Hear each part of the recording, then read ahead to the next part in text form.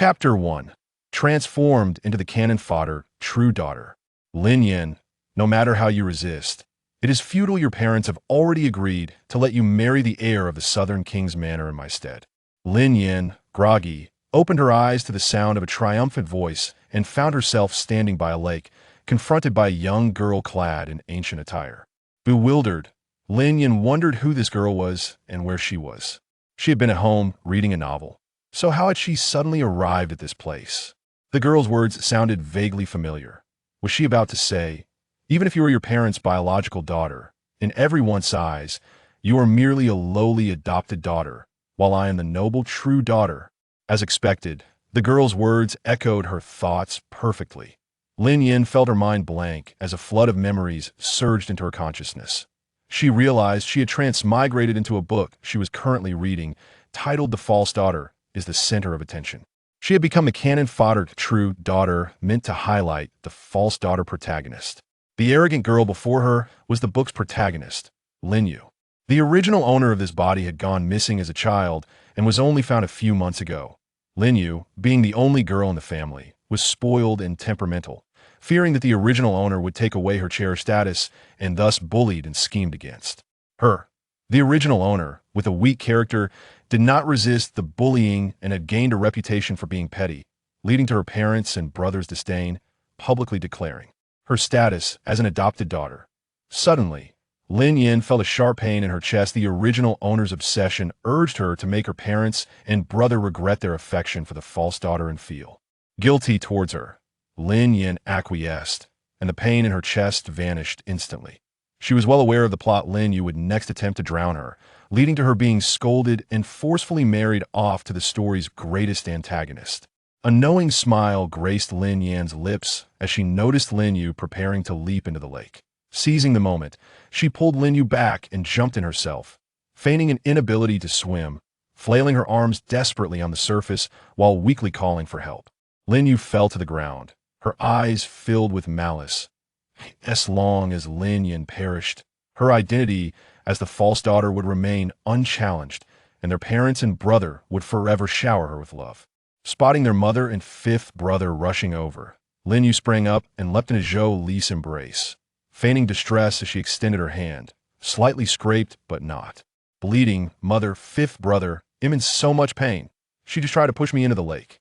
They completely ignored Lin Yin, who was still in the water, and surrounded Lin Yu with concern. My precious darling is not hurt, Zhou Li said with deep concern, immediately instructing a maid, quickly fetch a doctor. Lin Yu, raised in an environment of excessive pampering, was doted upon even for the slightest bumps and bruises. Now that she was injured, Lin Ji's temper flared. His handsome features twisted in disdain. It must be that wretched Lin Yan's doing. She has always been at odds with you, heir. This time, I will teach her a proper lesson. Suddenly, a faint cry for help reached their ears. Turning, they saw Lin Yan's head barely above water, slowly sinking. How troublesome! Though he thought this, Lin Ji jumped into the lake to rescue Lin Yin, showing no concern for her safety as he disdainfully tossed her aside. Lin Yin fell to the ground, clutching her chest and coughing violently, only to hear two disdainful reprimands. Lin Yin, I truly regret bringing you back. How dare you push your sister into the lake? Do you wish to take her life in this bitter cold? Zhou Li scolded, her face cold. Lin Ji regarded her with the eyes of one looking at refuse.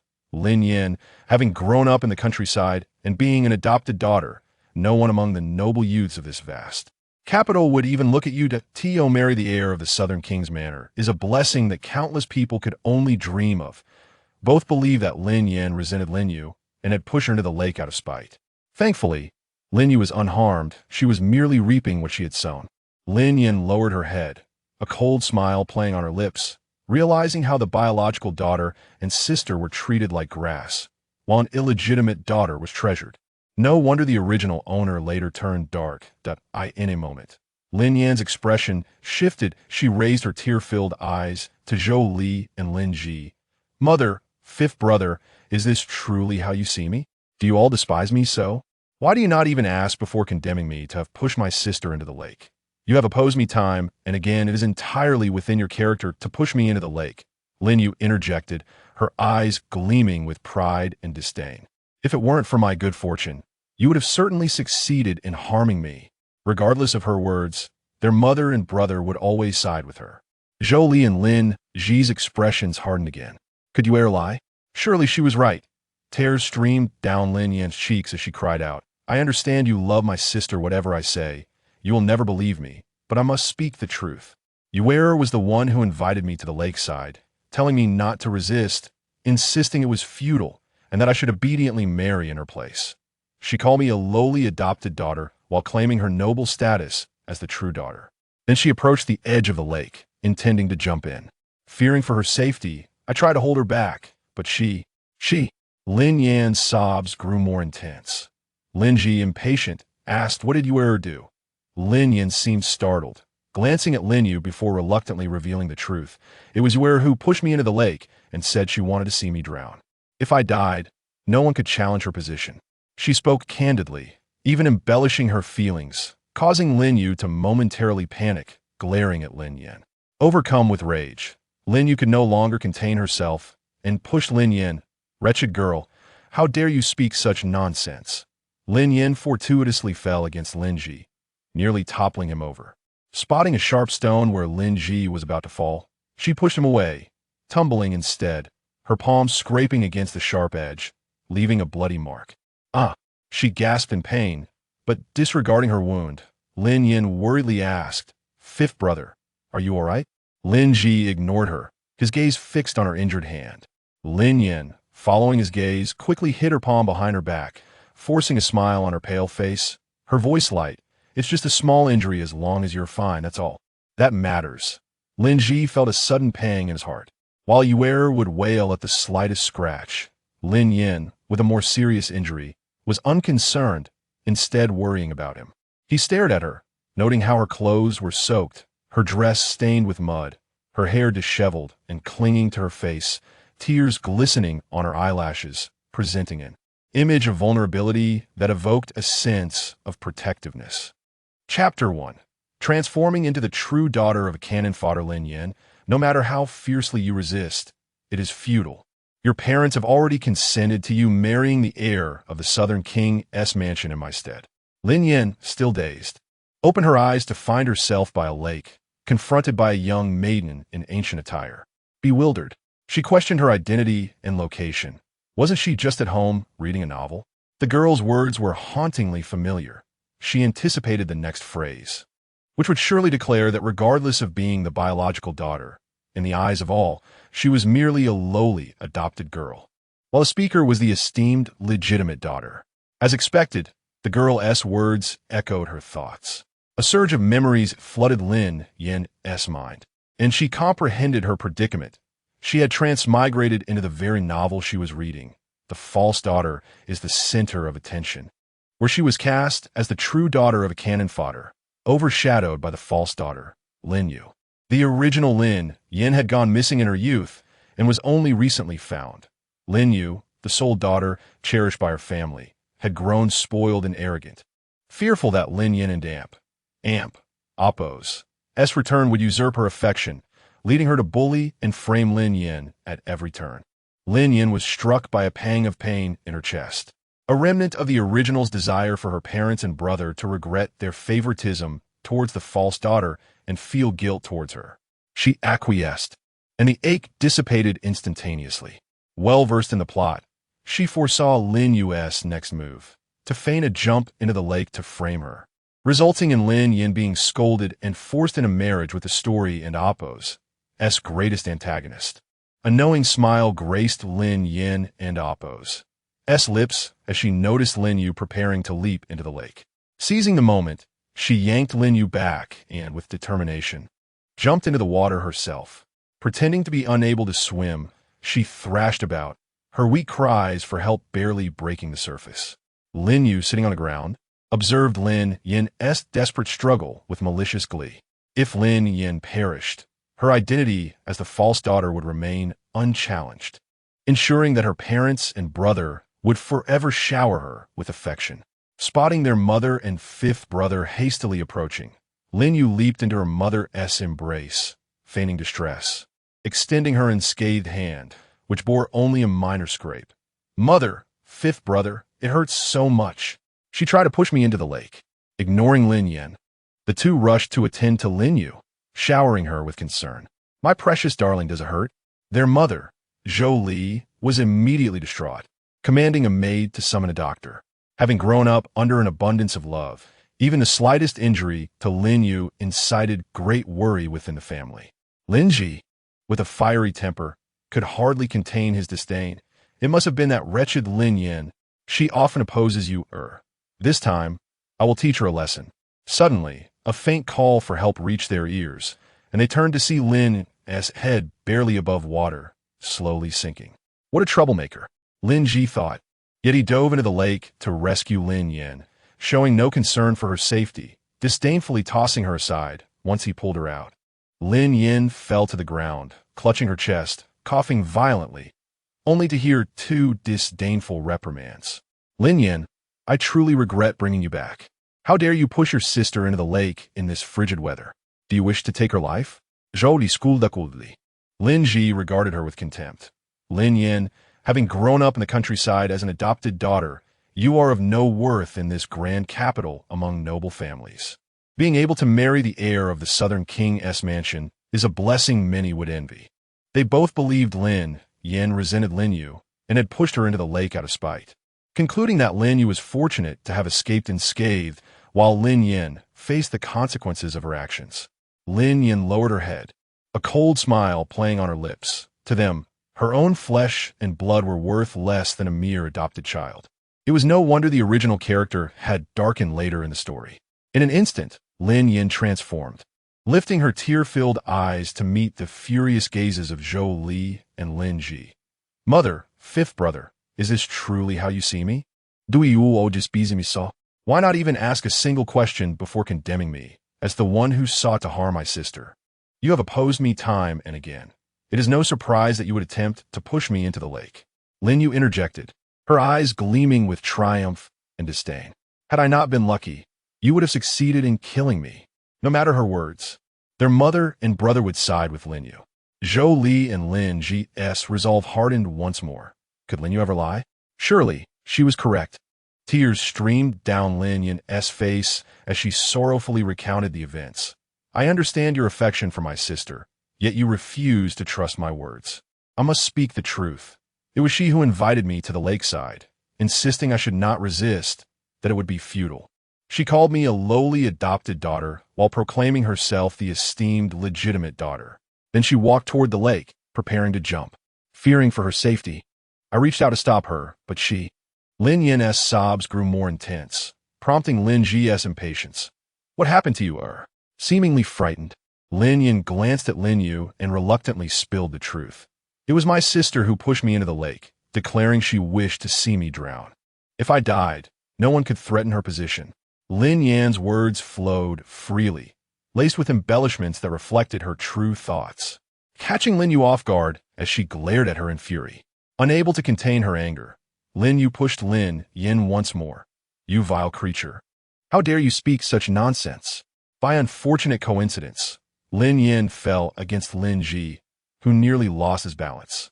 Spotting a sharp stone where Lin Ji was about to stumble, Lin Yan pushed him away, only to tumble herself, her palm grazing the jagged surface and drawing blood.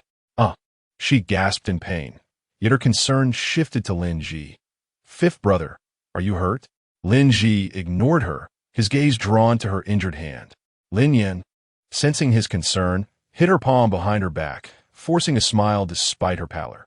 It's just a minor scratch. As long as you are unharmed, that is all that matters. Struck by her selflessness, Lin Ji found himself captivated. While Lin Yu would wail over the smallest injury, Lin Yan, despite her deeper wound, only worried about him. Lost in thought, he gazed at her.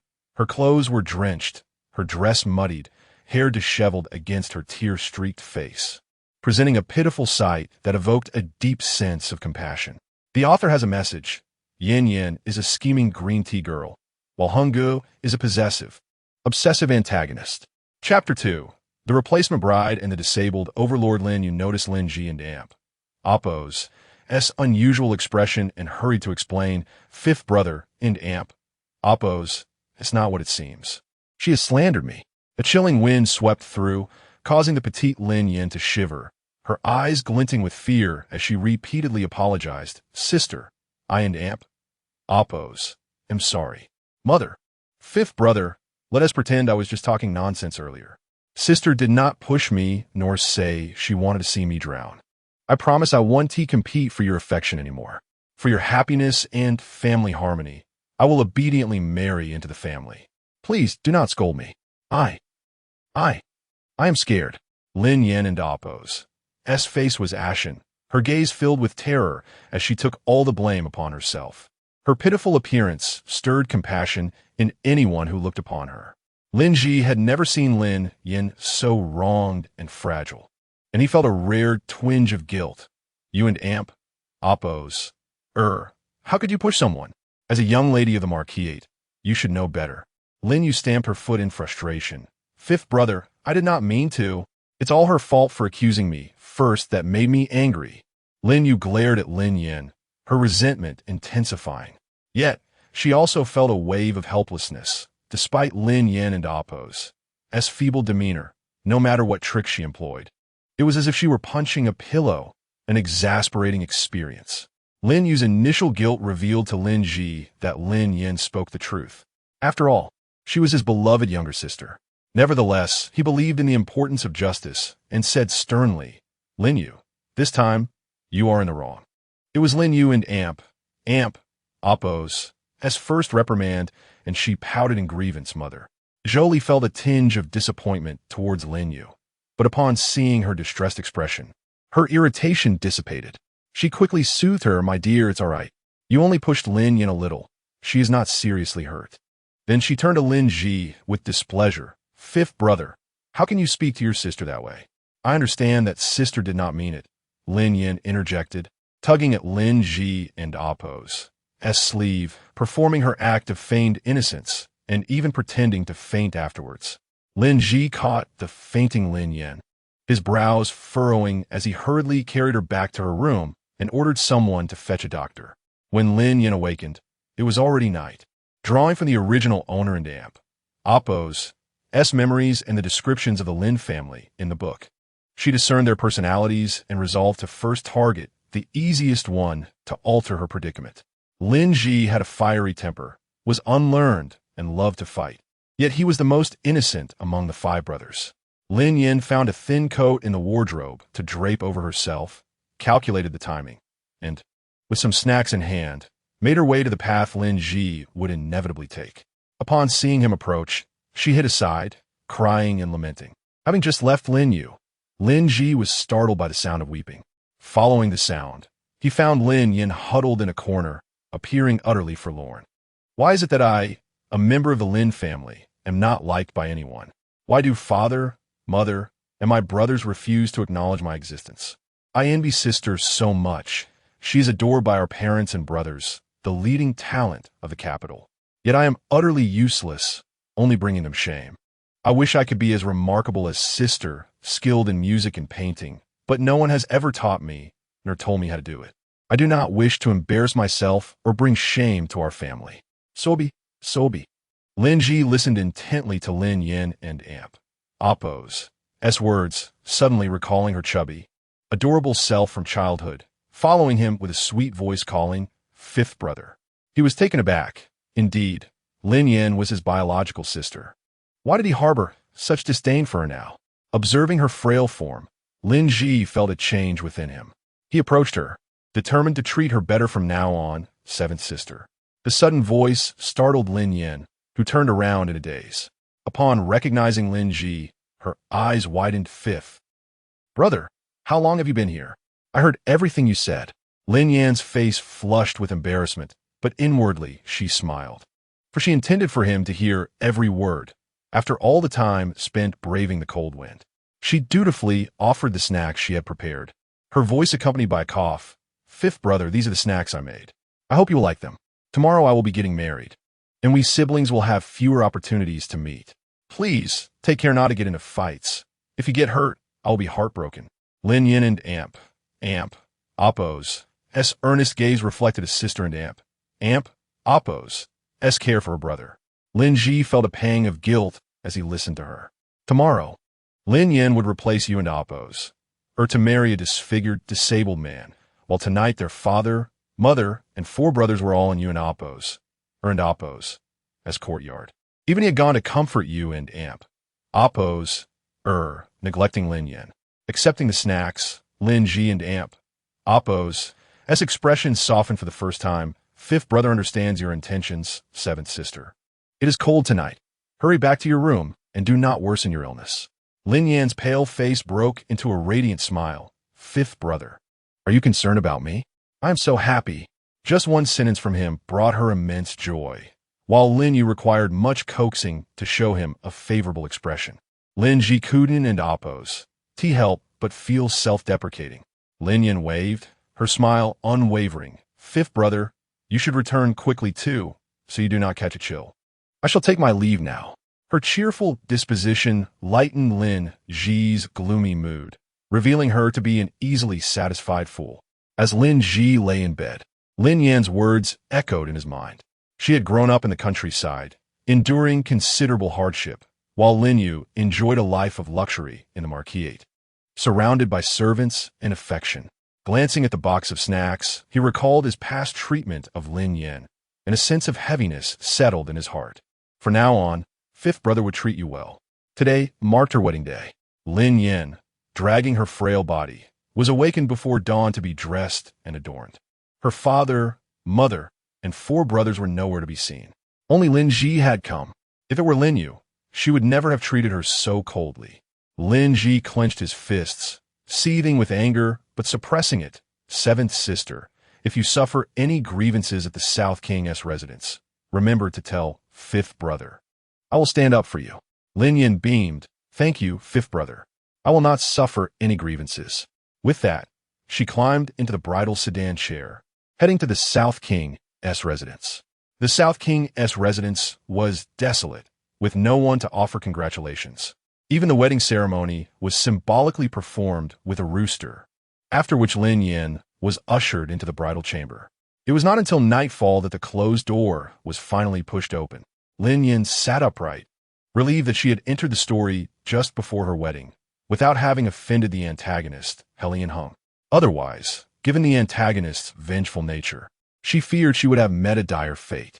As the antagonist had yet to darken, she realized that to survive, she must cling tightly to his powerful figure, a man even the protagonist feared. Chapter 3.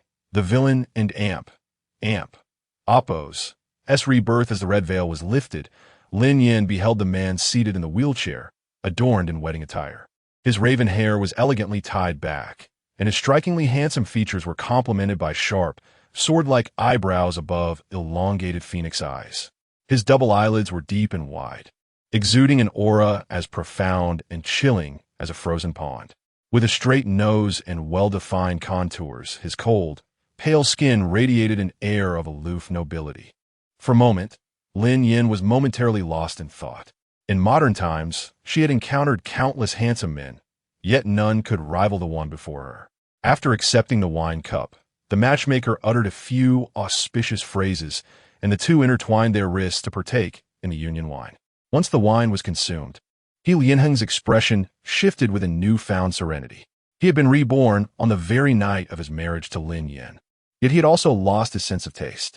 After the matchmaker departed, He Lianheng seized Lin Yin by the neck, causing her wine cup to clatter to the ground, shattering the silence with a crisp sound as the liquid spilled onto his wedding attire. Lin Yin was taken aback. Was the villain intent on killing her? According to the narrative, the original character had repeatedly brought about her own demise, leading to He Lianheng and Apo's hand in her death. This was their first encounter, and she had not wronged him in any way. Why then would he seek her life? Suddenly, a thought struck her. Could it be that the villain had also been reborn? If her speculation held true, how might she save herself?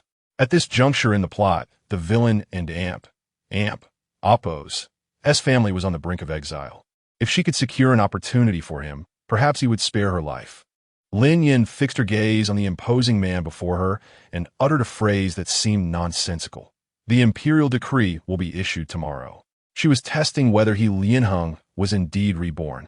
He Lianheng narrowed his eyes, his piercing gaze fixed on Lin Yin. How could this woman possess knowledge of such matters? In her previous life, when she married him, she had been utterly oblivious, consumed by resentment, cursing him day and night for ruining her life, even relishing in his suffering when her father passed away on the road to exile, having been killed by his own hand. He had painstakingly sought to clear his name and return to the capital, rising to become the regent of the Lian dynasty, a position second only to the emperor himself. He had nearly eradicated the faction of the empress, his adversary, but alas, he ultimately fell short, losing to Lian Yao. Fortunately, fate had not abandoned him, granting him a second chance at life. He was known for his vengefulness, and though he found her repulsive to the core, he was unexpectedly intrigued by her words.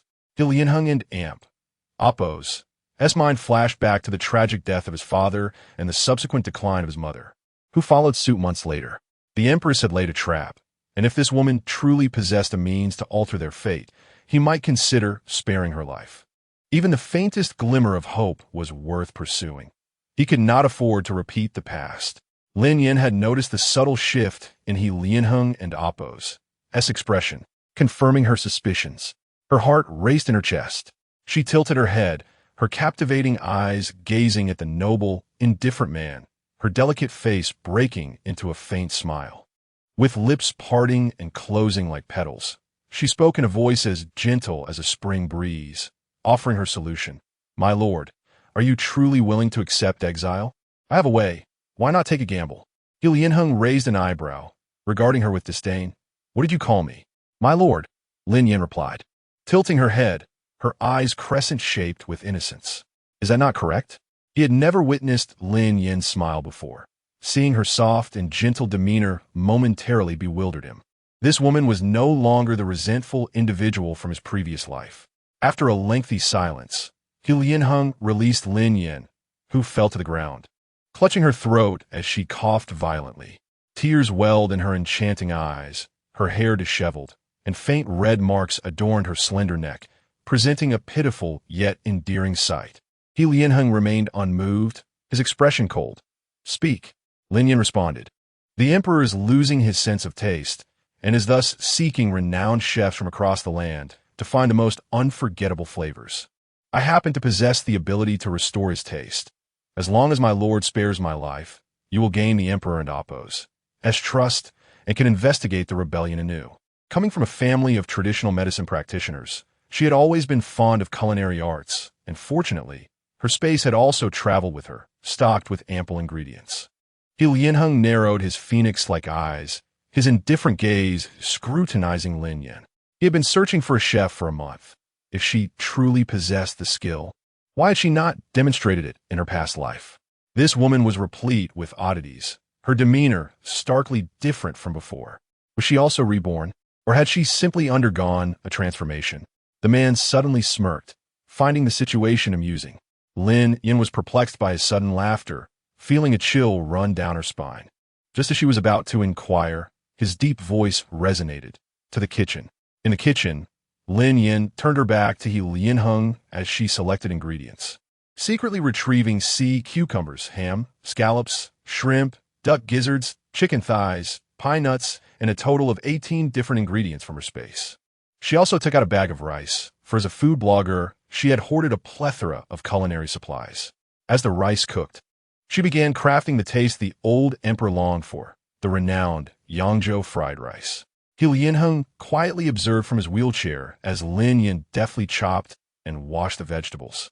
The fragrant aroma soon wafting through the kitchen, tantalizing the senses. Lin Yin packed the fried rice into a container and noticed Lianheng's gaze fixed upon the dish. Assuming he wished to partake, she ladled the remaining rice into a small bowl and placed it before him. Lianheng, disbelieving that he had truly lost his sense of taste, took a bite of the fried rice. The interplay of 18 ingredients danced upon his palate, each flavor layered and exquisite, surpassing even that of the palace chefs. Unbeknownst to him, he finished the small bowl in a single sitting. Lin Yin crouched before him, her enchanting eyes narrowing into crescent shapes. "My lord, if you enjoyed it, I shall prepare more for you tomorrow." Lianheng gazed back at her. The young woman and Amp, Oppos, dark pupils reflecting his image, her alluring demeanor seemingly confessing her innermost thoughts. A closer inspection revealed her eyes to be clear and innocent, devoid of any intentions to seduce him. He Lianheng was nearly certain that the girl before him had undergone a transformation. With a soft smile, his strikingly handsome visage became gentler. His long fingers brushed against her slender neck, his voice low and intimate, akin to a lover's whisper, yet his gaze remained icy, warning her, "Do not harbor inappropriate thoughts, lest you risk this lovely neck being snapped." Such a tender tone used to convey a threat was indicative of his ruthless nature. A man feared by all, even the male lead. Lin Yin obediently nodded. "Yes, my lord." He Lianheng dismissed her and summoned the guards before departing. Once He Lianheng had left, Lin Yin felt the tension in her heart ease. Dealing with the villain was indeed exhausting, yet she found herself relishing the challenge, determined to conquer He Lianheng. 3 days later marked the day of Lin Yin and Appo's return to her family home.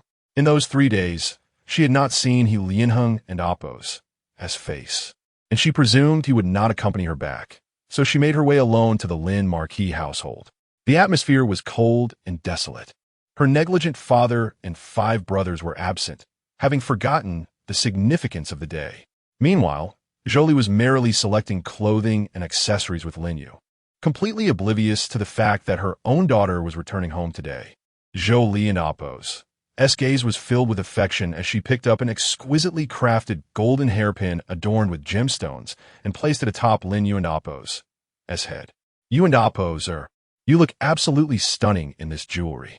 Chapter 4 Brother Wu, I no longer have a home.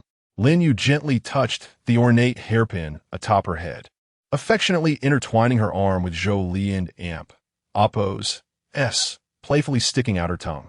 "Mother has exquisite taste." Jolie beamed with delight. Do take a look and see which pieces you fancy. I shall procure them all for you." Lin Yu and Appo's expression turned contemplative. "Mother, why not select for me? These ornaments, crafted by the renowned Junbao Pavilion, were a testament to opulence and artistry, coveted by the noble women of the capital. To possess even a single piece from this establishment was a symbol of status." Seeing Lin Yu and Appo's evident admiration for each item, Jolie waved her hand generously. "Disregarding the expense, if you adore them all, I shall purchase every last one." Once the payment was settled, they noticed Lin Yin standing at a distance, clutching her gifts, her eyes reflecting disdain and impatience. Haunted by her husband's ominous words about the rebellion at the South King's residence and impending exile, fearing association with the turmoil, Jolie coldly remarked, "You have not been here long, and our bond is tenuous. You are already married. You are as water spilled, and the Lin residence has no further ties to you. There is no need for you to return." She commanded the servants, pointing at Lin Yin, devoid of maternal affection. "What are you dawdling for? Hurry and escort her out." Lin Yu wore a triumphant smile, tauntingly focusing on Lin Yin, relishing the prospect of her mother finally expelling her, which would elevate her status as the sole young mistress of the residence. The servants, having received their orders, approached Lin Yin with unfriendly gazes. Though Lin Yin had dabbled in taekwondo and could easily fend off a few maids, she opted not to retaliate. Instead, she evaded them, creating chaos throughout the estate, eventually darting towards the exit while disheveling her hair and crying out for help. Passers-by gathered around the entrance of the Lin residence, drawn by Lin Yin and Appo's plaintive cries. "Today marks my return home, yet my mother wishes to cast me out for the sake of her adopted daughter. Oh, woe is me." As the maid struggled to catch Lin Yin, Jolie, incensed, pursued her, hurling insults. "Lin Yin, how can you be so base? Look at you. You hardly resemble a lady of the residence. I truly regret bringing you back."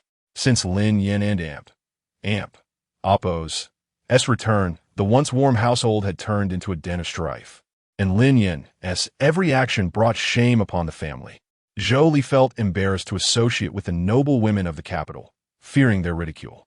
She fervently wished that Lin Yin were the adopted daughter and that Lin Yu were her true child. After Jolie's harsh words, she became the target of scornful whispers from the onlookers. They marveled at the absurdity of a mother who would forsake her biological daughter for an adopted one. Miss Lin Yu is clearly the legitimate daughter. How could she be the adopted one? The intrigues of high society are indeed manifold. Rumors spread about how the original miss of the Lin family had gone missing, and the girl they brought back was Lin Yu, while Lin Yin had only been returned 6 months prior. This revelation painted a vivid picture of the Lin family and Appo's peculiar dynamics.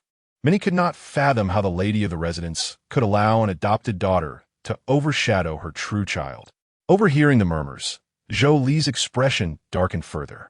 She refrained from mistreating Lin Yu in public, biting back her anger as she commanded, "Lin Yin, clarify this matter to the onlookers. Do not tarnish the family's reputation." Zhou Li was well aware of her own pride. Lin Yu was an accomplished scholar, the pride of the capital, engaged to He Lin Yao, the grandson of a powerful empress, thus earning Zhou Li's favor. Conversely, the original Lin Yin, uneducated and clumsy, was a source of embarrassment. Lin Yin, having read the novels, knew Lin Yu and Appo's true lineage. She had initially intended to reveal the truth to Zhou Li, but decided against it, thinking it more entertaining for Zhou Li to discover it on her own. It would be easy to make Zhou Li regret her choices. She simply needed to outshine Lin Yu. With a sniffle, Lin Yin, her eyes reddened, looked around and explained, "Everyone has misunderstood my mother. She cares for me deeply. We were merely playing a game earlier. Please, everyone disperse." The crowd, however, remained, offering words of comfort to Lin Yin. Hearing their kind reassurances warmed her heart with gratitude, and she glanced at the increasingly furious Zhou Li, silently pleading with the crowd, "Please, could you leave?" The spectators sighed, feeling sympathy for Lin Yin, but recognizing it was a family matter, they eventually departed. The nature of gossip is insatiable, and Lin Yin's true identity soon became public knowledge. This was her intention, to magnify her plight within the Lin family, ensuring that any future fallout would not be laid at her feet. Everything unfolded according to her design. The performance completed, it was time to exit. In front of the onlookers, Lin Yin skillfully maintained her composure, bowing to Zhou Li, "Since you wish not to see me, I shall take my leave." Lin Yin did not afford Zhou Li the opportunity to respond, stepping away in haste. To the gathered crowd, it appeared as though Lin Yin was heartbroken, prompting exclamations of sympathy. Miss Lin Yin is truly unfortunate. Instead of returning to the South King's residence, Lin Yin made her way to Lin Ji Academy, situating herself in a prominent spot to await her brother and Appo's dismissal from school.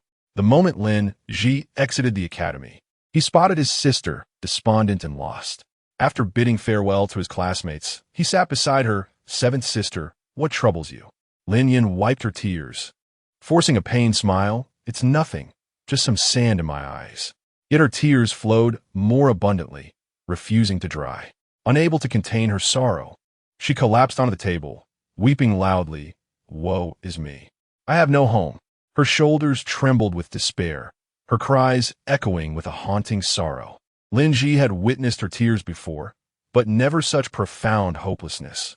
Her repeated lament of being homeless left him breathless, prompting him to urgently inquire, "Seventh sister, tell Brother Wu what has transpired." With tear-stained lashes glistening, Lin Yin gazed up at him, her eyes dimmed, fragile as a china doll. "Brother Wu, I am truly heartbroken. Mother no longer wants me. Seventh sister, please clarify.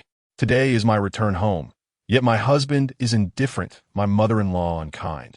Life in the Wang residence is arduous. After eagerly anticipating this day, I returned home only to be cast out by mother and threatened with severing ties. I am utterly desolate."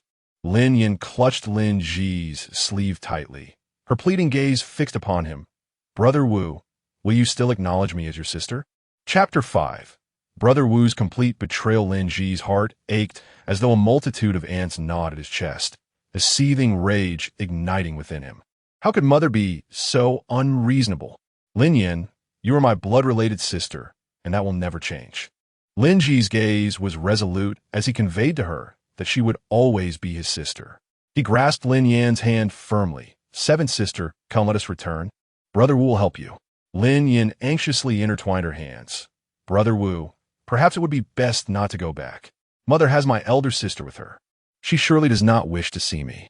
The thought of Lin Yu intensified Lin Ji's fury. You are the true young lady of the Lin family. Do not concern yourself with Lin Yu.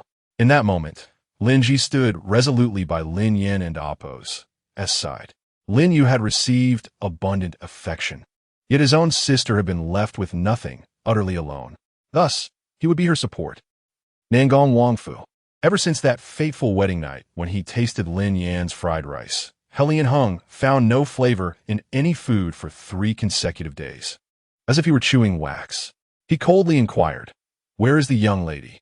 The guard, Dai Chung, responded, "Young master, today is the day young lady returns to her family. She went to the Lin Marquis's residence, but was driven out and is now heartbroken." Helian Hung paused, lowering his gaze to the characters he had just pinned on the rice paper, unfazed by Lin Yan's expulsion. In his past life, Lin Yan had returned to the Lin Marquis's residence during her exile, only to be sent back. The current Lin Yan was not truly herself. She was his personal chef. The people of Nangong Wangfu would not tolerate such indignities. Helian Hung spoke with an air of indifference. "Prepare the carriage. We shall go to the Lin Marquis's residence." "Yes, young master." Lin Marquis's residence. Upon learning that the young master of Nangong Wangfu had personally come to visit, Marquis Lin Xiao went to the entrance with his 4 sons to welcome him. "Young master, please." In the grand hall of the Marquis's residence, Helian Hung sat in the main seat, Lin Xiao to his left. With an imposing yet composed demeanor, Helian Hung leisurely sipped his tea and stated, "Marquis Lin, this young master has heard that the young lady was expelled from your household. Is it not the case that you blame me for not accompanying her back?" His tone was cool, yet it emanated a commanding authority that instilled a palpable pressure. For reasons unknown, Lin Xiao felt a chill at Helian Hung's presence, an unease he had never experienced even in front of the emperor, now overshadowed by this younger generation. Helian Hung was the emperor's favored grandson. Lin Xiao dared not offend him. "Young master jests. How could this marquis blame you? Moreover, Lin Yan is my daughter. How could I possibly cast her out?" At that moment, Lin Ji returned with Lin Yan, and upon hearing his father's words, he felt a pang of irony. "Father, as the head of the family, do you truly remain unaware of mother's actions?" Lin Xiao was indeed aware of Zhou Li's deeds, yet being publicly confronted by Lin Ji incited his anger, and he assumed a fatherly authority. "Silence. Do not speak recklessly before the young master." Lin Ji, usually hot-tempered, was solely intent on defending Lin Yan, disregarding Lin Xiao and Appo's admonition. "You know perfectly well whether I speak the truth, father. Lin Yan is a member of the Lin family, yet you have never treated her as such." The last sentence was nearly a shout. Lin Jun, the eldest son of the Lin family, known for his maturity, was momentarily taken aback by Lin Ji's outburst and stepped forward to restrain him. "Fifth brother, do not provoke father further, and certainly do not make a fool of yourself before the young master." Lin Mo, the second son, cast a cold glance at Lin Yan beside Lin Ji. "Fifth brother, do not allow yourself to be misled." Lin Ji, desperate for answers, implored, "Eldest brother, second brother, have you ever considered Lin Yan as family?" Lin Mo remained silent, while Lin Jun gestured for him to refrain. "Fifth brother, do not stir trouble." Disappointment washed over Lin Ji as he turned to his third brother, Lin, and fourth brother, Lin Su, who bore expressions of disapproval. His heart sank further, as if submerged in an icy abyss. "You all cherish an adopted daughter while treating your true kin as mere weeds. How utterly absurd and tragic." Typically lacking in scholarly pursuits, Lin Ji was prone to brawling and creating chaos, and now he had gone too far. Lin Xiao raised his hand, delivering a sharp slap across Lin Ji's face. The sound echoed loudly and clearly. Lin Ji braced for the imagined pain, but was instead met with the sight of the frail girl shielding him.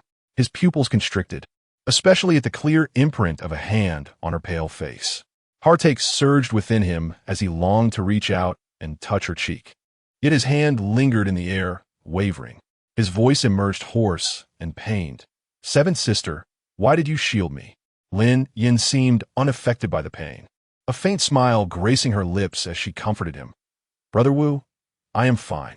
Do not argue with father on my behalf. It is not worth it. No, you are worth it. From now on, you are my only sister. Lin Ji enveloped Lin Yin protectively, his gaze icy as he glared at the Lin family members. Roaring, you will regret this. You will surely regret it. Lin Yin let out a slight hiss of pain, realizing that Lin Ji was finally fully on her side, making her sacrifice for him worthwhile. Her subtle actions did not escape Helian Hung's keen observation. As long as they did not endanger Nangong Wangfu, he could overlook them. With an air of nonchalance, yet an undercurrent of intense pressure, Helian Hung remarked, Marquis, if you wish to rid yourself of your eyes, you may as well gouge them out. His words left Lin Xiao stunned, a cold sweat breaking out across his brow in the frigid winter air. Young master. This Marquis was merely disciplining this unruly son and inadvertently harmed the young lady. Inadvertently harmed? Helian Hung chuckled dismissively. Being expelled from the Marquis's residence is hardly an inadvertent injury. Under the mounting pressure, Lin Xiao hastened to assert his ignorance of the matter, instructing his servants to summon Zhou Li. Zhou Li arrived alongside Lin Yu, who was instantly captivated by the sight of the youthful, handsome man seated in the main position. What a striking figure. More handsome than her brother Yao, yet she was already betrothed to him. Otherwise, this man, mistaking him for a guest of the household. Lin Yu smiled charmingly and curtsied. Lin Yu greets young master. Have you come to reminisce with father? Lin Yin's lips curled into a subtle smirk. Lin Yu had been spoiled by the Lin family, believing everyone adored her. Yet Helian Hung was no tender-hearted soul, and her calculations were misguided. Helian Hung, grand and elegant, sipped his tea without bestowing a glance upon Lin Yu. She pouted in displeasure, clinging to Lin Xiao's arm and acting coy. Father, look at this young master. Lin Xiao, maintaining a stern expression, gently rebuked her. You and Amp. Oppose. You must not be so unruly before the young master. He then turned to Helian Hung, offering an apology. Young master, my daughter is headstrong. Please do not take offense. Youthful master? Only then did Lin Yu realize that Helian Hung was seated in a wheelchair. In the entire Helian dynasty, the only disabled young master was the heir of Nangong Wangfu, her former fiancé, Helian Hung. Chapter 6. Lin Ji was reproached by everyone. Was it not said that he was more terrifying than a ghost? How could he be so exceptionally handsome, akin to a radiant orchid or a jade tree? The mere thought that Lin Yin had married a man even more striking than brother Yao filled Lin Yu with resentment. Yet, she soon reminded herself that no matter how exquisite his appearance, it could not conceal the undeniable truth of his disability, which destined him to be a mere idle heir, devoid of any prospects. Had he not been afflicted, she would have never relinquished him to Lin Yin. And Lin Yin, she thought, was only worthy of picking up the discarded man, destined to be trampled underfoot for a lifetime. Lin Xiao paid no heed to Lin Yu's musings and inquired of Zhou Li, Madam, have you driven Lin Yin out of the mansion? Zhou Li, not lacking in wit, promptly replied, whose words have you heard that from? That is simply not true. Casting a cold glance at Lin Yin, she continued, Lin Yin, you clarify this matter and do not allow any misunderstandings about your mother. With her head bowed, Lin Yin timidly responded, Mother did not drive me away. Zhou Li smiled with satisfaction, considering her compliant. She then added, Master, Lin Yin has denied it herself. Moreover, she is my daughter. How could I send her away? Lin Xiao, with a stern expression, admonished Lin Yin, you are now a married woman. You must prioritize your husband in all matters and not trouble the air with trifles. How could you? His reprimand was abruptly interrupted by a furious shout. Enough. Having endured such injustice, Lin Ji realized how much of a scoundrel he had been in the past. The more guilt he felt towards Lin Yin, the more his heart ached at her current plight. His eyes, tinged with crimson veins, intently asked, Mother, do you truly believe this is a misunderstanding? Though typically frivolous, Lin Ji held a respectful demeanor towards her, yet now he regarded her with such eyes that Zhou Li felt a pang of discomfort and anger. She dared not meet his gaze, aware that this was not a misunderstanding. She had indeed orchestrated Lin Yan's expulsion, but she could not admit it. Wiping her eyes with a handkerchief, she lamented, if others misunderstand me, that is one thing. But how could you, my fifth son, also misunderstand me? Lin Yu, taken aback, glared at Lin Ji. Fifth brother, how can you speak of mother in such a manner? This is truly excessive. Quickly apologize to her. Lin Ji, having lost all affection for Lin Yu, replied coolly, this is a matter concerning our Lin family. It is not for an outsider like you to intervene. Lin Yu was left speechless, nearly choking on her indignation. Eyes wide, she stomped her foot in anger. Fifth brother, have you lost your senses today? Please understand. I am a member of the Lin family, not an outsider. If you continue to speak like this, I shall never forgive you again. If you apologize, I will let it go. How absurd of fifth brother to claim she was not a Lin family member. Who else could be? Lin Yan? A mere village girl who couldn't and oppose. To even read? Yet fifth brother and oppose. Has unusual behavior today. Normally he doted on her, and she had grown accustomed to it. Was all because of Lin Yan, which she found utterly unacceptable. Fingers tightly gripping her sleeves, leaving marks from her nails, she concluded that it was all Lin Yan's fault for sowing discord between them. Lin Jun furrowed his brow. Fifth, how can you speak to Yuer like that? She is our sister, always the esteemed young lady of the Lin family. And that will never change. Lin Mo, with a pale and fierce countenance, grasped Lin Ji's collar tightly, a cough rising in his throat. Fifth, if you dare to anger Yuer again, I will not spare you. Lin Yi's gaze was icy, his words drenched in coldness. Lin Ji, if you no longer wish to remain in this family, you may leave. Lin Su sighed, attempting to mediate. Enough. Fifth must have been provoked to speak thoughtlessly. However, you must never speak like this again. Yuer is our sister today, and she will always be our sister. We must protect and cherish her. Have you forgotten? As she listened to her four brothers defend her, Lin Yu and Amp, Oppo's displeasure diminished somewhat, her eyes gleaming with triumph and disdain. Lin Yan, are you satisfied now? Because of you, fifth brother has changed. All of this is your doing. Disappointment flickered in Lin Ji and Amp, Oppo's eyes.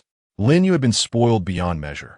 If things did not go her way, she would throw a tantrum and demand constant appeasement, completely forgetting her true origins. Though her brothers said he could, when it came to Lin Yu and Oppo's remarks about Lin Yan, he could no longer tolerate it. Lin Yu, be quiet. Lin Yan grasped the sleeve of Lin Ji, tears brimming in her eyes, pleading, fifth brother, please do not let this dispute escalate between you, father and mother. I beg you. Lin Ji stiffly turned his head, whispering softly, seventh sister, I am sorry. It is all my fault that we are quarreling.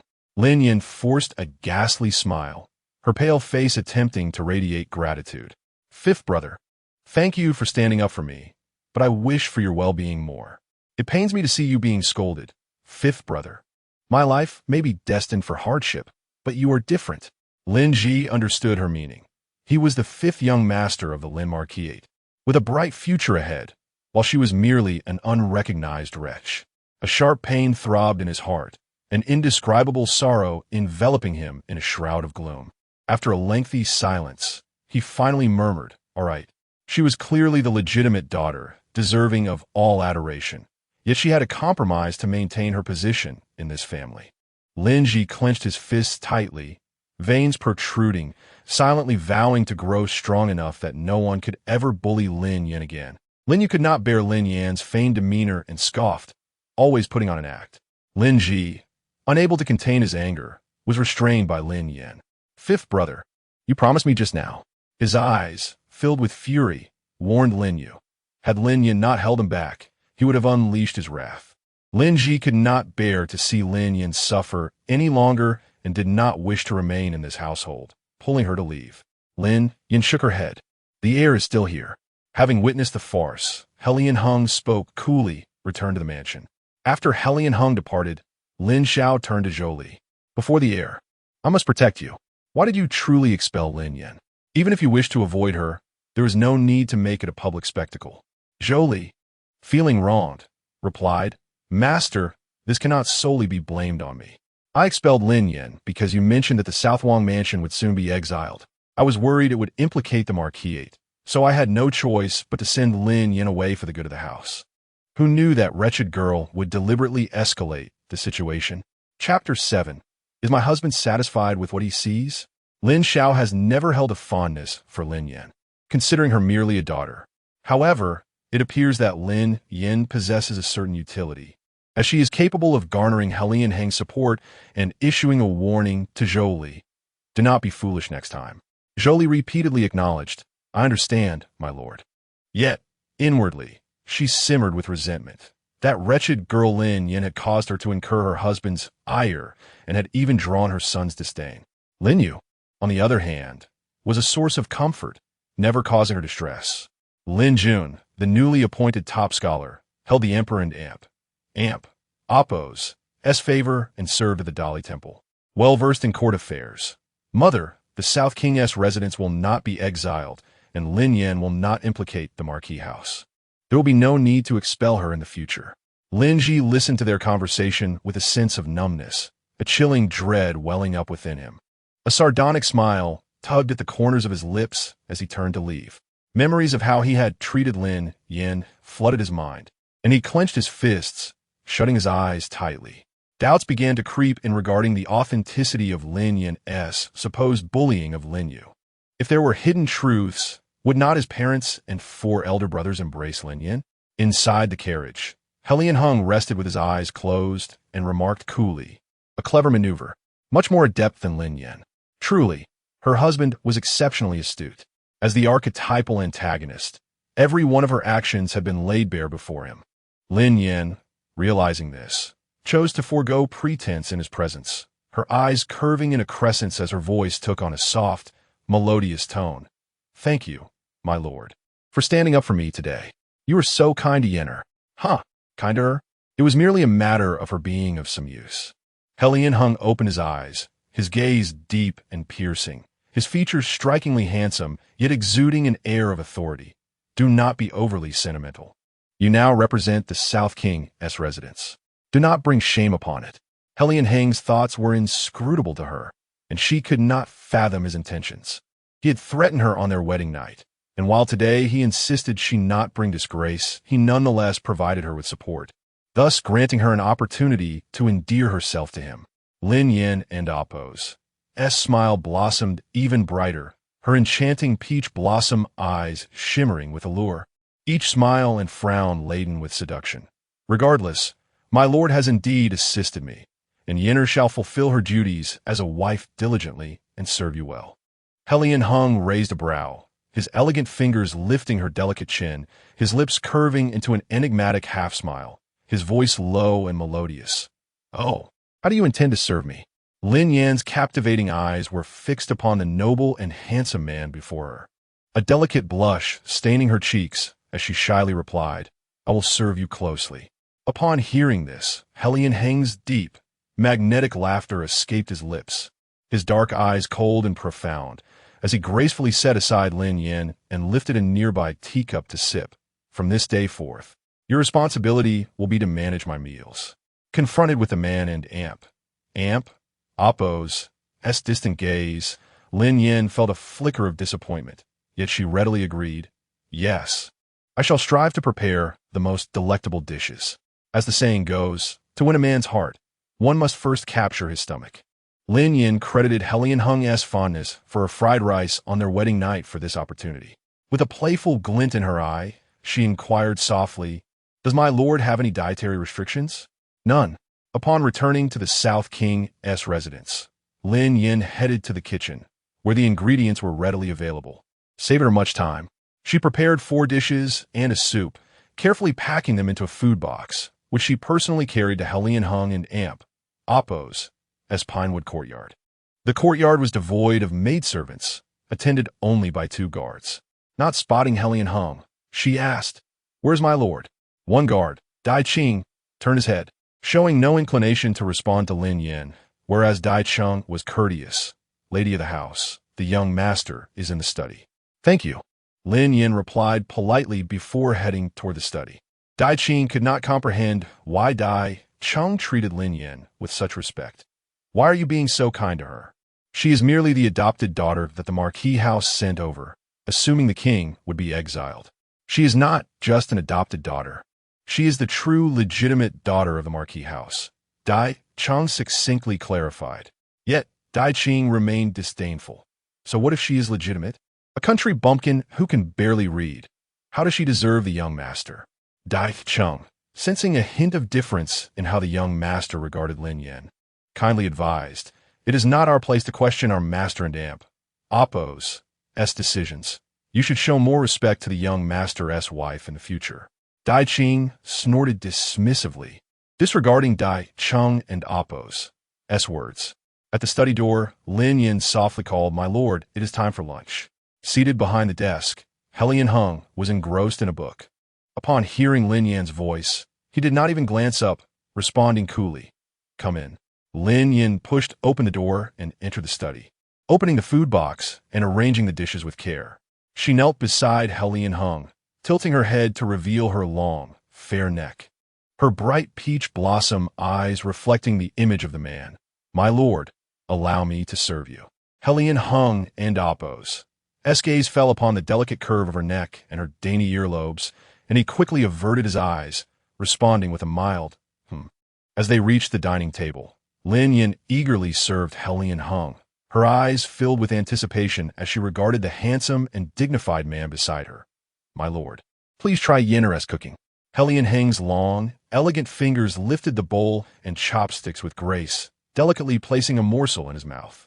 However, after just one bite, his expression darkened, and he threw down the chopsticks, an oppressive aura enveloping the room. The chopsticks clattered on the table, echoing ominously in Lin Yan's heart, causing her brow to twitch in anxiety. "My lord, is it not to your taste?" A murderous intent flickered in Helian Hung's eyes as he glared at her icily, as if encased in a frigid abyss. "Did you prepare this meal yourself?" Lin Yan, her demeanor earnest, raised 3 fingers in a vow. "I prepared it myself, without any assistance whatsoever." The antagonist and Oppo's mood shifted as swiftly as the turning of a page, indeed unpredictable. Seeing that Lin Yan appeared sincere, Helian Hung's murderous intent lessened. Prepared again.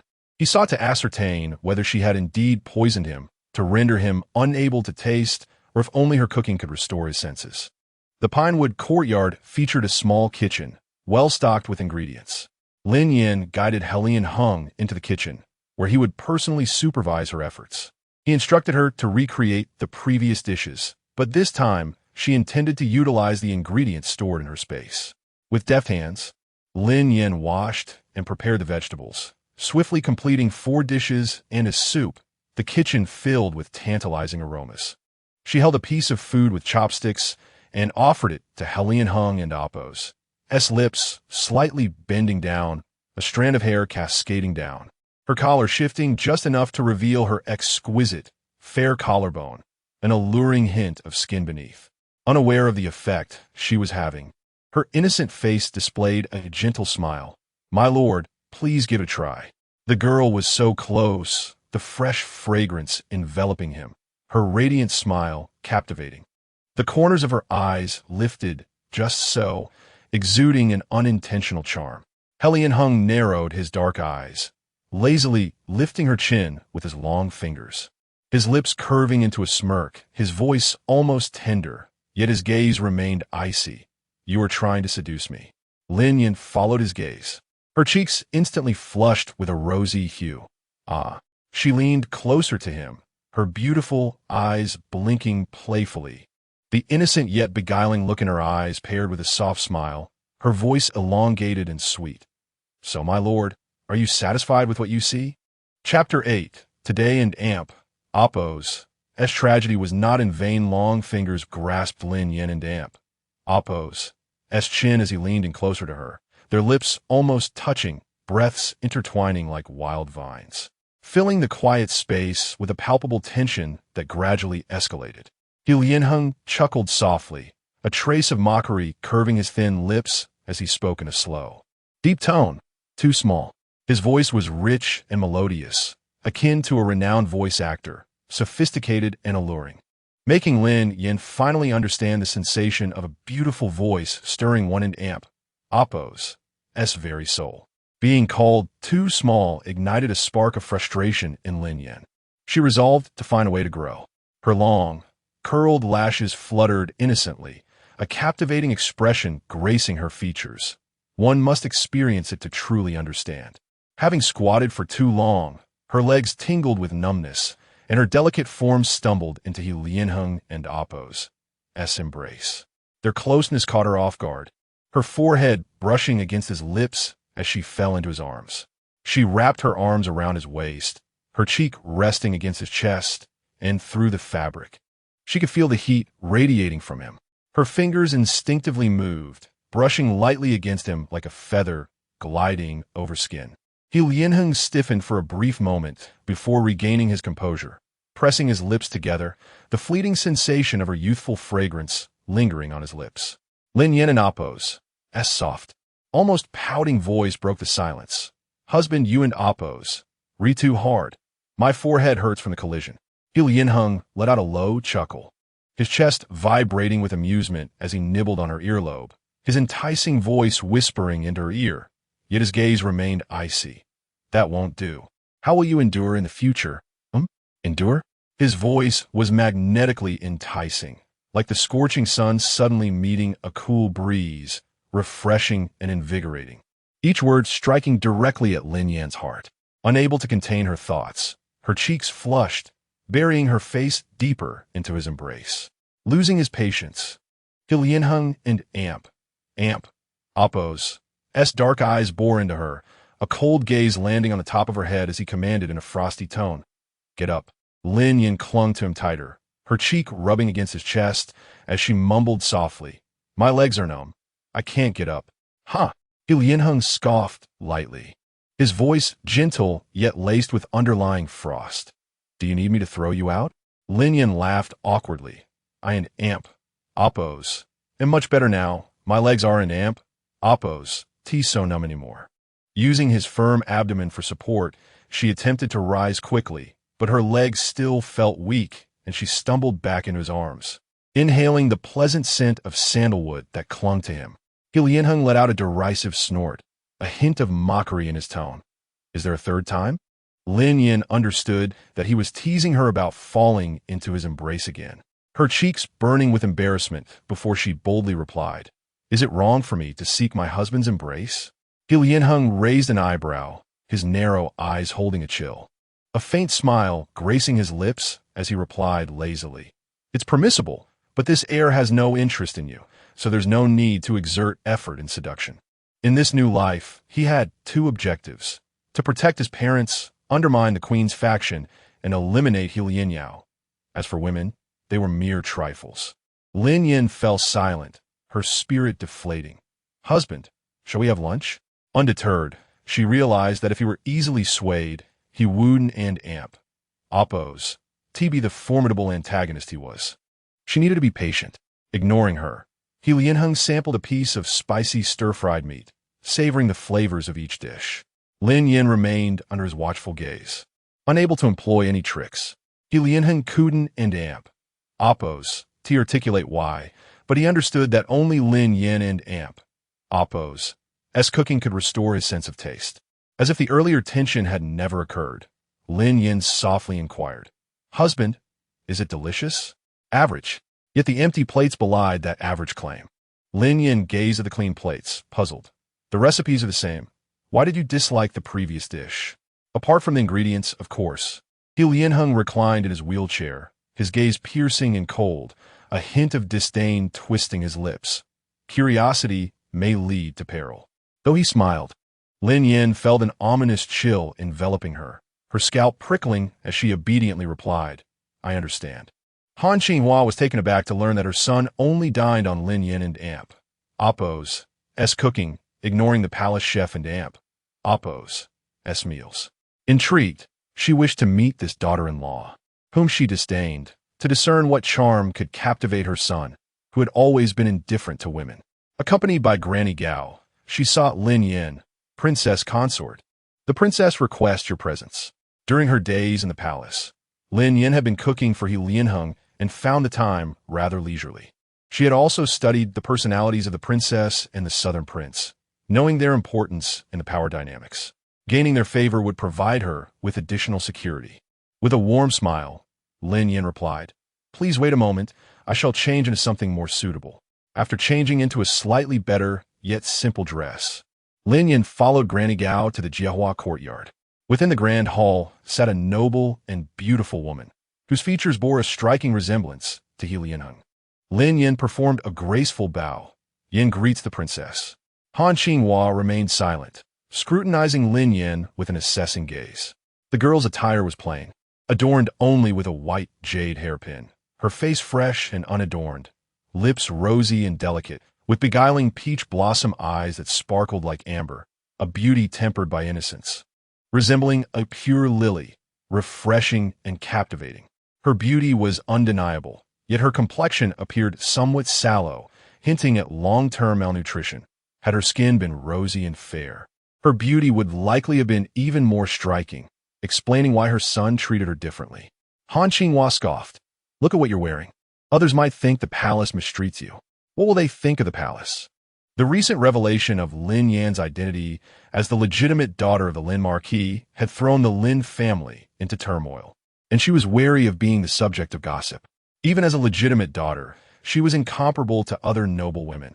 Han Qinghua had avoided going out, fearing rumors of having a coarse daughter-in-law. However, upon seeing Lin Yan, she realized the girl was not as the rumor suggested. Her demeanor was exceptionally gentle, exuding an air of purity and elegance befitting a noble lineage, devoid of any rusticity, improving Han Qinghua and Appo's impression of her. Lin Yin appeared as a frightened fawn, tears welling in her eyes, her gaze reddening, stubbornly holding back the tears. Her small hands twisted anxiously. Princess, please don and amp. Appo's, disdain Yin, don and amp. Appo's, send me away. I will improve and ensure the palace is not criticized. Han Qinghua, knowing that she was soft rather than hard, felt her heart soften at the sight of the young girl on the verge of tears, her voice gruff. Oh, who said they wanted to send you away? Lin Yin and Appo's face lit up with a smile. Thank you, princess. I can do many things. I merely wish for a place to belong. The phrase a place to belong resonated with Han Qinghua, though she maintained her royal composure. Does the palace not provide you with a place to belong? Lin Yin shook her head. Not at all. I find comfort in the palace. It is merely that I am afraid. A veil of melancholy enveloped her as she spoke in a tranquil tone. Since her childhood, Yin had lost her way, but was fortunate enough to be taken in by adoptive parents. After growing up safely, her adoptive parents departed from this world, leaving her to live alone for an extended period until she was discovered by the Lin Marquis. She had thought she had found a home, yet that grand residence offered no refuge for her. Lin Yin and Appo's eyes arched into a smile that, despite its brightness, conveyed an underlying sorrow. Han Qinghua and Appo's sympathy was instantly stirred, and she inwardly chastised the Lin Marquis for their harshness, softening her previously rigid tone. As long as you remain obedient in the royal residence, no one will cast you out. Seemingly reassured, Lin Yin and Appo's pale visage blossomed into a radiant smile, her dark pupils glimmering with gratitude. Thank you, princess. You are truly kind-hearted. Lin Yin and Appo's exuberance resonated with Han Qinghua, who began to see her not just as a pitiful girl, but as someone understanding and sensible. Just as she contemplated sending Lin Yin back, old Madame Gao approached. Princess, we must prepare to depart. Han Qinghua furrowed her brow. We need to have the garments and jewelry tailored. Wearing them once is insufficient for presenting oneself to others. Noticing Han Qinghua and Appo's distress, Lin Yin inquired, Are you troubled by your attire and accessories, princess? I have a modicum of knowledge regarding coordination. If you do not mind my assistance, you understand? Han Qinghua asked, puzzled. Indeed, Lin Yin affirmed, nodding. As a green tea girl, knowledge of attire coordination and makeup skills were essential. Very well, give it a try. Han Qinghua conceded, recognizing her own fatigue from a restless night that had rendered her complexion somewhat dull. As Lin Yin applied makeup, the look was markedly different from Han Qinghua's usual dignified style. Upon completion, Lin Yin gasped in admiration. Wow, princess, you are truly stunning. Old Madame Gao echoed the praise. With such a look, it would not be an exaggeration to say you appear merely 18. Han Qinghua gazed into the bronze mirror, her skin glowing with youthfulness, thoroughly satisfied with her transformed appearance. Not bad. I did not expect you possess such talents. After admiring her exquisite beauty, Han Qinghua asked Lin Yin, which outfit should I wear? Lin Yin selected a light green dress that accentuated both nobility and elegance while infusing a youthful spirit.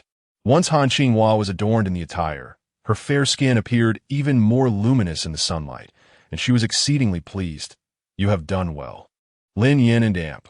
Appo's eyes curved into crescents. It is the princess and Amp. Appo's inherent beauty that renders any adornment superfluous. Lin Yin and Amp. Appo's humility and genuine demeanor endeared her further to Han Qinghua, who grasped her hand only to discover the delicate fragility of her wrist, suggesting that the girl had endured considerable hardship. Removing her bracelet, she placed it on a Lin Yin and Amp. Appo's wrist. You are now part of the royal residence. I would not want anyone to claim that I am stingy. Consider this bracelet a token of our meeting. Han Qinghua refrained from mentioning that the bracelet was part of her dowry. Lin Yin, having read about its significance in novels, understood its value and felt that her efforts had not been in vain, successfully garnering Han Qinghua's sympathy and affection. Lin Yin gazed solemnly at the bracelet adorning her wrist. Thank you for your generosity, princess. I shall cherish it dearly. Very well. Han Qinghua replied with a calm wave of her hand. You may leave. On the way back to the Pinewood courtyard, Lin Yin felt elated, her face aglow with joy as she even hummed a little tune. Upon witnessing this, Han Qinghua chuckled. This little girl is truly easily satisfied. Chapter 9. Fifth brother is injured, and all of this is because of you in the study. Helian Hung lazily held a book, engrossed in its pages. Suddenly, the guard Dai Chung announced, Young master, the princess has called for the young mistress. Without lifting his eyelids, Helian Hung turned a page and continued reading. Such trivial matters need not be reported. Yes, young master, Dai Chung replied and exited the study, only to be mocked by Dai Qing. I told you the young master Wuden and Appo's. Take care about Lin Yin. There was no need to inform him. Yet you insisted otherwise. Dai Chung, uninterested in the banter, retorted. Just wait and see. With keen hearing, Helian Hung caught the exchange at the study door and smirked quietly. Lin Yin had managed to turn Lin Ji, who despised her the most, in a short time. Dealing with his mother would be a mere trifle. Suddenly, a gentle female voice called out from outside the study. Husband, I'm coming in. The door opened, revealing a young girl standing in the entrance, warm golden sunlight spilling behind her, casting a halo that complemented her gentle demeanor. Resembling a fresh lily, pure and immaculate. Helian Hung and Amp. Appo's gaze slowly drifted from his book to the charming young girl, his deep black eyes narrowing slightly, revealing a hint of intrigue. In a tone both languid and carefree, he inquired, Is there something you need? Lin Yin skipped joyfully to his side, rolled up her sleeves to reveal a slender wrist adorned with an emerald bracelet, and chirped, Husband, the princess called for me today. Look, this bracelet is a gift from her. This bracelet, a cherished possession of her mother, had been gifted to Lin Yin. Helian Hung's grip on the book faltered, his eyelids lazily lifting as his profound gaze settled on the bracelet before gradually moving upwards to meet Lin Yan's radiant smile. He spoke softly, Did you come solely to convey this? Lin Yin bent slightly, resting her elbows on the desk, her chin perched on her palm, her beautiful eyes fixed on the handsome, noble man before her. Of course not. I merely wish to borrow some paper and ink. Helian Hung was not so petty as to deny her paper and ink. Once provided, Lin Yan's eyes sparkled with delight, her pretty features glowing as she expressed, Thank you, husband. You are so kind. Elated, she found a small table, laid out the rice paper, prepared the ink, and with delicate fingers began to sketch, gradually outlining a series of shapes. Having finished a page, Helian Hung lifted the teacup beside him only to find it empty. Setting it down, he glanced at the obedient and quiet girl not far away. She sat upright, her exquisite features captivating, the beauty mark at the corner of her eye adding allure, her graceful nose and slightly upturned crimson lips enhancing her charm. A strand of hair cascading gracefully along her cheek. Her innate beauty was accentuated in profile, her serious demeanor while painting on the rice paper akin to a refined lady. Poised and graceful. In this moment, her already striking visage radiated a unique, arresting beauty. Helian Hung reclined languidly in his chair, his elbow resting on the armrest. His hand propping up his slightly tilted forehead, his black eyes narrowed, shimmering with a dim light. Suddenly, a thought crossed his mind, and a low, alluring chuckle escaped his lips. Lin Yin paused her brush, lifting her gaze to Helian Hung, her expression puzzled. "Husband, what are you laughing at?" Helian Hung did not respond to her query, but instead asked, "What are you drawing?" Lin Yin eagerly presented her completed sketches of several exquisitely designed garments. "I heard the princess lament about her lack of clothing. She has been so kind to me, and I have nothing to repay her with. So I thought to design some clothes, hoping she would like them. Husband, what do you think of my designs? Are they beautiful? Will the princess appreciate them?" The sketches depicted several intricately conceived garments, displaying remarkable creativity and finesse. Even without the finished products, one could easily envision their beauty. Helian Hung, taken aback by her unexpected talent, met her eager gaze with a teasing smirk, his earlier languor dissipating. His phoenix eyes swirled with a chilling intensity. "You are deliberately trying to curry favor with my mother, Lin Yin. You may manipulate the Lin family as you please, but do not attempt to play tricks on my parents. Consider this your first warning. Should there be a next time, your life may not be spared." This was the first instance Helian Hung spoke so extensively to Lin Yin, yet it served as a warning. Instantly, her eyes brimmed with tears, her beautiful peach blossom eyes glistening with moisture, her lips pressed tightly together. After a moment, she spoke softly, her voice tinged with sorrow. "I admit, I wanted to please the princess, but I never intended to manipulate anyone. I thought you might feel differently towards me. I was merely being foolish. I will be more compliant from now on." Her voice trembled, and tears of grievance welled in her eyes as she turned and fled, scattering the rice paper across the floor. A single tear fell, carried by the wind onto the paper, marring its beauty. Her words were a blend of truth and falsehood. Her desire to please was genuine, as was the intent to reveal it to Helian Hung. Yet manipulation was also a factor, as she sought to test his boundaries. The antagonistic figure cared deeply for his parents. To secure his favor, she needed to win over both him and his family. Lin Yin dashed out of the palace, both to demonstrate her genuine sadness to Helian Hung and to reconnect with Lin Ji. As 3 days had passed since their last encounter on the day of her return home, she headed to the Guozijian, only to unexpectedly spot two familiar faces, Lin Yu and her close friend, Xie Qianqian. Lin Yu noticed Lin Yin too, her eyes flaring with anger. Lin Yin lowered her eyes, meekly addressing them, "Sister, Miss Xie." Lin Yu, upon seeing Lin Yin, was enraged, glaring at her with disdain. "It's all your fault. You caused fifth brother to defy father and be punished." Lin Yu refrained from mentioning how Lin Ji and Damp, Oppo's attitude towards her had shifted. Previously, no matter how upset she was, fifth brother would always soothe her. This time, however, she had issued harsh words, declaring she would no longer engage with him. Yet he had not come to comfort her, remaining indifferent even when she reached out. That cherished affection had vanished. Lin Yu attributed all of this to Lin Yin, this wretched girl. She should have destroyed Lin Yin long ago to prevent her from stealing what was hers. A shadow of malice flickered in Lin Yu's eyes as she glanced at Xie Qianqian, considering using her against Lin Yin, unwilling for fifth brother to harbor any ill feelings towards her. Lin Yin did not miss the venom in Lin Yu's gaze. She knew the scheming within would lead to her own suffering, unlike the original Lin Yin, who would swallow her grievances in silence. "Sister, what happened to fifth brother?" Lin Yin exclaimed, her expression anxious. "How can you still ask about fifth brother?" Lin Yu and Amp, Oppo's voice rose. "Fifth brother is injured, and all of this is because of you." Chapter 10. Lin Yu, I am disappointed in you. A deep concern etched across Lin Yin and Oppo's beautiful face. "Sister, is fifth brother seriously injured?" "Of course it, and Amp, Oppo's serious. Fifth brother has been punished under family law. His back is covered in wounds. Instead of resting at home, He insists on attending school, Lin Yu replied, her eyes blazing with anger and resentment. Unable to comprehend how this wretched person had bewitched fifth brother and stolen the affection that rightfully belonged to her. You and Amp, oppose. Why waste your breath on someone like her?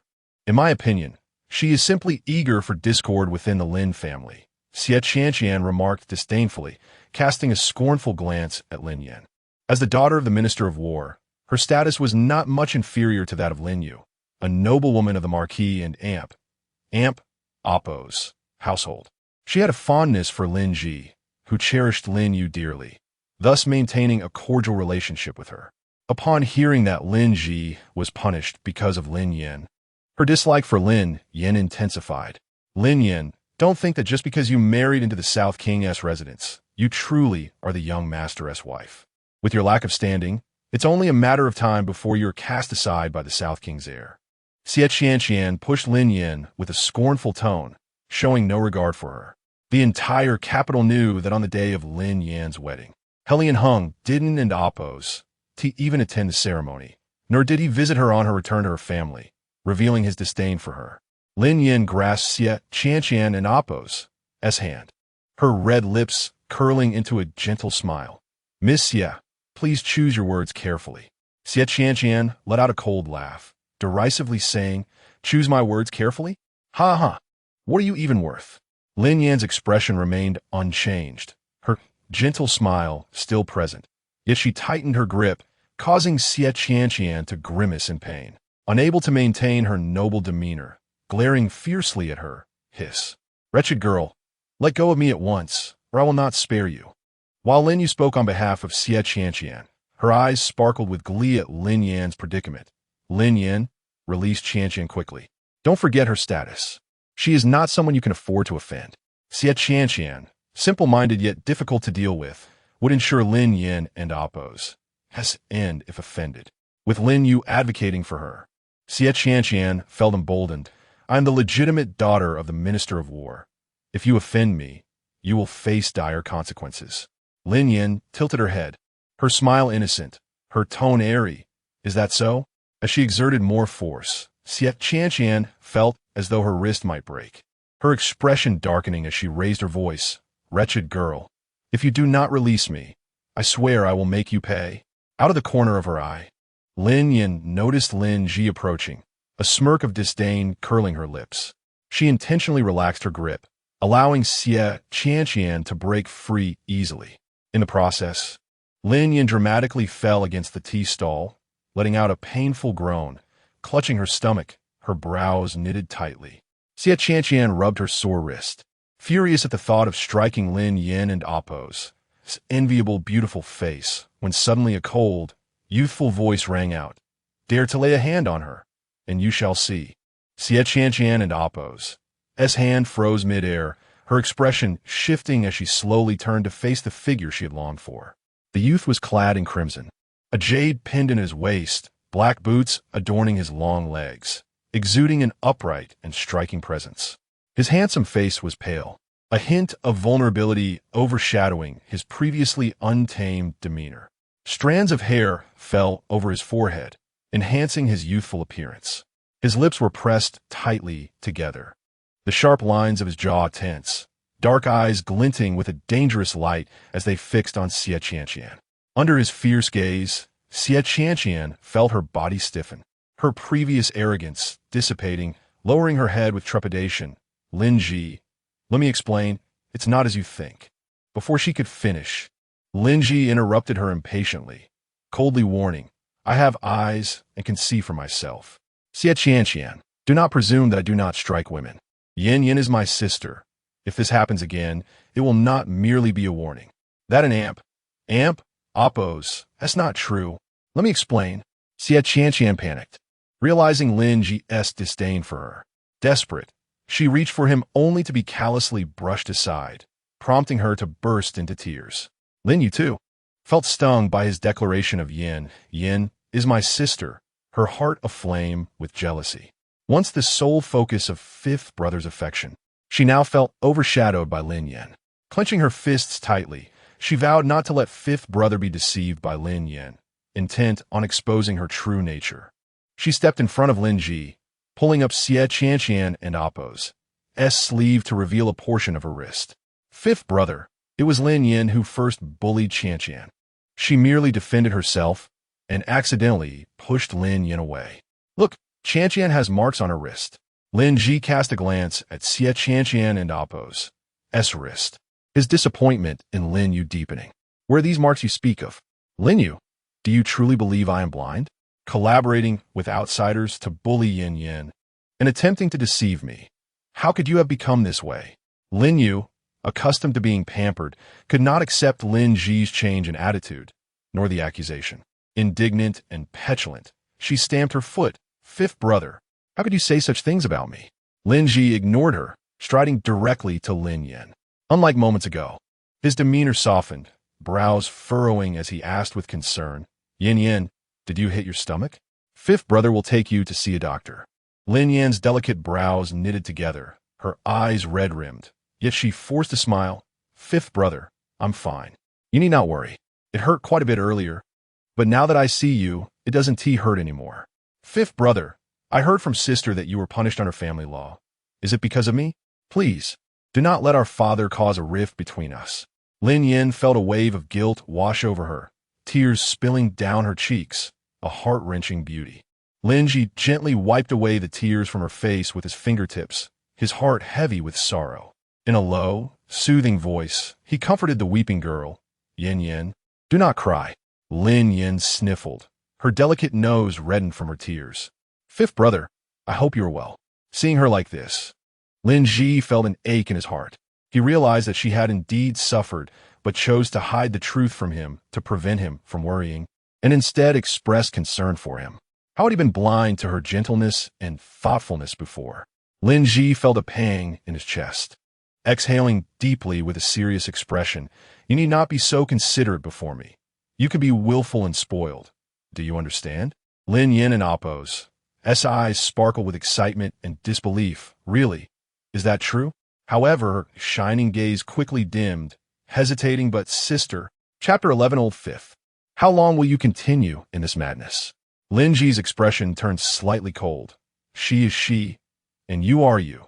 There is no need to concern yourself. It seemed that during these 3 days of family discipline, Lin Ji had experienced events unbeknownst to her, leading to a stark change in his attitude towards Lin Yu, which aligned perfectly with her intentions. Lin Yin and Appo's gaze drifted past Lin Ji and settled on the nearly furious Lin Yu, her red lips slowly curving into a smile. Fifth brother, you are truly wonderful. In conclusion, Lin Yin added, Fifth brother, you misunderstood Miss Xie and my sister earlier. My sister did not conspire with Miss Xie to bully me. I simply lost my footing and fell. Fifth brother, please don't and Appo's, to be angry with my sister and Miss Xie anymore, all right? Lin Ji couldn't and Appo's, help but sigh, remarking how kind Lin Yin was, still speaking well of others despite being bullied. He responded, I understand Lin Yu's character. You need not speak on her behalf. Lin Yin, with her innocent and clear eyes, replied, but I don't want fifth brother and sister to be at odds. Miss Xie is sister's friend, and naturally, she's my friend as well. Fifth brother, please? Lin Ji found it hard to resist Lin Yin and Appo's coquettish demeanor and sighed. Fifth brother will listen to you. You're the best, fifth brother. Lin Yin cheered, then turned to Lin Yu and Xie Qianqian. Sister, Miss Xie, fifth brother is no longer angry with you, so you need not worry anymore. Xie Qianqian was taken aback by Lin Yin's defense and stood frozen, her gaze towards Lin Yin shifting as if to discern whether her sincerity was genuine or feigned. Lin Yin, perceptive as ever, noticed the scrutinizing gaze from Xie Qianqian and smiled even more innocently, embodying the essence of a kind little white flower, not revealing a single flaw. If Lin Yu intended to use Xie Qianqian against her, then she would sow discord between them. Eagerly anticipating Lin Yu and Appo's reaction upon discovering that Xie Qianqian would become her friend, surely it would be quite a spectacle. Indeed, Lin Yu was rapidly reaching her breaking point, especially as fifth brother openly disregarded her face and instead doted on Lin Yin, who was provoking her further. The flames of her anger blazed higher. Yet she had to suppress her frustration. Ever since Lin Yin fell into the water that day, her temperament had changed, becoming increasingly difficult to manage. Hearing Lin Yin and Amp Oppo's insincere and affected words made her feel nauseated. She had always been the cherished daughter, adored like a moon among stars, never having endured such humiliation. And now she was being bullied by Lin Yin, this crude woman. Unable to bear it any longer, she coldly glared at Lin Yin. "Be quiet. Your feigned concern is unnecessary. Only a fool would be deceived by your petty tricks." Lin Ji, unable to contain his explosive temper, interjected. "Lin Yu, Yin kindly spoke on your behalf. If you are ungrateful, there is no need to bully her." Lin Yu widened her eyes. Feeling both angry and hurt, she is not sincerely speaking for me. Only fifth brother would believe her. Lin Yin watched the unfolding drama, skillfully performing a top-notch tea ceremony. "Sister, although I'm truly the daughter of our parents, we are family sisters. It pains me to be misunderstood by you." Taking a step closer, she whispered, audible only to the two of them. "Lin Yu, a beggar will forever be a beggar. Do not dream of transforming a sparrow into a phoenix." She then suppressed her disdain and grasped Lin Yu and Oppo's hand, portraying an image of innocence and submission. "Sister, let's not quarrel anymore." Lin Yu felt an overwhelming sense of disgust and forcefully shook off Lin Yan's hand, stepping back to create distance. "Do not touch me."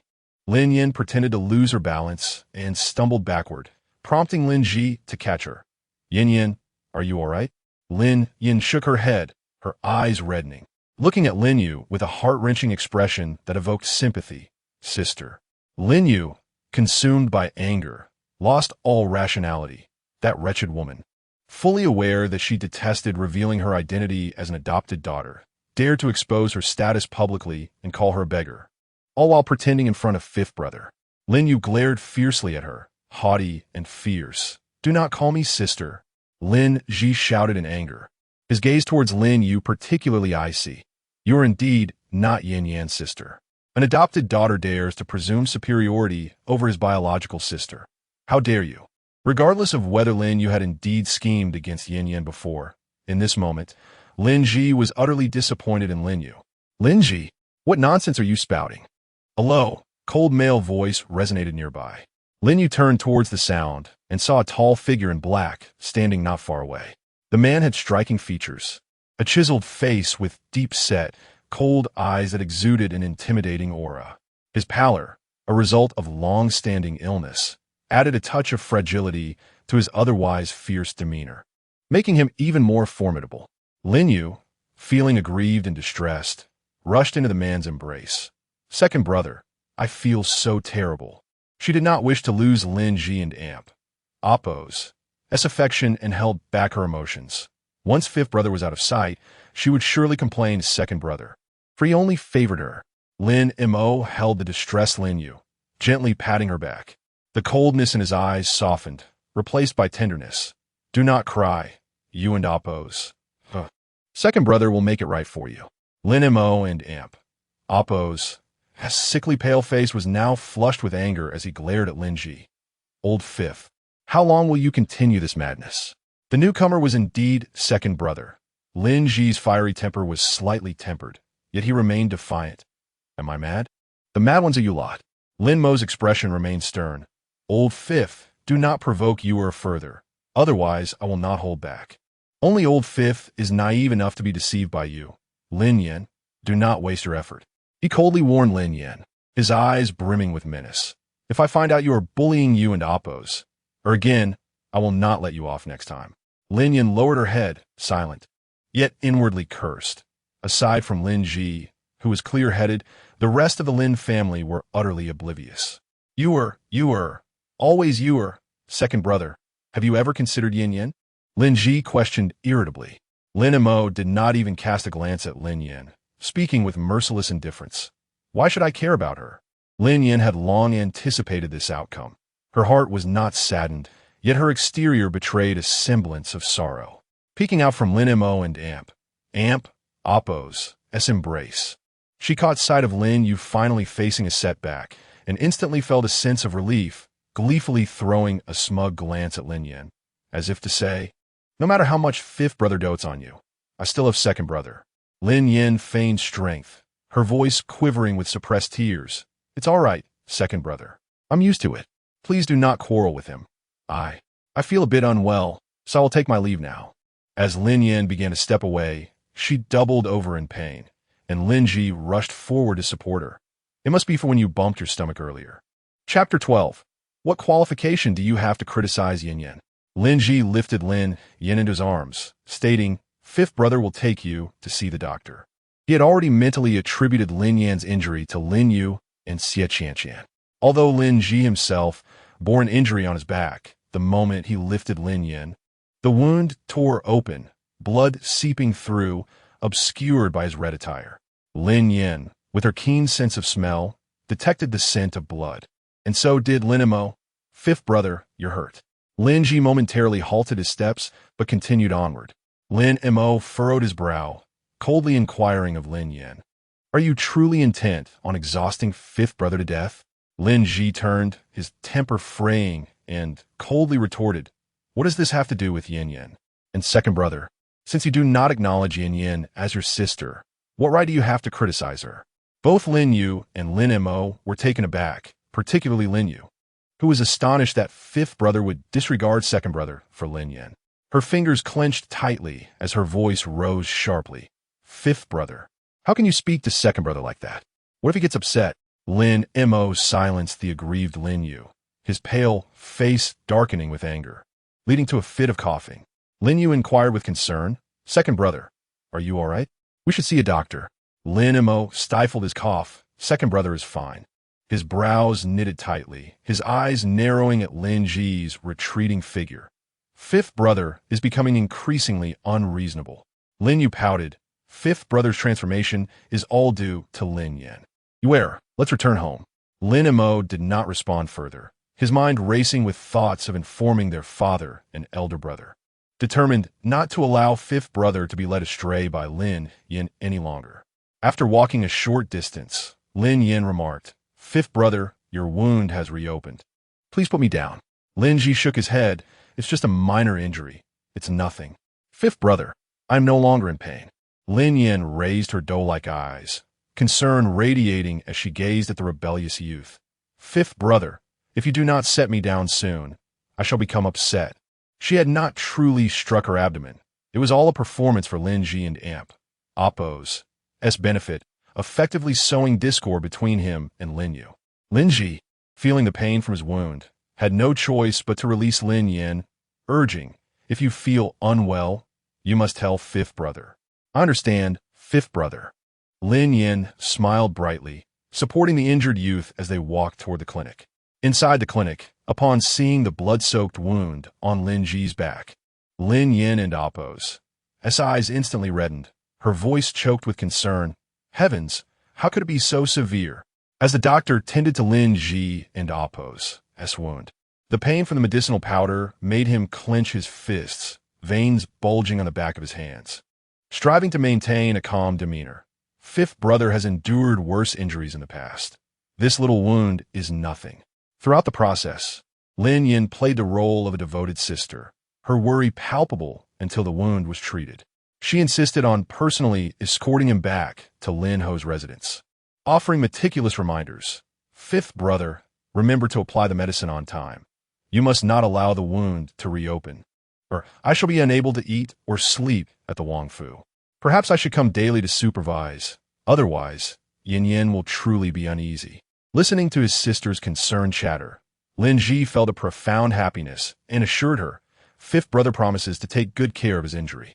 Previously, he had suffered injuries, and while Lin Yu expressed worry, it was merely superficial compared to Lin Yan's genuine concern. As they neared Lin Ho's residence, Lin Yin paused, placing the medicine in Lin Ji's hands. "Fifth brother, you should return to rest. I shall not enter." Lin Ji's expression shifted slightly, gripping the medicine tightly. It was undeniably Yin Yin's home, yet no one within favored her, to the point where she feared returning home. A sharp pain coursed through his heart, and after a moment of silence, he replied, "Very well. You should return to the Wang Fu quickly and not wander about." "All right." Lin Yin beamed with a radiant smile. Fifth brother, I am going home. Lin Ji gazed at Lin Yan's frail and petite figure, determined to uncover the truth behind her mistreatment of Lin Yu. Believing that only then would their parents and brothers change their views on her, allowing Yin Yan a place to call home. As Lin Yin ran out in tears, Dai Qing gleefully remarked, I told you the young master has no regard for Lin Yan. Lao Cheng, there and Oppos, there's no need to be so respectful towards her. You truly are a fool. Dai Cheng shook his head. It was evident that the young master treated his fiancée differently, otherwise. Why would he permit her to enter and exit the study daily, dine together, and even insist she cook? This indicated that her culinary skills had captured the young master's palate, and capturing his heart would not be far behind. Just then, a piece of parchment fluttered to the ground.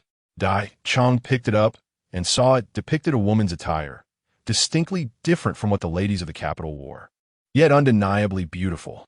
Dai Cheng handed the parchment to He Lianheng, young master. He Lianheng lazily glanced at the parchment, tapping his fingers rhythmically on the table, contemplating briefly before uttering, take it to the Wang Fei.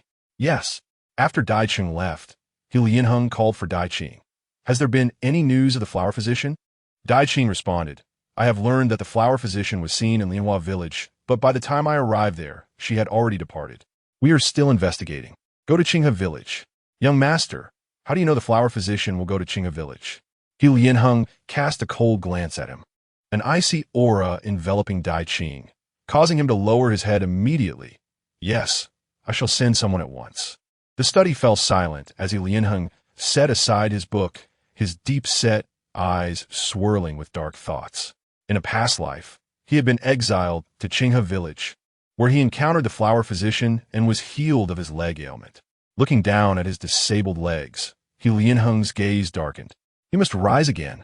After Dai Cheng returned with the parchment, he reported, Young master, the Wang Fei requests that you and the young master's fiancé dine at Jiahua courtyard. Very well. He Lianheng nodded indifferently. What about her? Dai Cheng understood whom the young master referred to. The young master's fiancé, he has not yet returned to the residence. He Lianheng seemed unconcerned. When she returns, have her come to the study. Upon returning to the Wang Fu, Lin Yin learned that He Lianheng was seeking her, and she made her way directly to the study. Husband, did you call for me? Let us dine in the main courtyard. Understood. He Lianheng lazily lifted his gaze to the girl before him, who lowered her head demurely, addressing him as husband, yet his demeanor was somewhat cooler than before, as though the little wildcat's temper had flared. Lin Yin sensed the shift and looked up, their eyes meeting. Lin Yin, with her glistening eyes, appeared quite innocent.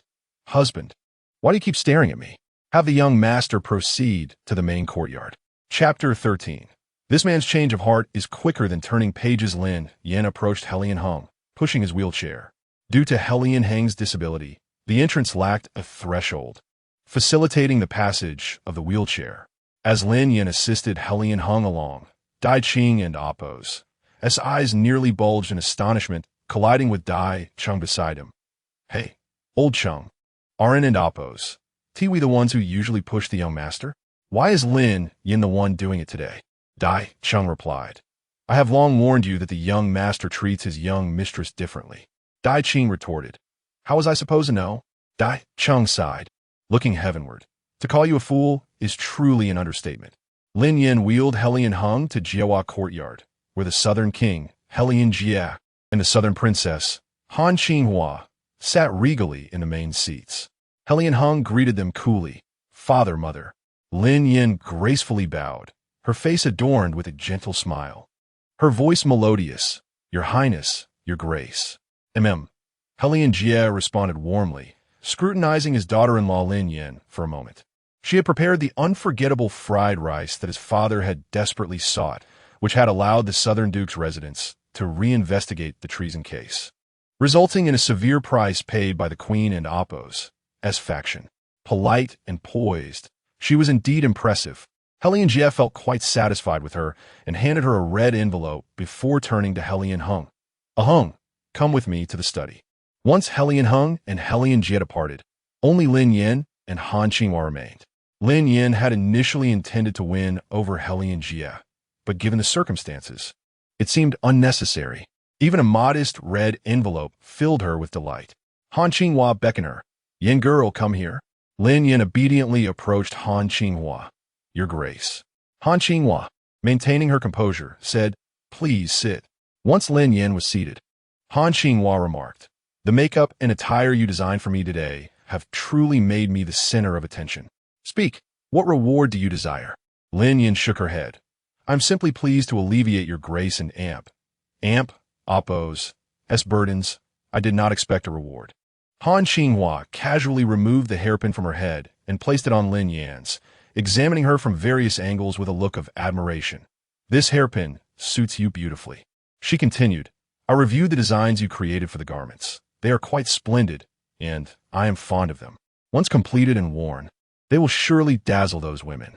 Upon receiving Lin Yin and Appo's design sketches, she promptly instructed the embroiderers to commence work on the garments. Han Qinghua imagined the envy of the noble ladies as she donned such exquisite attire. Lin Yin paused, realizing she had not given Han Qinghua the sketches. The only explanation could be that the antagonist had provided them. Hadn't he warned her against such actions? She would inquire with Helian Hung later. Not dwelling on it, Lin Yin smiled warmly. "It pleases me that your grace enjoys them. I feared you might find them lacking." Recalling the moment Lin Yin had tearfully sought refuge, Han Qinghua understood why Lin Yin had designed the garments for her. The young girl was quite clever, truly endearing herself to Han Qinghua, maintaining her regal demeanor. Han Qinghua elegantly sipped her tea. "Now that you are part of the royal family, as long as the young master does not dismiss you, this place is your home." "Thank you, your grace." Lin Yin beamed, a glimmer of moisture in her beautiful eyes. "Goodness, why are you crying?" Han Qinghua was taken aback, perplexed by Lin Yan's tears. Lin Yin turned her gaze away, gently wiping her tears, her eyes sparkling like stars. "Your grace is so kind. It reminds me of my adoptive mother." Han Qinghua was momentarily stunned, then gazed at Lin Yin with a tender affection. This girl was clearly starved for love. Her simple words had moved Lin Yin deeply. Feeling a surge of maternal instinct, Han Qinghua resolved to treat the young girl with more kindness in the future. "Your Grace, may I cook tonight? I would like you and the young master to sample my culinary skills." Having received assistance from Helian Hung and knowing his fondness for her cooking, she felt compelled to reciprocate. Han Qinghua, intrigued by Lin Yan's talents, understood how discerning her son's palate was. If Lin Yin could win his heart through her cooking, her skills must be exceptional. At this moment, Han Qinghua remained unaware that Lin Yin had averted a crisis for the Southern Duke's residence. Lin Yin prepared a delightful soup of crucian carp with egg and tofu, along with a yam and goji chicken broth. The flavors were exquisite. With each sip, the essence of the fish, the richness of the egg, and the silkiness of the tofu unfolded in layers, captivating the heart. The chicken broth exuded a uniquely rich aroma.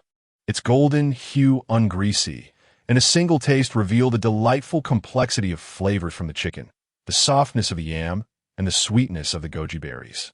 It was the first time Helian Jie and Han Qinghua had savored such delectable soup. Not even the palace chefs could compare. Soon, they had consumed nearly an entire bowl, while Helian Hung remained composed, savoring his meal leisurely with an air of elegance. Han Qinghua felt a warmth envelop her. "Yin girl, your cooking is truly beyond compare. You can design garments and cook as well. Marvelous." Lin Yin smiled silently. All ingredients came from her spatial realm, their flavors far surpassing ordinary vegetables. The soup was prepared using the essence of the spiritual spring water from her realm, whose benefits were self-evident. She had prepared 2 soups and 5 dishes, all of which were devoured. Han Qinghua and Helian Jie clutched their bellies. "This is the first time we and Oppos eaten so much." Though they had initially felt fatigued, they now felt invigorated and utterly comfortable. After dinner in Jiehua courtyard, Lin Yin pushed the wheelchair along the bluestone path as the cold wind howled, her hair flowing gracefully through the air. Lin Yan's hands were bare, exposed to the frigid air, her fingers numbed, yet she felt no chill. Through her designs, pairings, and culinary skills, she had successfully endeared herself to Helian Jie and Han Qinghua. 2 more layers of security had been added. Today had truly been a joyous day.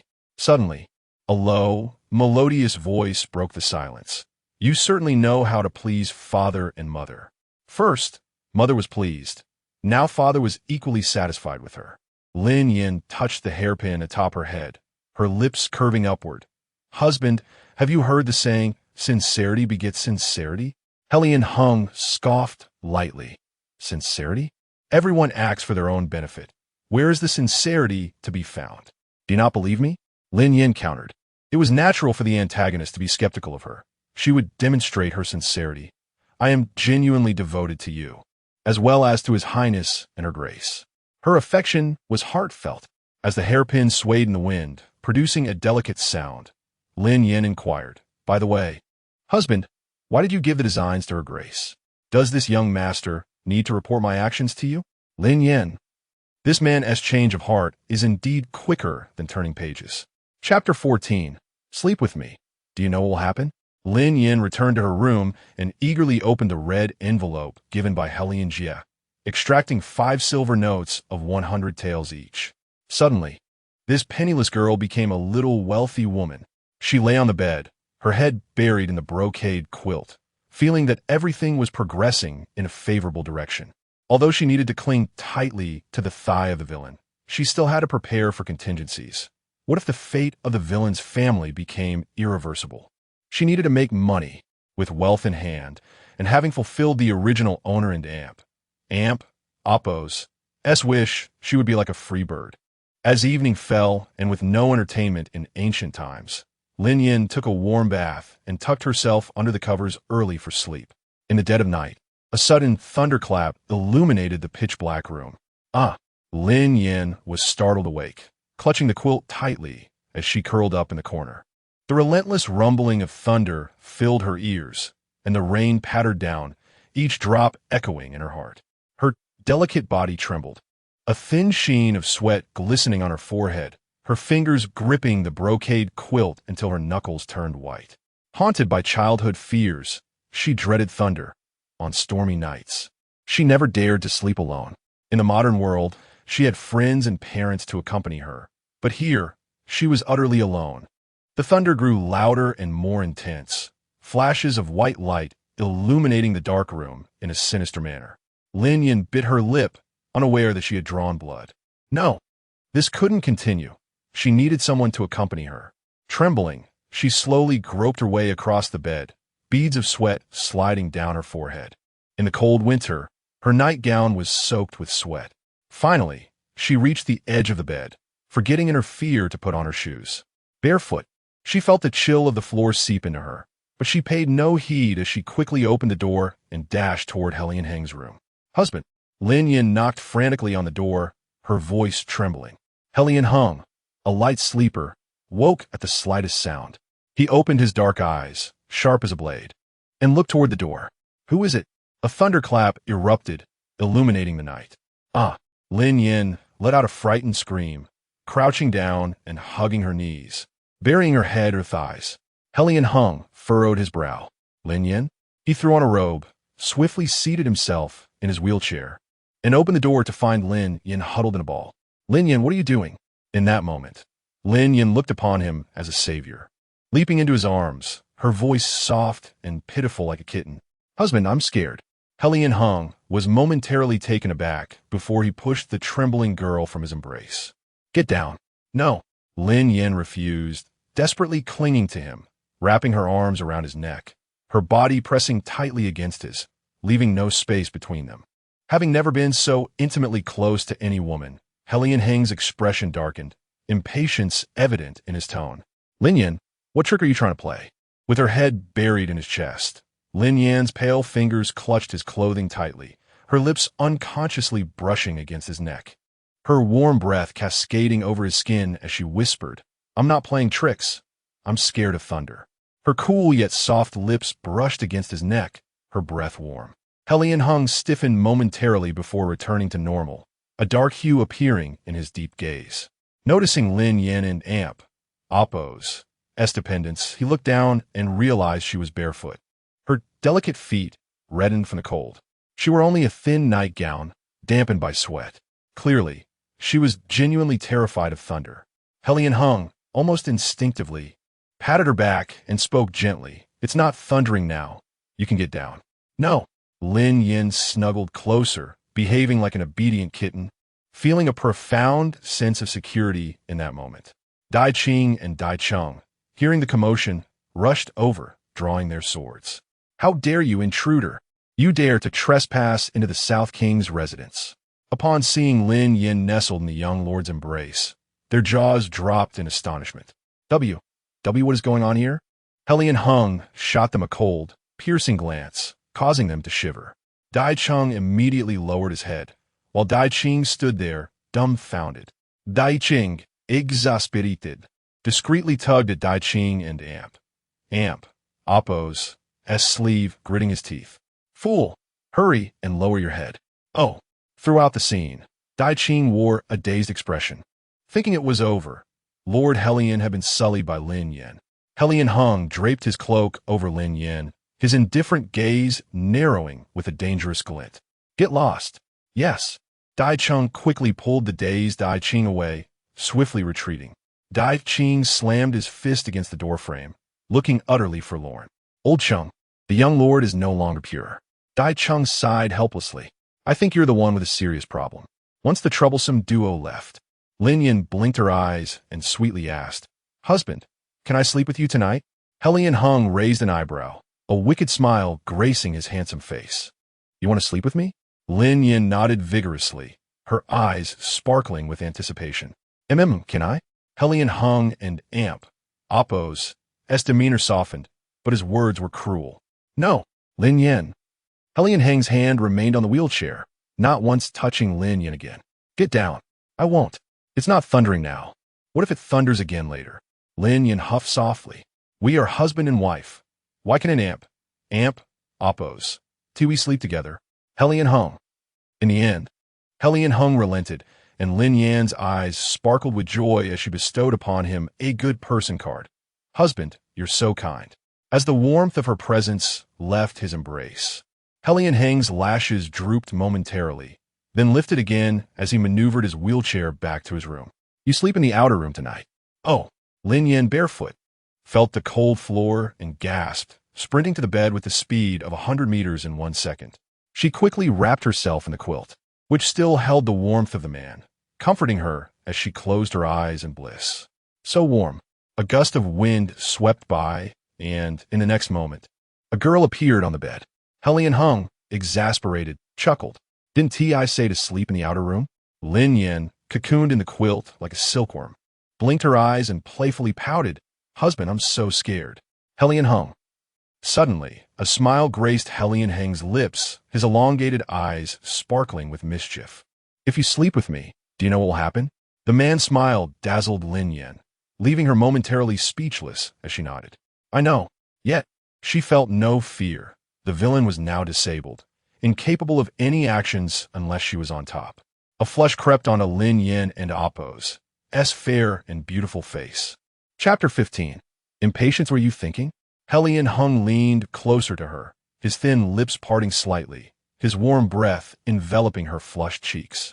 His voice, slow and deep, was both enticing and seductive. Why is your face so red? With a voice rich and magnetic, he stirred feelings within Lin Yin, causing her heart to skip a beat. Her face grew even warmer as she shifted back, stammering, I wasn't thinking of anything. She was grappling with thoughts too shameful to voice. Fearing his probing questions, she hastily changed the subject. Husband, my clothes are wet. I need to take a bath. It's uncomfortable to wear these sticky, sweaty garments.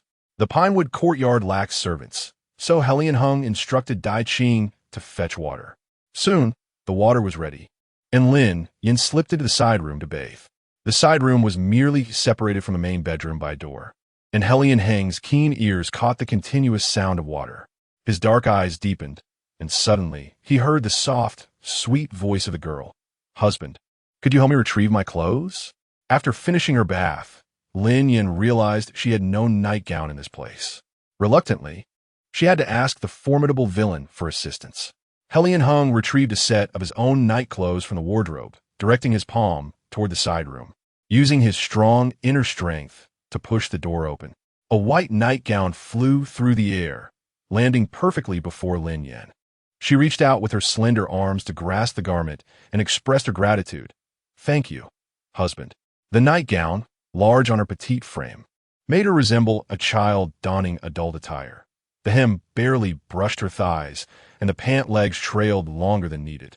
After donning the oversized clothing, Lin Yan exited the side room, spotting the man waiting for her. Her small face lit up with a smile. "Husband, I'm all set."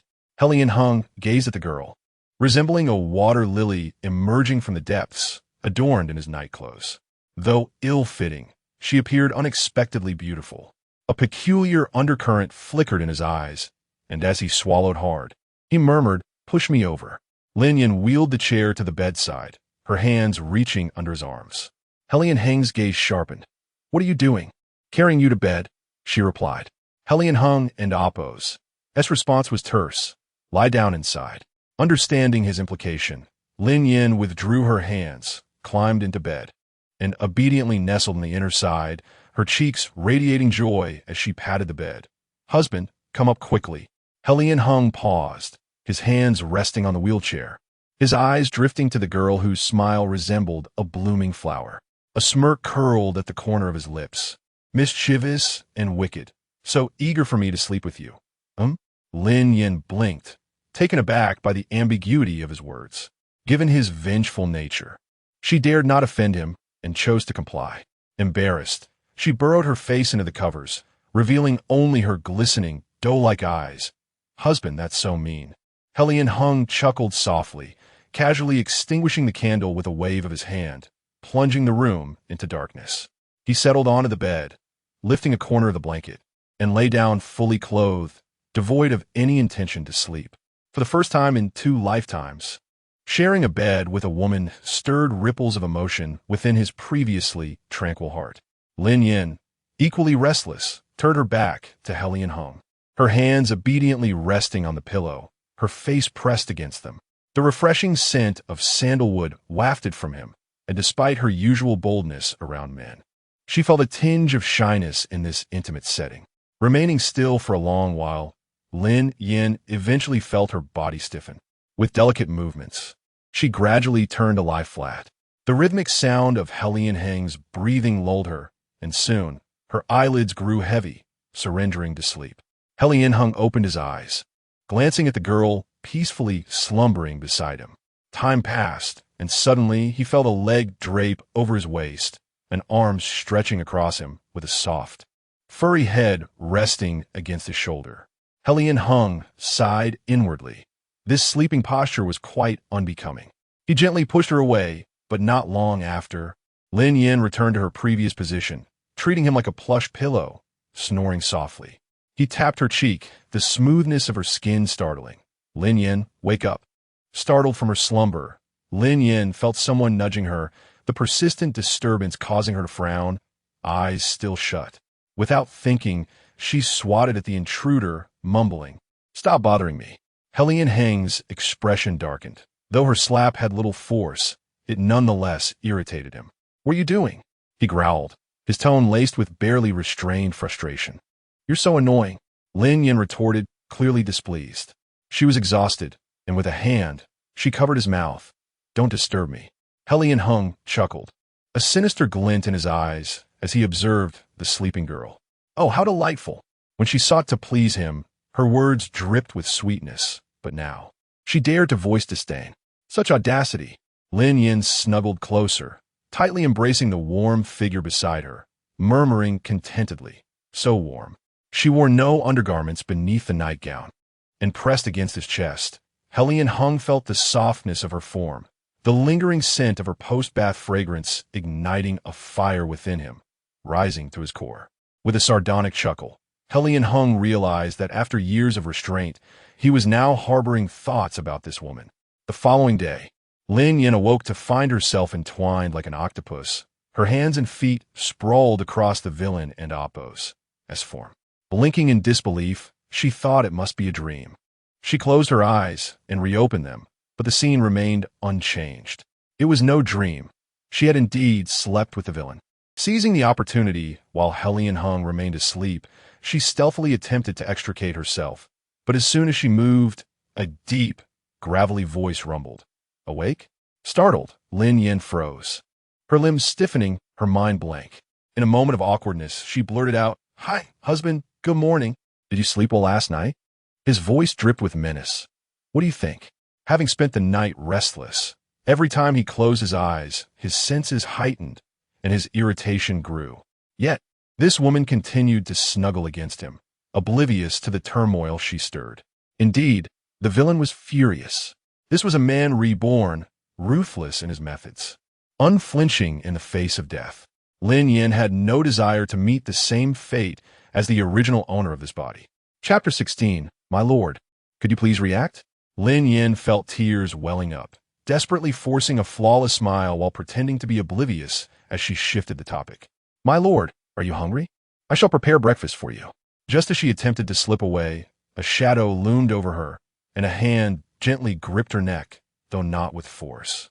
Lin Yin widened her beautiful eyes, gazing up at the man above her. His intense warmth penetrated the thin fabric between them. Meeting his unfathomable gaze, Lin Yin blinked innocently. My lord, what is the matter? Huh? Hellion Hung let out a cold laugh, his tone frigid. Do you need to ask about the deeds you have committed? Her deeds? Was it not merely sharing a bed with him? Regardless of right or wrong, true women dare to admit their mistakes. My lord, I was wrong. Hellion Hung narrowed his eyes slightly, tightening his grip on her neck. You cannot recall? The hand around her throat felt like a death sentence. Lin Yin pondered, struggling to remember what she had done to offend him. Closing her eyes and bowing her head like a quail, she softly pleaded, I cannot remember, my lord. Could you give me a hint? Hellion Hung replayed her actions from the previous night in his mind.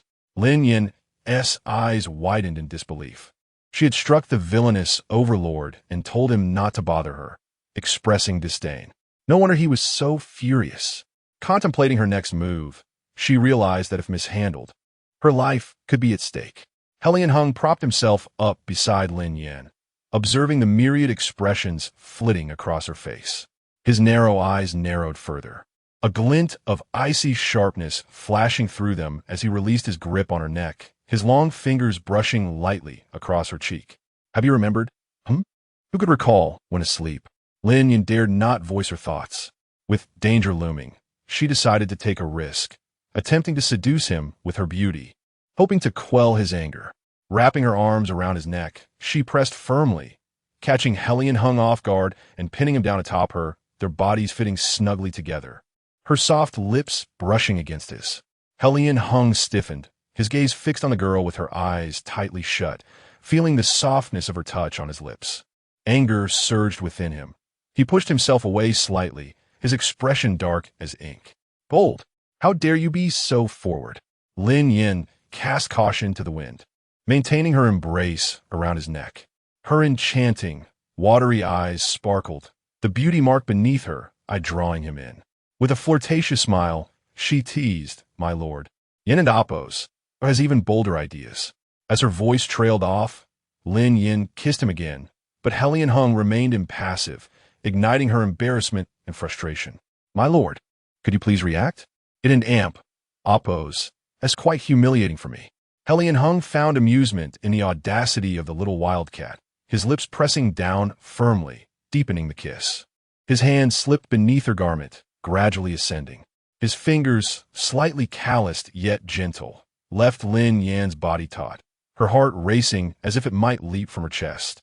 Her tightly shut eyes suddenly flew open, staring at him in disbelief, her delicate teeth grazing her red lips, a soft, kitten-like sound escaping her mouth. His deep-set eyes darkened further, gazing at the girl whose face resembled a peach blossom, a hint of surprise crossing his features. A wicked smile played on his handsome face, his eyes glinting with mischief. Is this reaction sufficient? Lin Yan's heart fluttered. With matters escalating this far, there was no turning back. Ignoring the mischievous hand, she leaned in to offer her lips, only for the man to tilt his head and press a kiss to her cheek instead. Hellion Hung withdrew his hand, his eyes cold and devoid of warmth, the corners of his mouth curling into a sharp arc. His words were surprisingly gentle. Lin Yin, Your seduction has failed. What shall I do with you? Her long, curled lashes trembled, revealing her inner turmoil, yet her face remained calm. With a teasing smile, she replied, "My lord, you cannot kill me." "Oh." Helion Hung raised an eyebrow, a nonchalant smile playing on his lips. "Give me a reason not to. If I die, my lord shall never again savor the most exquisite delicacies in this world," she said, elongating her tone and giggling.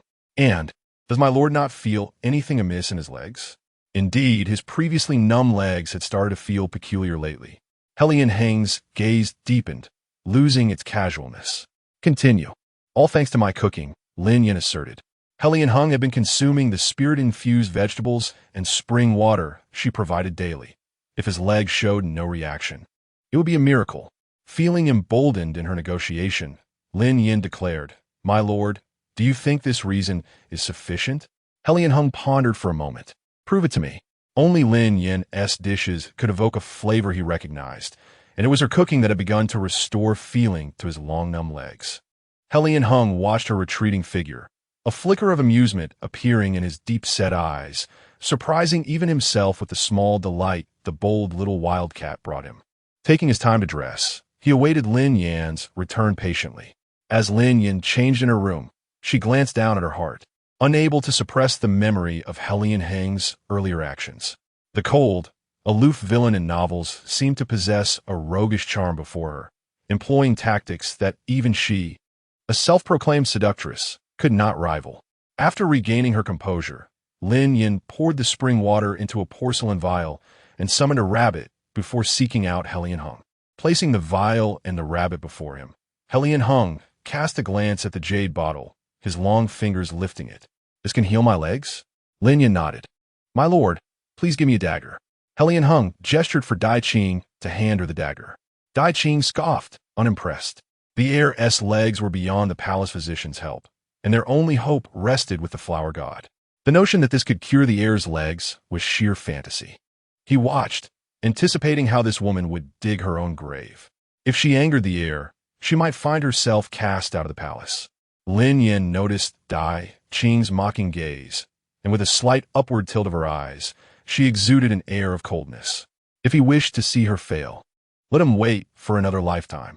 With the dagger, she made a small incision on the rabbit's leg, and as blood flowed, she offered a small cup of spring water to the rabbit.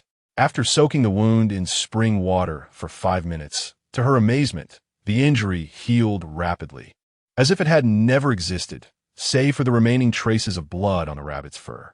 Helion Hung remained relaxed, yet his dark eyes narrowed, revealing the turbulence brewing within him. Chapter 17. The kind of threat where one could be choked at any moment. Lin Yin tossed the dagger, still stained with rabbit blood, to the astonished Dai Qing and turned her gaze to the elegant and handsome man seated in the wheelchair. With her red lips slightly parted, she spoke, "My lord, I have not deceived you, have I?" Her decisive and swift actions in butchering the rabbit starkly contrasted with her usual delicate demeanor. Helion Hang's probing gaze fell upon Lin Yin, revealing that his curiosity was piqued by the multitude of secrets she seemed to harbor. "If you can heal my legs, I shall spare your life," he remarked. Lin Yin believed in her spatial abilities, yet she did not speak too confidently, leaving herself an escape route. What if it is not entirely successful? Helion Hung lifted his eyelids and cast her a fleeting glance, his thin lips uttering a few words. "I shall leave you half a life." In her previous life, the renowned healer had expended great effort to treat him. Although his legs could stand, they were not completely healed. The spirit spring water Lin Yin had brought forth was indeed a treasure, yet he would not place all his hopes upon it. Reassured, Lin Yin boldly made her request. "My lord, you must not threaten me, nor can you choke me. You must treat me kindly." Helion Hung raised an eyebrow. "Am I not kind enough to you? Is it the kind of threat where one could be choked at any moment?" Lin Yin was no longer fearful, possessing a protective charm that made her regret not using it sooner. Helion Hung replied, with a hesitant perhaps, "My lord, I wish to open a gourmet restaurant." Lin Yin said, her eyes sparkling, her palm raised in anticipation. "But I lack the funds." Coming from a family of traditional Chinese medicine, she had not pursued a career as a doctor, but had instead become a food blogger out of passion. in this foreign world. She intended to return to her roots to earn a living, especially since her spatial abilities rendered ordinary endeavors incomparable. As long as Lin Yin did not engage in actions detrimental to the southern prince's residence, Helian Hung was indifferent to her pursuits and signaled Dai Chung to provide her with silver.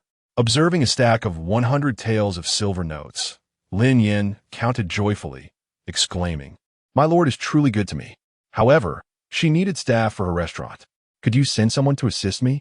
Who should I send?" she inquired, ready to seize the opportunity. Pointing at Dai Qing, she declared, "Let it be him." Dai Qing was taken aback by Lin Yin and Apo's earlier display, yet he remained unimpressed, thinking perhaps it was mere luck rather than genuine skill. He shot Lin Yin a fierce glare, resenting her audacity to act so brazenly now that she had the young master's promise, and promptly rejected her. "My lord, I am to serve you. This matter should be assigned to someone else." Lin Yin was well aware of Dai Qing's disdain for her and had long wished to put him in his place. Seizing the moment, she feigned innocence, pouting, "My lord, the guard Dai Qing is quite fierce, and I am truly frightened." Helian Hung replied, "Frightened? This little wildcat is remarkably bold, adept at posturing and leveraging her connections. Once she finds an opportunity, she will undoubtedly reveal her sharp claws." Dai Qing hastily explained, "My lord, Helian Hung cast a sidelong glance at Dai Qing, displeased, and said, "Dai Qing, she is the young master's wife." Those 5 words clarified Lin Yan's status. Though reluctant, Dai Qing had no choice but to comply under his master's authority. In high spirits, Lin Yin leisurely strolled through the streets. Feeling fatigued, she found a tea house to rest. "Dai Qing, could you please check on the store?" Lin Yin relayed her requirements to Dai Qing, who turned away with a cold expression, saying nothing as he left. After finishing her tea, Lin Yin settled the bill and, on her way to the Imperial Academy, purchased a portion of pastries that Lin Ji adored. She spent some silver to arrange for someone to inform Lin Ji that she was waiting for him outside. As fate would have it, Lin Ji was just finishing his studies and hurried over to see her. "Yin Yin, what brings you here?" Lin Yin lifted the pastries in her hand, gently saying, "Fifth brother, did you forget? I mentioned yesterday that I would supervise your medicine intake. Have you taken it on time today?" Lin Ji recalled her words, a smile brightening his handsome face. "I have taken the medicine. The wound is healing well." "You bought this for me, didn't you?" "Of course," Lin Yin replied, pressing the pastries into his hands. "I worried you might neglect your medicine, so I specially brought these to encourage you." Hearing this, Lin Ji felt immense joy. The sensation of being cared for by his sister was delightful, a feeling he had never experienced with Lin Yu. Reflecting on his past, he grew increasingly disdainful of his former self, questioning how he could have been so infatuated with Lin Yu to the point of repeatedly hurting Yin Yin. Lin Ji's face showed remorse. "Yin Yin, I am sorry. Why are you apologizing, fifth brother?" Lin Yin tilted her head, feigning ignorance. "I treated you poorly before. It was my fault. I apologize to you." Lin Ji's expression turned serious as he raised 3 fingers. "I, Lin Ji, vow to heaven that from this day forward, if I harm Lin Yin, I shall suffer excruciating pain and eternal regret, and may lightning strike me." Though the threat of lightning did not manifest, the promise of pain and regret was indeed fulfilled. Lin Yin pulled down Lin Ji's hand, exclaiming, "No, no, no. Fifth brother, do not speak such nonsense. I have never been angry with you. It feels like a dream to have such a good relationship with you now, and I'm truly happy." Yin Yin.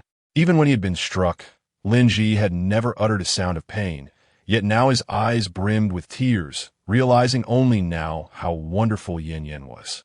Lin Yan's smile was pure and innocent, akin to a fresh lily, refreshing to the soul. "Fifth brother, hurry and eat the pastries. They will taste bad when they cool." Lin Ji lowered his head, wishing to hide his emotions from Lin Yin, and hoarsely said, "Fifth brother will eat them now." He took a piece of the pastry and savored it, finding it to be the most delicious treat in the world. "Yin Yin, you should eat too." After they finished the pastries, Lin Yin retrieved a small porcelain bottle from her pocket and handed it to Lin Ji, who asked, "What is this?" "This is a treasure found by the young master. It is said that if one drinks just a sip while unwell, they will recover instantly."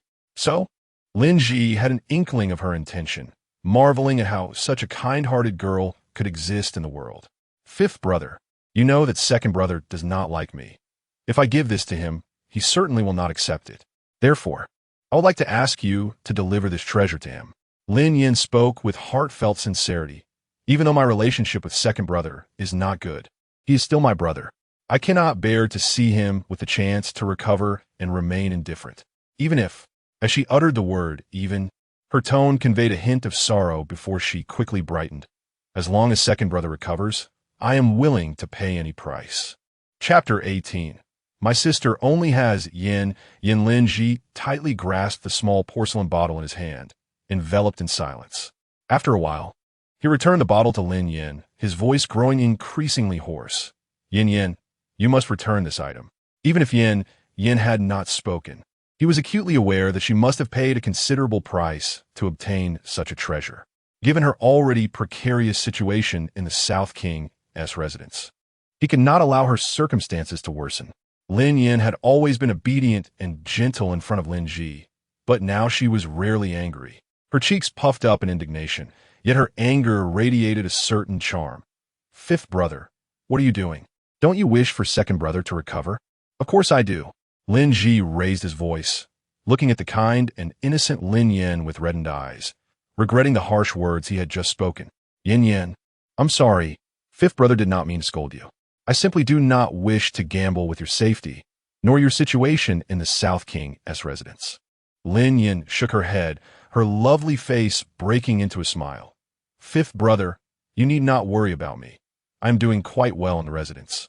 Though she spoke the truth, Lin Ji could not bring himself to believe her. He held back his words, fearing they might hurt her, and thus remained silent. After a long pause, he hoarsely asked, Yin, is it worth it for you to do this? Lin Yin tilted her head and smiled lightly. Of course it is worth it. You are my closest kin. Lin Ji's pupils constricted. The girl's naive and vibrant words pierced his heart like a sharp blade. Yin was a member of the Lin family, yet none of the family regarded her as such. They had only brought her back to replace Lin Yu in marrying the disfigured and disabled Hellion Hung. Yet Yin bore no grievances. Turning away, Lin Ji nearly crushed the porcelain bottle in his hand from the force of his grip, suppressing his emotions until the glimmer of tears in his eyes faded. Then he turned back. Fifth brother will give this to second brother. Having achieved his objective, Lin Yin chatted with Lin Ji, shifting the topic to her plans for opening a tavern, even making light of her hardships. Lin Ji instructed the servant to retrieve his savings from the residence. Yin, this is a small amount of silver I have saved over the years. You should take it. Yin must have endured great hardship in the residence, compelling her to be self-reliant. She withdrew several banknotes from the pile, returning the rest to Lin Ji. Fifth brother, consider this a loan. I will return it once I earn a fortune. Lin Ji resolutely insisted she keep the notes. Yin, you should take these. There is no need to repay them. No, Lin Yin firmly rejected, her small face serious. Returning the banknotes to Lin Ji. Then I cannot accept this money. With no alternative, Lin Ji acquiesced. All right, these shall be considered a loan from fifth brother. When Yin's tavern opens, I will bring my friends to patronize it daily. Only then did Lin Yin reveal a smile, her demeanor sincere and gentle. Fifth brother. Thank you. Lin Ji's heart brimmed with tenderness and affection. Silly girl. There is no need to thank fifth brother. Upon returning to the Marquis's residence, Lin Ji encountered Lin Mo and Lin Yu, who were laughing and chatting, his expression turning cold. Upon seeing Lin Ji, Lin Yu assumed he had come to reconcile with her, running to him with a smile, her eyes sparkling. Fifth brother, you still care for me. Lin Ji responded coolly, bypassing her and handing the porcelain bottle to Lin Mo, who raised his darkened gaze. Old fifth, what is this? Lin Ji replied, a valuable item that can treat second brother's illness. Lin Mo opened the porcelain bottle, inhaling a refreshing fragrance. Old fifth, where did you acquire this? I helped someone, and they gifted it to me as thanks. Lin Ji fabricated an excuse. This water is exceedingly precious. Second brother, you must drink it quickly. Lin Mo hesitated to drink it immediately and sought out the fourth brother. Lin Su, fourth brother, please assess whether this is beneficial to my health. Lin Su, though young, possessed remarkable medical talent, having even turned down an offer from the Imperial Medical Bureau to take him as a disciple, preferring to learn from the renowned Hua Shenshi. Upon opening the porcelain bottle and encountering the fragrance, he expressed his surprise but confirmed, "Second brother, this is indeed a good thing. It will benefit your health. But how did you come by such a treasure?" Lin Mo drank the spring water in one gulp, a warm sensation flowing through his weakened body, restoring some color to his pale face. Aside from smiling in front of Lin Yu, he usually bore a gloomy countenance, yet now he smiled. Patting Lin Ji's shoulder, "It was given to me by Old Fifth." "Old Fifth, you've done well. I feel much better." Lin Ji's fingers, tucked in his sleeves, moved slightly. Yin Yin was right. Second brother indeed did not believe him and would likely consult third brother for confirmation. Suppressing his emotions, he replied, "That is good." With those words, Lin Ji turned to leave, but Lin Yu's expression shifted, and she tugged at his sleeve, pouting in discontent. "Fifth brother, want to stay with you?" Lin Ji pulled away his sleeve. "I must return to my studies. Cannot you spare some time to accompany me?" "Cannot." Faced with Lin Ji's indifference, Lin Yu's accumulated grievances burst forth, and she stamped her foot. "Fifth brother, you have changed. You used to skip studying just to be with me. Is it because Lin Yin has spoken ill of me in front of you? Ever since that wretched girl appeared, you have changed towards her." Lin Yu maliciously slandered Yin Yin, igniting Lin Ji's anger as he shot her a cold glare. "Yin Yin has never spoken poorly of you. Rather, it is you who frequently disparage her." "Fifth brother, are you blaming me?" Lin Yu widened her eyes, then threw herself into Lin Mo's embrace to complain. "Second brother, look at fifth brother." Lin Mo, holding Lin Yu, reprimanded darkly. "Old Fifth, you don't care for books anyway. What harm is there in spending time with you? You keep mentioning Yin Yin. Do not forget who your true sister is. That is something you should say." Lin Ji retorted with a cold laugh. "Is it wrong for me to study?" "Old Fifth." Lin Montauk frowned it deeply. "Old Fifth, your ambition is commendable, but you should not treat you this way." Lin Su, whose typically gentle expression had also tightened, could not hold back a sigh at the change in Lin Ji. "Should I not treat her this way? Is Yin Yin to be bullied?" He spoke with a cold demeanor. "My only sister is Yin Yin." With that, he left without looking back. Lin Yu's sharp nails dug into her palm as she glared resentfully at Lin Ji's retreating figure. "Fifth brother, it is you who has wronged me first." Initially, she had hoped to reclaim fifth brother's affection, but now she no longer desired it. Lin Mo was quite displeased with Lin Ji's behavior and resolved to have a proper conversation with him later. With that thought, he turned to comfort Lin Yu. "Her old Fifth has been influenced by something else lately. Do not dwell on it." Lin Yu forced a smile, but her eyes did not reflect her joy. "Second brother, you understands." Upon returning to his room, Lin Ji unleashed his pent-up fury, smashing anything he could reach. And as he surveyed the wreckage, he gradually calmed down and summoned his servant. "What have you discovered about Lin Yu's situation?" The servant replied, "Fifth young master, sixth young miss has been discreet in her actions. We cannot uncover much unless someone close to her testifies." Lin Ji devised a plan. Find a way to ensure that someone close to Lin Yu will testify. After parting with Lin Ji, Lin Yin returned to the tea house she had just left, only to find Dai Qing wearing a dark expression. Dai Qing had already harbored dissatisfaction towards Lin Yin and was infuriated by her wandering about. Now, he glared at her. "Why are you running around aimlessly?" Lin Yin shed the meekness she had displayed before Hellion hung, her eyes brimming with cold elegance. "Guard Dai, have you forgotten your husband's words?" The young master had personally promised her this status, to which Dai Qing responded coldly, "I have not forgotten." Lin Yin's crimson lips curled into a bitter smile. "I thought you had forgotten.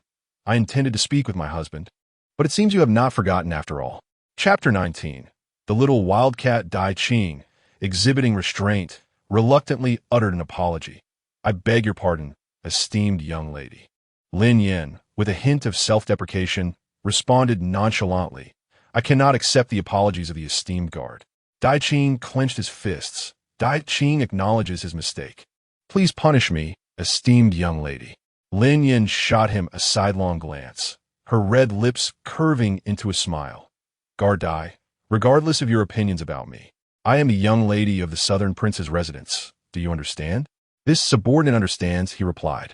After a brief admonishment, Lin Yin instructed, take me to see the shop you found. Despite his personal feelings towards Lin Yin, Dai Qing dutifully led her to inspect the shop. After her evaluation, Lin Yin was quite pleased. Selecting the shop that met her approval, she promptly paid the required silver and hired several workers as dusk began to settle. They made their way back to the estate. Upon her arrival, she noticed two maidservants standing at her door. Upon seeing her, they respectfully bowed. Greetings, esteemed young lady. Lin Yin, puzzled, inquired, and you are? One of the young women, clad in a light green dress, replied, esteemed young lady, I am called Chun Tao, and this is Chun Yu. We have been sent by the young master to attend to you. Earlier that morning, she had casually mentioned wanting better treatment, and the formidable antagonist had promptly arranged for two maidservants. Lin Yan's lips curled into a gentle smile. I will call for you if needed. You may leave for now. As you wish, esteemed young lady. Chun Tao and Chun Yu, being under Hellion Hung and Amp, Oppos, S service. Kudin and Amp, Oppos, T help but steal a few glances at Lin Yin and whisper to each other, the esteemed young lady is so beautiful, and her demeanor is quite pleasant.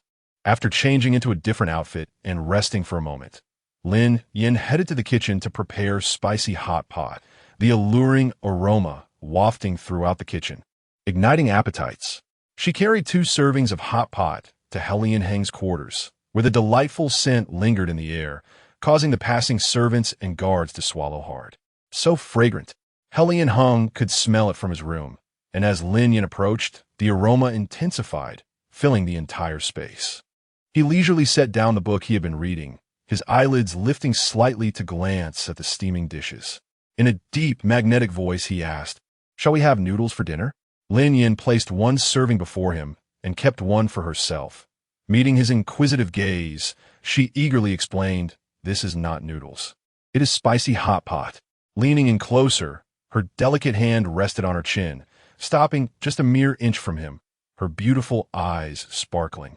She gazed intently at his handsome face, her tone sweet and melodious. Husband, this is my token of gratitude.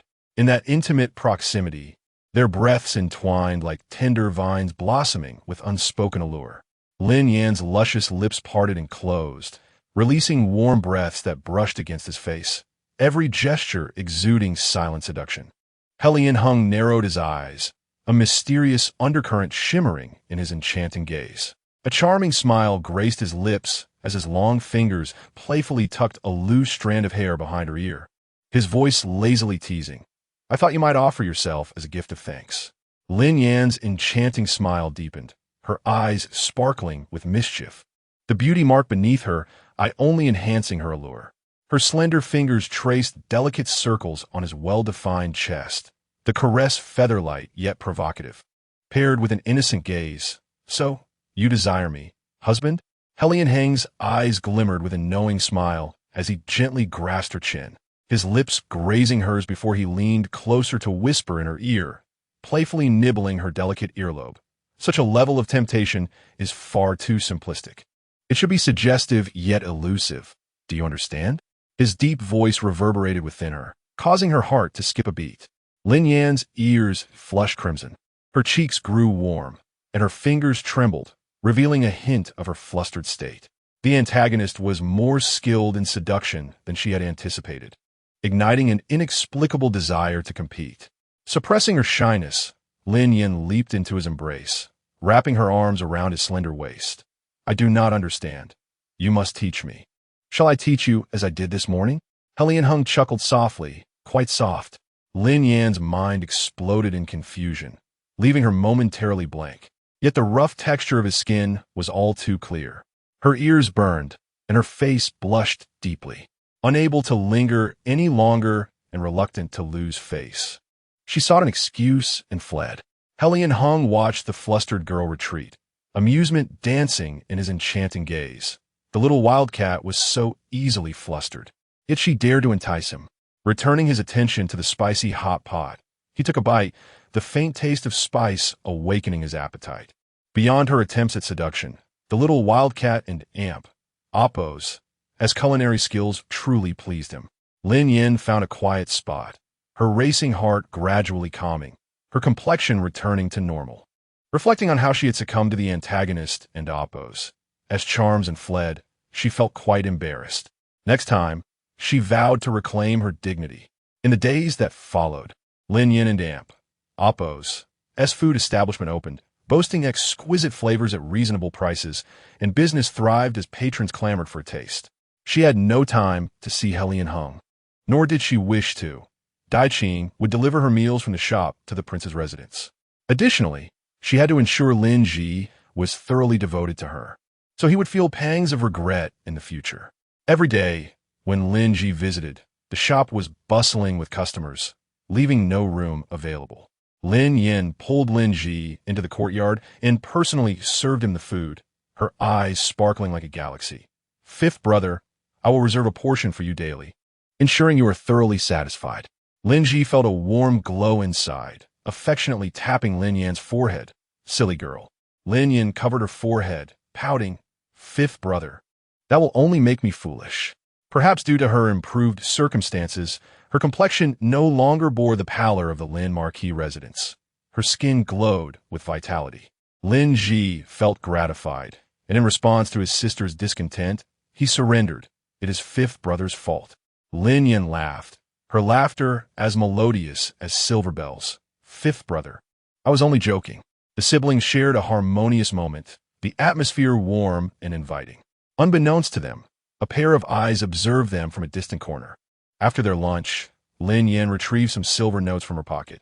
Fifth brother, this is the money you lent me previously. Lin Ji refused. Yin Yin, keep it. Do not be polite with fifth brother. But, no buts. Lin Ji insisted. Yin Yin, fifth brother owes you, and you must give me the chance to repay. All right. Lin Yin and Amp, Oppo's smile was radiant, yet her eyes held a glimmer of hidden sorrow. The original owner was long gone, and this lifetime would never suffice for recompense. Chapter 20. As Lin Yu set her plan into motion, she entrusted a porcelain vial to Lin Ji, saying, Elder brother, please ensure this reaches second brother. Since the last time she provided him with the miraculous spring water, second brother and Amp, Oppo's health had indeed improved somewhat. Not long after, Lin Yin obtained another vial of the precious water, the cost of which remained unknown to her. Lin Ji and Oppo's eyes brimmed with concern. Yin Yin, it and Oppo's truly not worth your sacrifice. The words of second brother still echoed in his mind. He dared not reveal the truth to Lin Yin, for it would undoubtedly cause her great sorrow. Lin Yin smiled innocently. As long as second brother recovers, my efforts are worthwhile. All right, elder brother, she urged. Please hurry and deliver it to him. Lin Mo was her second target for conquest, and according to Lin Ji, he was eager to meet her, albeit the timing was not yet right. After Lin Ji departed, Chun Yu approached Lin Yin. Young mistress, the person spying on us has left. To be chosen as a subordinate by Helian Hung, one must possess considerable skills. They had already been discovered while clandestinely monitoring her and Lin Ji, and upon learning they were sent by Lin Yu, she had tacitly approved. She was curious about Lin Yu's intentions in sending someone to observe her and Lin Ji. Once Lin Yu takes action, please relay the information to elder brother. Understood, young mistress. The young mistress truly had a pitiable fate, as the false daughter usurped her place and seemed to conspire against her at every turn. Lin Yu learned from her subordinates about the interactions between Lin Ji and elder brother over the past few days. Her beautiful face twisted with jealousy as she clenched her fists and pounded the table. Lin Yin, for stealing elder brother from me, I will not let you off easily. The maidservant attending Lin Yu trembled in fear, for her mistress was already known for her temper. Anything she cherished must be obtained, especially since Lin Yin had claimed the affections of the fifth young master. The maid cautiously approached. Miss, please do not let your anger harm your health. Lin Yu's expression remained dark. Go summon Miss Xia.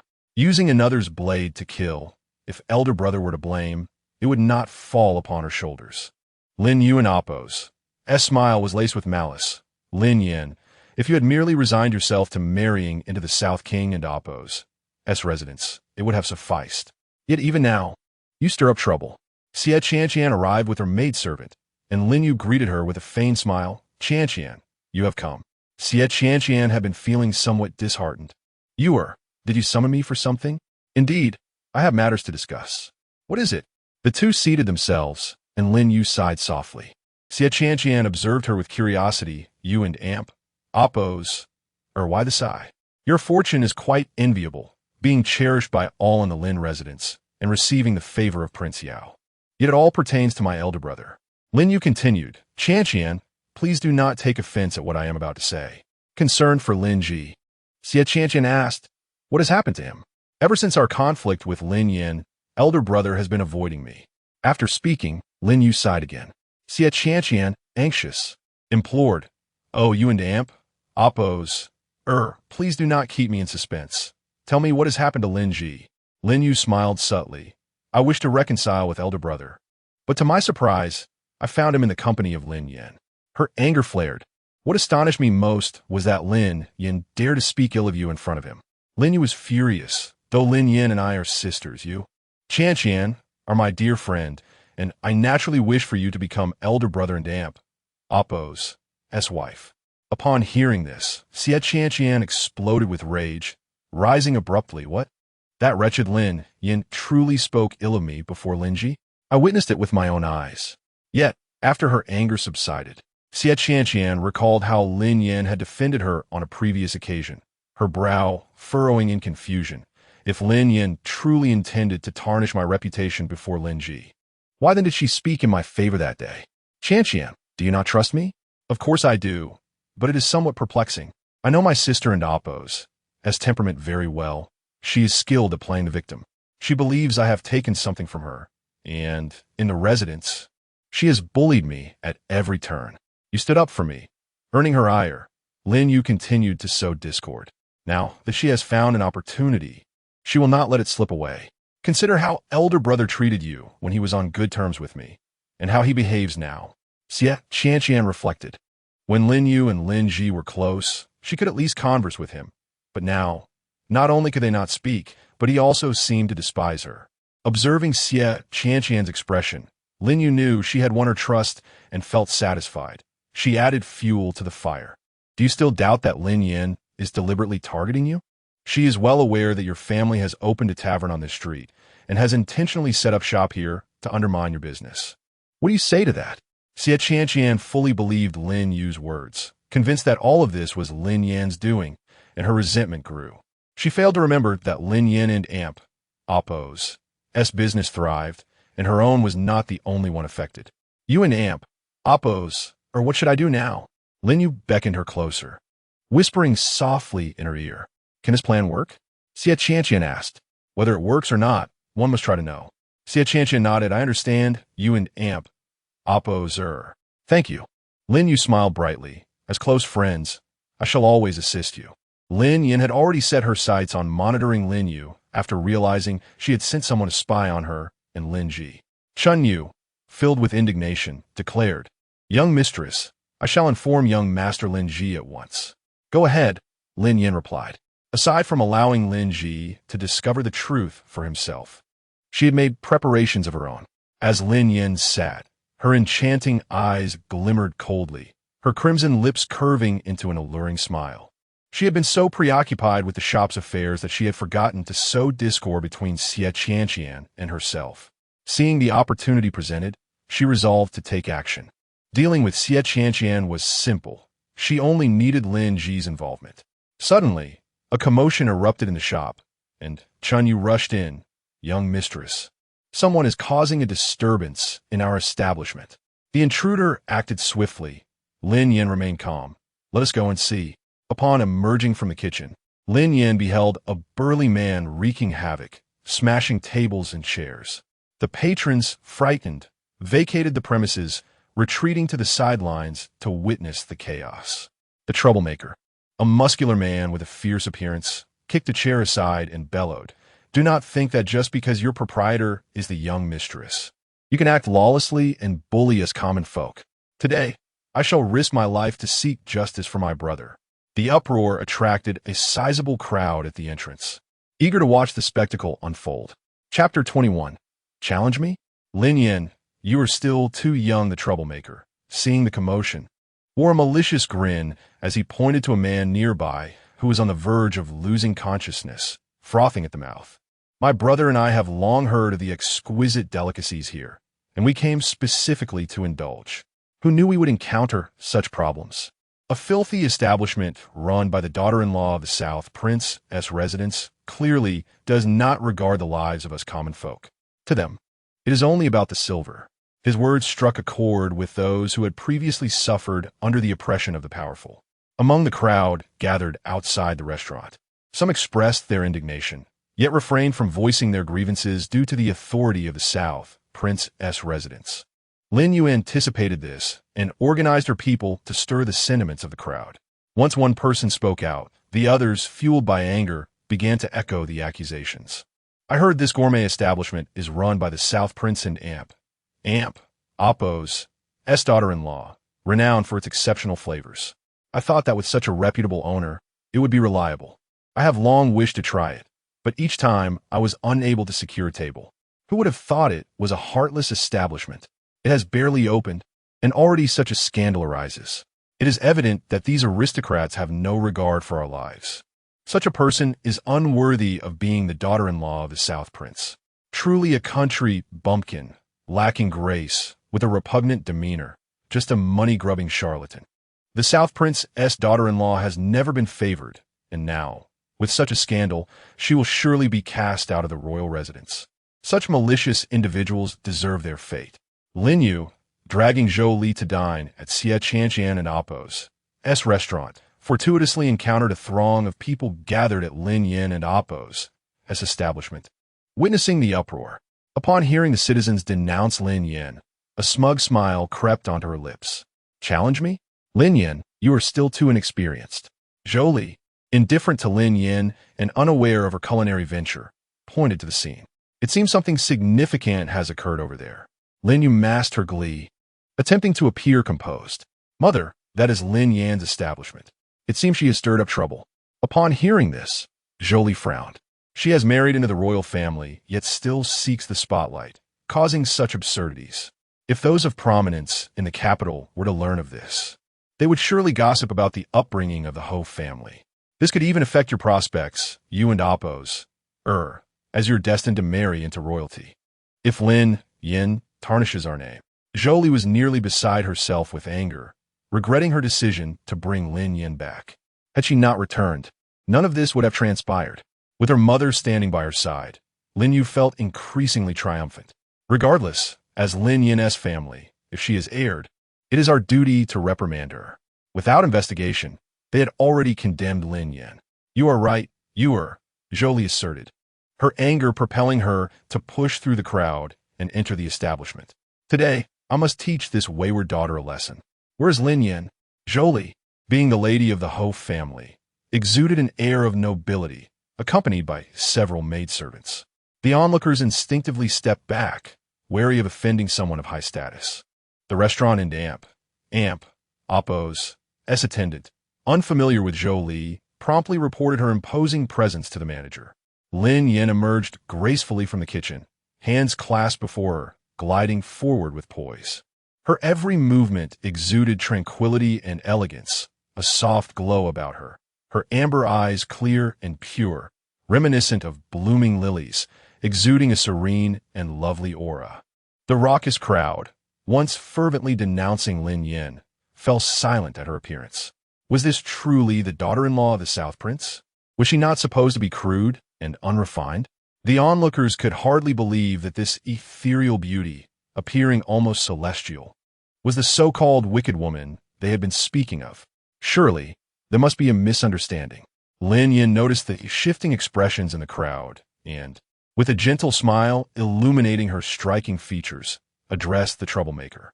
Good sir, I understand that your brother has encountered an issue with our food?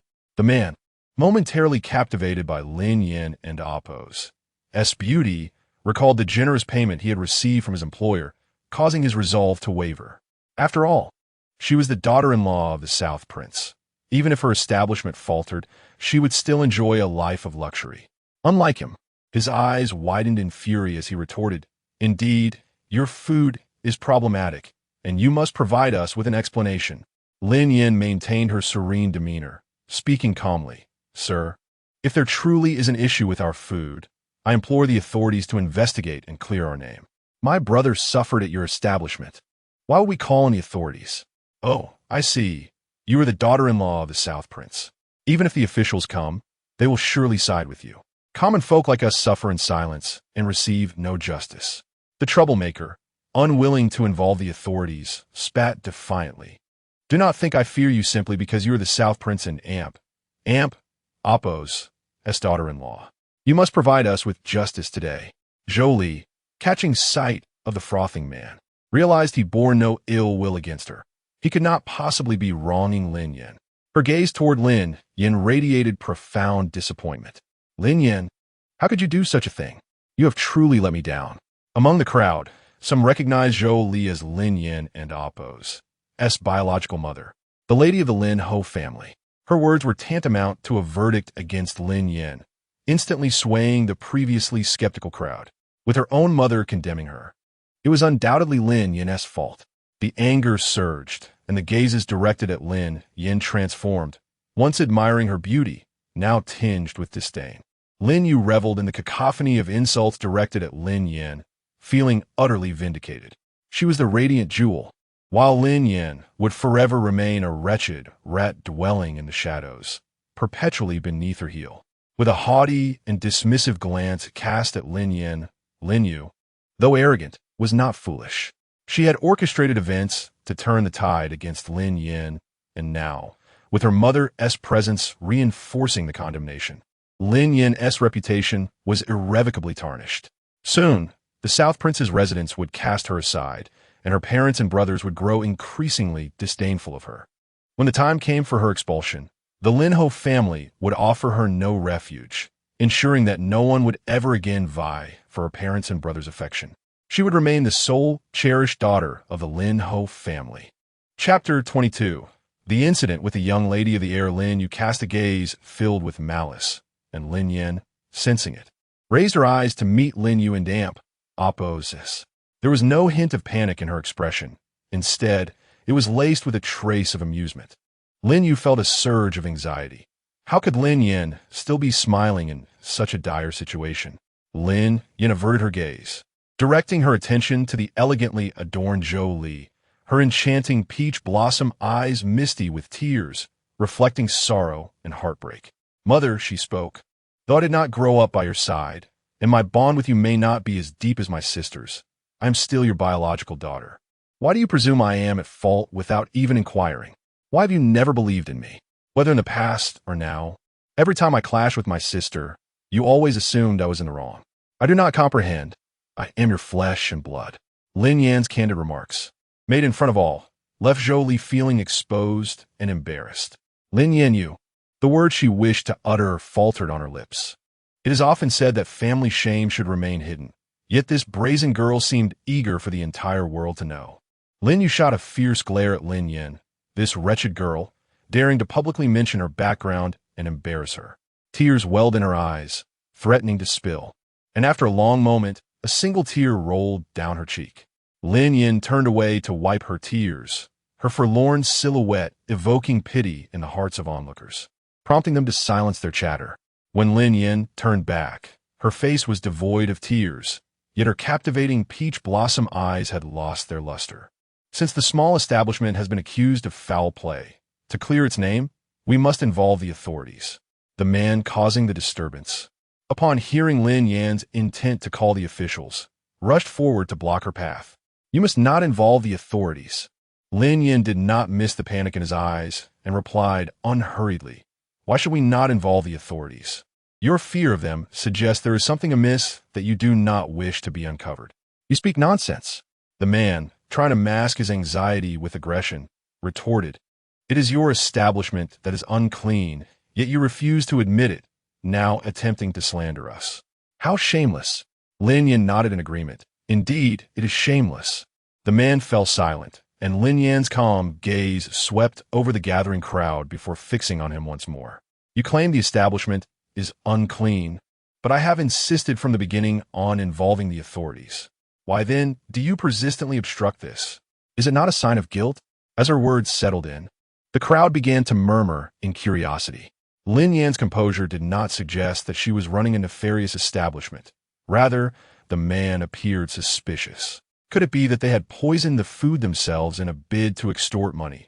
Hence their relentless attempts to prevent Lin Yan from reporting the incident? I have dined at the young lady's establishment numerous times without incident, and I recognize most patrons here, save for these two unfamiliar faces who fell ill immediately. Such reasoning raised doubts among the spectators. The man's constant insistence on protecting the heir's wife seemed to indicate a cover-up, as he refused to report the matter to the authorities. The man was at a loss for words, hearing the crowd's growing skepticism. As the tide turned against him, he knew that further obstruction would only expose his vulnerabilities. Nevertheless, he was unafraid. The poison had been mixed into the food, and if the authorities were to be called, so be it. With a cold smile, he remarked, I had no intention of escalating this matter. Since the young lady insists on summoning the officials, let it be so. Dai Qing, who had been sent to retrieve lunch, pushed through the crowd and, upon observing the situation, quickly regained his composure. Young lady, I am here to collect the heir's meal. Lin Yan had prepared the meal for Lin Hung long ago and handed the food box to Dai Qing, who promptly left. As he returned to the manor, he pondered whether to inform the heir about the incident involving Lin Yan. Dai Qing noticed his troubled demeanor and nudged him with his elbow. Old Qing, what troubles you? You've looked flustered for the past half hour. Dai Qing hesitated briefly before confessing. There's a matter concerning Lin Yan that I failed to report to the heir. Fool, come with me to inform the heir. Dai Qing's expression changed slightly, and he could not help but scold him as he pulled Dai Qing to seek out Lin Hung. Lin Hung had just finished his meal, leisurely wiping his mouth with a handkerchief. His phoenix eyes fell on the two kneeling before him. His posture relaxed, but his tone was indifferent. What transpired? Dai Qing gestured for Dai Qing to speak. Heir, there has been an incident at the young lady's culinary establishment. I failed to report it in a timely manner, and I ask for your punishment. Lin Hang's left hand paused over a sheet of paper on which was written, You are my heart. You are my liver. You are my cherished treasure. He lifted his eyelids, casting a cold glance at Dai Qing, his eyes glimmering with a chilling sharpness. You will go to the dark chamber to receive your punishment.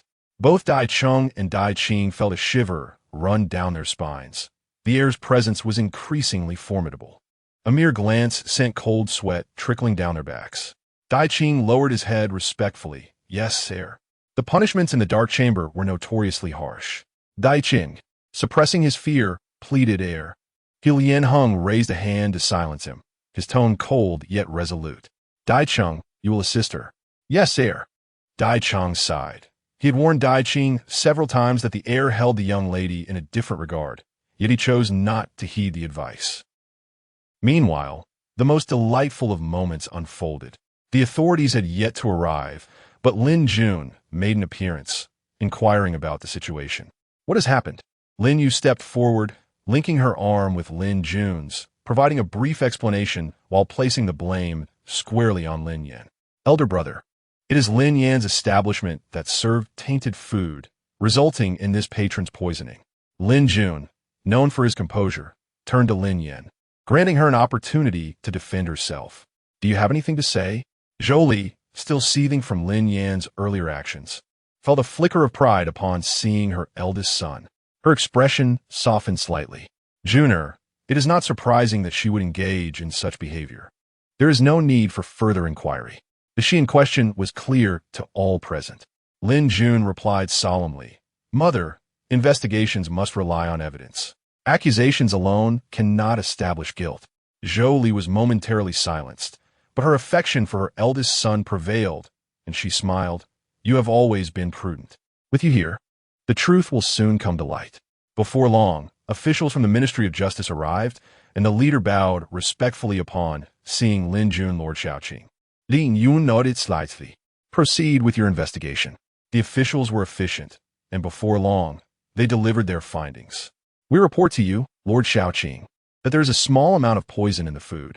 While it is not lethal, it is addictive, and it resembles the poison found in this individual. Upon hearing this, the crowd erupted in chatter. There really is poison. Just moments ago, the young lady was so adamant about summoning the authorities. I find myself believing in her integrity. Chapter 23. Undeniable Evidence. Lin Yin, do you plead guilty? Who could argue otherwise?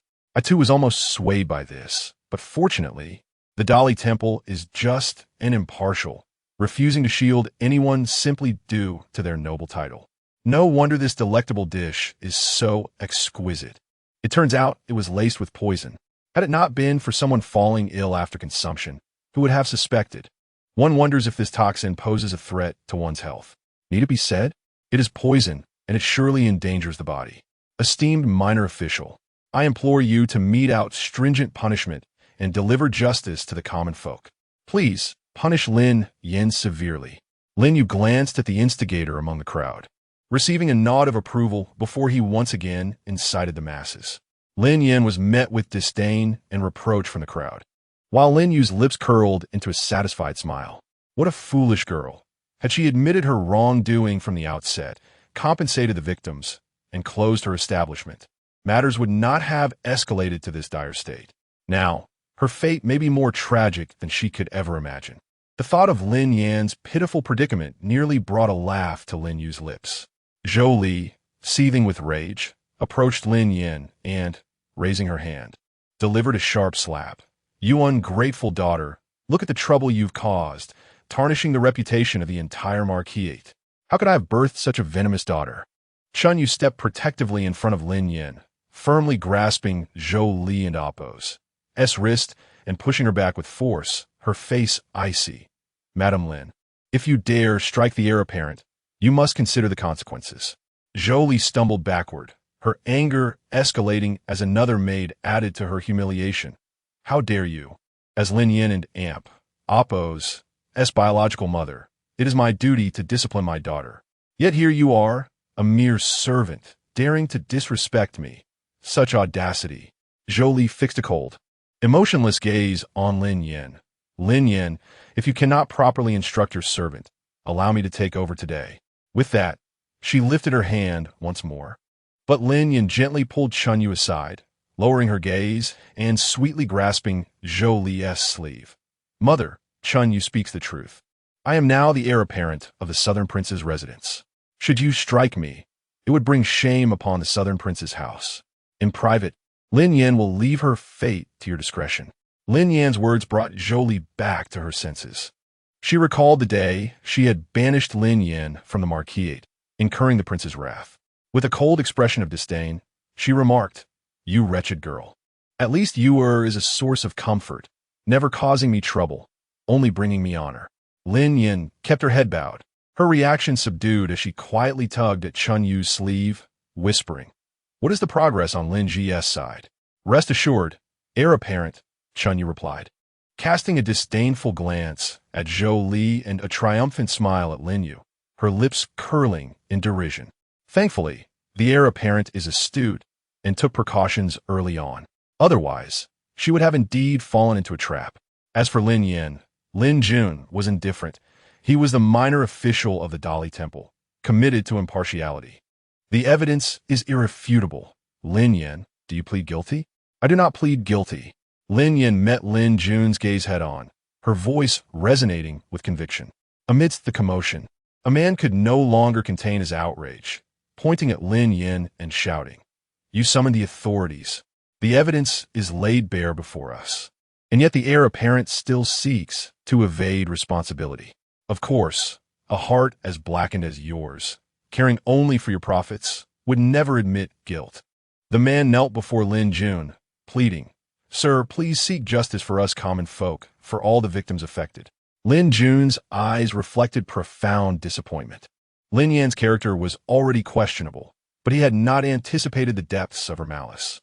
Despite her noble lineage, her vile nature was unmistakable. In a grave tone, Lin Jun commanded, Seal the establishment and escort her away. Yes, minor official. As the officials prepared to close the shop and take Lin Yin into custody, a male voice suddenly rang out, Halt! The onlookers parted to make way as Lin Ji entered, dragging a man with him. He cast the man before Lin Jun, positioning himself protectively in front of Lin Yin, glaring fiercely at Lin Jun. No one is to take Yin away. Lin Jun's brow furrowed in disapproval. Get out of the way, fifth brother. Lin Ji stood his ground, I will not move. Yin has been framed. If you question this man, the truth will unfold. Upon seeing the man, Lin Yu's expression shifted. How could fifth brother know this person? What secrets does he hold? A cold voice interrupted Lin Yu's thoughts. Lin Yu, you should be well aware. Lin Yu's name drew the attention of the crowd. Lin Jun, slightly irritated, remarked, "What does this have to do with you?" Lin Ji retorted with a sneer, "Whether it is relevant or not, dear brother will soon find out. Do not tarnish the minor official's reputation." Realization dawned upon Lin Yu. No wonder Lin Yin displayed such confidence. She had been awaiting her here. Even if the truth emerged, she had nothing to fear. It was all orchestrated by Xie Qianqian, with no connection to her. Lin Yu clenched the handkerchief tightly, forcing a smile. If fifth brother believes this pertains to me, let's investigate. After all, I merely sent someone to follow you in hopes of reconciliation. The captured man was indeed the one Lin Yu had dispatched to monitor Lin Ji and Lin Yan. Lin Jun inquired, "Who are you? What is your connection to this matter?" Having been warned by Lin Ji and now facing official scrutiny, the man was on the verge of breaking down. Minor official. I am a commoner from the eastern part of the city named Chendong. Miss Lin Yu hired me to follow young master Lin Ji and keep an eye on Miss Lin Yan. Lin Jun had not anticipated this revelation. Why did you dispatch someone to follow fifth brother and watch Lin Yan? Lin Yu defended herself. Brother, fifth brother has been angry with me lately. I sent someone to follow him to mend our relationship. As for watching Lin Yan, it was out of fear she would badmouth me to fifth brother. I realized my mistake and truly wished to reconcile. Given the reasonable explanation from his beloved younger sister, Lin Jun could not find fault. Do not engage in such actions again. If you wish to reconcile with fifth brother, simply speak to him earnestly. Lin Yu, relieved that her brother bore no grudge, entwined her arm with Lin Jun's, displaying a close bond, playfully sticking out her tongue. I understand, brother. I will not dare again. This sibling harmony irked Lin Ji, who coldly mocked. Once is a fluke, twice is a pattern. Lin Yu stamped her foot in frustration. Fifth brother. Lin Ji lazily replied, "My ears are not deaf. I can hear you." Lin Yu shot him an indignant glare, her anger simmering. Cursed Lin Ji, always targeting me. You should not blame me for disregarding our sibling bond. Chapter 24. Lin Jun's disappointment in Lin Yu. I acknowledge my mistakes, but fifth brother? There is no need for your sarcastic remarks, Lin Yu stated. I admit my wrongdoing. Yet how does this incident relate to the poisoning at Lin Yan's shop? Zhou Li, protective of Lin Yu, interjected, eldest brother, even if there are faults, she acted out of concern for you. After all this commotion, isn't it time to let it go? You cannot hold Lin Yu accountable because of Lin Yan. Lin Jun shared this sentiment, coldly remarking, fifth brother, if you have nothing better to do, perhaps you should return to your studies and refrain from meddling in matters that do not concern you. He had long since felt the Lin family's indulgence and bias towards Lin Yu, and now, the harsh words from his mother and elder brother only deepened his sense of betrayal. I am quite clear-headed. Lin Ji's indifferent gaze fell upon Lin Yu. Whether or not this is related to you, you know in your heart. Eldest brother, mother, it is understandable that you do not trust me. After raising me for over a decade, it is only natural to develop feelings, even for a mere dog. Lin Yu and Appo's face twisted in anger, her sharp fingernails digging into her palm, drawing blood without her noticing. If fifth brother disowns me and despises me, then I shall leave the Ho residence. With that, Lin Yu turned to leave, only to be intercepted by Lin Ji, who wore a mocking smile that was both carefree and cynical. What do you think you and Appo's going? The best part is yet to come. A sense of panic gripped Lin Yu. Lin Ji and Appo's confidence made her wonder if Xie Qianqian had turned against her. No, that cannot be true. The plan was flawless. Even if Xie Qianqian had informed Lin Ji, she wooed and Appo's. "T betray me," Lin Yu reassured herself internally. I have a witness who can attest that this has nothing to do with Yin Yan. Lin Ji clapped his hands, calling out, "Xie Qianqian, come forward." The crowd parted once more, revealing a richly dressed, exquisite young lady who entered with her head bowed. Upon hearing Xie Qianqian and Appo's name, Lin Yu and Appo's mind buzzed, and her heart raced further when she saw her. She gestured for Xie Qianqian to acknowledge her, but the latter remained with her head lowered, igniting Lin Yu and Appo's frustration and anger. Lin Ji pulled Xie Qianqian before Lin Jun, declaring, "Eldest brother, she is the mastermind behind this incident. If you question her, the truth will be revealed." Recognizing Xie Qianqian as Lin Yu and Appo's close friend and the legitimate daughter of the Minister of War, Lin Jun asked, "Miss Xie, is what fifth brother claims true? Did you orchestrate this plot to frame Lin Yin?" Xie Qianqian glanced at Lin Ji before lowering her head again. Facing the curious eyes of the crowd, she felt exposed, biting her lip before softly confessing yes. It was my scheme. Tu Li Yun. Xie Qianqian and Appo's demeanor suggested she was being coerced by Lin Ji, causing his expression to darken further. "Miss Xie, the Court of Judicial Review is known for its impartiality. If you're being forced, do not hesitate to speak up." Xie Qianqian shook her head repeatedly. "No, I was not coerced. Lord Lin, I speak only the truth." Remembering Lin Ji's words, she added, "If you are willing to clarify the facts and aid Yin Yin, I might consider a relationship with you." "Miss Xie, are you aware of the consequences of perjury?" Lin Jun narrowed his eyes, his tone heavy with authority. She had harbored feelings for Lin Ji for quite some time, dreaming of marrying him. This opportunity was one she couldn't and Appo's let slip away. With sincerity in her expression, she insisted, "I am not lying. Every word I speak is true." Pointing at Lin Yu, she continued, "It was Lin Yu who approached me, claiming that Lin Yin spoke ill of me in front of Lin Ji." Angered and unsure of how to proceed, Lin Yu suggested I incite trouble at Lin Yan's shop, aiming to ruin her reputation. I was misled by her words, leading to today's debacle. She then gestured to the troublemaker. "Your Excellency, if you do not believe me, you may inquire with him." Lin Jun turned to the troublemaker. "Speak." The man knelt on the ground, confessing, "Your Excellency, I and my brother were sent by Miss Xie to frame the young lady of the house. Please spare us." Lin Jun rubbed his forehead, his expression growing more severe. Is this truly the situation?" "Of course not, eldest brother. Xie Qianqian is spouting nonsense." Lin Yu retorted defiantly. Xie Qianqian, unwilling to back down, declared, "Yes, I admit I have feelings for Lin Ji, but my poor relationship with Lin Yin is largely due to you. You frequently lamented to me how Lin Yin mistreated you, how she bullied you at home. Without your complaints, I would have had no reason to harbor animosity towards her. I know you will deny it.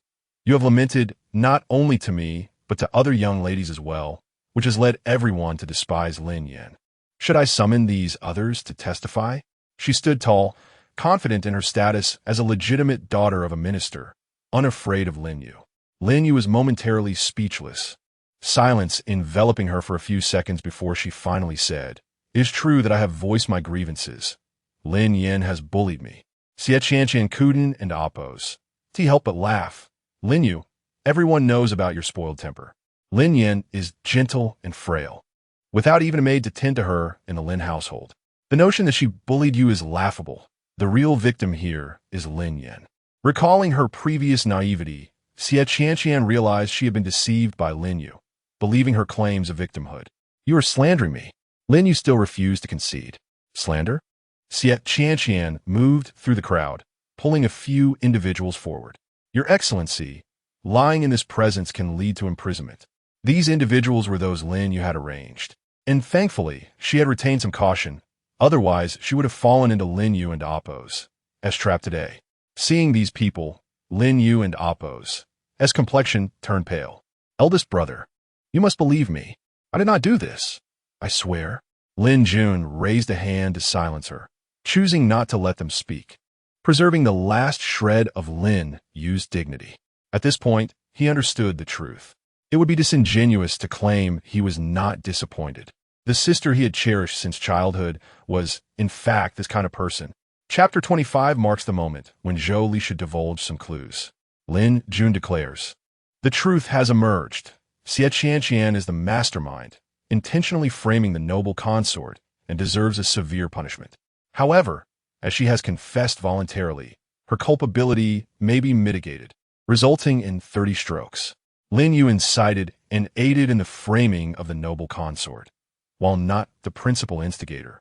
She is nonetheless an accomplice and shall receive 20 strokes. The others involved will similarly receive 20 strokes each. Take them to the Dali temple for execution. Lin Jun turned away, not casting another glance at Lin Yu. The officials from the Dali temple stepped forward to apprehend Xie Qianqian and Lin Yu, but Zhou Li interposed, shielding Lin Yu. Who dares? Lin Jun's expression darkened. Mother, step aside. Zhou Li retorted, I will not. Juner, Yuer has been cherished since childhood, delicate and tender. If you administer 20 strokes, she will be harmed. Lin Jun insisted, she has erred. If it were any other mistake, it would be different, but she has incited others to frame the noble consort of the South King's residence. Zhou Li aprorochit Linyan, commanding Herr Linyan. Go quickly and tell your elder brother that we shall not hold this matter against Yuer. She need not be punished. Lin Ji, bewildered, found the situation absurd. His youthful, handsome face contorted with anger as he raised his voice. Mother, do you even know what you're saying? Yin Yin is your biological daughter. This foster daughter is now scheming against your own child, and you still plead for her? Zhou Li responded, though you and oppose, her is not my biological child. Our bond is deep. I have long regarded her as my own.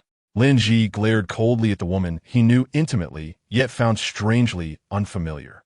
So, you would harm Yin Yin and oppose, as heart for the sake of a foster daughter?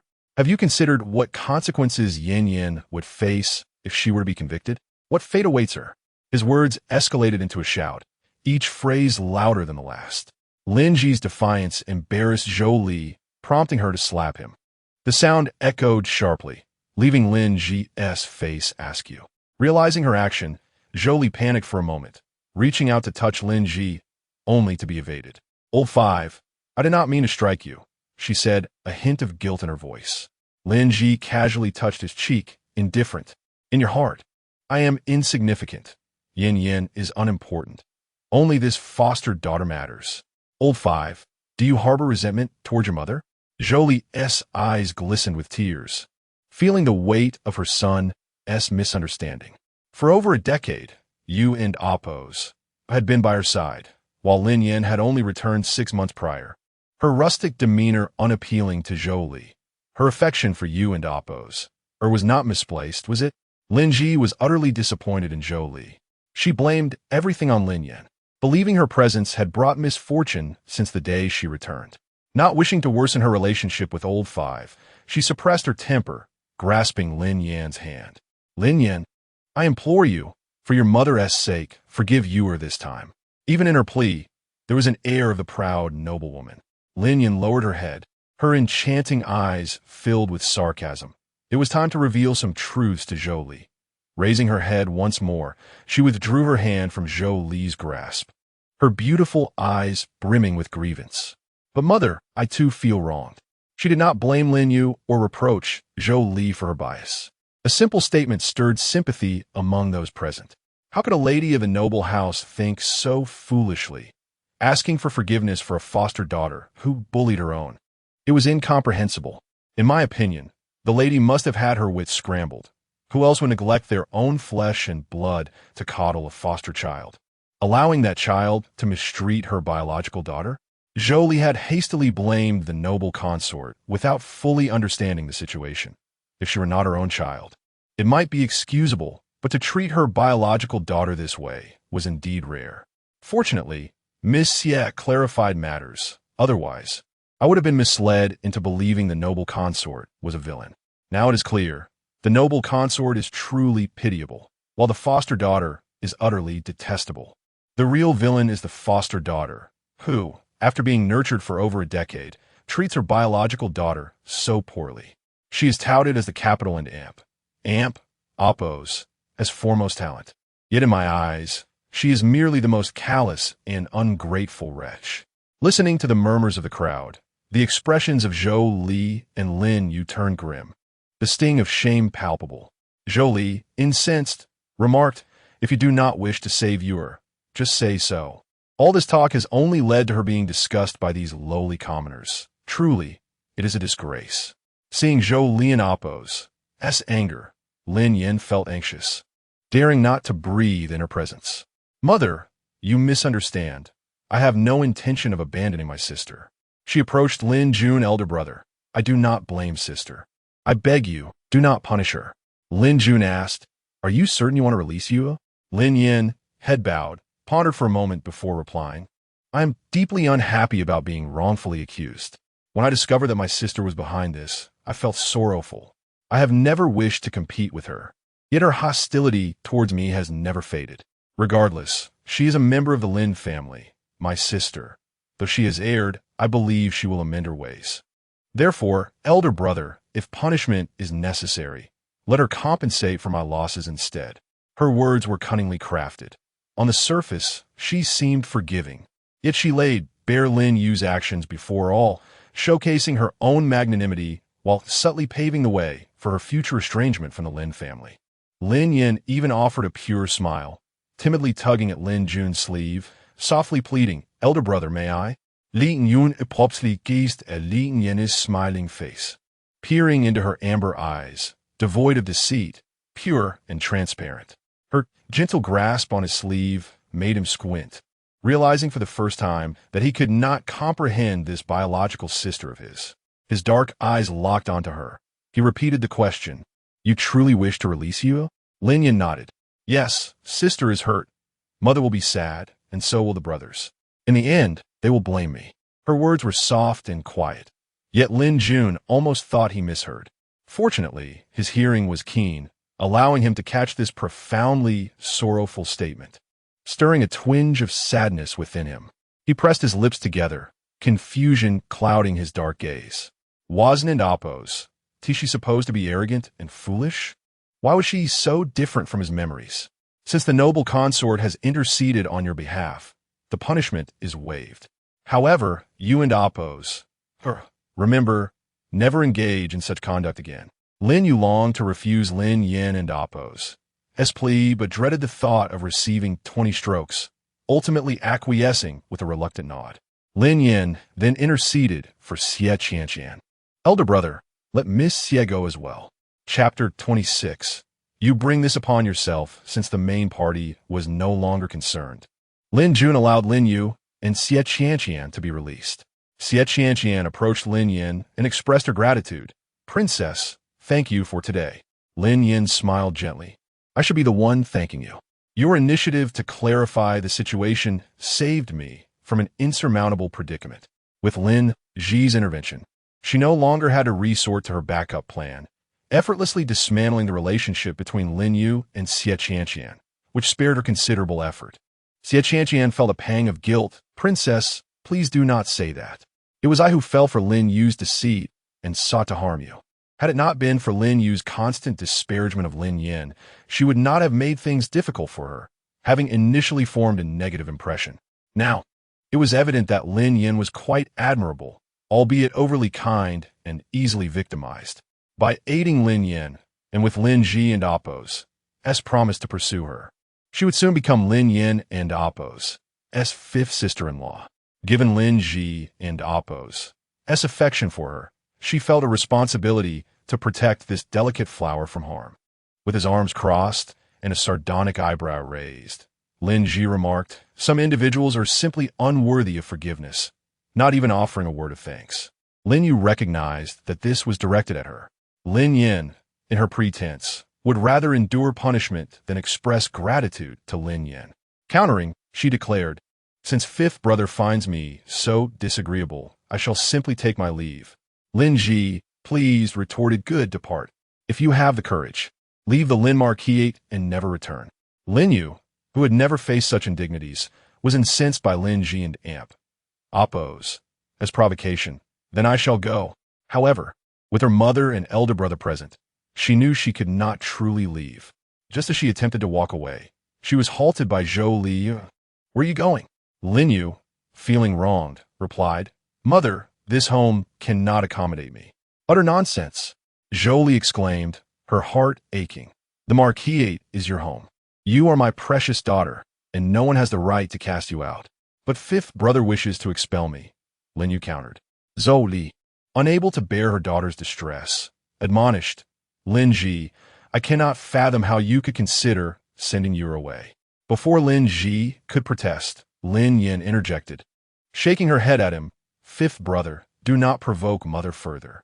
It would not bode well for you to be accused of disrespecting our elders. With Lin Yin and Amp Appo's intervention, Lin Ji ceased his objections, though his expression remained grim. Fifth brother may not care, but I do, Lin Yin pleaded. Dear fifth brother, you have a promising future ahead. Do not allow any blemish to tarnish your name. Lin Ji's heart ached for her, yet he found himself at a loss for words. With a deep sigh, he could only utter, you indeed. Lin Yan's actions undoubtedly garnered sympathy and admiration from those present, while Lin Yu's petulance and ingratitude earned her disdain and scorn. The princess is remarkably kind. If I were subjected to such betrayal, I could never forgive my assailants so easily. The princess herself expressed her grievances, yet the madam of the marquisate remains indifferent, insisting she must relent. I can empathize with the princess's feelings. Refusal to comply would only lead to resentment from her own mother. This foster daughter is truly despicable, and even more so is Madame Lin. Madame Lin's favoritism towards her foster daughter is not a new occurrence. It is said that Lin Yu was initially to wed into the Southern King's residence, but upon Lin Yan's return, she was made to take her place. I recall that when the heir of the Southern King was not yet disabled and disfigured, the Lin Marquisate was eager to arrange this match. Now that the heir has fallen from grace, they push their own daughter into the alliance. What does this signify? The princess returns home only to be cast out by Madame Lin herself. It is perplexing. If she held such disdain for the princess, why bring her back at all? It is evident that in such noble families, familial bonds are tenuous. The return of the princess serves merely to facilitate Lin Yu's marriage to a more advantageous family, as the country girl is deemed suitable for the disabled heir of the Southern King, who lacks any prospects in the official realm. Lin Jun and Amp Appo's dark gaze flickered with inscrutable thoughts. Lin Yin was indeed different from his memories. In the past, he had witnessed fifth brother and Appo's relentless bullying of her to protect Lin Yu. Yet she bore no grudge and even managed to sever the ties between fifth brother and Lin Yu. What transpired in the interim? His curiosity regarding Lin Yin grew. She was not as she appeared. Glancing at Zhou Li and Lin Yu, whose faces darkened under the scrutiny of public opinion, he spoke. Mother, you and Appo's, let us return. Zhou Li and Lin Yu were eager to leave, and upon hearing Lin Jun's words, they hastily departed, with him following closely behind. Once in the carriage, Lin Yu could no longer contain her tears, burying her face in Zhou Li and Appo's embrace. Woo-woo. Mother, Zhou Li and Appo's heart shattered at her daughter and Appo's weeping. You and Appo's. Do not cry, please, for mother. Gasping for breath through her sobs, Lin Yu asked, Mother, do you hate me? Foolish child, what nonsense are you speaking? You are my daughter. How could I ever hate you? But after today, the people of the capital will scorn me. Lin Jun interjected, You bring this upon yourself. Lin Yu, momentarily stunned, ceased her crying. Elder brother, what do you mean? Zhou Li shot him a glare. Juner, cannot you see that Yuer is in distress? Why exacerbate her sorrow? In a somber tone, Lin Jun replied, Lin Yin does not hold it against you. The least you could do is express gratitude. It is clear you have been excessively indulged. Lin Yu and Amp Appo's eyes widened in disbelief. Elder brother, are you blaming me? I may be a bit willful, but my intentions were never malicious. I merely sought to prevent Lin Yin from taking fifth brother away from me. My actions were justified. Li Yingyun, accustomed to dealing with a myriad of individuals in his role at the Dali Temple, saw through her feeble excuses. Yet she remained his beloved sister, and he recalled her childhood antics, often seeking his affection. His indulgence had contributed to her current predicament. When one is wrong, they must be punished. Return home and reflect on your actions. Elder brother, Lin Jun's piercing gaze silenced her. The words she intended to voice faltered, and she resigned herself to reply, I understand, elder brother. In the past, no matter her misdeeds, he had never reproached her. Now, however, he sought to impose a penalty, all because of Lin Yin. Meanwhile, in the Southern King's residence, Helian Hung, having heard the entire account from Dai Chung, reclined casually in his chair. The elegant fingers of his hand rhythmically tapped the table as he spoke, his lips curling into a slight smile. She is indeed quite clever. Chapter 27, Justice for Yin Yin. Exposing Lin Yu the matter concerning Lin Yin has been resolved, and He Lien Hung turns his attention to the whereabouts of the flower doctor. Dai Chung responds, I have followed the young master's orders to search for the flower doctor in Qinghe village, but thus far there are no leads. With a rhythmic tapping of his long fingers on the table, he slowly adds, continue to send people to guard Qinghe village, and also dispatch others to seek the flower doctor elsewhere. Understood, young master. Lin Yin personally applies medicine to Lin Jun, exclaiming, Mother has truly gone too far. How could she strike so severely? Lin Ji chuckles, Brother Wu is tough. A mere scratch is nothing. After tending to his wounds, Lin Yin smiles sincerely, Brother Wu, thank you for standing up for me today. Foolish girl, you are my sister. It is only right for Brother Wu to protect you. Though mother favors sister, I understand the deep bond they share. I have been away from home for over 10 years, and sister has always been by mother's side. It is only natural for mother to defend her. Had my adoptive parents not passed away, they would have done the same for me. Lin Yin intentionally mentions her deceased adoptive parents.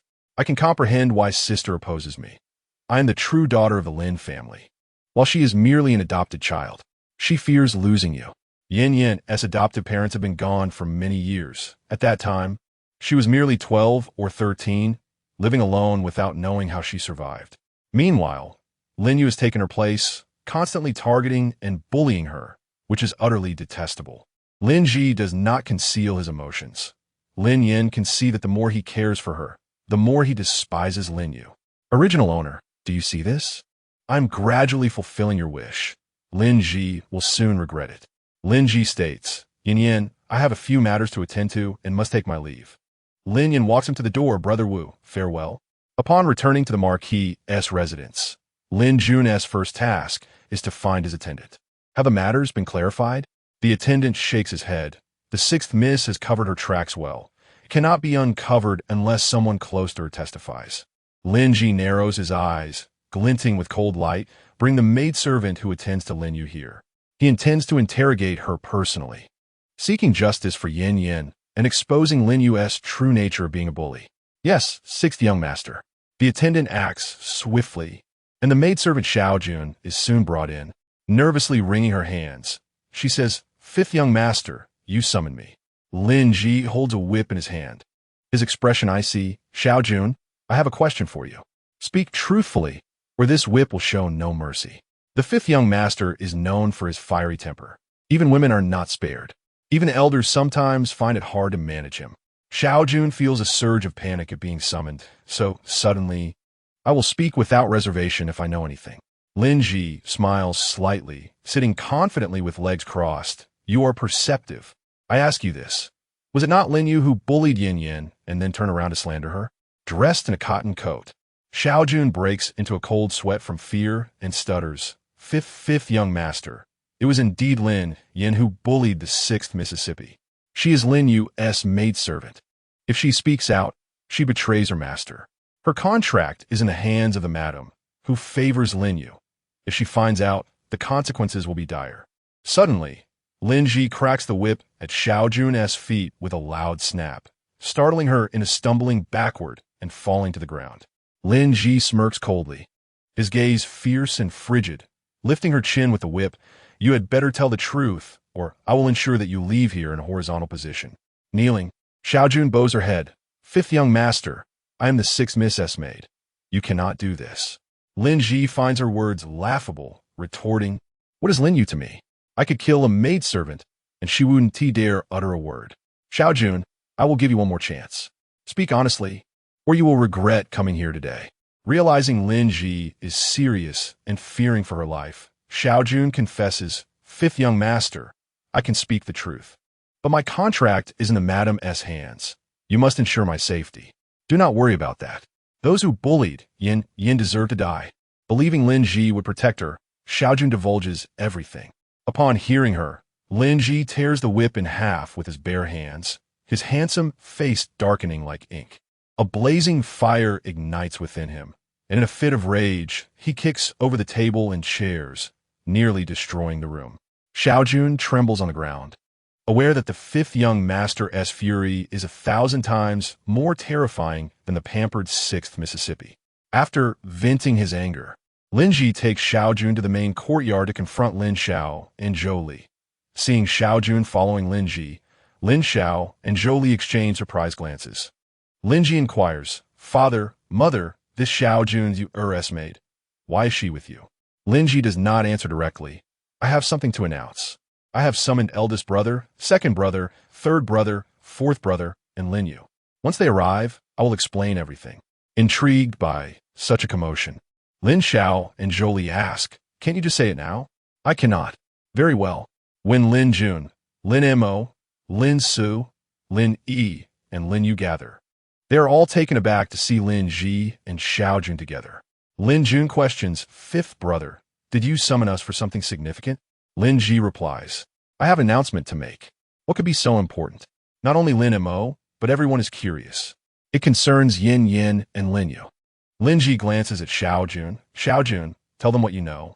Upon seeing Xiao Jun, Lin Yu realizes the situation is dire and casts a cold glare, threatening her. "Xiao Jun, you better speak carefully."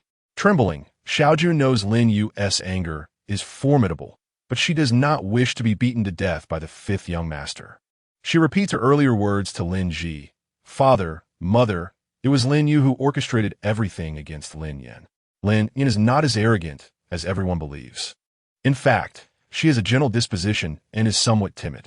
It was Lin Yu's fear of losing her position that led her to bully Lin Yin, ultimately reversing the narrative and accusing Lin Yin of bullying her. Lin Yin has never bullied Lin Yu." Chapter 28. The rift between Lin Ji and the Lin family. Upon hearing the news, Lin Yu is consumed by an overwhelming fury, nearly driven to the brink of despair. She advanced towards Xiao Ju, exclaiming, "You wretched maid, how dare you speak such slander, betraying your mistress?" After receiving a slap, Xiao Ju, now having severed her ties with Lin Yu, could only rely on the fifth young master. Clutching her bruised face, she wept, "Miss Liu, why must you be so enraged? Every word I spoke is the unvarnished truth. Should I utter a single falsehood, may lightning strike me." A Xiao Ju and Appo's declaration echoed through the hall. A pin could be heard dropping in the profound silence.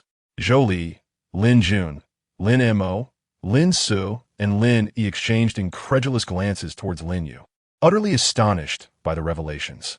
Noticing their expressions, Lin Ji burst into laughter, saying, "Ha! See how misguided your affections are." She feigns innocence and vulnerability. Yet beneath that facade lies a heart full of malice, a thankless wretch. How could you place your trust in Lin Yu while ignoring the true character of Yin Yin? With the truth laid bare, Lin Yu was engulfed in panic, fearing disdain and the prospect of being cast out from the Marca residence. Overwhelmed, she cried out, "Father and mother, you acknowledge her mistakes. I never intended for this to occur. I was simply afraid that with Lin Yan's return, there would be no place for me in this family." Lin Xiao comforted his breathless daughter with tenderness. "Father understands your feelings. It is only natural for you to feel this way, being the sole daughter of the Lin family." Confronted by the sudden emergence of another, Lin Ji was taken aback that such words could come from his esteemed father. "Father, do you realize what you are saying?" His finger nearly jabbed Lin Yu's forehead. "She has tormented your own flesh and blood. How can you shelter her without a hint of reproach?" If Lin Yin were present, she would simply say in Appo's, "Child, you are too naive." And Appo's, Lin Xiao cleared his throat. "What is done is done. You are Appo's, acknowledges her ills. And there is no need to dwell on this matter further." Zhou Li, recovering from her initial shock, concurred with her husband. "Old fifth, we now know the truth. There is no need to continue misunderstanding Lin Yin, but you need not constantly target Yuer. You are all mother's children. She wishes for you to return to your former selves." Lin Ji felt an absurdity wash over him as he surveyed his four elder brothers. Eldest brother, second brother, third brother, fourth brother, do you all share this sentiment? Regardless of the truth, Lin Mo was indifferent. "Old fifth, cease your quarrels with Yuer." Lin Yi, with a frosty demeanor, crossed his arms, unimpressed. "You called us all here for such trivial matters, wasting our time." Lin Su's gentle countenance broke into a smile. "Enough, old fifth. In this matter, Lin Yin has indeed suffered. We should make amends to her later." Hearing such callous word from those he held dear plunged Lin Ji into an icy despair, his entire being trembling with disappointment towards his family. The enraged youth suddenly found clarity, closing his eyes before reopening them, revealing a chilling indifference towards his family and these individuals. You do not care for Yin Yan, nor do you cherish her. But I do. I hold her dear. From this day forth, I, Lin Ji, shall no longer be a member of the Lin family, and I will move out. With that declaration, Lin Ji turned to leave with unwavering resolve. His gaze was fixed ahead, his eyes reddening as tears streamed down his cheeks. Yin Yan, forgive me. It is my inadequacy that prevents me from protecting you, even from those who bully you. Old Fifth, come back. Lin Su attempted to pursue Lin Ji, but was halted by Lin Xiao's command. Infuriated, he slammed the table, causing the teacups to rattle. Let him go. I wish to see if he can survive outside the Lin family. Father, sir, Zhou Li and Lin Su pleaded. Lin Xiao remained unyielding. Enough. There is no need for your intercession. Lin Ji is incorrigible. Let him go. Without the Lin family, he is nothing. Tears welled in Zhou Li's eyes as she could not comprehend Lin Ji's resolute stance, especially his words about no longer being a Lin. It felt like he was stabbing himself with a knife. However, with her husband having spoken, she dared not pursue Lin Ji, left only with sorrow. Lin Xiao, already exasperated by Lin Ji's antics, found Zhou Li's weeping even more irritating. All you do is cry. This is merely a reflection of your failure to guide Lin Ji, leading him to such rebellion. Zhou Li lamented silently. But, my lord, I cannot bear all the blame. It pains me to see old Fifth like this. Lin Xiao dismissed the matter with a wave of his hand. Departing, my precious darling is far superior, unlike Zhou Li, who fails at everything. Amid her tears, Zhou Li called out, my lord, where are you going? To drink, Lin Xiao replied, leaving in a huff. Lin Mo, Lin Su, and Lin Yi consoled the weeping Zhou Li. Mother, father is merely irritable due to old Fifth's situation. Do not take it to heart. Wiping her tears with a handkerchief, Zhou Li pondered, I cannot fathom how old Fifth has changed so drastically. Lin Jun suddenly spoke, there is always a root to every issue. He recalled Lin Yan's return to the Lin family, dressed in coarse linen, standing in stark contrast to the resplendent Lin Yu.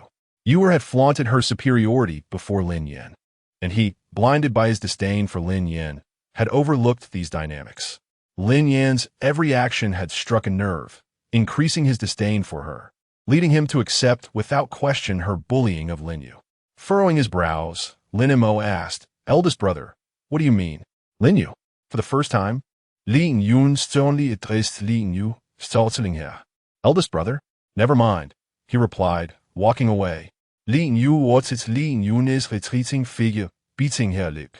Unable to refrain from asking, eldest brother, do you blame me? You have received enough. There is no need to act this way. As long as you bear the Lin surname, you will always be part of the Lin family, and our affection for you will remain unchanged.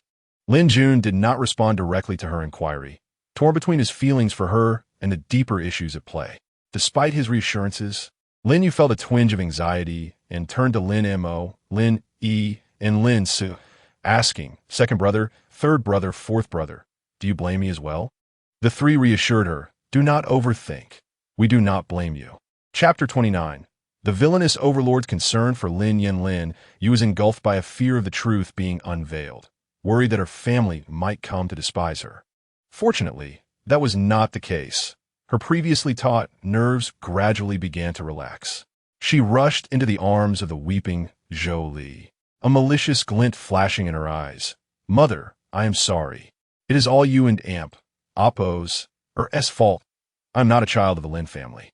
Upon learning that Lin Yan was returning, I was terrified that you would no longer love me, which led me to act foolishly. It is all because of me that fifth brother has misunderstood you, even considering leaving home. Lin Ji, if you leave, do not return. Zhou Li's heart ached further at Lin Yu's words, and she felt a twinge of resentment towards Lin Ji. Silly child, this is not your fault. It is your fifth brother who has lost his senses. Lin Ji stormed away from the Lin residence, his heart ablaze with uncontainable fury, seeking solace in the depths of a tavern where he drowned his sorrows in drink. The table was littered with empty bottles, and the once lively tavern was now deserted. Save for him. The night was heavy and ink-like, the moon concealed behind clouds, while dark storm clouds danced across the sky, occasionally illuminated by flashes of lightning. With his handsome face flushed from intoxication, Lin Ji tipped the bottle upside down, but not a single drop remained. Slurring his words, he called out, "Innkeeper, bring me more wine." The innkeeper, noticing Lin Ji swaying precariously, replied, "Sir, the establishment has closed for the night." Using the table for support, Lin Ji stood up, his youthful face devoid of expression, his gaze unfocused. He fished a silver ingot from his pocket and tossed it to the innkeeper. "Bring me another bottle." The innkeeper, accepting the coin, handed him a fresh bottle with a broad smile. "Take care, sir." Grasping the bottle, Lin Ji staggered along the path, lifting it to his lips, spilling wine in mid-air as it cascaded into his mouth, splattering everywhere, flowing down his sharply defined jawline and over his prominent Adam and Apo's apple, finally disappearing beneath his collar. The street was utterly deserted, devoid of even a solitary lantern. Lin Ji wandered aimlessly until he found himself at the entrance of the South King's residence. Seated at the grand entrance, he drained the last drop of wine, carelessly tossing the empty bottle aside, his entire being radiating an aura of despondency. A thunderclap shook the air, splitting the inky sky with brilliant lightning, rumbling ominously. A torrential downpour poured down, with raindrops the size of beans pelting his youthful, handsome visage and soaking his clothes, rendering him a pitiful sight. The rainwater brought a slight clarity to his muddled mind. He tilted his head to gaze at the darkened sky, uncertain whether the moisture on his face was rain or tears, or perhaps a combination of both. Lin Ji was discovered by the gatekeeper of the South King's residence during the shift change. Accompanied by Chun Yu and Chun Tao, Lin Yin felt significantly less fearful of the thunderstorm. Holding an umbrella, she hurriedly approached, only to find the young man sleeping on the steps, reeking of alcohol. Gasping for breath, she crouched beside Lin Ji, her delicate face etched with concern. "Fifth brother, wake up." Her pale hand pressed against his forehead, which burned with fever. Lin Yin gently slapped Lin Ji's face. "Fifth brother, please wake up. You are burning up." In his stupor, Lin Ji vaguely heard someone calling his name and struggled to lift his heavy eyelids, his vision blurring into Lin Yin's faint silhouette. With a feeble smile, he murmured, "It's Yin Yin. How could you be here? I must be dreaming." Lin Yin, realizing there was no point in conversing with a drunkard, instructed the attendants to carry Lin Ji inside and summon a doctor. Not until Lin Ji had taken his medicine did Lin Yin return to her chamber. Awakened from her slumber, she found sleep elusive, pondering the events that had transpired with Lin Ji that day. The only source of such despair for him could be the Lin. Contemplating the members of the Lin family, a sardonic smile crept upon Lin Yin's lips. She would wait until Lin Ji awoke tomorrow to inquire further.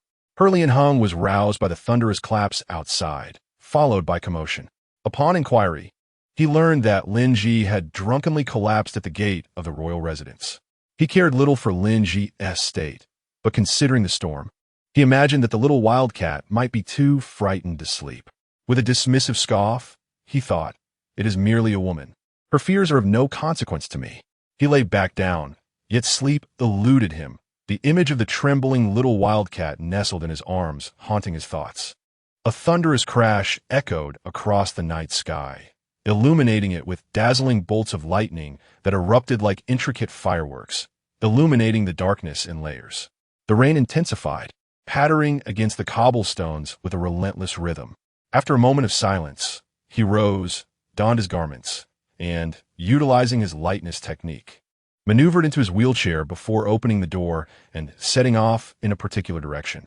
Tonight, Dai Qing was on night watch, and upon witnessing the young master awake at such an hour, he was thoroughly astonished. "Young master, where are you off to?"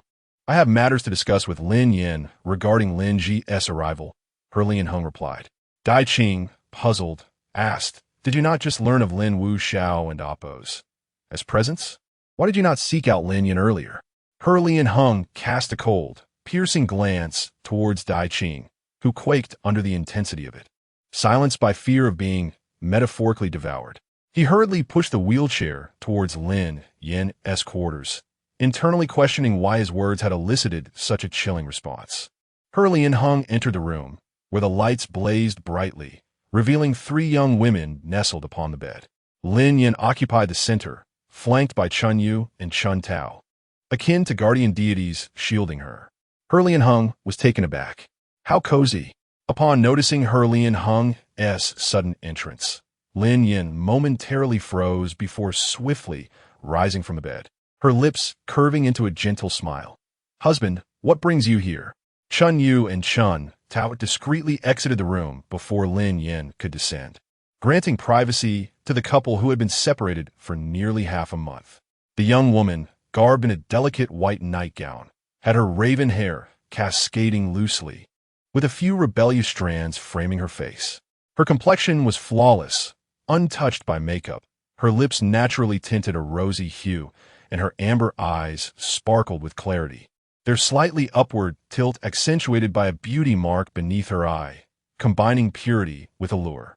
Lin Hung narrowed his eyes slightly, inquiring with mild irritation. Why has Lin Ji come to the royal residence? Lin Yan's exquisite brows furrowed in concern. I am uncertain of the details. We will have to wait for 5th brother to awaken tomorrow to uncover the truth. Lin Hung nodded slightly, his fingers resting on the arm of his wheelchair, preparing to depart. As Lin Yan's bare feet touched the floor, she pondered for a moment before rushing forward to block his path. Chapter 30. A man's waist should not be recklessly grasped. Lin Hung coldly lifted his eyelids, his thin lips uttering a single syllable. Lin Yan's eyes curved in delight, her voice imbued with a light-hearted laughter. Husband, you didn't oppose. Come to ask me about my elder brother, but rather for my sake, did you? Lin Hung maintained a calm demeanor. You think too much. Lin Yan was unconvinced. It was a thunderstorm, and the antagonist was aware of her fears. Moreover, Lin Ji had been in the residence for some time. The antagonist could not possibly be oblivious to that. His concern for her filled Lin Yan with joy, and she leaped into his embrace, her hands encircling his waist, lifting her delicate face, her enchanting peach blossom eyes shimmering like a dazzling galaxy. Husband, thank you for worrying about me. For the past half-month, she had been preoccupied with matters at the shop, leaving little time to seek him out. To prevent herself from forgetting him, she had written a small segment of romantic poetry in his lunchbox each day. It seemed her heartfelt letters had not been in vain. They were indeed effective. A flicker of something unnatural crossed Lin Hung's deep-set eyes. Though he concealed it well, you are being overly sentimental. Let go. No. Lin Yan nestled her head against his chest, appearing as docile as a kitten, her voice a blend of sweetness and mild reproach. Husband, we haven't seen each other for many days. Did you miss me? What do you think? I am certain you missed me. Lin Yan replied cheerfully. Husband, I have missed you dearly. Lin Hung. Despite her longing, she never sought him out. Lin Hung and Appo's thin lips curled into a playful smirk. You do have a thick skin. The straightforwardness of her daily love letters was unprecedented in 2 lifetimes. He had never encountered a woman like her. Lin Yan. She nestled closer in his embrace, playfully puffing her cheeks. If I do not have a thick skin, then men do not love. Lin Hung. That is a fallacious argument. He lowered his gaze, observing the slender form of the girl, trembling slightly as she nestled closer. Wrapping his arm around her delicate waist, he was astonished by its frailty, as though a little more force would cause it to break. Feeling the warmth of his embrace, Lin Yan's spirits lifted. The antagonist knew she was cold and took the initiative to hold her. She whimpered, Husband, I am too frightened to sleep.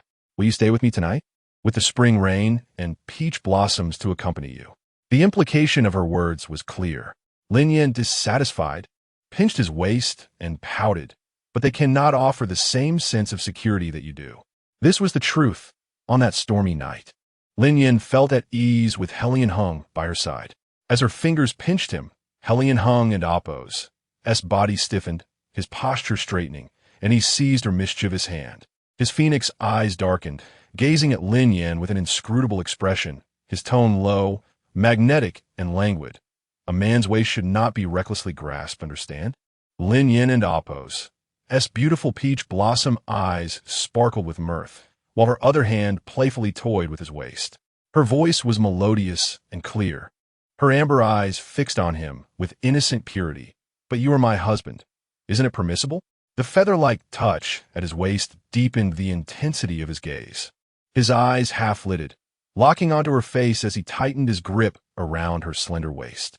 Their bodies pressed closely together, and he was acutely aware of her softness. Leaning slightly forward, his warm breath brushed against her delicate, fair ear, his voice growing husky and slow. "You wish for me to stay, hmm?" His alluring voice resonated in her ears, sending a shiver through Lin Yin, her heart skipping a beat. His tone was refined and magnetic, especially as he deliberately slowed his speech, making it all the more enticing. Lin Yin and Appo's mind was consumed by a singular thought, desire. It was intoxicating. She squeezed her legs together, her cheeks flushed, and nodded. "Yes, I wish for you to stay, husband." His deep, rumbling laughter echoed in her ears. "Undress." "Yes, husband." With that, the antagonist seemed inclined to stay. Lin Yin, filled with delight, helped Helian Hung remove his outer robe, pushing his wheelchair to the bedside. She climbed into bed first, gazing intently at the man, whose striking beauty remained undiminished despite his disability. Helian Hung positioned himself on the edge of the bed, then slowly lay down. A furry head nestled closer, her arm entwined with his, the softness of her form pressing against him. Helian Hung and Appo's Phoenix eyes flashed with a dark glimmer, his throat tightening as he pressed his lips together.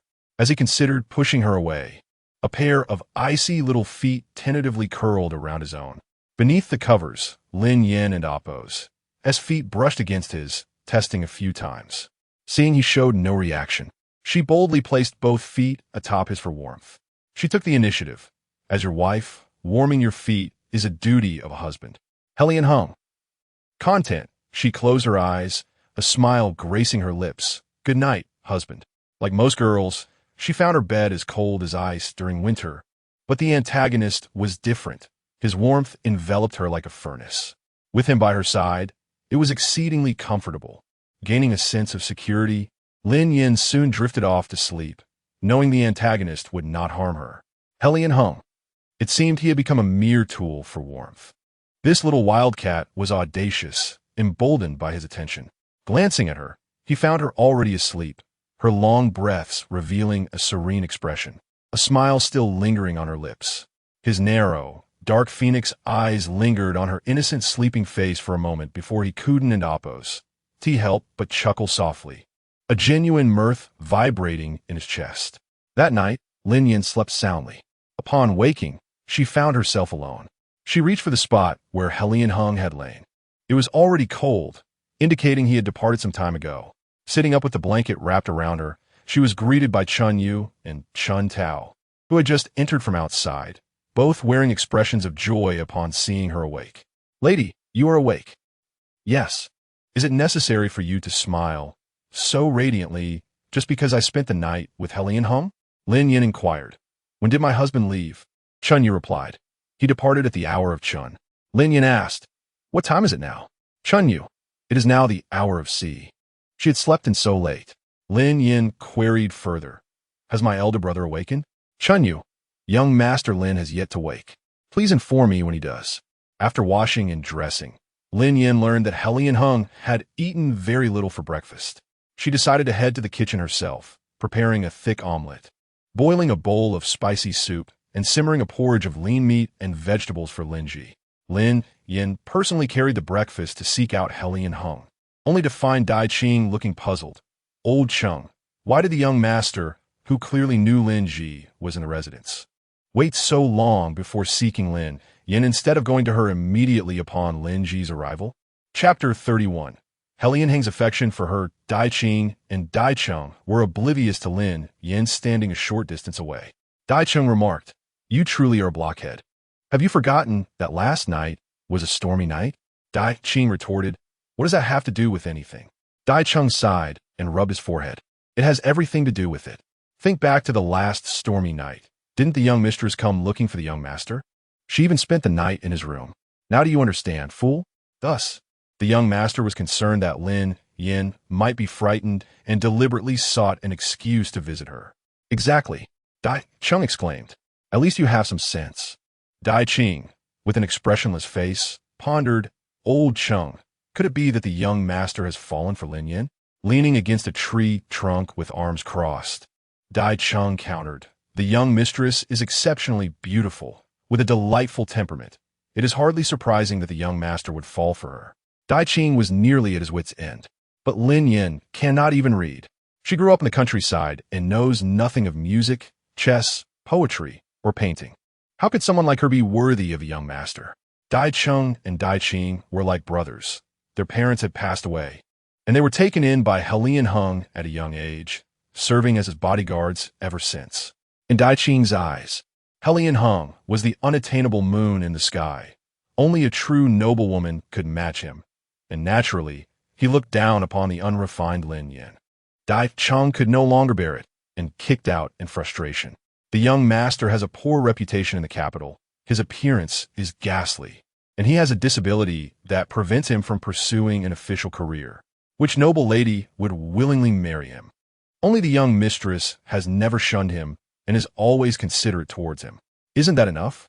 Those other women are foolish. The young master is handsome as a deity, elegant like a jade tree, unmatched by any man, and possesses both literary and martial prowess. If only his legs weren't injured, he would be the most handsome and erudite man in the capital, leaving Helian Yao in the dust. Lin Yin had stopped listening to their conversation. Last night, when Helian Hung came to her, she had merely speculated that it was out of concern for her. But now, hearing Dai Ching voice it, her heart secretly bloomed with joy. Helian Hung liked her. Did he truly like her? Lin Yin was uncertain, yet she knew that Helian Hang's attitude toward her had changed, and this was a promising beginning. With a light-hearted step, she made her way to the study, her smile bright as she passed the arguing Dai Chung and Dai Ching. The two brothers were momentarily stunned, watching Lin Yin walk past them without a glance, and the banter between them ceased. They exchanged glances, wondering how much the young mistress had overheard. What they thought did not concern Lin Yin. Standing at the study door, she knocked softly and called, "Husband, I'm coming in." Upon entering, she found Helian Hung seated, his long, slender fingers deftly holding a brush, writing gracefully on rice paper. Dressed in a light crescent-colored brocade robe with silver thread at the collar, embroidered with green bamboo, his dark hair was tied back, revealing a smooth forehead. Beneath his sharp brows were deep, narrow phoenix eyes, and his high nose was complemented by sensuous, thin lips. His features were exquisitely sculpted, as if crafted by divine hands, with a refined elegance that emanated from his every movement, and an air of authority that was both chilling and commanding. Lin Yin had always known Helian Hung was handsome, but she was still momentarily mesmerized.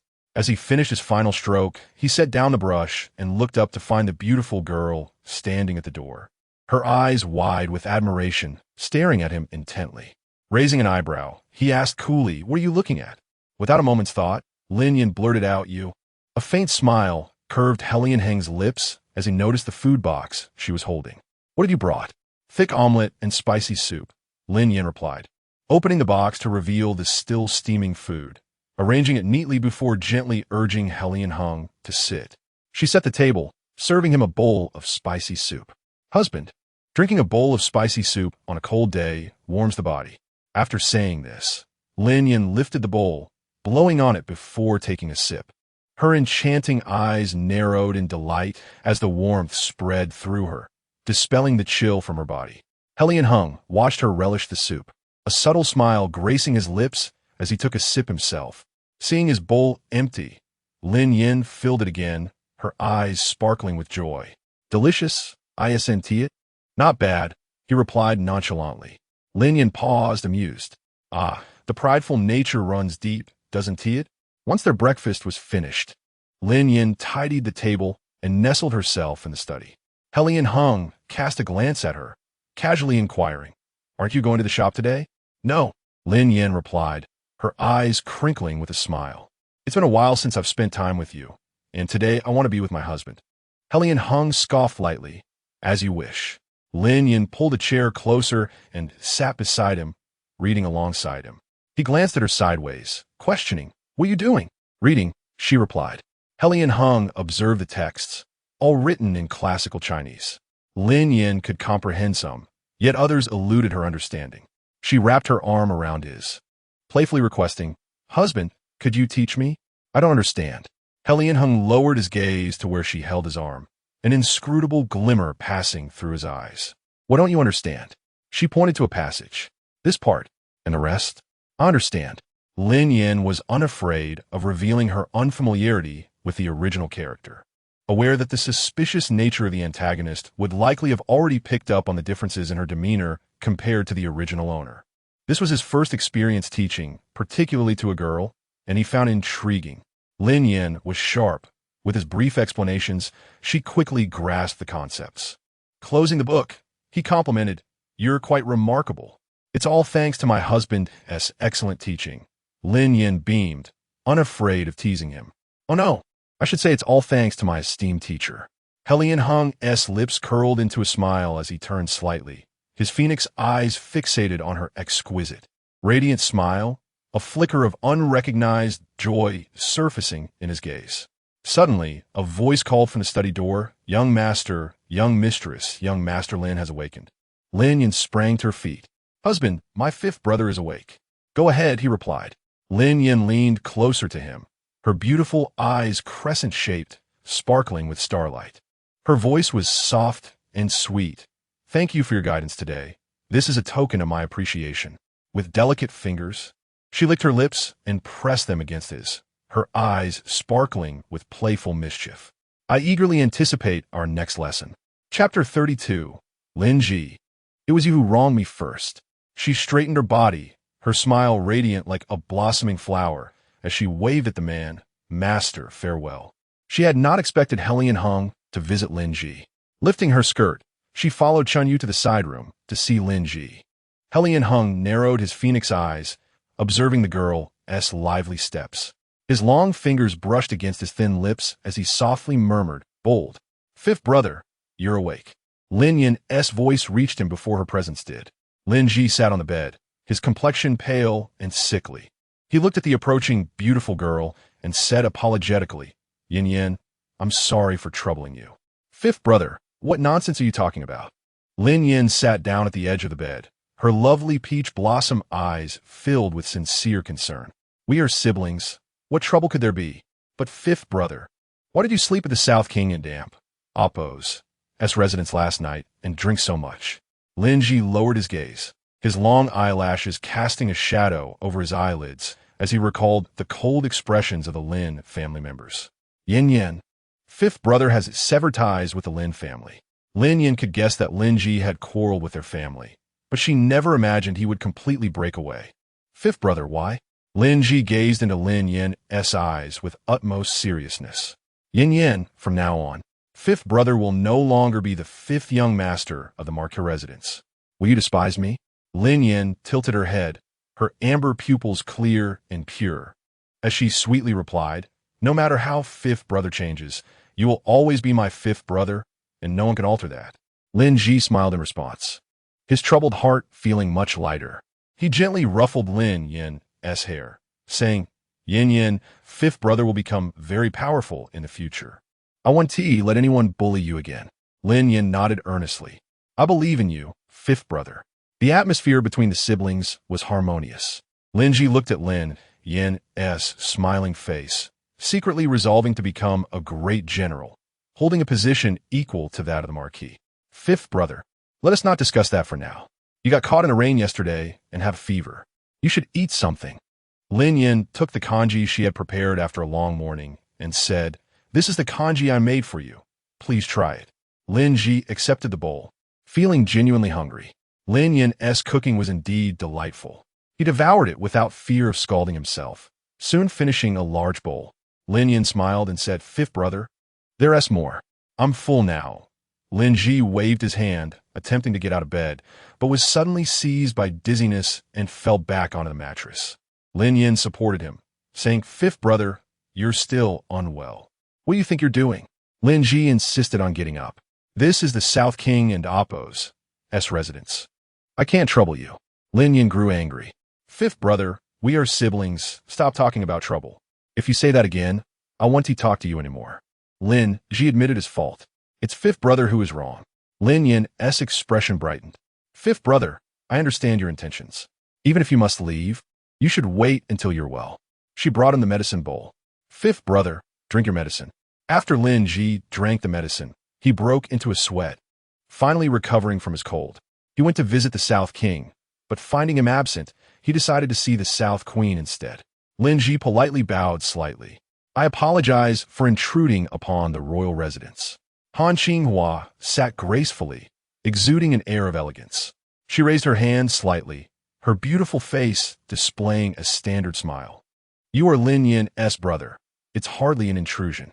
After bidding farewell to Han Qinghua, Lin Ji was about to leave when Lin Yin personally saw him off.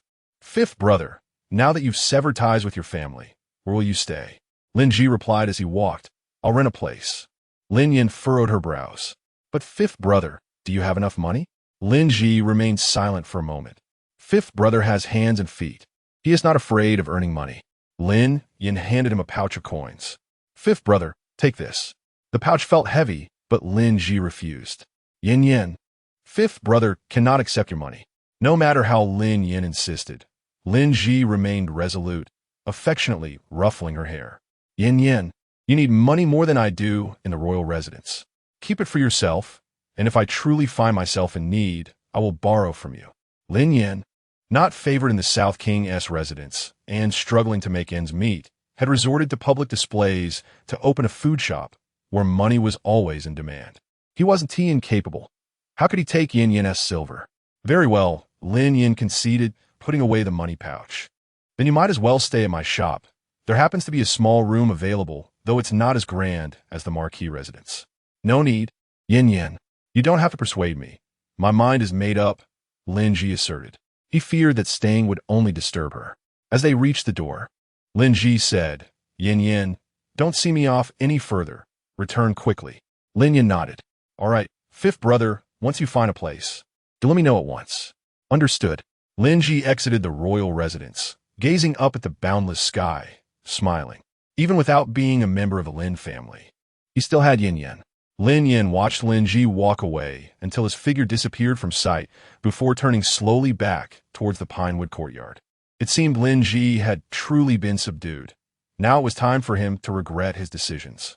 Lin Yin pondered, unable to directly reveal to Lin Ji that the original owner had perished. She needed to devise a way for Lin Ji to experience a sense of helplessness and despair, prompting him to regret his choices. As Lin Ji wandered the streets in search of lodgings, he found himself with limited funds, forcing him to seek modest accommodations. Before he could secure a place, he encountered an uninvited guest who blocked his path. Lin Ji, expressionless, attempted to sidestep, but the person seemed determined to obstruct him. Lin Ji, lacking patience, coldly fixed his gaze on the roadblock. Lin Yu, what do you want? Lin Yu smiled, though the mirth didn't reach her eyes. Fifth brother, do you truly not wish to return to the marquee residence? She had never anticipated a day when mutual disdain would exist between her and fifth brother.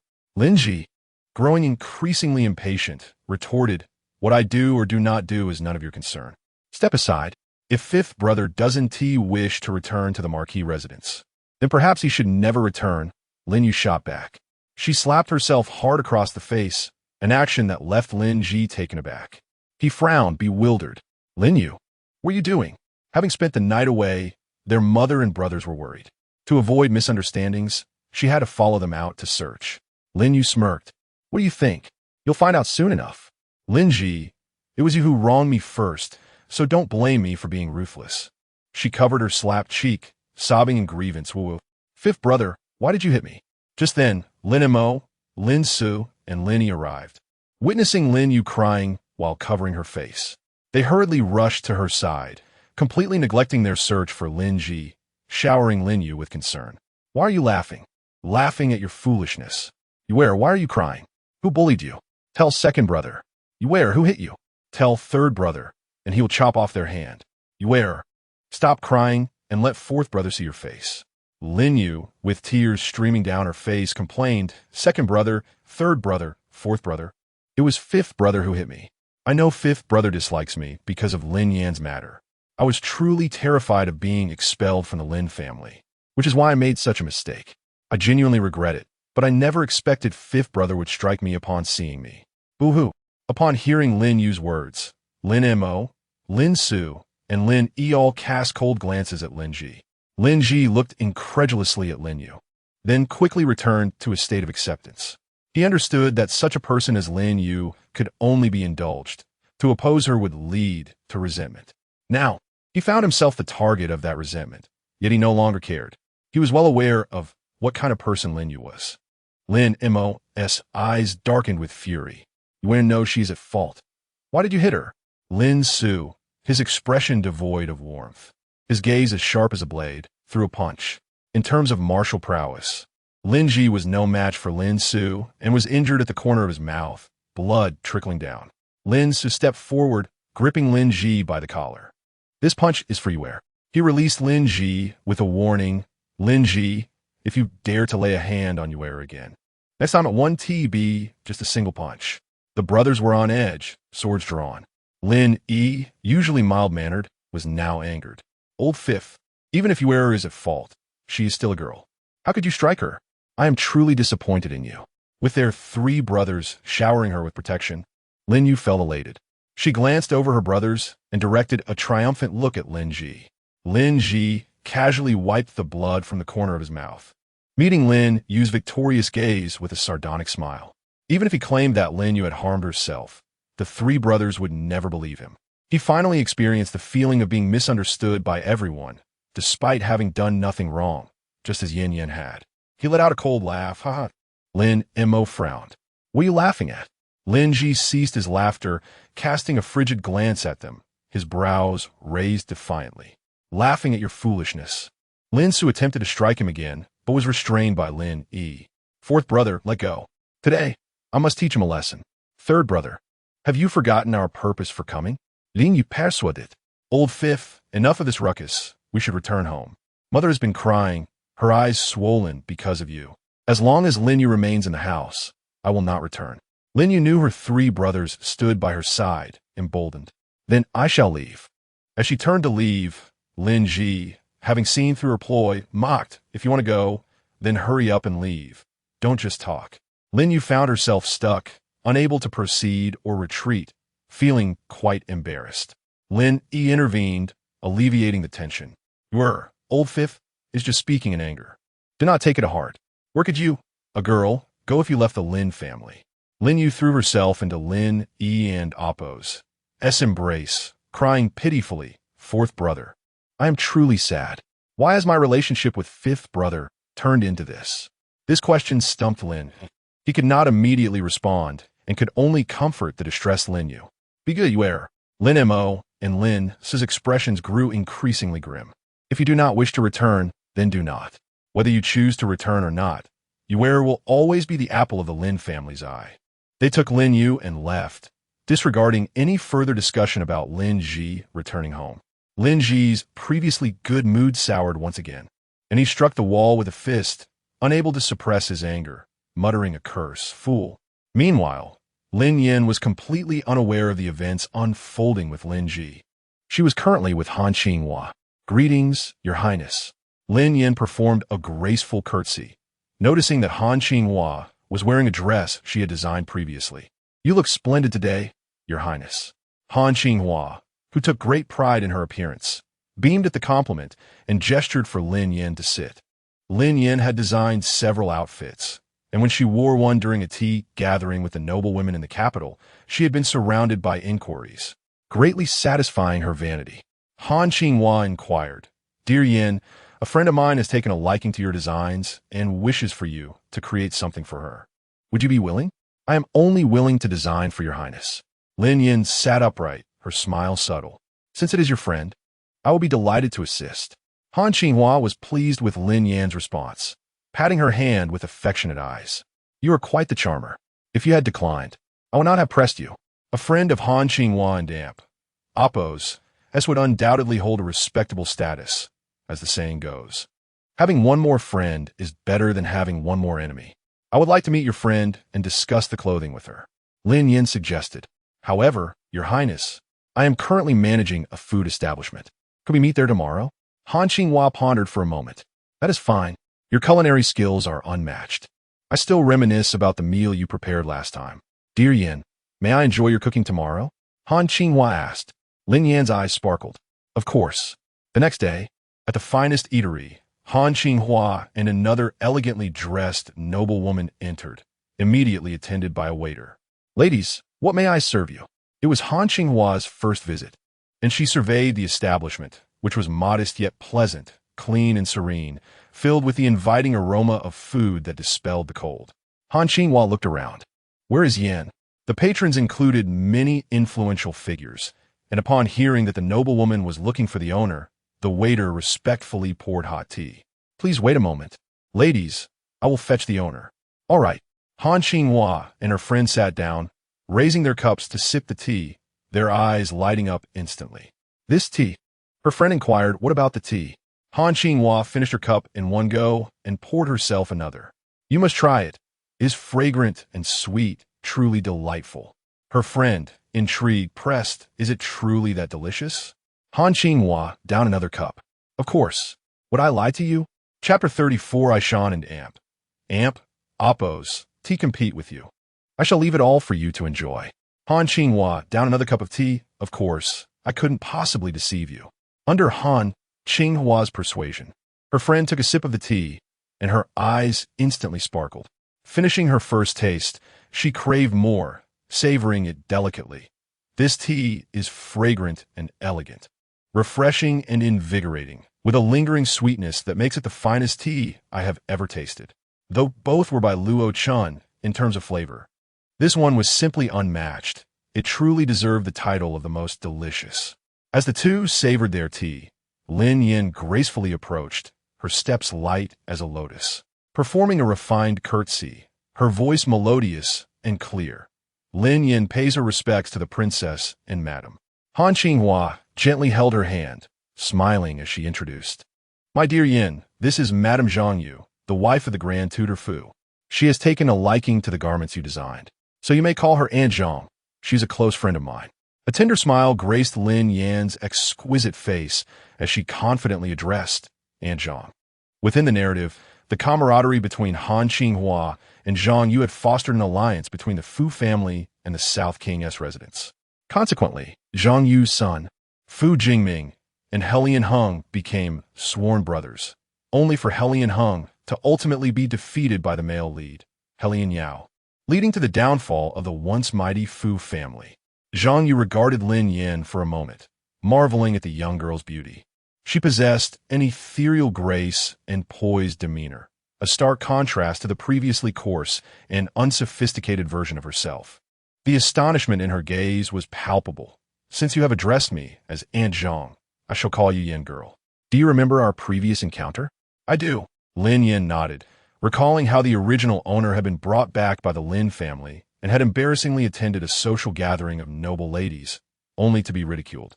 Incurring the displeasure of Zhou Li, Aunt Zhang, I heard from the princess that you wish for me to design garments for you. Please share your thoughts, and I shall craft them according to your desires.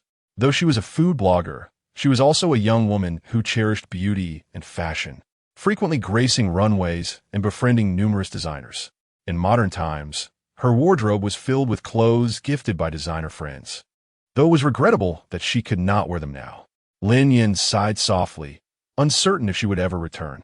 Zhang Yu expressed her surprise. Is that truly possible? Lin Yin and Amp, Oppos, eyes sparkled with clarity, pure and untainted. Of course it is. Zhang Yu and Amp, Oppos, fondness for Lin Yin deepened, her smile softening as they engaged in a detailed discussion of her ideas. Lin Yin diligently recorded Zhang Yu's thoughts with a brush, pausing when Zhang Yu finished speaking, shyly presenting the rice paper before her. Aunt Zhang, my handwriting is not very appealing. Please forgive me if I missed anything. As a modern individual, writing in classical Chinese proved quite challenging. Not to worry, practice will refine your skill, Zhang Yu remarked, glancing at Lin Yin and Oppos. As handwriting, which indeed left much to be desired. Nothing is missing. These are all the notes.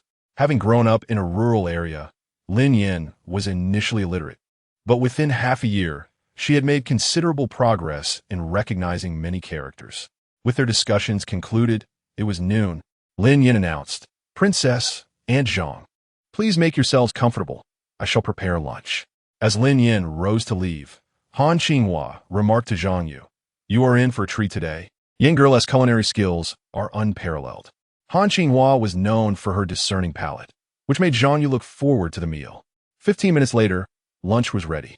Concerned that her guests might not enjoy dining in the main hall, Lin Yin led them through the kitchen into a cozy room. The table was set with simple home-cooked dishes. Although lacking in exotic delicacies, they were favorites of both Han Qinghua and Zhang Yu. Zhang Yu, who relished spicy food, found several delightful dishes that suited her taste. With warmth in her voice, she said to Lin Yin, "You are truly thoughtful." Zhang Yu ladled a bowl of soup, blowing on it gently before taking a sip, her eyes widening in delight at the exquisite flavor. Without hesitation, she consumed the entire bowl, feeling a comforting warmth envelop her.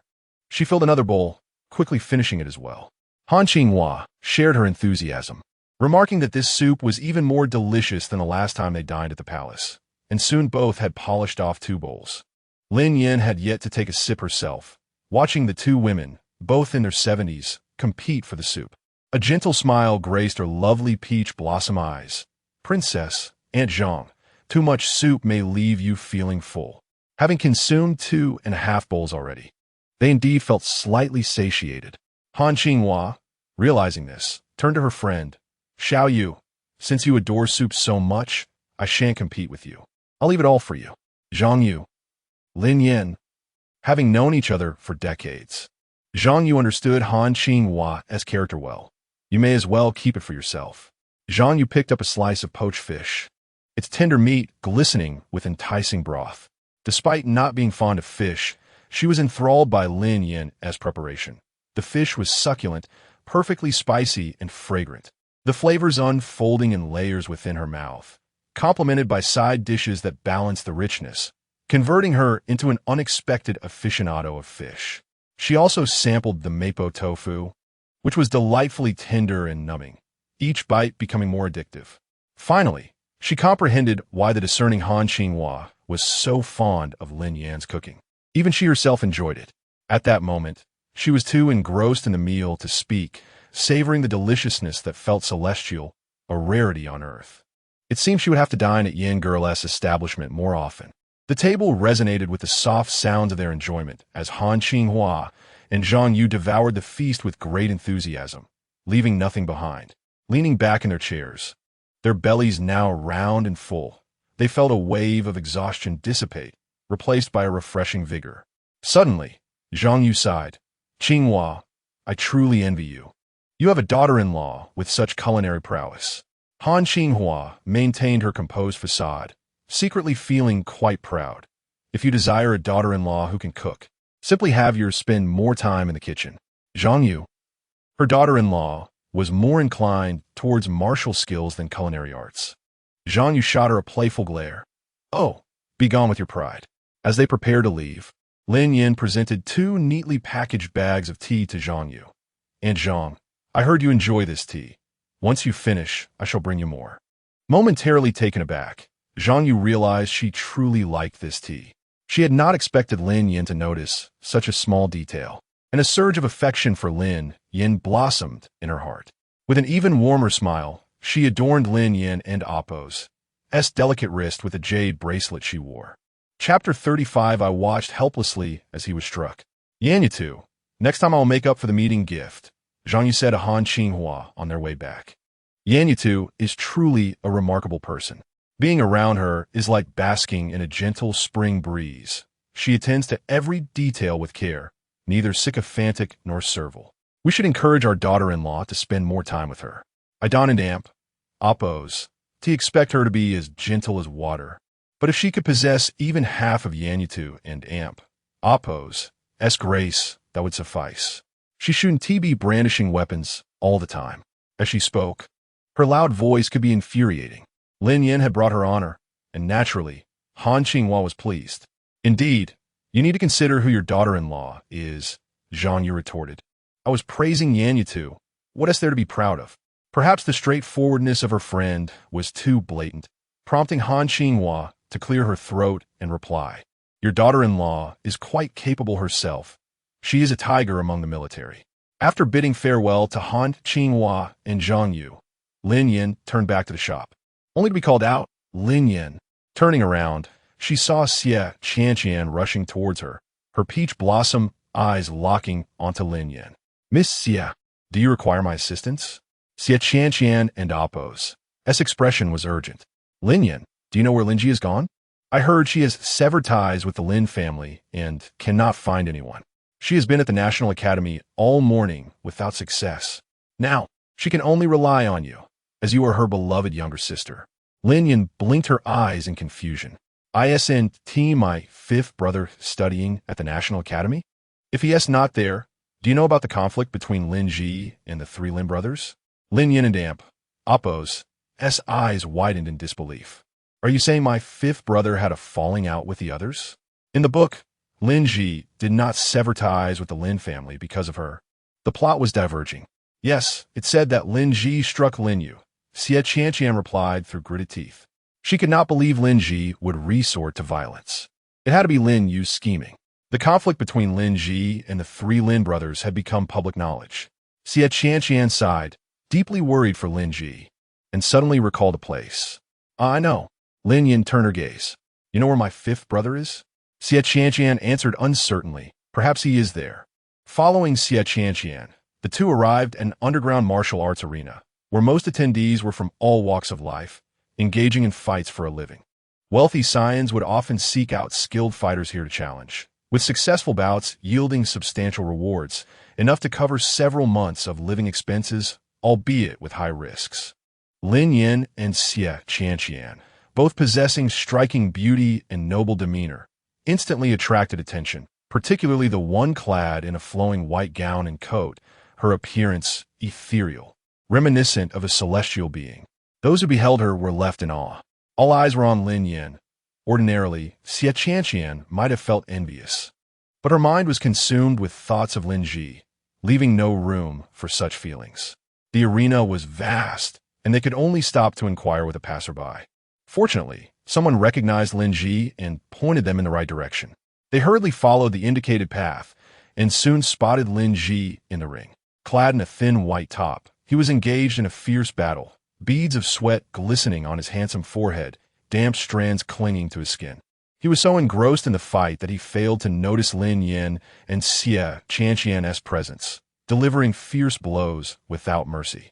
Lin Ji's opponent, bare-chested and muscular, boasted a powerful physique, and despite being shorter than Lin Ji, he was undeniably more robust. A heavy punch from the muscle-bound man connected, and Lin Ji, already fatigued from several rounds, failed to evade it in time.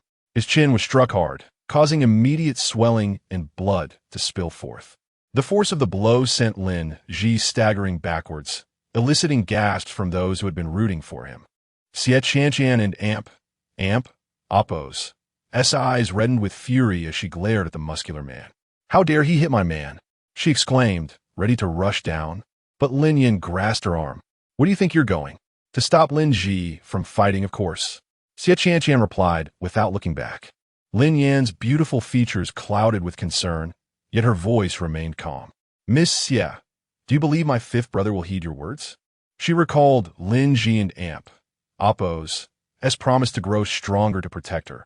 He was, after all, a playful scion, not one suited for academia, with aspirations of becoming a general. His absence from a national academy to engage in fights here must have been intended to hone his skills while earning some coin. Indeed, those who fought in places like this risked their lives for money, and sparring with such opponents was indeed a rigorous training regimen. Lin Ji was quite astute. Xie Qianqian hesitated, her expression torn. Even if he once listened to me, I cannot simply stand by and watch him be beaten. Her heart ached at the sight of his bruised face. How could a pampered young master endure such punishment? Suddenly, Xie Qianqian grew curious. Are you not the least bit concerned for Lin Ji? After all, he cares for you deeply. Of course I worry for my fifth brother, but I understand his intentions. Lin Yin replied, her delicate hands gripping the railing. Miss Xie, I advise you to remain calm. Moved by her words, Xie Qianqian finally refrained from rushing down to retrieve Lin Ji, her hands clasped tightly together, her eyes fixed intently on him, her heart in turmoil. In the ring, Lin Ji shook his head, sweat flying as he defiantly wiped the blood from his lips, glaring at the muscular man with the ferocity of a wolf. A smirk on his face, his mind set on one goal, to win. With clenched fists, Lin Ji plunged back into combat with renewed vigor. Tension filled the air. The spectators on the sidelines roaring with excitement, their fervor palpable. Lin Ji fought with reckless abandon, startling his opponent, who began to falter under Lin Ji's relentless pressure, ultimately succumbing to defeat. As the muscular man fell to the ground, Lin Ji stood tall in the center of the arena, his youthful face alight with a victorious smile. However, upon catching sight of a familiar slender figure, his expression froze, and he swayed unsteadily before dropping to one knee. Lin Yin and Xie Qianqian rushed onto the stage. Lin Yin gently wiped Lin Ji's face, clearing the sweat from his forehead, and finally tending to the blood at the corner of his mouth with delicate care. Fearful of causing him pain, her brows knitted with concern, she murmured, "Fifth brother, you're hurt." Lin Ji's handsome features bore signs of fatigue as he gazed at Lin Yin with a tender affection. "Yin Yin, what brings you here? We were worried about you. We searched everywhere before coming here," Xie Qianqian said with concern. "Come, let me take you see a doctor." Chapter 36. She anticipates the day Lin Yu and Appo's identity is revealed in the clinic. Lin Ji bore severe injuries, and both Lin Yin and Xie Qianqian were filled with deep concern. After paying for the medicine, Lin Ji asked Lin Yin to leave first, indicating he had something to discuss with Xie Qianqian. With her head lowered, Xie Qianqian's cheeks flushed a soft pink, a blend of shyness and eagerness for what Lin Ji might say. Casually fiddling with his sleeve, Lin Ji pressed his tongue against his back molars and, with an air of indifference, stated, "Miss Xie, please do not seek me out again." Xie Qianqian felt as though she had been struck by lightning, her voice rising sharply. "What did you say? Did you not promise to try and get along with me? Were you deceiving me all along?" Lin Ji unflinchingly confirmed his stance, showing little regard for her feelings. "Indeed, without such words, you would not have taken the initiative to clear things up for Yin Yin. Fortunately, you did. Otherwise, I would not have exchanged another word with you." Xie Qianqian felt her heart shatter, tears brimming in her eyes as she reached out to Lin Ji, only to have him evade her grasp. As Lin Ji passed by her, he abruptly halted and declared, "Miss Xie, I am not your ideal partner. Do not expend your efforts on me." With that, he turned and exited the clinic, leaving Xie Qianqian in sorrow. "Yin Yin, let me escort you home," Lin Ji said, approaching Lin Yin with a smile. Lin Yin noticed the absence of Xie Qianqian, inquiring, "Where's Miss Xie?" To which Lin Ji replied, "I'm unaware of her whereabouts." Not pressing further, Lin Yin asked, "Fifth brother, where are you currently residing? Please take me to see your rented place. It's quite simple, not suitable for you." Lin Ji replied. Lin Yin smiled lightly. No matter how simple it is, it cannot compare to the countryside. Lin Ji clenched the 20 taels of silver he had earned today, his first earnings in life, yet insufficient even to buy Lin Yin a decent piece of jewelry. He would need to work even harder. He took Lin Yin to his rented residence, which was modest but set in a pleasant environment, complete with a small courtyard. Upon entering, it was evident that someone had been there. Lin Ji's expression shifted as he pulled Lin Yin behind him, his body tense, his handsome face cold as he stepped inside. Upon seeing a woman he recognized intimately, his breath relaxed slightly. With a stoic demeanor, Lin Ji inquired, "How'd you find this place?" After asking, he felt it unnecessary. Given the power of the Lin Marquis, it was no surprise they knew of his whereabouts. Lin Ji's frosty tone continued, "What brings you here?" His attitude infuriated Zhou Li, who, upon noticing Lin Ji's bruises, became concerned. "Fifth, what has happened to you?" Lin Ji turned his face away. "Mother, if you are well, please return home." Zhou Li, Angerad, Raturta, Linzi. "Is this how you speak to your mother?" Lin Ji remained silent. Zhou Li sat down, tears streaming down her face.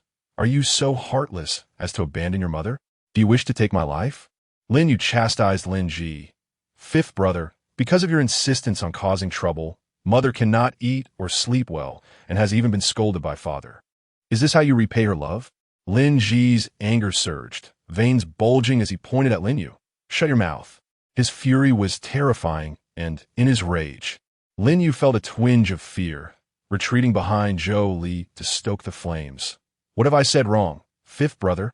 You cannot forget mother's years of nurturing because of certain matters. This is unfilial. Lin Ji's temper flared, ready to lash out, but with their mother present, he would not dare strike her.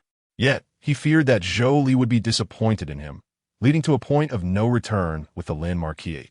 Lin Ji found Lin Yu and Appo's wicked smirk revolting, his finger pointed at her with fierce intent. I said to be silent. Do you not comprehend human language? If you keep yapping, I swear I will end you. Lin Yu shrank back. Mother, look at fifth brother. He wants to hit me.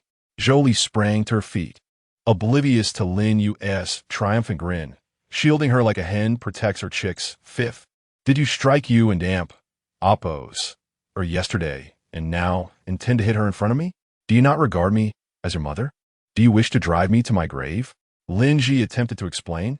Mother, do you believe I struck Lin Yu? You dare act against you and Appo's, or in front of me. Do you think I will believe you? Lin Ji and Appo's lips curled in derision. Then do not bring her here, for I will strike her each time I see her. Zhou Li was furious, slapping him. You is right.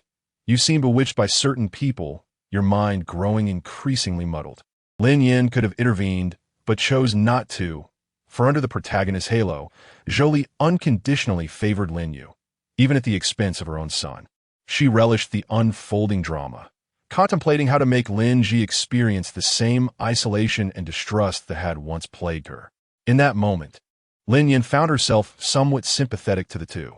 Having seen enough of the spectacle, Lin Yin gathered her courage and, risking reproach, timidly reproached Zhou Li, Mother. You're being unreasonable. Fifth brother is gravely injured. How can you bear to strike him? Besides, he would never truly harm his sister. He merely frightens her. Does that mean you value your daughter more than your son? Lin Yin and Appo's words resonated deeply with Lin Ji.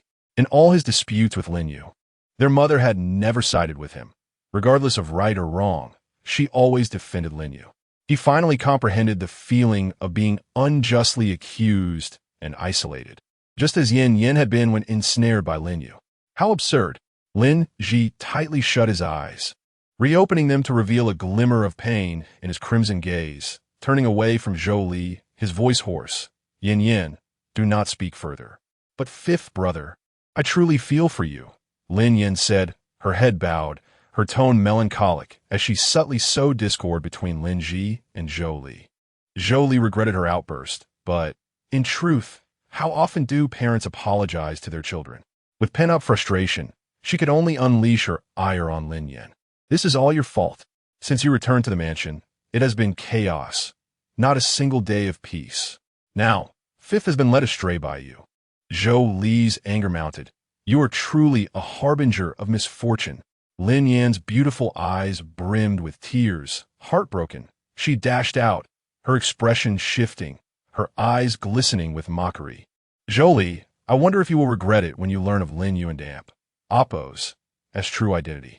Lin Ji glared at Zhou Li, shouting, Yin is 1,000 times better than the treasure you hold dear, Lin Yu. With that, disregarding Zhou Li and Lin Yu's thoughts, he hurried after Lin Yin.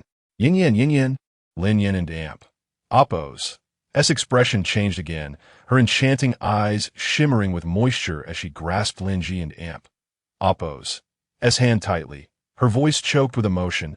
Fifth brother, should I not have returned to this home? Mother truly despises me. I am so saddened. I once believed everyone would cherish me, but reality has proven otherwise.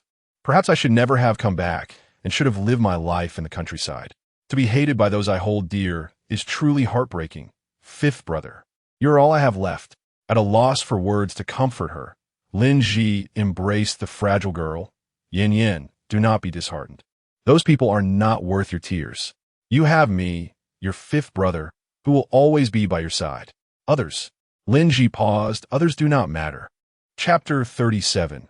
My lord, you might break. Lin Yin raised her tear-streaked eyes in his embrace and asked, Fifth brother, Will you truly be by my side forever?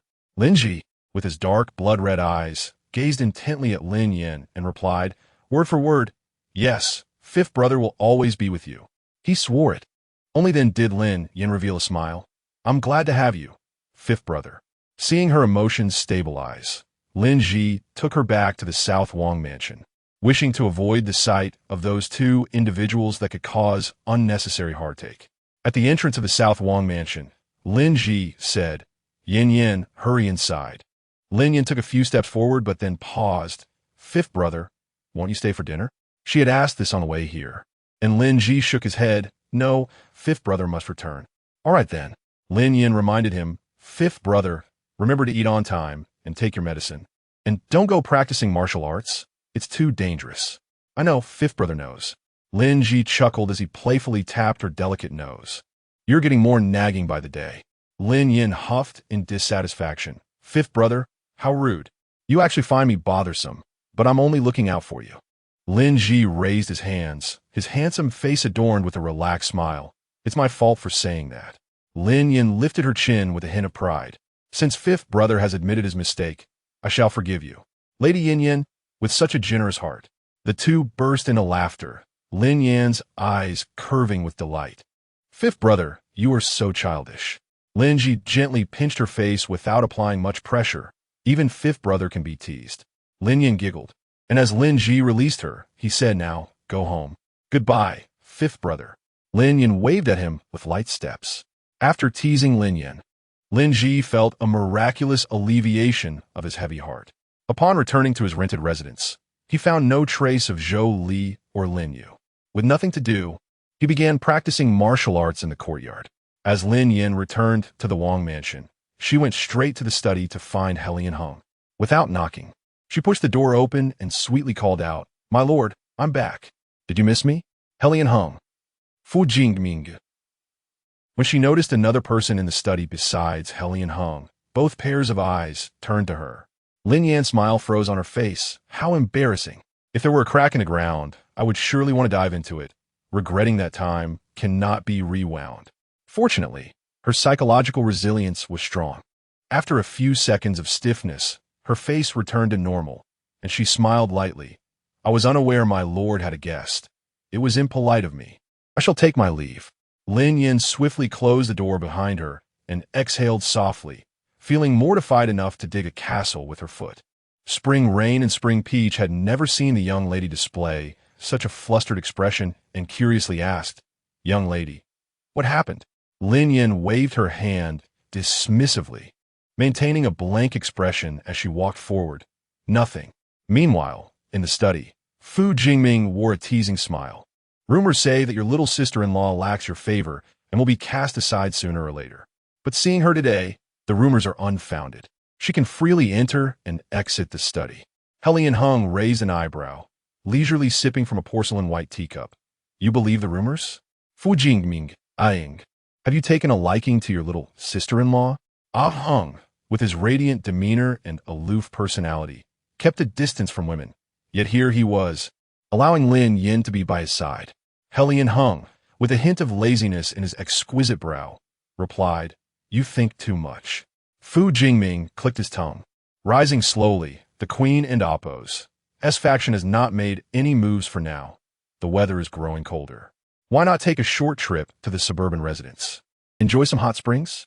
I'll bring my wife along, and you should remember to take your sister-in-law with you. Helian Hung pondered for a moment. That's fine. After Fu Jingming left, Helian Hung instructed Dai Chung to summon Lin Yin. On the way, Lin Yin asked, Dai Chung, why did my lord call for me? Dai Chung replied, This subordinate does not know. Lin Yin. All right. Dai Chung opened the study door and stepped back slightly. Young lady, please. Lin Yin stood at the door, her gaze irresistibly drawn to the noble and handsome man behind the desk. The antagonist truly was striking. The girl's bold and direct gaze caught the man's attention. He lifted his deep phoenix eyes to meet hers, and his lips subtly curved into a smile as he commanded in a low, melodious voice, Come here. Lin Yin lifted her skirt, walking gracefully toward him, standing before the man like a well-behaved child. My lord, you called for me. Helian Hung replied, Pack your things. We will be staying at the suburban residence for a few days. Lin Yan asked, is there hot spring? Television dramas always depicted suburban residences with hot springs, and she and T enjoyed a soak in ages. Helian Hung lazily lifted his eyelids and glanced at her. If there's no hot spring, will you not go? Lin Yan smiled sweetly. Of course I'll go. Wherever you are, my lord, I shall follow you to the ends of the earth. Her unabashed words made Helian Hung raise an eyebrow, his lips forming a teasing smile. Your audacity seems to have grown. Lin Yan. 3 black lines crossed Lin Yan's forehead as her lips twitched. What did he mean by her audacity growing? She had a perfectly good mouth, yet couldn't articulate her thoughts properly. Helian Hung shot her a sidelong glance and said, you're cursing me in your heart. Aren't you? Lin Yan circled the desk, sitting on the man's lap, wrapping her arms around his neck. With her enchanting peach blossom eyes wide open, she stared into his unfathomable depths, pouting her tender lips and huffing, I wouldn't dare. And yet, she claimed she wouldn't dare.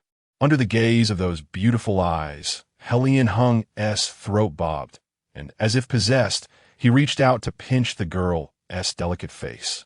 Her skin was smooth and fine, and he couldn't resist squeezing it a few more times. Lin Yan puffed up her cheeks. My lord, you might break me.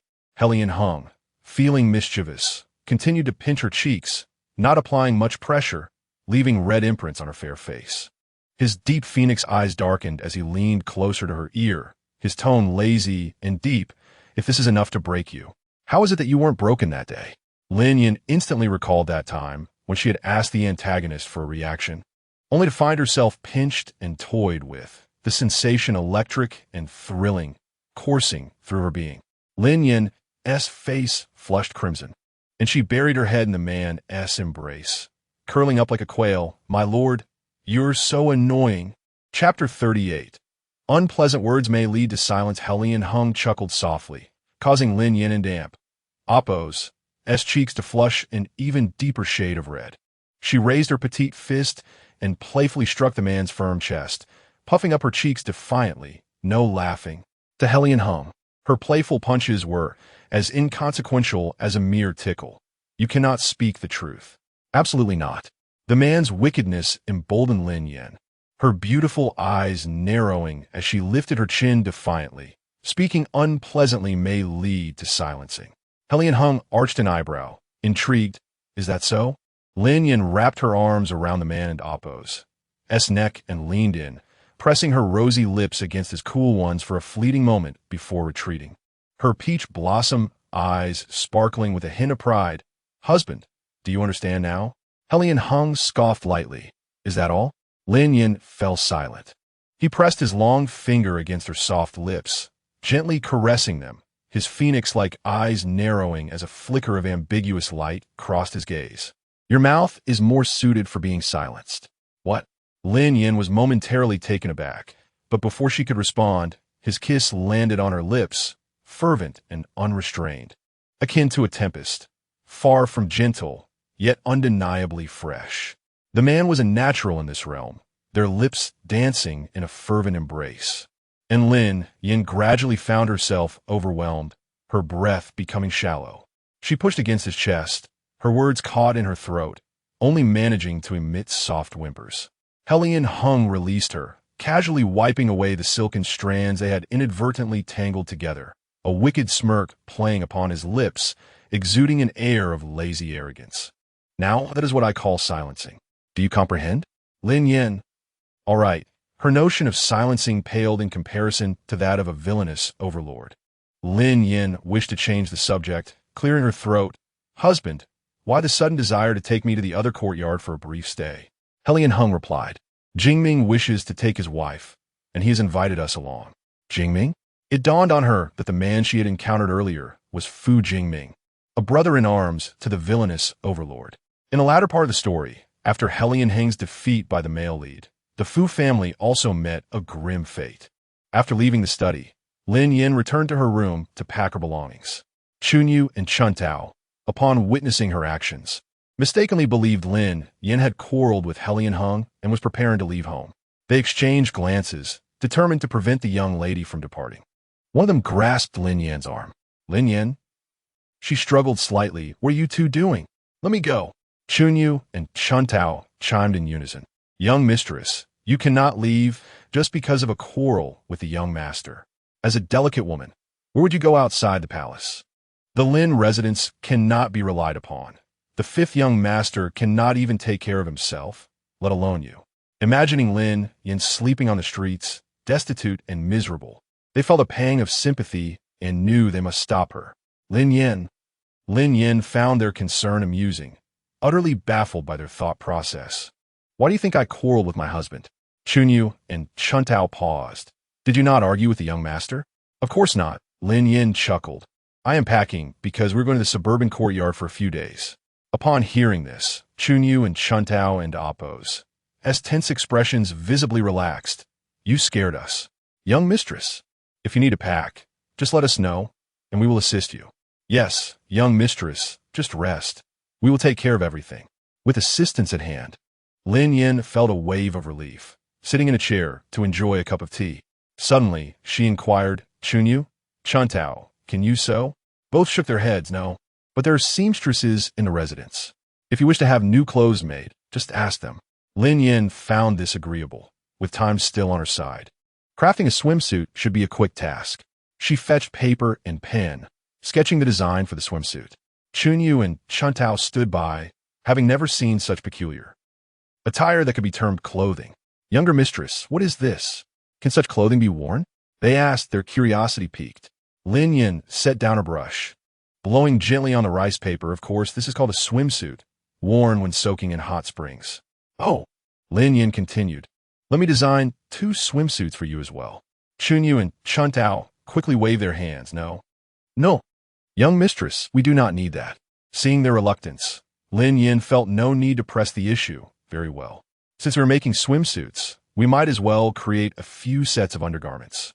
I simply cannot get accustomed to the traditional ones. Once more, she picked up the brush, sketching 2 or 3 sets of undergarment shapes. After the ink dried, she personally delivered the designs to the seamstress, meticulously explaining the details and emphasizing the urgency of completion. The next morning, Lin Yan rose early. After sharing breakfast with Helian Hung, they boarded the carriage bound for the suburban courtyard. Since her time in this narrative, she had not ventured out for leisure. The prospect of an outing, even if nearby, filled her with excitement. Undeterred by the chill, she lifted the carriage curtains to gaze at the scenery outside, occasionally sharing her observations with Helian Hung, who casually acknowledged her while engrossed in a book. As her excitement waned, Lin Yan settled beside Helian Hung, resting her chin on her hands as she admired the villain's striking features. Her gaze was unabashedly direct, impossible to ignore. After turning a page, Helian Hung finally looked up, his tone casual. What are you staring at? Why, my husband, of course. With a smirk, Helian Hung teased. You are quite young, yet possess the appetite of a lecher. Lin Yan. The villain's words were sharp. How dare he label her as such? For a moment, she found herself irritated by the very face that had captivated her, clenching her tiny fist, pondering how to retaliate. Helian Hung, seemingly aware of her thoughts, lazily raised an eyebrow. Do you wish to strike me? Lin Yan forced a bright smile, delivering a playful punch to his shoulder. Of course not. In a moment of distraction, Helian Hung found himself inadvertently bumped against the carriage wall, producing a loud thud. A brief silence enveloped the carriage. Lin Yan. Oh no, this is disastrous. Helian Hung. With a bemused expression, he regarded her. You are quite audacious. Lin Yan blinked innocently. Husband, it was unintentional. Clearly, it had been a moment of reprisal. No, it truly wasn't he, Lin Yan quickly explained. My hand suddenly lost control, as if it were being manipulated by an unseen force. Helian Hung scoffed, pinching her chin with his long fingers, his gaze cool and piercing. Do I appear to be a fool? If you admit your mistake, perhaps I shall let it slide. Yet you. Before he could finish, Lin Yan interjected, Husband, I was wrong. Her demeanor was exceptionally obedient, her amber eyes shimmering like a dewy fawn in the morning light, utterly innocent. Helian Hung. He was on the verge of laughter from frustration, tugging her by the back of her collar to distance her. Behave yourself. Oh, Lin Yan gazed at him, her expression one of profound grievance. Helian hung, refusing to acknowledge her, returned his attention to his travel journal. Feeling a tinge of boredom, Lin Yin gradually inched closer to him, stealing glances at his exquisite profile before becoming engrossed in the content of the book. As Helian hung turned another page, Lin Yin grasped his hand. "Don't turn the page. I haven't finished looking." Helian hung. He refrained from turning the page until Lin Yin had finished, allowing her to savor each word before proceeding. The two individuals arrived harmoniously at the suburban villa of the Fu family. Fu Jingming and his wife, Wei Huanxiang, emerged from the courtyard upon hearing the commotion. "Ahung, little sister-in-law," Wei Huanxiang greeted. He Yin hung, seated in a wheelchair, nodded slightly, acknowledging Jingming, sister-in-law. Lin Yin offered a gentle smile, greeting cordially young Master Fu, young Mistress Fu. She observed Wei Huanxiang, who, true to her military lineage, possessed a striking demeanor, exuding a refreshing and unrestrained elegance. The friendly aura surrounding her was palpable. "I am of the same age as young Mistress Fu, so there is no need to address me as young mistress. It feels rather distant. Just call me by my name," she suggested amiably. Wei Huanxiang had heard tales of the true and false daughters of the Lin Marquis, but had never encountered Lin Yin before. The rumors depicted her as a wild, illiterate girl from the countryside, coarse and unattractive, a stark contrast to the esteemed Lin Yu, the capital's foremost talented woman. However, upon their meeting today, Wei Huanxiang found the whispers to be unfounded. This genuine daughter radiated a gentle and pure grace, embodying an ethereal beauty akin to that of a celestial being. Enchanted by Lin Yin and Appo's smile, she was momentarily lost in admiration until Lin Yin softly inquired, "Young Mistress Fu, may I call you Huanxiang?" The enchanting voice jolted Wei Huanxiang back to reality, and feeling a touch embarrassed for staring, she replied, Yes, of course. Then I shall call you Yin Yin." Chapter 39 truly exemplifies the audacity of Master Fu, unafraid to inquire about anything. Lin Yinshui and Appo's enchanting peach blossom eyes curled into crescent moons as she took the initiative to link arms with Wei Huaxiang. "How delightful! Huaxiang, you arrived quite early." With a playful smile, Wei Huaxiang chuckled softly. "Oh, I only came a little before you." The two young ladies, both of similar age, engaged in lively conversation, completely disregarding their husbands. Helian hung. Fu Jingming. It was the first time Fu Jingming witnessed his wife's unrestrained nature, and peculiarly, she appeared shy in the presence of another woman. The residence belonged to the Fu family, and Fu Jingming had made all the necessary arrangements, personally guiding Helian hung and Appo's wheelchair into the house. Having grown up in the Northwest military, Wei Huaxiang's character did not appeal to many of the noble ladies in the capital, resulting in a lack of friends. However, she found a kindred spirit in her sister-in-law, Helian hung. "So that's how it's used." Fu Jingming coughed lightly into his hand, curiosity piqued. "Aying, have you consummated your marriage with your sister-in-law?" Helian hung. Dai Chung and Dai Qing, trailing behind, exchanged glances. Truly, Master Fu is bold, daring to inquire about everything. Helian hung cast a cool, sideways glance at him. "And what concern is that of yours?" Having known each other for over a decade, Fu Jingming understood Helian hung well enough to discern the truth from his demeanor. They were brothers, and he would not mock him for speaking candidly. It seemed evident that there had been no consummation. With a flick of his wrist, Helian hung unleashed a swift strike that landed squarely on Fu Jingming. The latter, though adept in martial arts, was caught off guard by Helian hung's unexpected move and was hit.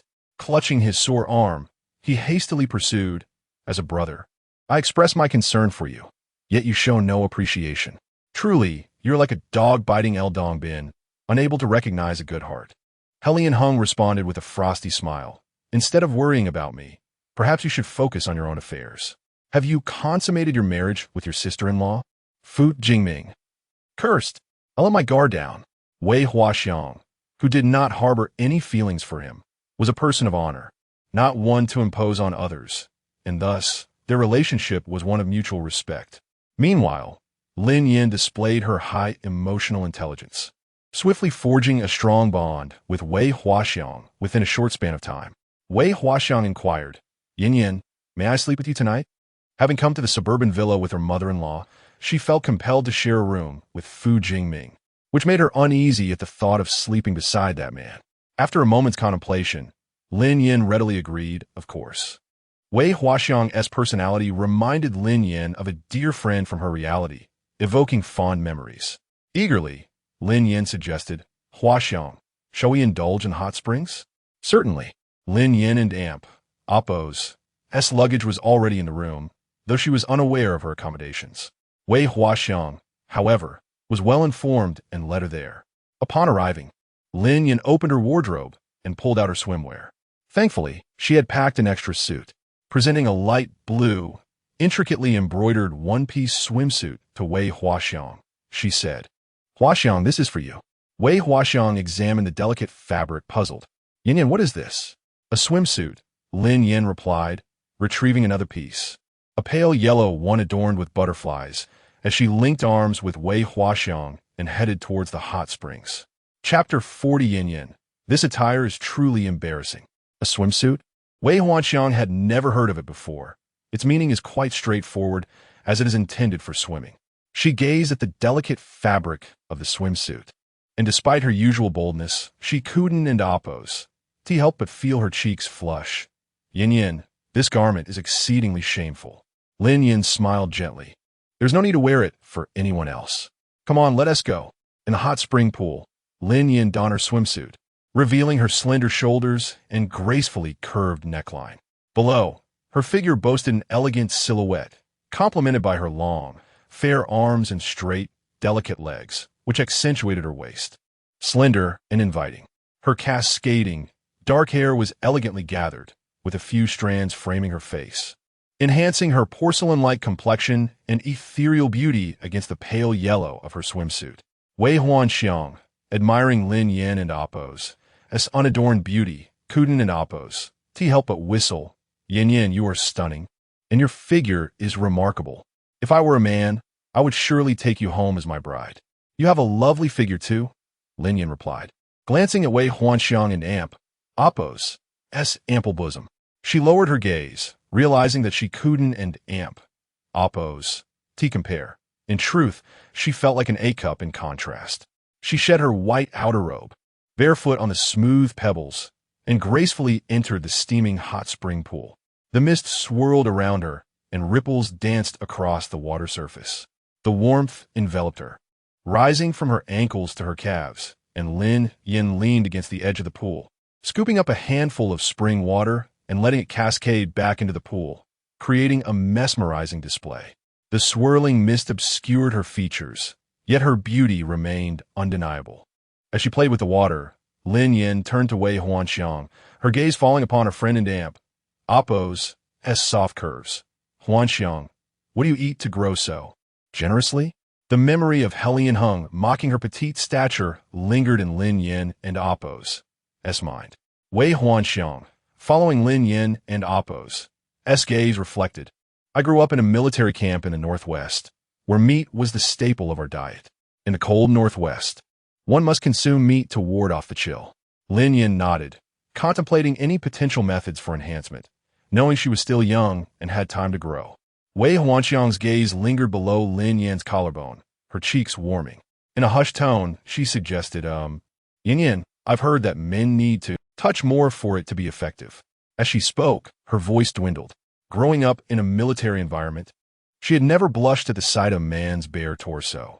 Yet today she found herself blushing repeatedly. Lin Yin caught the subtlety of Wei Huaxiang's words, and her thoughts involuntarily drifted to the formidable antagonist, conjuring an image that made her heart race. A man's hands, artfully sculpted, gently caressing, kneading with a tender touch. She shook her head vigorously, dispelling the image from her mind, and lightly slapped her flushed cheeks, realizing she had lost her senses. Wei Huaxiang, observing Lin Yin's flustered demeanor, suddenly laughed, teasingly hinting, Yin Yin, your child with the crown prince would undoubtedly be beautiful. Lin Yin was taken aback. Children? That was a thought she had never entertained. Wei Huaxiang leaned against the edge of the pool, her hands propped up casually. Yin Yin, do you think your child with the crown prince would be a boy or a girl? Lin Yin replied, I haven't thought about such an ethereal matter. And you? What about you, in young Master Fu? Wei Huanxiang was candid. I have someone I like.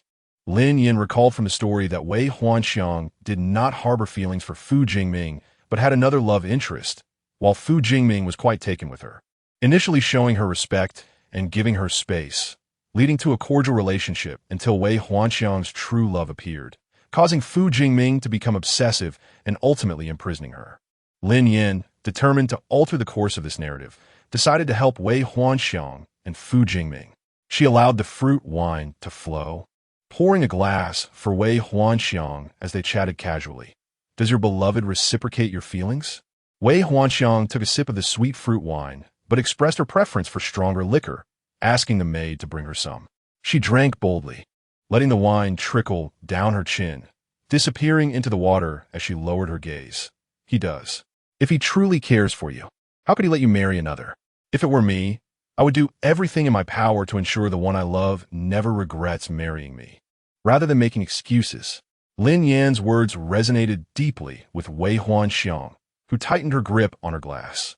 He says he cannot provide me with the best, that marrying him would be beneath me, and he cannot hold me back.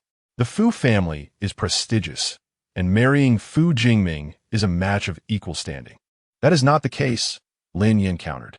If I truly loved her, I would strive endlessly to give her the best and ensure she never regretted marrying me. Wei Huanxiang felt a stirring in her heart, compelled to seek out her beloved, though it had been long since they last met, and she was unaware of his whereabouts. She forced a smile, a wave of sadness washing over her, and, abandoning her glass, she took to drinking straight from the bottle, the potent liquor burning her throat and causing her to choke. Lin Yin gently patted her back. Why drink so hastily? There's no one competing with you. It seemed her words had struck a chord, prompting this unusual behavior from Wei Huanxiang. Wei Huanxiang, her expression devoid of emotion, declared, Yin Yin, let us toast. Lin Yin joined her in raising a glass, but as Wei Huanxiang finished one bottle, Lin Yin had consumed several herself. The fruit wine was mild, but the stronger liquor soon took its toll, and Wei Huanxiang succumbed to intoxication. Lin Yin, although having drunk considerably, remained lucid. She climbed out of the pool dressed, and instructed Chunyu to keep a watchful eye on Wei Huanxiang, ensuring no one approached before she and Chuntao set off to find Fu Jingming. The chill of the night air enveloped Lin Yin, prompting her to hurry toward Fu Jingming and Appo's location. From a distance, she spotted him engaged in conversation with Helian Hung in a pavilion, sipping tea. As she approached, Helian Hung raised an eyebrow, idly toying with his teacup, remaining silent. Fu Jingming glanced over his shoulder. Little sister-in-law, where's Huanxiang? Lin Yan's expression turned anxious. Young Master Fu, Huanxiang has gotten drunk in the hot spring pool. You must hurry and assist her. Upon hearing this, Fu Jingming's composure vanished, and his tall figure swiftly disappeared from sight. Lin Yan observed his urgent strides, a smile appearing in her eyes, silently wishing he wouldn't squander the opportunity she had crafted for him. Lin Yan's unusual behavior caught Helian Heng's attention. What are you laughing at? He inquired. Nothing, she replied, suppressing her smile as she settled beside him. The fruit wine had made her gaze hazy, and her fluffy little head bobbed slightly, reminiscent of flowers swaying in the breeze. Lin Yan was very close, and Helian Hung could detect the scent of alcohol on her. He frowned slightly. You've been drinking. Yes, Lin Yan admitted, rubbing her temples as her head grew heavier. Unsteadily, she stood up, and multiple figures of Helian Hung appeared before her. Struggling to discern which one was the real Helian Hung, she pointed randomly and exclaimed, Oh, husband, you can clone yourself. There are so many of you. Helian Hung remarked dryly. Drunkenness leads to nonsensical chatter. As Lin Yan attempted to walk forward, her footing faltered, causing her to tumble into his embrace. She lifted her gaze, her watery peach blossom eyes fixated on the man before her, and suddenly cupped his handsome face, grinning foolishly. Found you. This one is real, my beautiful husband. The girl leaned against him, her sweet, intoxicating scent mingling with his breath. Her enchanting peach blossom eyes sparkled. their clarity akin to water, the corners slightly upturned with a hint of a blush from the beauty mark beneath her eye, exuding an unconscious allure despite her innocent demeanor. Even without makeup, her face was undeniably exquisite. Helion hangs deep, phoenix-like eyes remained inscrutable, his throat working as he swallowed hard. She had always been bold and flirtatious around him, yet this was the first time he had witnessed her in such a state. Amused by her expression, a subtle smile curved his lips, and he slowly uttered, "Am I handsome?" "Yes, you are the most beautiful man I have ever seen," Lin Yin affirmed, nodding earnestly while cradling his face. After a moment of contemplation, she added, "I also want to see my handsome husband's beautiful body." Seemingly entertained by her words, Helion Heng's phoenix eyes sparkled with delight, his chest vibrating with quiet laughter as he gently covered her eyes with his palm. "You little vixen." Feeling discomfort from the hand over her eyes, Lin Yin pulled it away, pouting in dissatisfaction. "Desire is part of human nature, you know?" Helion Heng simply responded with silence. Chapter 41. The little wildcat truly chooses her moments to sleep. Lin Yin gradually slid down, extending her hand to grasp Helion Heng's clothing. Her movements were slow as she attempted to climb up repeatedly, yet each effort proved futile. With a hint of impatience, she murmured, "What on earth is this? Why can't I get up?" Helion Heng replied, "Ah, you are quite intoxicated." Lin Yin would never dare to speak to him in such a manner when she was sober. It was a rare act of kindness when he lifted her arms and cradled her onto his lap, encircling her slender waist with one hand. Lin Yin nestled comfortably in the man's embrace, inhaling the delightful scent of sandalwood that lingered around him. She recalled it as the fragrance of the villainous overlord. Her fluffy little head nuzzled against his chest, and "You smell so good." Helion Heng, with his fingers, tapped rhythmically against the wheelchair and Oppo's armrest, his deep phoenix eyes gazing into the distance as he casually inquired, "How did you obtain the spirit spring water? Why is it that only the dishes you prepare possess flavor?" Lin Yin remained silent. After a moment of waiting without a response, Helion Heng glanced down to find the young woman in his arms had already closed her eyes, her breathing deep and steady, exhaling a sweet scent reminiscent of fruit wine. He let out a sigh, rubbing his temples in resignation. The little wildcat truly knew how to choose her moments to sleep. A sudden gust of cold wind swept through, causing Lin Yin, still lost in her dreams, to shiver and instinctively burrow closer to the warmth, murmuring hiss, "So cold, so very cold." Helion Heng tightened his cloak around her, enveloping the girl in its folds, leaving only her little head exposed before calling for Dai Qing. "Let's return." At that moment, Dai Qing and Dai Cheng were hidden in the shadows, their expressions numb. Dai Qing broke the silence. "Old Cheng, why do you think the young master did not push Lin Yin away?" "Why else?" "Of course, it's because the young mistress holds a unique place in the young master's heart," Dai Cheng replied, his hands clasped behind his head, a piece of dried grass clenched between his teeth. "I say, you simpleton, you can't still be oblivious to the facts, can you?" Dai Qing appeared to have accepted this notion, accepted it. He had watched from the shadows as Lin Yin flirted with the young master, unabashedly wanting to see his handsome figure. What astonished him most was that the typically aloof young master not only refrained from pushing her away, but was even amused by her antics, tenderly shielding her from the cold wind. Beyond this explanation, he could think of no other rationale. Suddenly, Dai Qing slept Dai Kinu e Apos said, causing him to turn and glare in anger. "Old Cheng, what was that for?" "The young master called for you," Dai Cheng stated. Dai Qing leapt from the shadows, standing behind Helion Heng as he pushed the wheelchair toward Qinglin Courtyard. Throughout the journey, he felt increasingly awkward until he finally asked, "Young master, I have a question." "Speak." Dai Qing scratched his head. "Young master, do you like Lin Yin?" "Like?"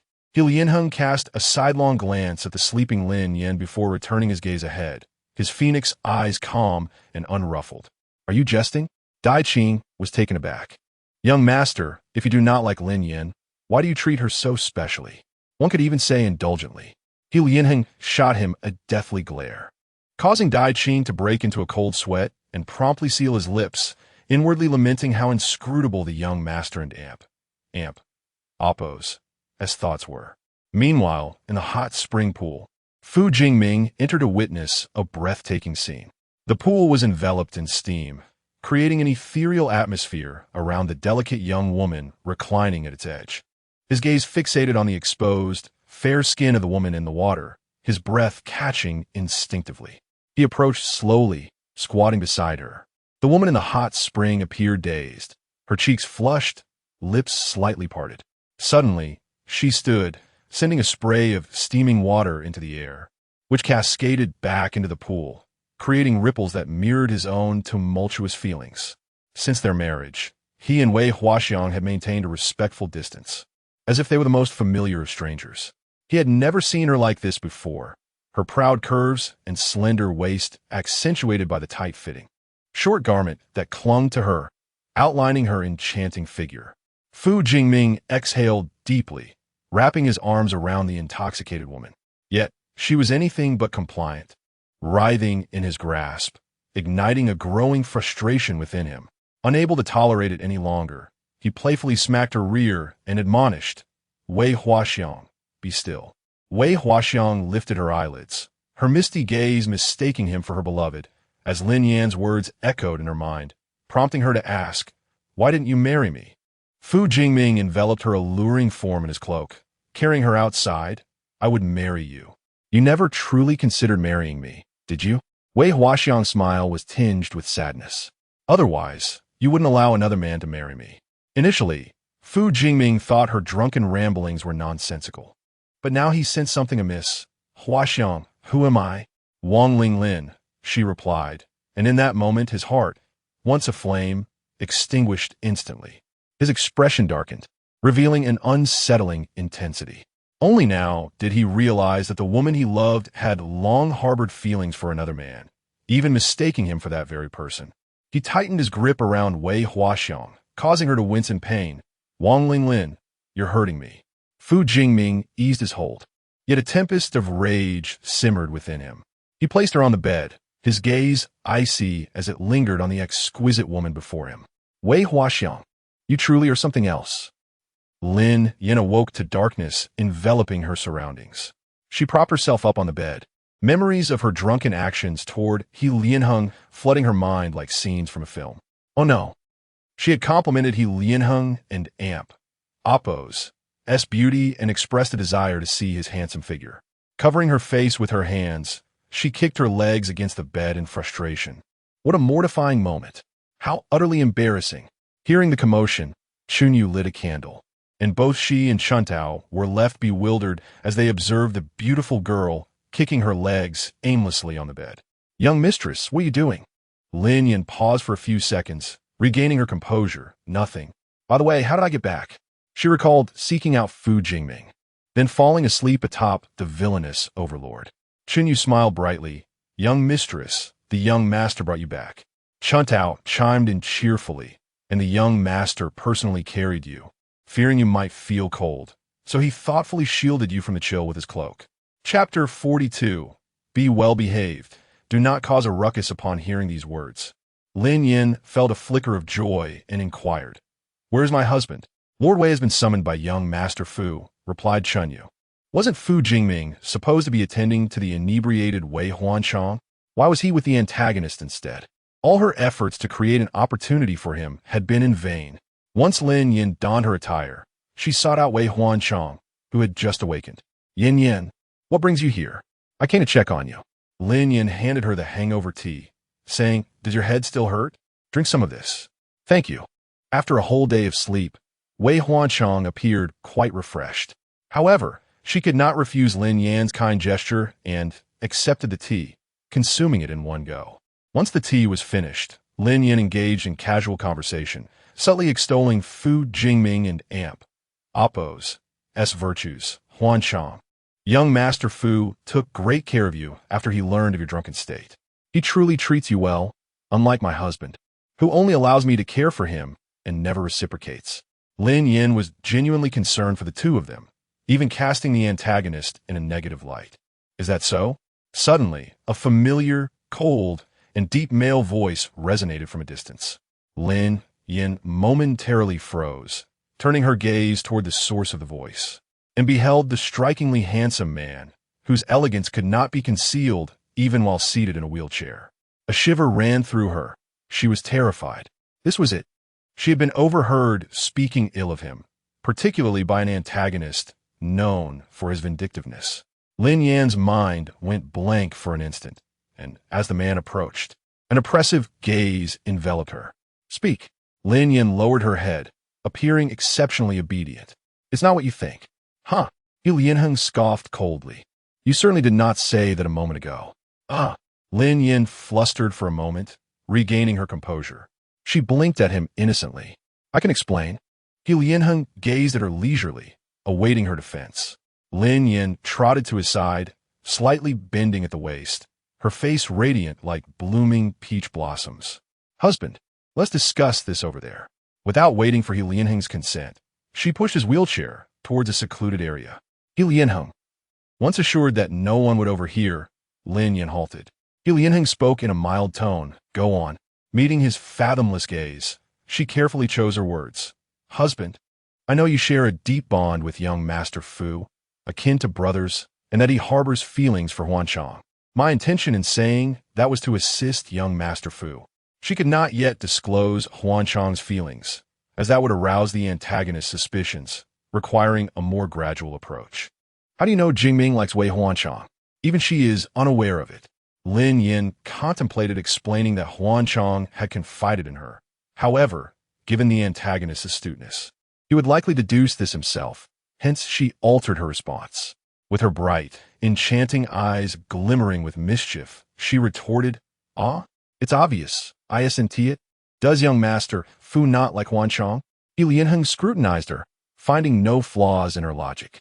He proceeded slowly, "So, you tarnish my reputation." He truly had a knack for pinpointing the crux. Just as one crisis passed, another emerged. Lin Yan chuckled awkwardly, her eyes blinking rapidly. "Well, husband, I didn't mean it on purpose. You did it intentionally." Lin Yan, with eyes glistening with unshed tears, she appeared pitiful, her voice laden with emotion. "Husband, how could you think so of me? You treat me well, and I can feel it. I regret offending you in front of Huanchang. However, she is my friend, and young Master Fu is your friend. It is only right to lend a hand."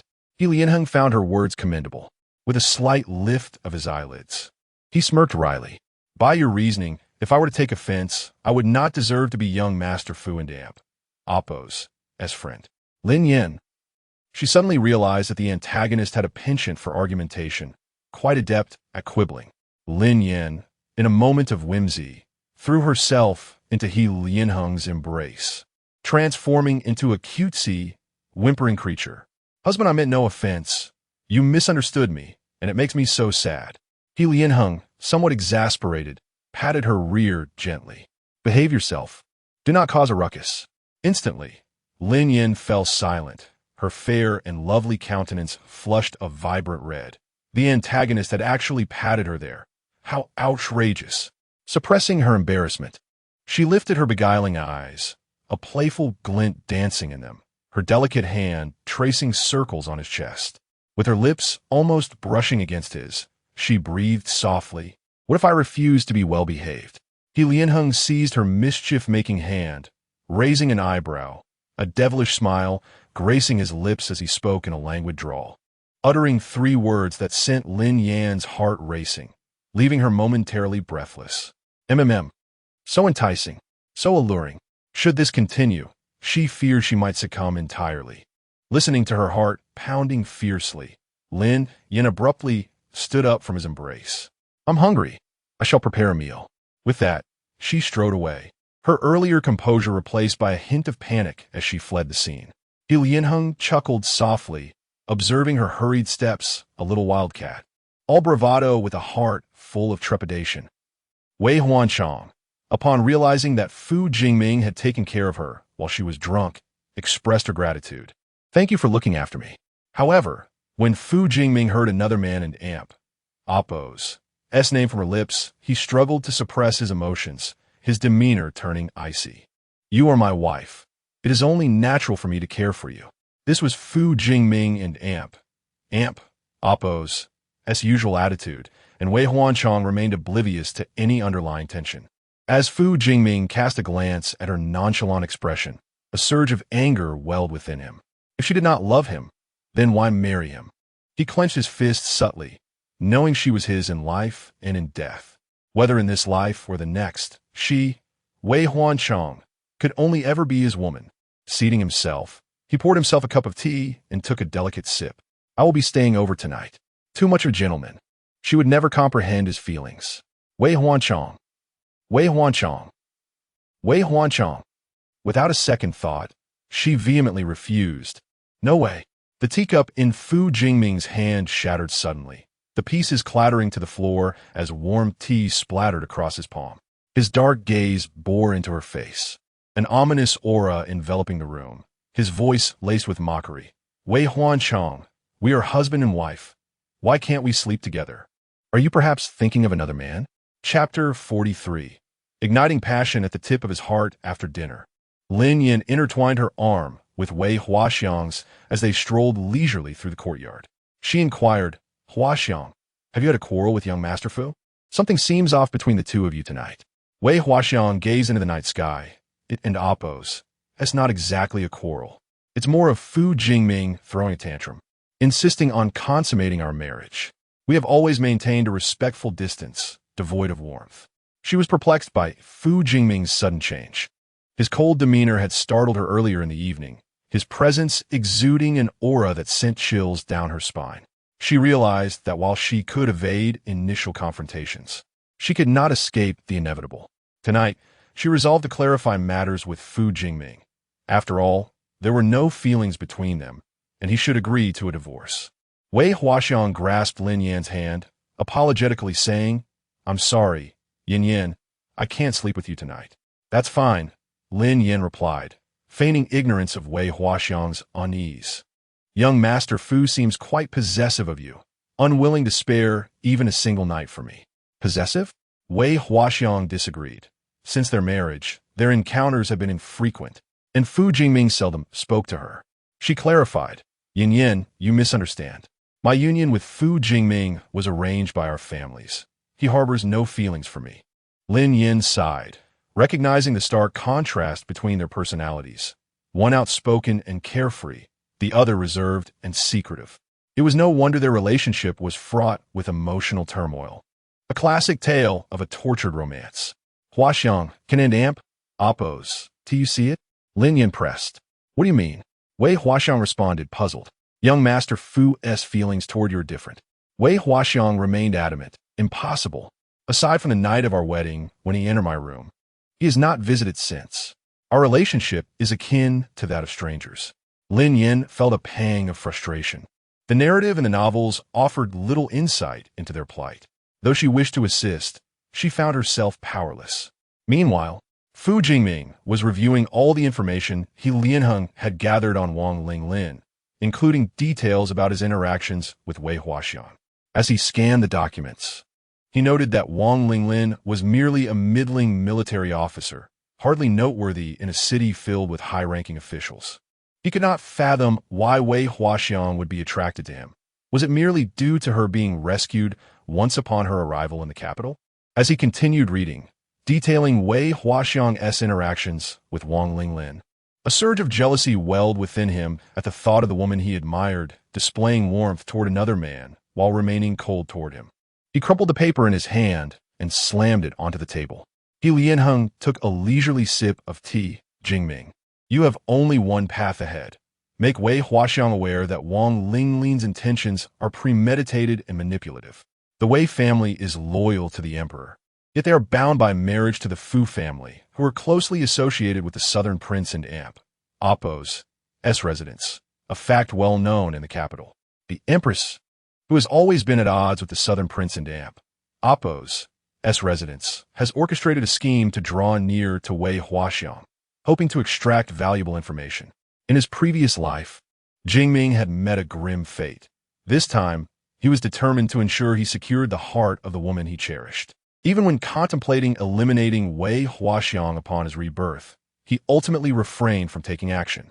Fu Jingming stood and burned the investigative documents under the candlelight. the flickering glow casting shadows across his stern features, enhancing the aura of menace surrounding him. His dark eyes, akin to shattered ice, met He Lianheng's as he expressed his gratitude. Thank you. Wei Huaxiang had feelings for another, yet here he was, putting on a facade of gentlemanly restraint, an act that could only be described as foolishness. He Lianheng, wishing to prevent his friend from repeating past mistakes, advised. Pursuing a woman requires initiative. Also, you might seek guidance from Lin Yan. She understands these matters better. Fu Jingming nodded. Please extend my thanks to my sister-in-law. Not long after Fu Jingming departed, Lin Yan returned. He Lianheng set down his teacup and beckoned. Come here. Lin Yan obediently approached, listening to the man's deep, magnetic voice. In the future, when Jingming seeks you out, offer him your guidance. Yes, husband, she replied. He Lianheng instructed, unfasten your garments. Fu Jingming had arranged for them to share a single room, which pleased Lin Yan as it meant she would no longer fear the cold with the presence of the formidable villain beside her. Joyfully, she began to loosen his belt and remove his outer robe until only his white undershirt remained, the fabric taut against his sculpted chest. Just as she reached out to touch him, a large hand seized her wrist. She looked up, meeting his gaze filled with a teasing mirth, her eyes innocent and clear. Husband, what are you doing? That question should be directed at you. I don't intend to do anything, she protested.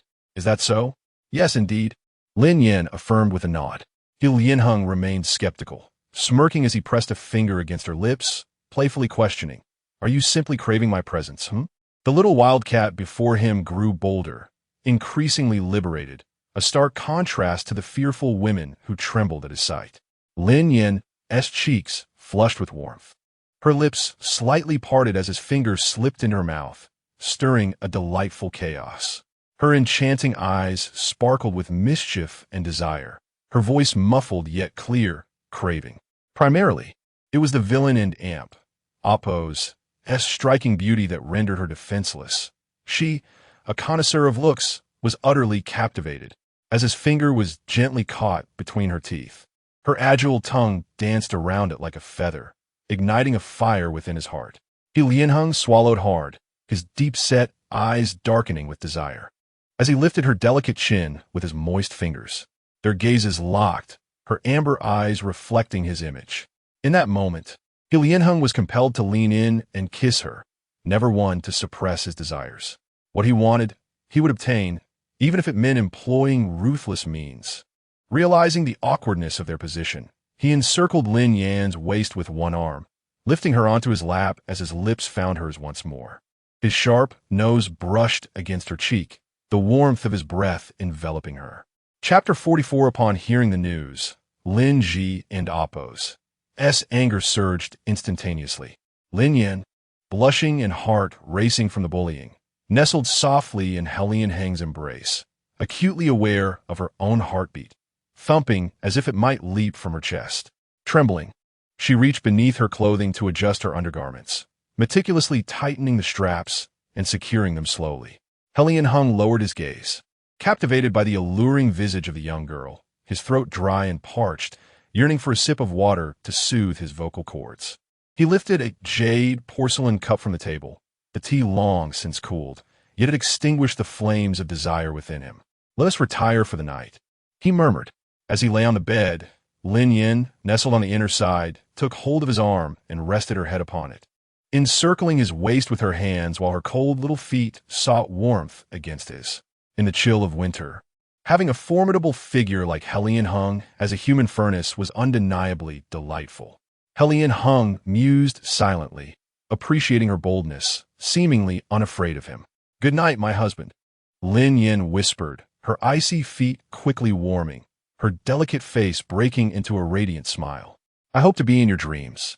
Having shared the bed several times, her initial nervousness had dissipated. As drowsiness overcame her, she stifled a yawn, closed her eyes, and gradually drifted into slumber. The girl in his arms breathed softly, and He Lianheng, stealing a glance at her serene sleeping face, felt an indiscernible sensation stir within him. His lips curled slightly as he too succumbed to sleep. Suddenly, the girl stirred, her fingers tracing restless circles upon his chest, her body languidly entwining around him like a serpent. Her soft, fluffy head nestled against his neck, delicate teeth nibbling gently, accompanied by tender licks. A shiver of delight ran through him as her warm, moist kisses trailed to his earlobe, her sultry voice whispering, "Husband, do you feel it?" Just as Helion Hung contemplated reprimanding this audacious young woman, she vanished before his eyes. Upon awakening, he realized it had all been a dream. Lying on his back, his dark, elongated eyes fixated on the ceiling, he surmised that Lin Yan's parting words had conjured her image in his slumber. The disconcerting dream had extinguished his sleepiness, yet the instigator of his restless night continued to sleep soundly beside him. He withdrew his arm from beneath her neck, shifting his proud form to the side, slowly calming the fire that brewed within. Yet, she clung to him again. Helion Hung, after a moment of silence, pushed her away only to have her cling once more. He turned to gaze at the peacefully slumbering Lin Yan. "Stop pretending to be asleep." However, his words went unheeded. Helion Hung rubbed his brow in exasperation. Even in sleep, she was insatiably clingy. The following morning, Lin Yan awoke to find Helion Hung still asleep. She turned onto her side, propping her chin in her hands, quietly admiring the unparalleled beauty of the formidable figure before her. The man in slumber gradually opened his eyes, his striking features softened by sleep, his voice hoarse from drowsiness. "What are you staring at?" With a twinkle in her eyes, Lin Yan replied sweetly, "I am admiring my husband's exquisite looks." Her radiant smile etched itself deeply into his heart, stirring that ineffable feeling once more. Helion Hung smirked. Only she could so candidly express admiration for a man without a hint of shame, something that would leave any other woman flustered. Lazily propping himself up, his long, dark hair cascading like a waterfall behind him, he uttered, "Change your clothes."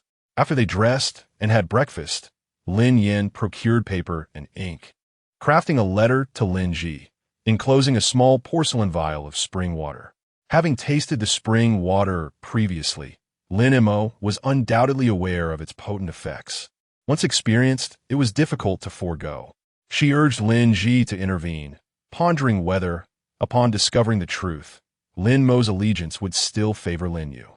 Upon receiving Lin Yan's letter, Lin Ji hastily opened the envelope. The letter detailed Lin Yan's stay with Helion Hung at the suburban villa, filled with heartfelt concern for him, and concluded with inquiries about Lin Mo and Appo's health while emphasizing the preciousness of the spring water. She insisted it must be delivered directly to Lin Mo, not entrusted to another. After reading the letter, Lin Ji felt a surge of indignation for Lin Yan, recognizing how the Lin family failed to regard her as one of their own. Her benevolence in the face of their ingratitude was almost too much to bear. It was infuriating how the family remained blind to Lin Yan's virtues, fixated solely on the self-serving and willful Lin Yu. Though reluctant, Lin Ji resolved to honor Lin Yan's request. Despite his frail health, Lin Mo exhibited remarkable talent in commerce, managing the family's enterprises. Lin Ji tucked the vial securely into his cloak and headed to the shop where Lin Mo often worked, only to be informed by the shopkeeper that Lin Mo had gone to Lin Yu and Appo's, his newly opened store. Furrowing his brow, Lin Ji inquired, "Lin Yu has opened a new store?" The sixth miss wished to start a business, so the second young master gifted her one of the well-situated shops. The shopkeeper replied. Lin Ji and Appo's anger flared immediately. Clenching the vial tightly, he hesitated momentarily, reluctant to give it to Lin Mo. Yet, recalling Lin Yan and Appo's request, he steeled his expression, his demeanor radiating an aura that warned others to keep their distance as he set off to find Lin Mo standing outside the shop. He recognized it had formerly dealt in tea, but had now transformed into a ready-made clothing establishment. The shop was bustling with customers, thriving in business. Eventually, it was a maidservant named Xiao Hong, attending to Lin Yu, who spotted him. "Fifth young master, are you looking for the sixth miss?" she exclaimed. Hearing this, Lin Yu emerged from the shop, lifting her skirts as she approached the door, her gaze drawn to the tall figure of her brother. Their relationship had soured, and she understood he was unlikely to seek her out, yet a flicker of hope danced in her heart. "Brother, are you truly here to find me?" she asked, a hint of eagerness in her voice. Lin Ji cast her a cold glance. You aren't an amp. Amp? Oppos. T important enough for me to seek you out. Lin Yu and amp. Amp? Oppos. S expression soured. Lin Ji, do not be excessive. Ignoring her, Lin Ji strode into the shop and grabbed the arm of a young attendant. Where is Lin Mo? The attendant, familiar with Lin Ji and sensing the fierce aura radiating from him, did not dare withhold the truth. The second young master is in the back courtyard. Lin Ji strode purposefully toward the back, with Lin Yu trailing behind, curious about her brother's sudden visit. In the courtyard, Lin Mo and Lin Su were present, both surprised to see Lin Ji, whom they had not encountered for several days. Lin Mo and Amp, Oppos, S dark eyes swept over him, remaining silent, while Lin Su stood and patted Lin Ji on the shoulder, offering a warm smile. Little Five, what brings you here? Have you reconsidered returning home? Mother would be overjoyed to know. Chapter 45. The country chicken will forever remain a country chicken. Do not harbor illusions of becoming a phoenix. Lin Ji and Oppos. S lips curled into a sardonic smile. Would Mother be pleased? It was akin to the absurdity of pulling down one and Amp. Oppos. S trousers to fart. In her heart, there was only Lin Yu. Lin Ji, unwilling to engage further with this group of deluded and blind individuals, produced a jade-white porcelain vial from his pocket and set it down. This is spring water. Having spoken, he turned and walked away, devoid of any lingering sentiment. Lin Mo gazed at the palm-sized jade-white vial, his eyes ablaze with fervor. The last time Lin Ji had given him some to drink, it had improved his health somewhat. However, after a prolonged absence of the elixir, he had reverted to his previous frail state. His weakness had been carried from the womb, and had it not been for the affluence of the Lin Ho residence, he feared he would not have survived to this day. Having experienced such a plight, Lin Mo had long since nurtured a covetous desire. He yearned to possess a healthy body like any normal individual. If he could consistently consume this potent spring water, he had a premonition that he would regain his vitality. He called out to Lin Ji, who was about to depart. Old Fifth, wait. Lin Ji halted, not turning back. Is there something you need? Lin Mo approached him, a serious expression washing over his pallid face. Old Fifth, where can I find the person who provided you with the spring water? He was determined to locate that individual. The Lin Ho residents held power and influence, capable of granting that person anything they desired. Lin Su was equally fervent. Old Fifth, please take me to see the esteemed gentleman who provided you with the spring water. He suspected that this gentleman was the renowned flower divine doctor, for only such a figure could concoct spring water of such extraordinary efficacy. He was intent on taking the flower divine doctor as his mentor, yet the doctor's whereabouts were notoriously elusive, making him challenging to find. Now that the flower divine doctor was likely in the capital, he could not afford to miss this opportunity. Lin Ji turned to look at the hopeful Lin Mo and Lin Su, recalling Yin-Yin-S words, and could only contrive an excuse. She is elusive. I'm unaware of her whereabouts. Lin Su and Oppos. As conviction intensified, excitement brimming within him. It had to be the flower divine doctor. Lin Mo felt a pang of disappointment. Even Old Fifth was unaware of that person's location. Fortunately, Old Fifth had saved that individual, and now he was still willing to provide him with spring water, indicating that he still held some regard for his second brother. As long as Old Fifth was around, the possibility of his recovery grew significantly. Lin Mo's typically grim and sickly visage broke into an unusual smile. Old Fifth, we brothers have had our disagreements in Haven and Oppos. Seen each other for days. Stay for lunch today. Glancing at Lin Yu standing nearby, Lin Ji felt a wave of annoyance. No, I have matters to attend to. I'll take my leave. Seeing Lin Ji's firm refusal, Lin Mo prepared some gifts to present to him. Old Fifth, please convey my gratitude to that esteemed gentleman. Lin Ji accepted the gifts. Knowing they were meant for Yin Yin, I will deliver your message. With the gifts in hand, Lin Ji departed, while Lin Yu trailed behind him. Turning impatiently, he shot her a sidelong glance, exuding a sense of disdain. What do you want following me? Lin Yu suddenly smiled, crossing her arms with a triumphant expression as she pointed to her thriving garment shop. Fifth brother, didn't you say Lin Yin was superior to me? She runs a flourishing business, but here I am, a lady of the boudoir running a shop that is equally successful, earning more silver than Lin Yan. Do you still think I'm inferior to her?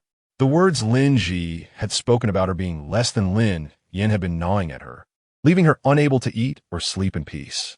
Coincidentally, both the princess of the Southern King and Madame Fu were adorned in uniquely styled and exquisite garments, prompting many noble women to inquire about their attire, and thus a trend swept through the capital. Her artistic talent was remarkable. Designing clothing was no arduous task for her. She personally crafted the designs for her shop, which, while perhaps lacking the flair of those worn by the Southern Princess and Madame Fu, were still far more splendid than many others. It was no surprise that once her shop opened, business boomed. Numerous noble women flocked to purchase from her, showering her with compliments, solidifying her reputation as the capital's foremost talented woman. Lin Ji disdainfully curled his lip, even going so far as to mock her maliciously. You are but a copycat. A country chicken will always remain a country chicken. Do not delude yourself into thinking you can transform into a phoenix.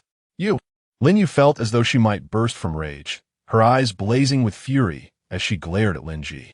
Lin Ji reveled in her anger. Yin Yin is beautiful, kind-hearted, and an adept cook. What are you so proud of in merely selling garments? If Yin Yin were to sell clothes as well, you would surely be in tears. Lin Yu scoffed. She is destined for toil, forever relegated to the role of a kitchen maid. What prospects does she have? Even if Lin Yan were to sell garments, she would never compare to me. Apart from those who designed for the Southern Princess and Madame Fu, I regard no one else as my equal. And Lin Yan, unable to read a single character, has never even touched a calligraphy brush. How could she possibly surpass me? It is utterly laughable. What Lin Yu was oblivious to was that even if Lin Yan were to spend her life as a mere kitchen maid, she would still be a chef adored by many prominent figures. Lin Ji retorted sharply, no matter how you spin it, Yin Yin is still superior to you. Lin Yu and Appo's chest heaved with indignation, her foot stamping in frustration. Just wait and see. The New Year's Day was fast approaching, and everyone was preparing to enter the palace for a grand banquet. Lin Yin, the rural bumpkin, was certain to embarrass herself once more, becoming the subject of ridicule for all to see. In the Fu family's villa on the outskirts of the capital, Helian Hung and Fu Jingming received word that the New Year's Day was imminent, and the Chu state was dispatching princes and princesses to pay their respects. Ostensibly a visit of congratulations, it was, in truth, a means of forming an alliance to reinforce the amicable relations between the two nations. Helian Hung found little desire to linger in such a place. The prince from Chu Zhe, had little interest in power struggles, but was rather fond of wealth, possessing personal riches that rivaled entire nations. In a past life, Helian Yao had cultivated a friendship with Chu Zhe, receiving unfathomable wealth in support, which ultimately contributed to his own downfall. A flicker of cold malice flashed in Helian Hung's eyes. Those who could not be of use to him were better off dead. While on their way back, they were suddenly ambushed. Dai Cheng and Dai Qing wore grim expressions, drawing their swords to protect the carriage. Yet the enemy outnumbered them considerably, and their comrades fell one after another. Eventually, only the two of them remained, surrounded by dozens of cloaked assailants. Dai Qing urged, Old Cheng, I'll hold them back. You take the young master and flee. No need. A chilling, sinister voice emanated from within the carriage. Helian Hung's phoenix eyes glinted with coldness, as if ice itself. Yet they bore an air of unyielding disdain as he surveyed the encircling black-clad figures. His thin lips gradually curved into a smile, one that inexplicably instilled a sense of dread in the hearts of those present. The assailants tightened their grips on their swords, their faces darkening, wary of the noble yet aloof man inside the carriage, exuding an overwhelming pressure. Helian Hung sneered. It must be the Empress who sent you. Aside from the Empress, he could not fathom anyone in the capital daring enough to challenge the Southern King's residence. Chapter 46. My lord, please rise. The cloaked figures exchanged glances, startled to find themselves discovered. The Empress had commanded their mission. They must eliminate Helian Hung. With the South King and Appo's heir lost, his position would be severely undermined, rendering him incapable of contending for the throne. The leader of the cloaked men signaled to his subordinates, making it abundantly clear that Helion Hung must be slain here today. The black-clad assailants surged forward, their skills formidable. Dai Cheng and Dai Qing found themselves struggling against the onslaught, while Fu Jingming and Wei Huaxiang, having just dispatched their own attackers, hurried to rejoin the fray. The outside of the carriage was a cacophony of clashing blades, the air thick with a nauseating scent of blood. Helion Hung glanced at Lin Yan, whose face had paled yet remained composed. "Stay inside the carriage," he instructed. Lin Yan grasped his hand, her eyes filled with concern. "My lord, please be cautious." With adversaries at their doorstep, she understood that the villains would not hesitate to strike. Her lack of martial prowess would only render her a burden. With a swift motion, Helion Hung propelled his wheelchair and deftly drew the soft sword from his waist, engaging the enemy. Despite his disability, his martial skills were unparalleled. His presence alleviated the pressure on Fu Jingming, Wei Huaxiang, Dai Cheng, and Dai Qing, who suddenly found themselves invigorated. The five of them, facing scores of highly skilled foes, began to gain the upper hand, their spirits rising with each clash. Helion Hung narrowed his sharp, deep-set eyes, exuding an aura of chilling danger and bloodlust. His mere gaze sent tremors of fear through the ranks of the cloaked men, compelling them to cower before this formidable figure. The air of the South King radiated a presence so powerful that even the Empress, who stood above all, had never inspired such trepidation. No wonder the Empress regarded the South King's residence with such wariness. Having not fought in a long while, Helion Hang's bloodlust surged uncontrollably, the metallic scent of blood further fueling his fervor. His eyes glowed crimson, embodying the essence of a beastly king. The leader of the cloaked men ceased his skirmishes with others and charged directly at Helion Hung, his sword emanating a lethal aura. Helion Hung pierced the chest of one assailant, sensing the murderous intent behind him. He quickly pivoted his wheelchair, brandishing his soft sword, splattering warm blood across his form and staining his moon-white brocade robe. Blood also speckled his handsome visage, enhancing his allure with a devilish charm. The clash of blades rang sharply in the air as Helion Hung repelled the leader of the cloaked men, swiftly maneuvering his wheelchair to confront him. With a powerful swing, he aimed for the man's head, even as his own legs were struck. The leader, eyes wide with disbelief, fell to the ground, stirring up a cloud of dust. Young master, Dai Cheng and Dai Qing, witnessing Helion Hung and Appo's injury, felt a surge of guilt and anger.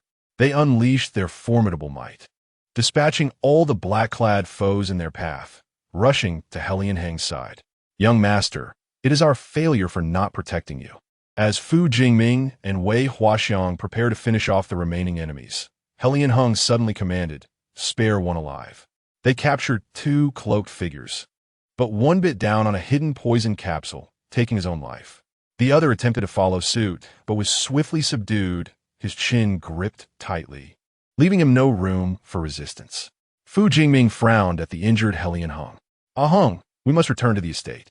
Helion Hung did not respond, his cold demeanor betraying a flicker of excitement. He could feel sensations return to his legs, registering pain, even noting a fresh cut on his thigh, the sensation achingly vivid. Fu Jingming, Wei Huaxiang, Dai Qing, Dai Qing. The four stood in stunned silence, their minds racing. "Ah Hung, has the injury to your legs driven you mad?" Meanwhile, Lin Yan, having heard of Helion Hung and Appo's injury from within the carriage, rushed out only to witness him slicing his own thigh with his soft sword. Unlike others, she did not perceive this as madness. She hurried to Helion Hung, squatting before him, her delicate hands pressing against his thigh. The more she pressed, the more blood flowed. Fu Jingming, Wei Huaxiang, Dai Qing, Dai Qing. Were they to fear that Helion Hung was not bleeding enough? As Lin Yan pressed down, she scrutinized Helion Hang's expression, a smile blossoming in her beautiful eyes. Is it not more intense than before? Her words were a statement, not question. After all, Helion Hung feasted daily on the fresh produce from their space and drank from the spiritual spring. Indeed, blood continued to pour forth, and Helion Hung and Oppose, as complexion paled as he murmured, return to the manor. Fu Jingming opened his mouth to suggest they go to the suburban villa, but Helian Hung interrupted. Just apply some wound medicine. Inside the carriage, Lin Yin held the wound medicine and instructed, My lord, remove your trousers. Helian Hung reclined against the window, radiating a languid charm, a mischievous smile gracing his lips. You do it yourself. I am the patient. She, even though she had been bold before the villainous lord, she had never undressed a man, and the thought embarrassed her greatly. My lord, I shall call Dai Ching over. Helian Heng's expression turned icy, his tone frigid. Are you certain? The thought of a man undressing me is revolting. How could you even suggest it? Under his piercing gaze, Lin Yin felt as though she were being scrutinized by a venomous serpent, and she cleared her throat, asserting earnestly, My lord cannot let another man see him. It must be me. She was not one to shy away, reaching to untie his belt, tugging gently at his waistband. My lord, please lift a little. But Helian Hung remained motionless. Her efforts were futile. My lord, please rise a touch. If you remain like this, I cannot remove your trousers. He lifted her by the collar and set her aside, taking matters into his own hands. With a swift tear, the fine fabric yielded, revealing his injured thigh. Lin Yin, clearly capable of tearing it himself, he chose to tease her. Lin Yin gained a new understanding of Helian Hung and Oppo's mischievous nature. Helian Hung glanced at her lazily, his tone nonchalant. Go on. My lord, was that deliberate? Hearing the girl's voice laced with suppressed frustration, Helian Hung chuckled lightly, replying casually, What if it was? What if it wasn't tea? Lin Yin, maintaining a resolute expression, she applied the medicine to his wound. All done. Chapter 47. Seventh sister, fourth brother apologizes to you at the South King's mansion. Lin Su, carrying a medicine box, followed Dai Chung into the Songmu courtyard. Lin Yin exclaimed with delight, Fourth brother. Lin Su felt little affection for his biological sister, but his temperament was generally mild. He nodded at her and gently asked, Seventh sister, how have you been in the mansion? Lin Yan's eyes sparkled with surprise as she replied, Fourth brother, are you concerned about me? I'm truly so happy. Deep within her gaze lay a sense of indifference, tinged with mockery. Despite her lack of genuine concern for this sister, she pretended to care. Among the 5 brothers, only Lin Su showed some patience towards the original owner, calling her seventh sister. Consequently, the original owner relied more on this fourth brother than the others. However, due to his repeated support for Lin Yu during their disputes, which hurt the original owner's feelings, her resentment towards him deepened, even surpassing that towards Lin Ji, who had constantly bullied her. Faced with Lin Yan's joyful and bright eyes, Lin Su momentarily recalled how she had once smiled at him when she was first brought home. However, after that, she began to distance herself and never smiled at him again. Lin Su spoke gently, You are my sister. The more Lin Yin smiled on the surface, the more she scoffed inwardly. Sister? How amusing. She did not respond to him, but led him into the inner chamber, where Helian Hung reclined on a concubine chair. His handsome face pale from blood loss, yet his extraordinary elegance and noble aura could not be concealed. Lin Su set down the medicine box and slightly bowed, Young master. He then proceeded to examine Helian Heng's wounds. Helian Hung raised his eyes and glanced at the young man hailed as the little divine doctor, speaking coolly. Can you treat legs? He needed to stand again soon. The flower divine doctor had yet to be found, and Lin Su's medical skills were exceptional. His legs were slowly recovering, and perhaps Lin Su could indeed heal him. Lin Su was momentarily taken aback, his face adorned with a warm and polite smile. If the young master trusts me, I am willing to give it a try. Helian Heng's legs had been disabled for years, and no one in the capital could treat them adequately. If anyone could truly heal him, it would undoubtedly be the flower divine doctor. Helian Hung possessed remarkable medical skills, and trivial ailments could no longer satisfy him. If Lin Su were able to treat such a difficult case, he could not help but feel excited, believing it would demonstrate his growing proficiency and likely prompt the flower divine doctor to take him as an apprentice. After administering medicine to Helian Hung, Lin Su inquired carefully about his legs and was astonished to learn that Helian Hung had regained some sensation. Young master, Why do you still require my assistance if you have already received treatment from a skilled practitioner? Helion Hung lazily lifted his eyelids and cast him a sidelong glance. What? You are unwilling? Even a mere glance radiated a formidable authority, causing Lin Su to instinctively lower his head. The young master jests. Lin Yu had an affair with Helion Yao, thus aligning the Lin family with his faction. The thought of his adversary enveloped Helion Hung in a palpable bloodthirsty aura, and Lin Su felt a pricking pain on his skin from this overwhelming pressure, instinctively retreating a few steps. Then he heard Helion Hang's cold voice. Laced with a hint of mockery, Lin, fourth young master, the day the news of my leg's improving spreads is your day of reckoning. Lin Su lowered his head. Rest assured, young master. As a physician, I will not disclose a patient in AMP. Oppo's condition, it is the ethical duty of every doctor. Upon learning that Lin Su was treating Helion Hung and AMP, Oppo's legs, Lin Yin would prepare snacks for him each time he visited, showing concern and companionship before heading to the shop. After all, she was a good sister, and it would be quite unreasonable for her not to be present when her brother arrived, tarnishing her good sister persona. In a short span, Lin Su's impression of Lin Yin transformed. This biological sister of his displayed a gentle and considerate temperament, embodying kindness and strength, devoid of any arrogance. Lin Su remarked, "Seventh sister, if you had this disposition before marrying, you would not have had such a falling out with you." Lin Yin suppressed the urge to roll her eyes, internally exasperated that this fool believed the original owner and AMP, Oppo's poor relationship with Lin Yu was entirely her fault. With her head bowed, she spoke with a pitiful tone. "Fourth brother, my adoptive parents passed away early, and I always thought I had no family, living in solitude for many years. Whenever I saw others enjoying the company of parents, brothers, and sisters, I felt envious. It was only when the Lin family found me that I realized I was not alone and had relatives. I was genuinely overjoyed at that moment. I long to have the same closeness with my siblings as others do, but I do not understand why things changed later. Perhaps it is because I am not good enough." Her eyes shimmered with profound disappointment. "Fourth brother, am I really that inadequate? Does no one like me?" The young girl was on the verge of tears, yet still managed to muster a smile. Lin Su and Oppo's heart suddenly ached. His seventh sister must have endured great hardship living alone in the countryside. He recalled the day Lin Ji had severed ties with the family. Though he knew the truth, he had never cared, even misjudging her. A sense of guilt arose within him as he reached out to gently ruffle Lin Yin and Oppo's hair, tenderly assuring her, "Seventh sister, you are a wonderful young lady. You are not inadequate." "Really?" Lin Yin and Oppo's eyes sparkled with hope. Indeed, Lin Su and Oppo's smile was as refreshing as a spring breeze. "I was mistaken earlier, seventh sister. Fourth brother sincerely apologizes to you." Lin Yan's eyes glimmered softly. "Fourth brother, I do not blame you."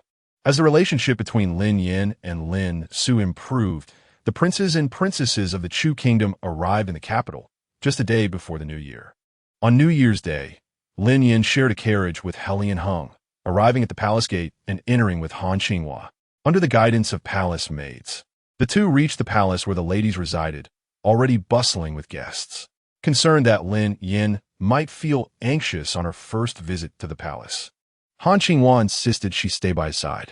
They found a place to sit when suddenly a familiar noblewoman called out to her. Han Qinghua set down his teacup and turned to Lin Yu. "Yin girl, wait for me here. I'll be back shortly." Lin Yin smiled lightly, remaining seated alone. Not far away, a group of noble ladies noticed the solitary Lin Yin.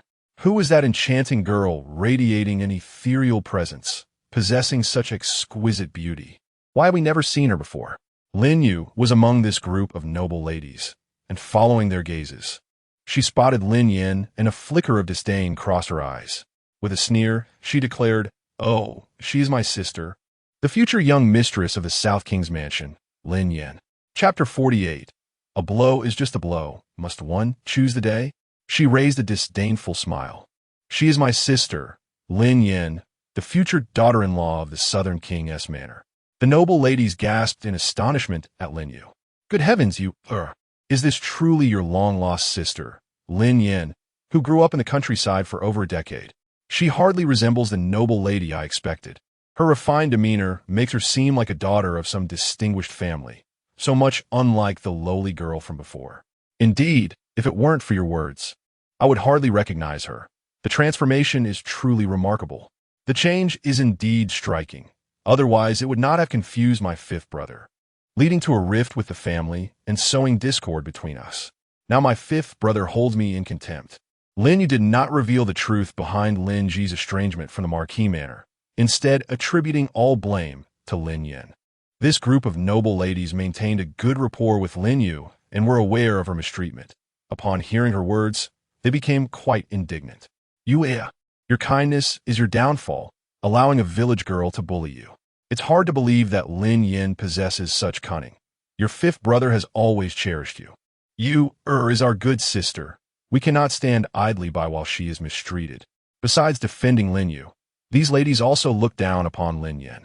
In previous gatherings, Lin Yin had been subjected to severe bullying by them, and now they were eager to act again.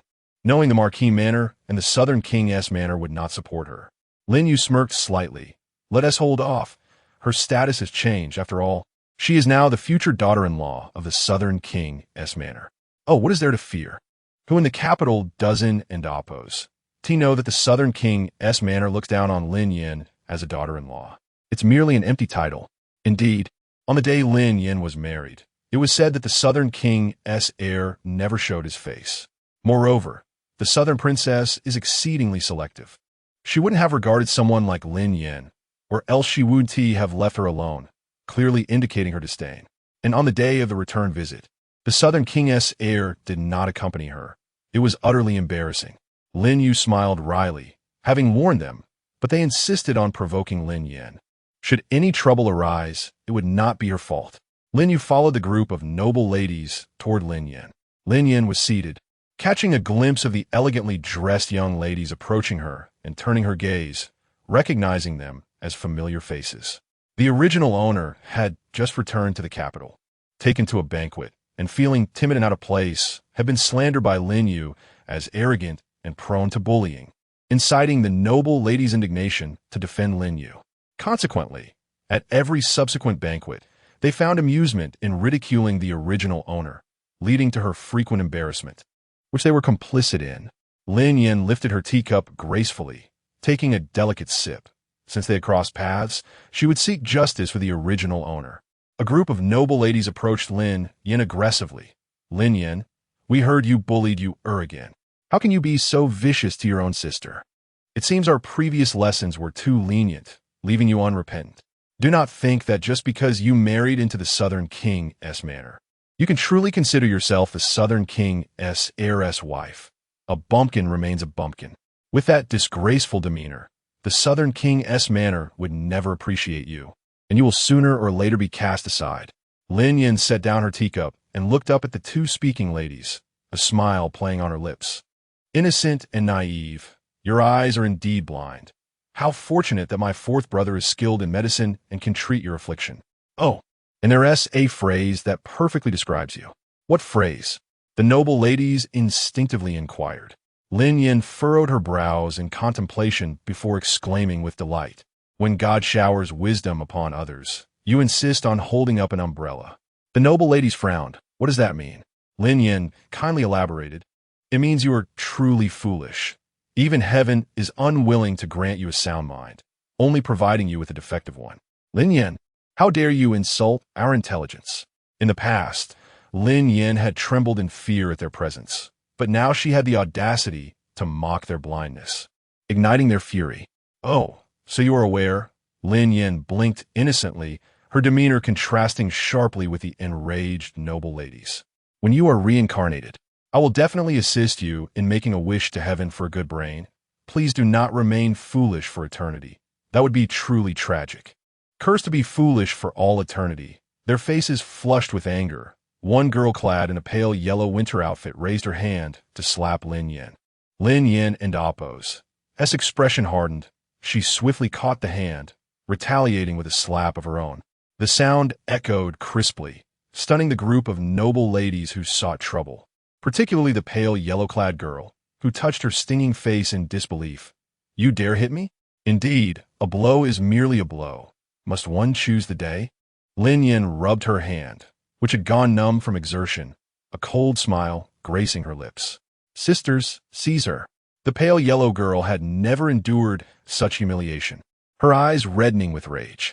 Lin Yin taunted scornfully. To call you foolish would be an insult to the word. Stop pretending to be noble when in reality, you are nothing but fools. The group of noble ladies, already furious, became further incensed by Lin Yin and Appo's words, glaring at her in anger.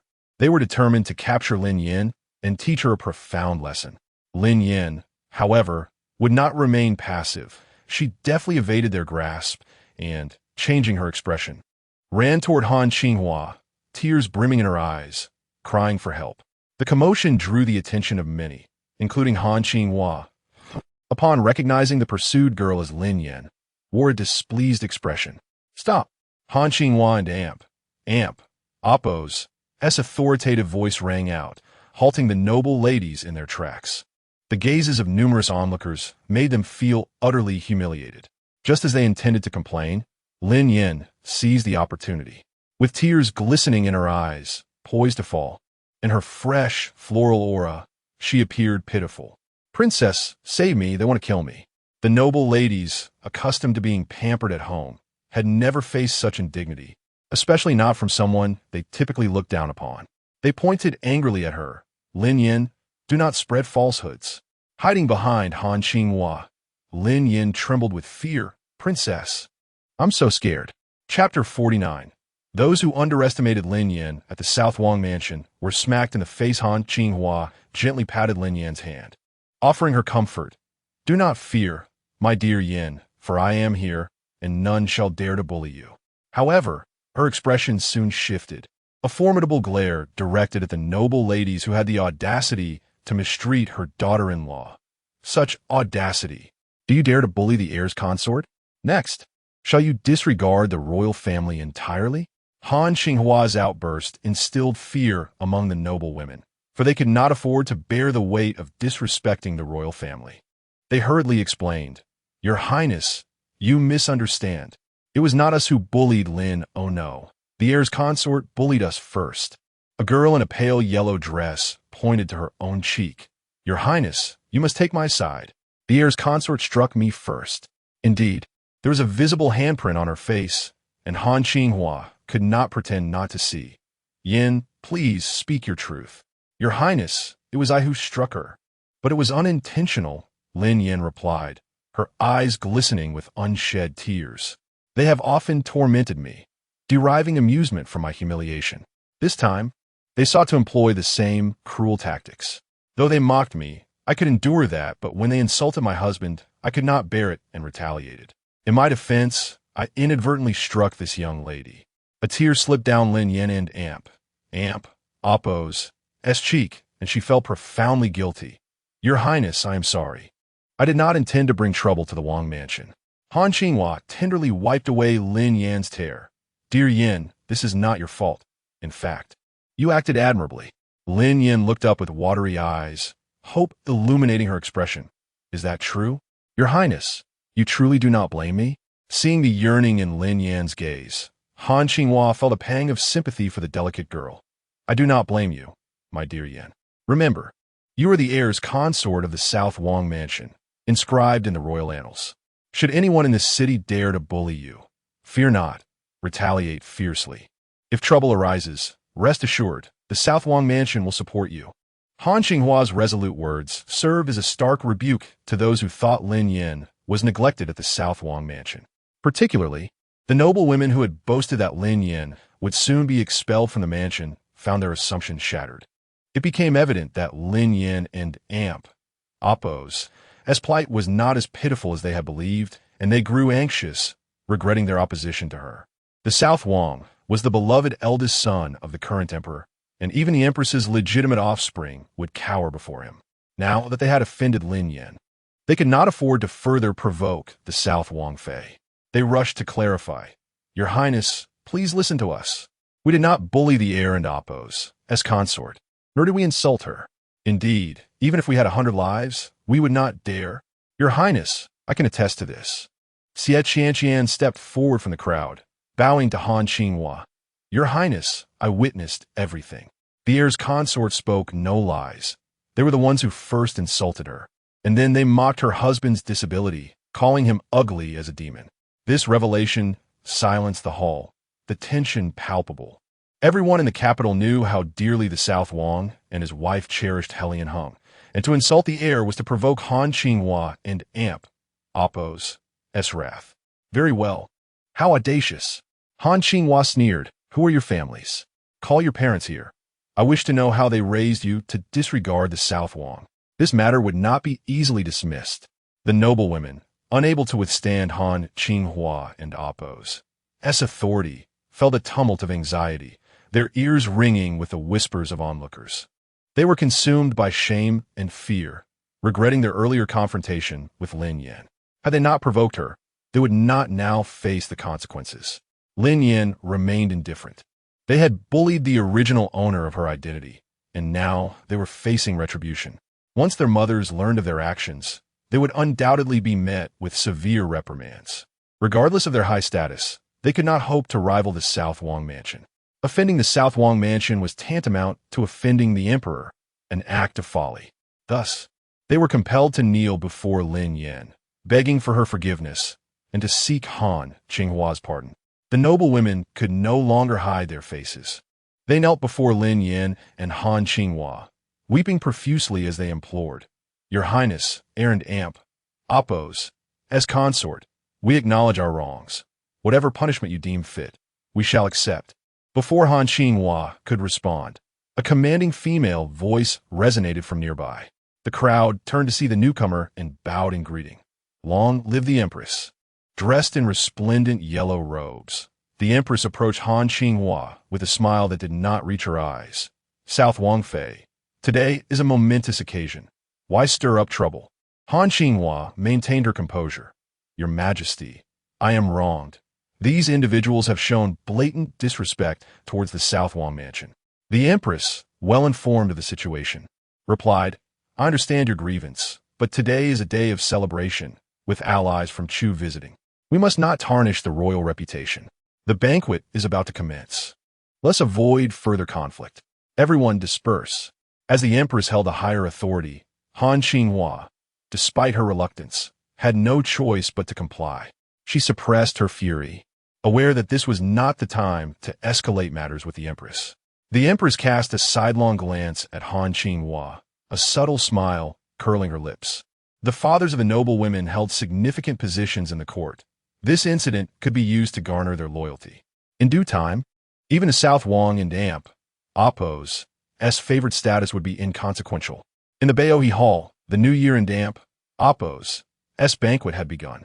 All the ministers had taken their seats.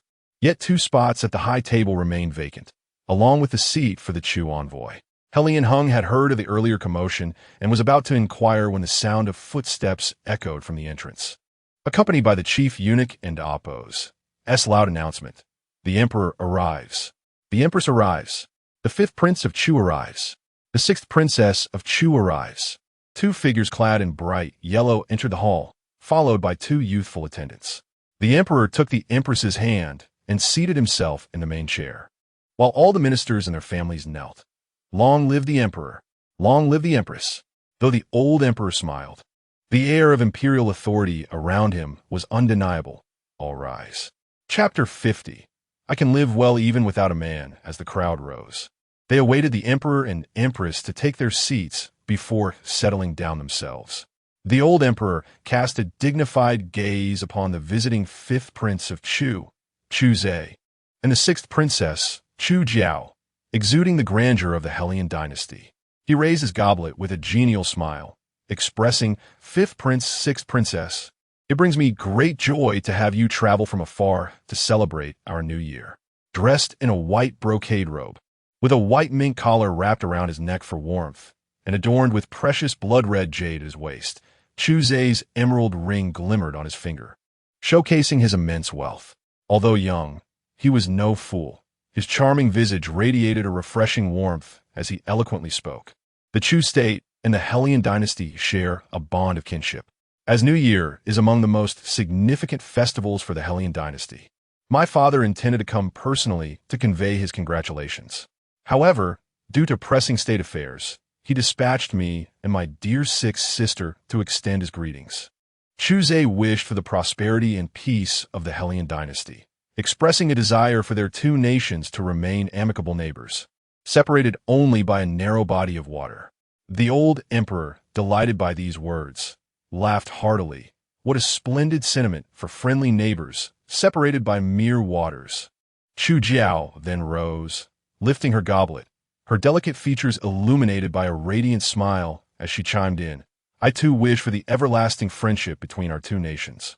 Although the official purpose of the Chu delegation and Appo's visit was to offer congratulations, the underlying motive was a potential union. As the youngest and most cherished princess of Chu, she was well aware of her allure. The old emperor regarded the charming sixth princess, who was of a similar age to several of his grandsons, with a gaze that softened with affection. Indeed, my dear sixth princess, you may have a good look at the fine young men of the Hellion dynasty. They will surely not fall short of those from Chu.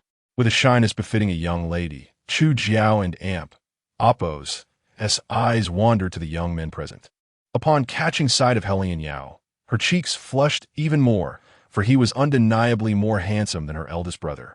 Her gaze lingered on Hellion Yao, eliciting a hint of annoyance from him.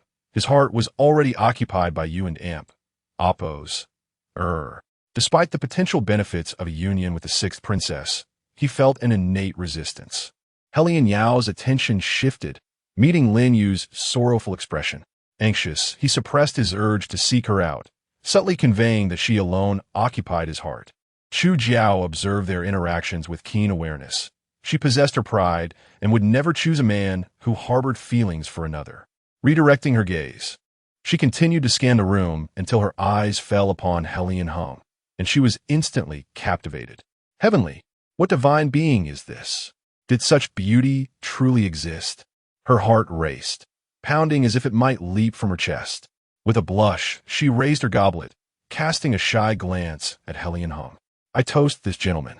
Hellion Hung, with his elegantly defined fingers, lifted his goblet, lazily casting a glance at Chu Jiao, his demeanor cool and detached.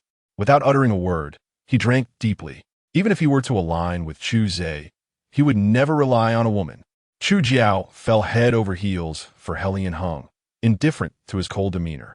As the most favored princess of Chu, she was accustomed to getting what she desired. Your Majesty, she inquired, may I ask who this gentleman is? The assembly followed her gaze, their eyes landing on Hellion Hung, mirroring her awe. Who was this strikingly handsome man seated beside the South Prince and his consort? Why had they never encountered him before? With such celestial beauty, it was no wonder the sixth princess was smitten. The noble women present all exhibited signs of admiration and jealousy.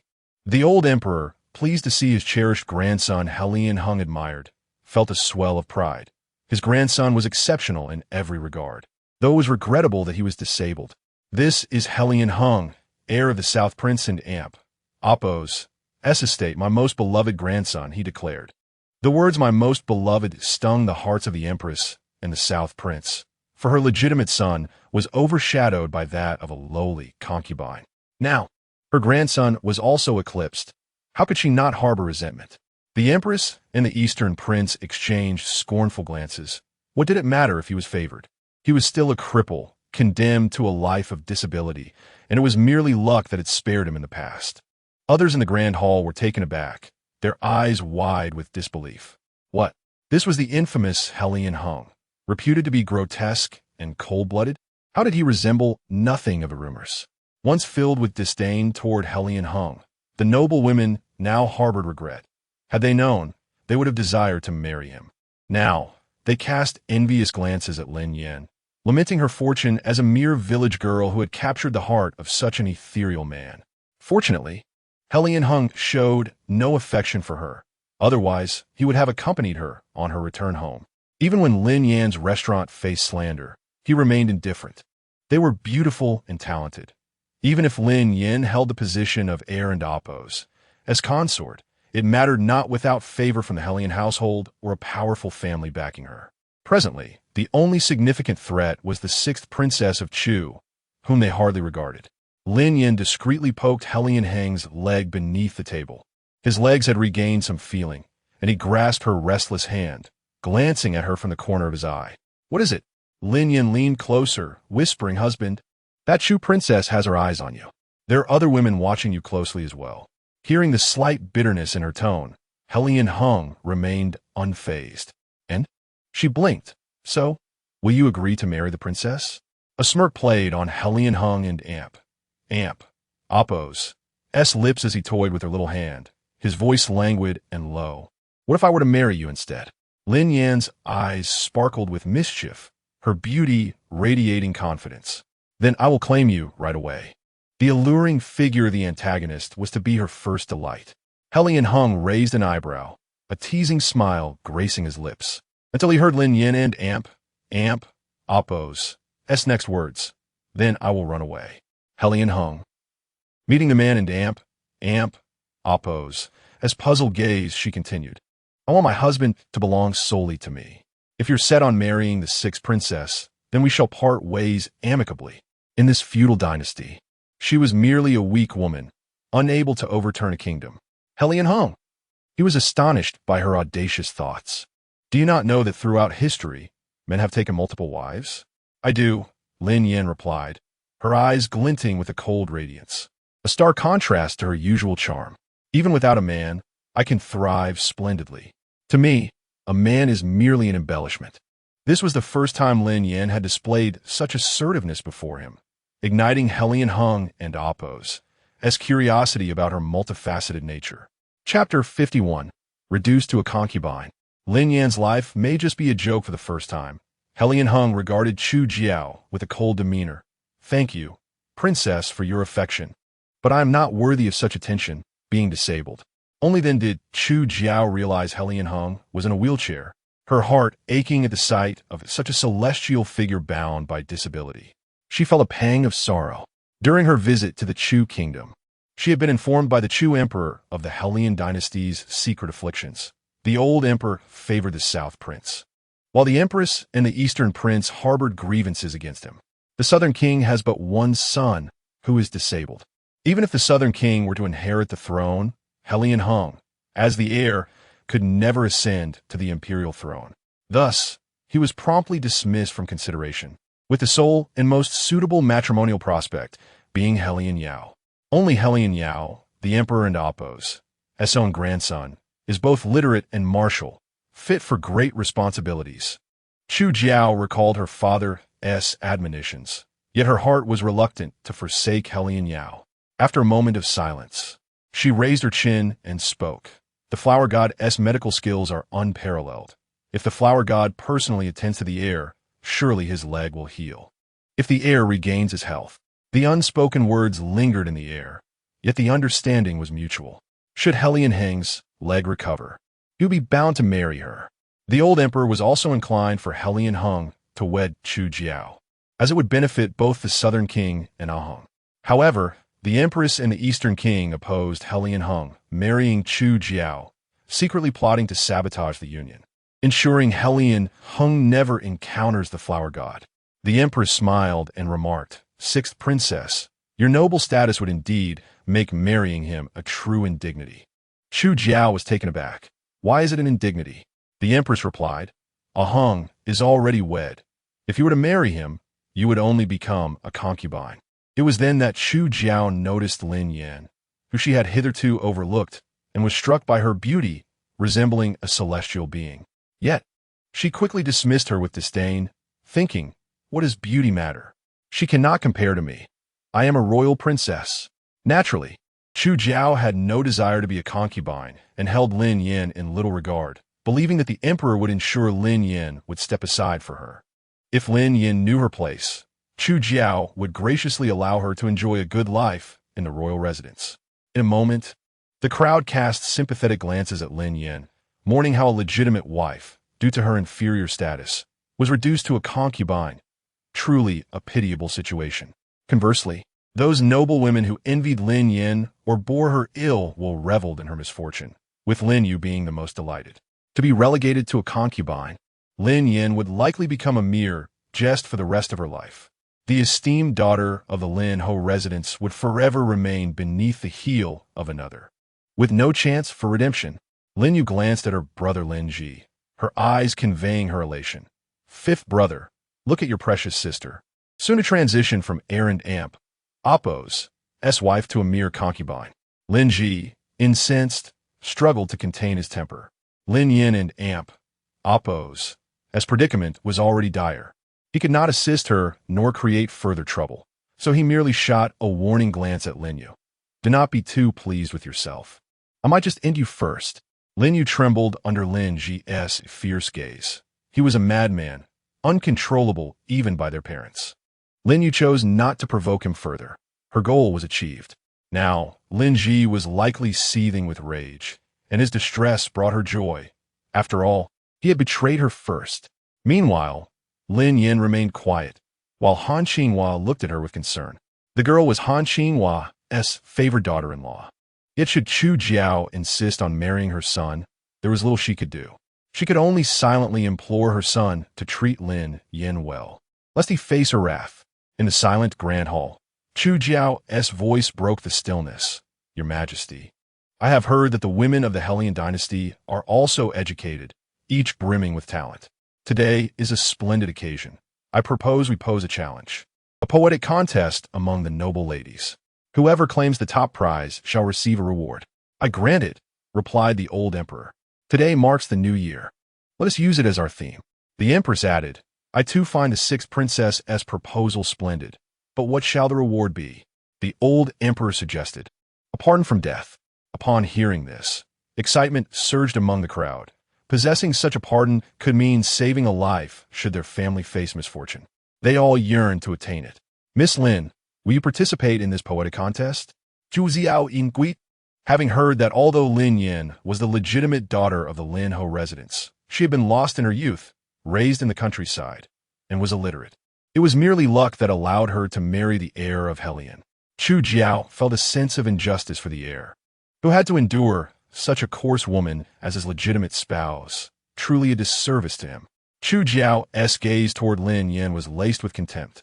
Indeed, she aimed to target Lin Yin deliberately, believing that this would compel the heir to recognize the embarrassment of having such a wife.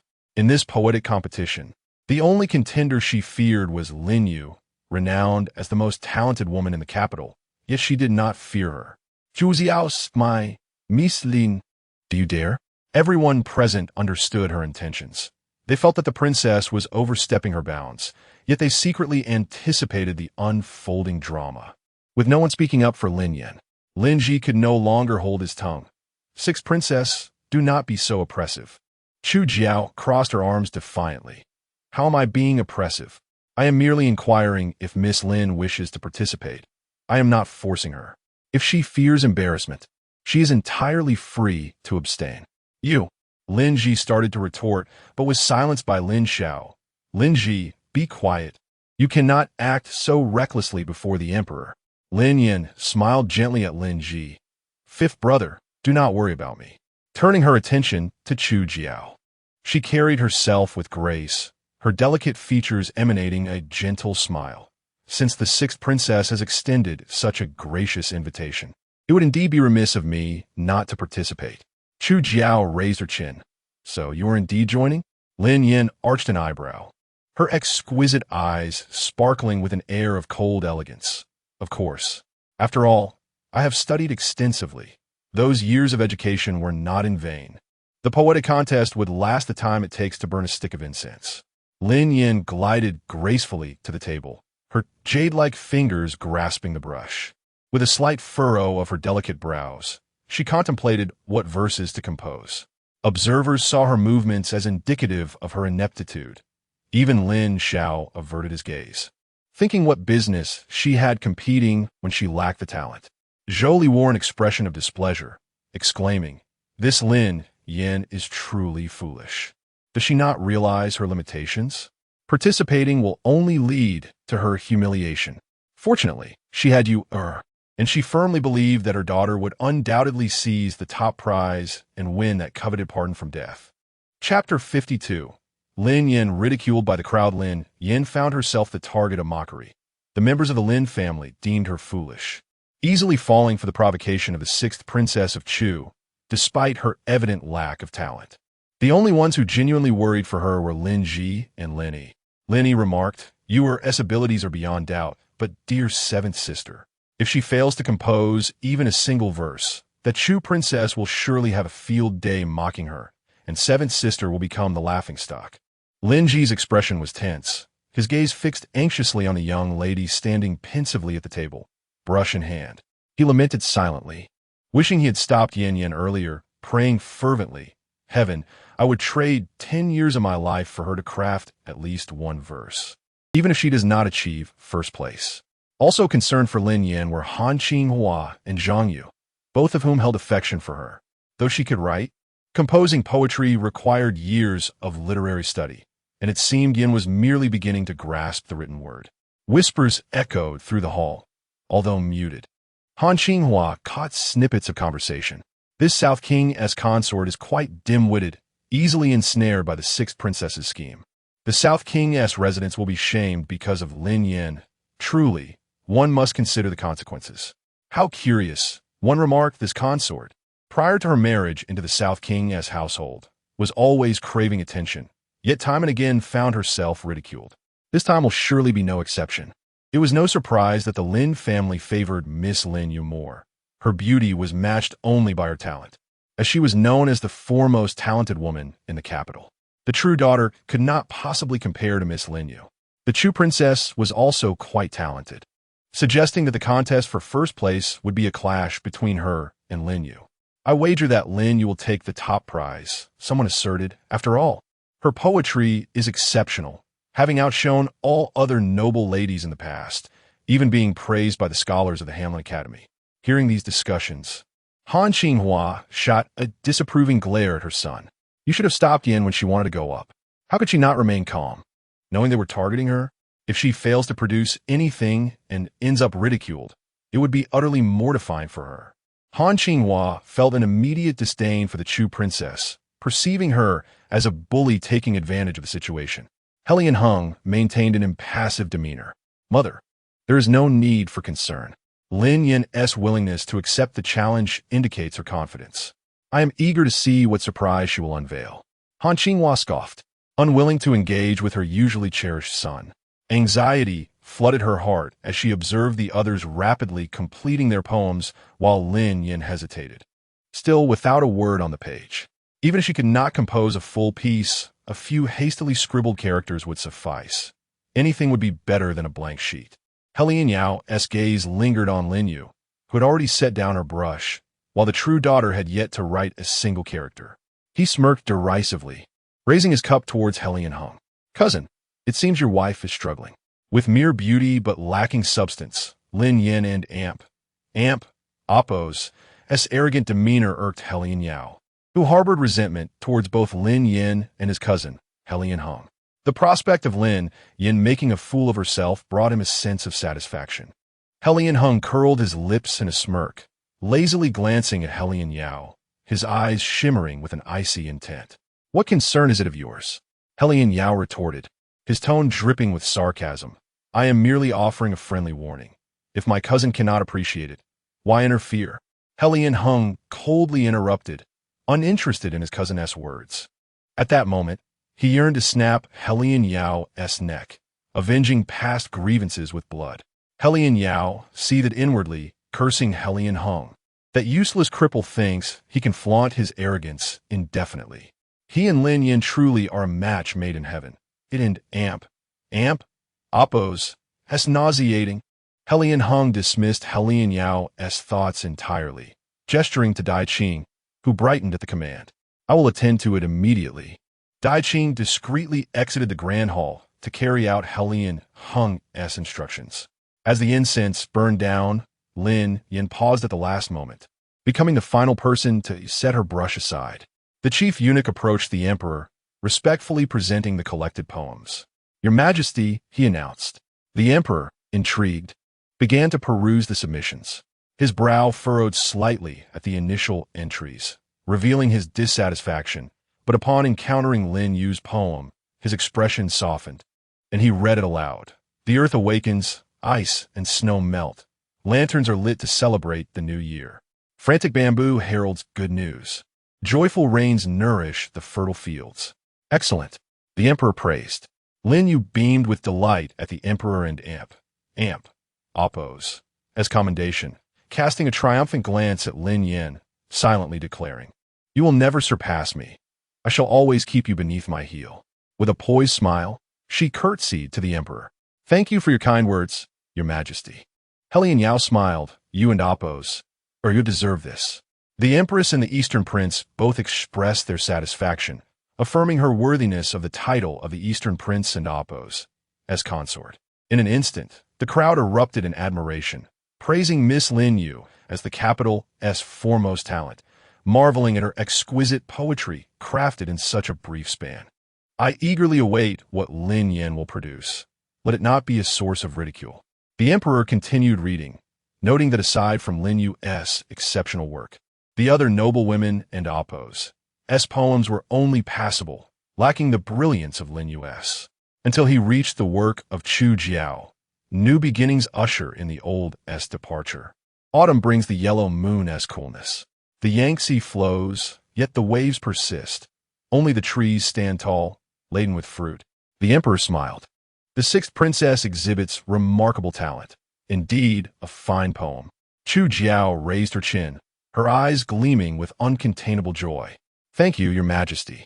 May I inquire who you believe will claim first place this time?" Chu Jiao dismissed Lin Yin entirely, confident that her poems surpassed Lin Yu's, certain that she would emerge victorious. Chapter 53. The Emperor's Strange Behavior. Lin Yin is mocked again, the old emperor said. "Sixth princess, do not be anxious. There are still the verses from the heir of the southern king's residence." Chu Jiao curled her lips, dismissing Lin Yin and Oppose's poetry without a second thought. After a moment's reflection, she said, "Your Majesty, might you recite the poem composed by Miss Lin, so that I may behold its brilliance?" The old emperor, aware of Chu Jiao and Oppose's intentions to embarrass Lin Yin, hesitated. After all, Lin Yin was the wife of a hang and the daughter-in-law of the southern king's residence. Her humiliation would inevitably bring shame to the southern king's house as well. Although displeased, curiosity compelled him to glance down at the poem. Upon reading it, he was taken aback, his hand trembling slightly as it grasped the paper. All in the grand hall noticed the emperor's unusual reaction and began to murmur among themselves. How poor must the heir and Oppose's poetry be to elicit such a response from the emperor? It was evident that it must be terribly written, unworthy of his gaze. The curiosity surrounding this heir's poetry intensified. To provoke such a reaction from the emperor, she must truly be a remarkable figure. Observing Lin Ho and his wife's distressed expressions, one could only lament the embarrassment of having such a foolish daughter. Yet, despite the shame, the Lin family still boasted the first talent of the realm, likely destined to marry into the Eastern King's residence as the Eastern King's daughter-in-law. Lin Xiao, overhearing the discussions, wore a face of deep discomfort, glaring at Lin Yin with displeasure. This foolish girl was utterly ruining his reputation. Jolie shared a similarly sour expression. Had she known Lin Yin was such a hopeless case, she would have never brought her back, merely providing her with a sum of silver and a few servants for oversight. Instead, the Lin family had become a topic of ridicule due to her repeated blunders. Lin Jun's countenance remained cold and inscrutable, while Lin Mo showed indifference towards Lin Yin, caring little about her fate as long as Yuer fared well. Lin Ji and Lin Yi cast worried glances at Lin Yin. Witnessing this, Lin Yu felt a twinge of displeasure. Lin Ji and Oppose's concern was one thing, but why was her fourth brother suddenly showing interest in that wretched Lin Yin? Fearing a rift between her fourth brother and Lin Ji over Lin Yin, Lin Yu obstructed Lin Yi's gaze, affectionately linking her arm with his. "Fourth brother, are you not pleased for Yuo?" Lin Yi's handsome face broke into a gentle smile, as warm as a spring breeze, and he replied indulgently, "Silly girl, your recognition from the emperor brings joy to me, of course. And may I request a reward from fourth brother?" Lin Yu boldly asserted. "Only you may prepare a reward for me." though concerned for Lin Yin. Lin Yi's affection lay with Lin Yu. Her interruption diverted his attention from Lin Yin. Very well, very well. I shall prepare a reward solely for you. What would you like, you and Appos? With a bright smile, Lin Yu replied, as long as it comes from fourth brother, I shall cherish it. You know me well enough to know my preferences. Lin Yi playfully flicked her forehead. You, my dear sister, have I ever failed to cater to your tastes? Lin Yu stamped her foot, fourth brother. Lin Mo's dark gaze turned towards Lin Yu, the earlier gloom dissipating. Why ask your fourth brother for a reward? Second brother would also prepare something for you. Zhou Li, remembering her daughter who had always made her proud, beamed with joy, contrasting her disdain for Lin Yin. Has truly brought glory to the Lin family. Aside from the stars and moon, anything you desire shall be yours, my dear. Lin Xiao echoed this sentiment. His gaze filled with affection and indulgence. Our is a celestial beauty, unmatched by any. In the grand hall, some mocked, while others worried. Yet only Helian Hung remained composed, unperturbed by Lin Yin's situation. He understood that Lin Yin possessed intelligence and cunning. She was far from the fool the masses claimed her to be. If she were truly a simpleton, then those gathered here were no better. Helian Hung, rare in his attempt to comfort his anxious mother, said, Mother, do not fret. Han Qinghua shot him a glance. You know well the plight of Yin. How can you remain unfazed? She puts in so much effort daily to prepare meals for you. Displeased, Han Qinghua cast a concerned look at Lin Yin, taking her hand in a gesture of comfort. Yin, do not pay heed to others and Appos' opinions. You have the full support of the Southern King's residents. Lin Yin felt a warmth in Han Qinghua's concern. She was the first to show her kindness in this foreign world. Smiling, Lin Yin reassured her, Your Highness, there is no need for concern. I am well. Pausing, she added, Your Highness, trust me. I shall not bring shame to the Southern King's residents. Han Qinghua, initially flustered with worry, now observed Lin Yin and Appos' calm demeanor and poise with surprise. But, Yin, the Emperor and Appos' reaction, Lin Yin replied, Your Highness, wait and see. With Lin Yin and Appos' words, Han Qinghua's worries faded. She glanced at the spectators, eagerly awaiting amusement, anticipating the moment they would be decisively proven wrong. Meanwhile, the Empress and the Eastern King eagerly anticipated the Southern King's residence and Appos' disgrace. After exchanging knowing glances, the Empress smiled brightly. Your Majesty, could it be that the Southern King and Appos' daughter-in-law has composed a remarkable verse, which has left you so astonished? The ministers and the sixth princess are most curious. Why not recite the poem from the Southern King and Appos' heir? The old emperor, having recovered from his initial shock, responded to the Empress and Appos' words with a knowing smile. Indeed, the Empress speaks wisely. A Hang's wife has indeed crafted an exceptional piece. While Lin Yu's and the sixth princess's verses are commendable, they pale in comparison to hers. The Empress, the Eastern King. The assembly recognized the old emperor's words, yet they struggled to comprehend their meaning. The Empress, perplexed, inquired, Your Majesty, why do you say this? The old emperor erupted into hearty laughter, his joy unprecedented, his gaze toward Lin Yin filled with newfound affection as he recited aloud, with starry cups. We toast to the morning. In the mirror, the frost graces my temples. Thankfully, I stifle the laugh, as the festive wine must not be tasted early. This is the first poem. A Hang's wife has composed another. The old emperor continued. On New Year's Eve at the Rome family, the pepper trays have already sung praises of blossoms, with hairpins clattering in the stables and torches scattering among the crows in the woods. As dawn approaches, the evening light tilts. Who can remain sober in a life of indulgence? What a splendid line. Who can remain sober in a life of indulgence? Truly magnificent. Chapter 54. Lin Yan's mockery of being slapped in the face. What a remarkable phrase. Who can be more constrained than a drunken life? Truly, it is exquisite. Silence. A deathly stillness envelopes the hall. Is this poetry crafted by Lin Yan in such a brief span, while others could manage but a single poem? She has defied expectations by composing two, each a masterpiece in its own right. All those who had mocked her, eagerly anticipating her folly, now stood frozen in shock. Their previous derision turned into a sharp blade that struck back at them.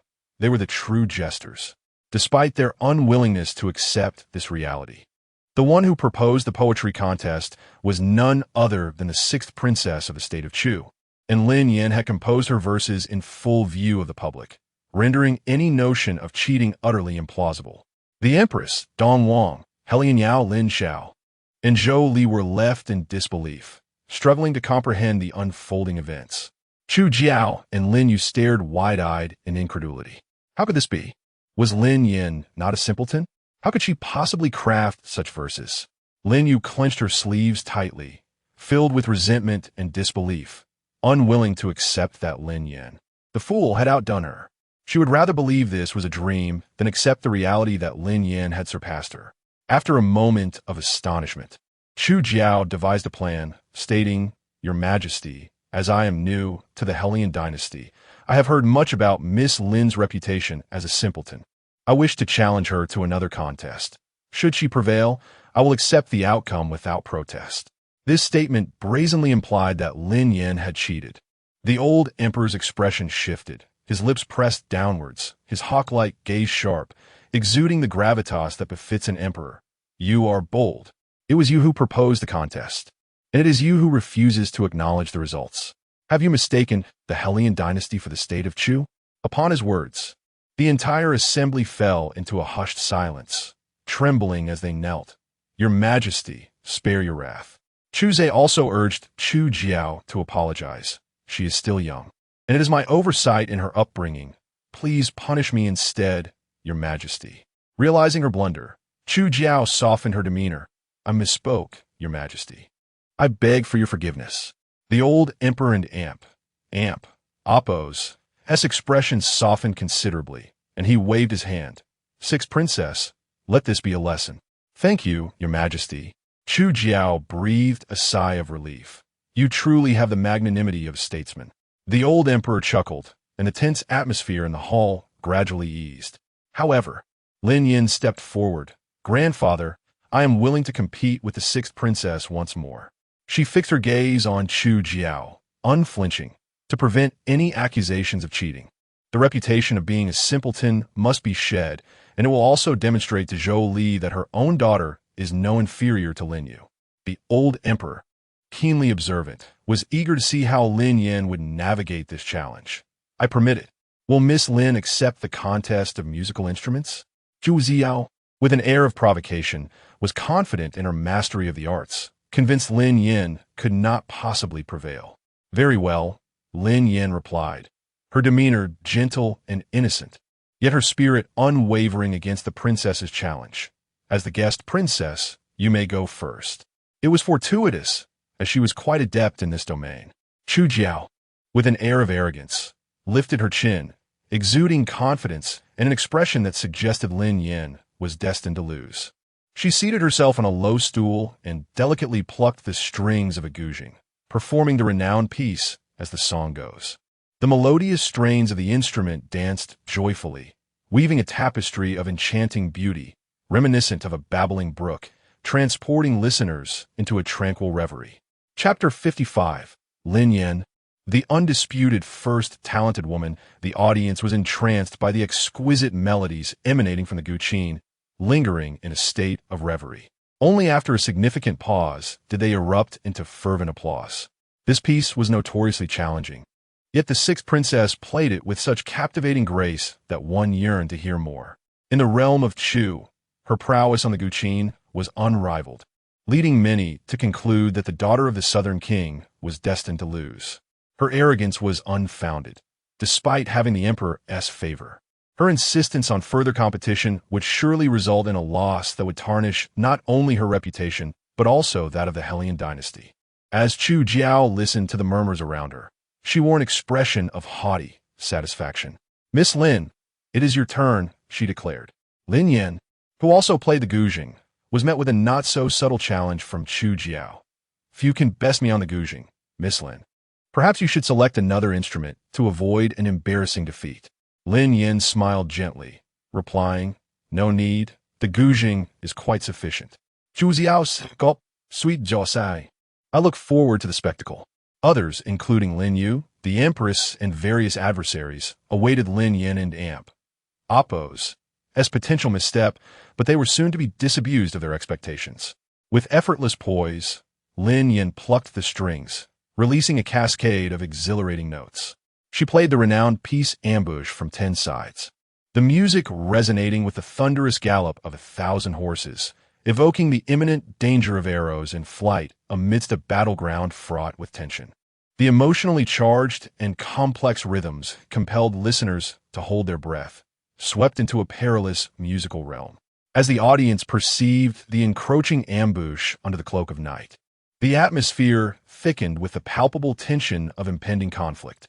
Following an intense segment, the melody softened, transitioning into a mournful lament that encapsulated the song and Oppos' themes of slaughter and desolation. Even after the final note had faded, the crowd remained ensconced in the lingering echoes of her performance. Gradually, as clarity returned, the dismissive gazes directed at Lin Yin transformed. No longer did they harbor scorn. It became evident why Lin Yin had the audacity to challenge the sixth princess. She was indeed a true master of the guzheng. This performance was nothing short of celestial, leaving the earlier accolades of the sixth princess seeming trivial in comparison. It was perplexing how someone as talented as the Southern King's daughter had garnered a reputation for incompetence. Perhaps it was a calculated smear by those envious of her understated brilliance. The notion that the esteemed title of First Talented Woman had now shifted to Lin Yin was palpable among the audience. The emperor's laughter rang out. "Sixth princess, do you still have anything to say?" This girl, despite facing repeated provocations from Chu Jiao, had not only excelled, but had also preserved the dignity of the Hellion dynasty. Much to the emperor's delight. Stunned, Chu Jiao's earlier pride dissipated, leaving her in a state of defeat. She had underestimated someone she had deemed inconsequential, only to be outmaneuvered. Lin Yin was far from the simpleton she had imagined.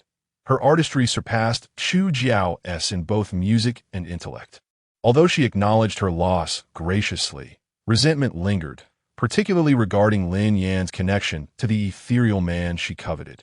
Despite being rivals, Chu Jiao couldn't help but admire Lin Yin and Oppos' remarkable compositions, conceding her defeat willingly.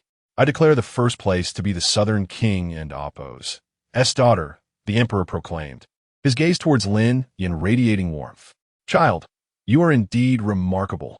The astute head eunuch presented Lin Yin with the coveted token of immunity, saying, "Your Highness, please accept this." Lin Yin, exuding elegance and poise, graciously accepted the golden token, its weight a tangible reminder of her newfound security. She turned to the emperor, bowing respectfully. "Thank you, Your Majesty." His smile widened at her endearing address. "You are a good child. Take a seat." Seated, Lin Yin felt a surge of happiness. This token granted her protection against arbitrary threats to her life. The scornful remarks of her detractors faded, as they recognized her rightful place as the first talented woman. Those who genuinely cared for her rejoiced, none more so than Lin Ji, who had never felt such exhilaration in his life. His pride was palpable as he declared, "Yin Yin, you are truly extraordinary. Your fifth brother is proud of you." Lin Ji surveyed the crowd, relishing the moment as he rebutted the earlier mockery directed at Lin Yin. "Do not be misled. Yin Yin is exceptional, merely modest in her talents, unlike some who boast without merit." This was clearly aimed at Lin Yu, whose face darkened at the insinuation. Lin Su also expressed his pride. "Seventh sister, you have truly impressed me. You were never this confident before. Your transformation began with your marriage to the Southern King. Regardless, she remained his sister, and he wished for her continued success." Zhang Yu sincerely congratulated Lin Yin, exclaiming, "You have truly made an astonishing debut." Even Fu Jingming, who had maintained a stoic facade, felt a flicker of concern for Lin Yin, now replaced by admiration for her cunning. Han Qinghua chimed in, "Observe how the so-called first talented woman pales in comparison to Yin Yin. She is the true epitome of talent." Chapter 56, Provocation of Lin Yu. Lin Yu falls into the trap moments ago. This group had been extolling Lin Yu's remarkable prowess, only to witness her being thoroughly outmatched by Lin Yin. Han Qinghua paid no heed to the repercussions of her words on those around her, excitedly grasping Lin Yin and Amp, Appo's hand and playfully chiding her. You, my dear girl, have truly concealed your capabilities with great skill. Lin Yin and Appo's eyes twinkled as she gently linked her arm with Han Qinghua and Appo's, embodying the innocence of a young girl. Your Highness, I did not intend to keep it from you. Han Qinghua felt no resentment in her heart. You still call me your Highness. It sounds so distant. You ought to change how you address me, dear. Lin Yin responded with a sweet smile. Mother. That one word made Han Qinghua feel utterly at ease. After giving birth to Hung, she had been left with only one child in this lifetime, and now, with Lin Yin, she felt her wish for a complete family had finally come true. Helian hung, catching a glimpse of the affectionate duo beside him. Kuden and Appo's helped but curve his lips into a charming smile. He had known Lin Yin was extraordinary, yet tonight she still managed to surprise him greatly. He delicately lifted the porcelain white teacup before him and took a sip, casually remarking, How much more do you have that I am yet to discover?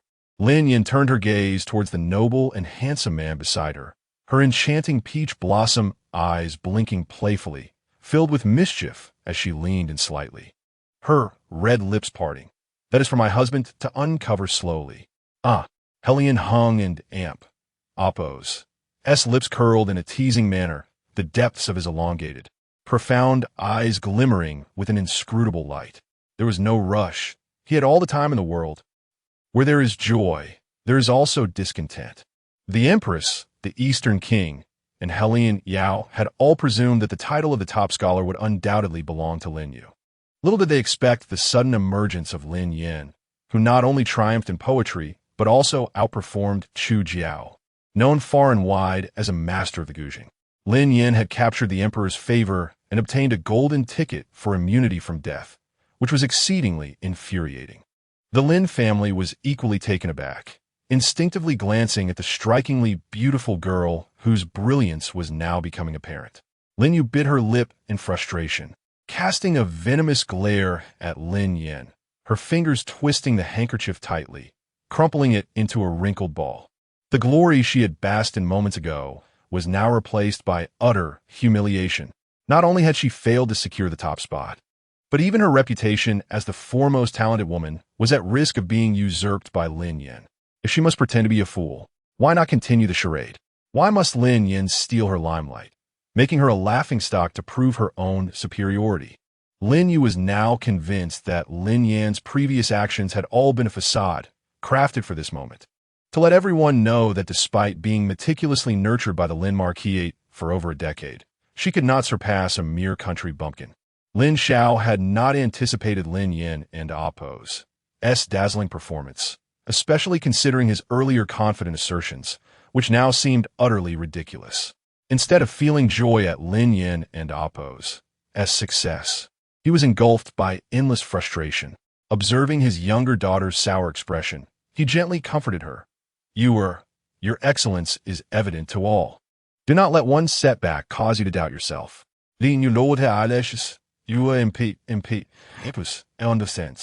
I will certainly work twice as hard to live up to my parents' devoted teachings. Lin Xiao spoke earnestly. In my heart, you will always be my most cherished daughter. Jolie also chimed in. You're also the daughter I am most proud of. Jolie was pleasantly surprised by Lin Yan's performance today, feeling an immense sense of pride. After all, she was her daughter, bringing her honor. Yet, despite Lin Yan's impressive display, Lin Yu remained the daughter she had favored for over a decade, so emotionally, her allegiance lay with Lin Yu. Lin Jun also offered words of comfort to Lin Yu, for she was the beloved sister he had cherished for many years. Although he had reservations about her prior actions, seeing her distressed stirred his compassion. His curiosity about Lin Yin grew. The impression she had left on him previously was extraordinary, and that feeling only intensified now. His sister was truly remarkable. Lin Mo and Lin Yi were indifferent towards Lin Yin, only slightly surprised. Even with the emperor's praise, she could not eclipse Lin Yu in their hearts. Upon witnessing their beloved sister's misfortune, They were pained and offered her consolation. Do not be disheartened. Second brother has recently acquired a fine painting. I shall have it sent to your room. Third brother has found a luminous pearl, the very one you have long desired. I will bring it to you tonight. Lin Su suddenly realized that his happiness for Lin Yan had inadvertently caused Lin Yu distress. The smile faded from his face, replaced by a look of regret. I'm sorry. Thank you, father, mother, eldest brother, second brother, third brother. Lin Yu displayed a grievance-laden expression. Fourth brother, you used to care only for me. Do you now care more for Lin Yan? Her jealousy towards Lin Yan intensified. First, she had taken fifth brother, and now she was trying to take fourth brother too. She would not allow Lin Yan to snatch anyone else away from her. How could that be? Lin Su gently and patiently soothed his temperamental sister. In fourth brother and amp, Oppo's heart, you will always be the most important. Really, fourth brother? Will you always cherish me? Of course, you little fool. I knew fourth brother would never forsake me for Lin Yan. Do not utter such nonsense. You and seventh sister are both Lin family members, both my sisters. Fourth brother hopes you can reconcile. Let us live harmoniously as a family. Lin Su was beginning to change his perspective on Lin Yan, naturally wishing for both sisters to mend their relationship. Lin Yu and Oppo's expression stiffened, an unnatural reply escaping her lips. She and Lin Yan had never been compatible. How could reconciliation be possible? Feeling vexed, Lin Yu did not wish to linger in the grand hall any longer. She turned and left to clear her mind outside, instructing her maid to summon Lin Yan. She needed to confront Lin Yan and uncover why she was pretending to be a fool, making a fool of herself in the process. Lin Yan must be reveling in her triumph. Upon learning that Lin Yu sought her, Lin Yan's mind raced with thoughts. She decided to use Lin Yu to confront Lin Ji and teach Lin Yu a lesson, seeking justice for the original owner. Lin Yan adjusted her attire and gracefully made her way to the meeting. Sister, did you summon me for something? In the pavilion, Lin Yu stood above her, loathing Lin Yan and Oppo's innocent and harmless facade, which struck her as excessively pretentious. Lin Yu sneered. Lin Yan, you truly possess a scheming mind, manipulating everyone around you. Especially today, you must be feeling quite pleased with yourself. The pavilion was not far from the Bow Hall, heavily guarded, with their figures under the watchful eyes of the guards. Lin Yu's aggressive demeanor drew the attention of many onlookers. Having these witnesses was sufficient. I am indeed quite pleased. The title of the foremost talented woman, which you have always taken pride in, is now mine, Lin Yan said with a slight smile, lowering her voice so only they could hear. Sister, you feel quite miserable, do you not? Your discomfort brings me immense joy. Then, she revealed the heavy golden ticket for immunity from death. This is something you long desired, is it not? Unfortunately, you are simply too incapable. She then resumed her normal volume, innocently asking, Sister, what are you talking about? I do not quite understand. Lin Yan's provocations truly infuriated Lin Yu. She seized Lin Yan's arm, glaring fiercely at her, her tone rising sharply. You dare to act yet deny it, Lin Yan? How can you be so despicable and disgusting?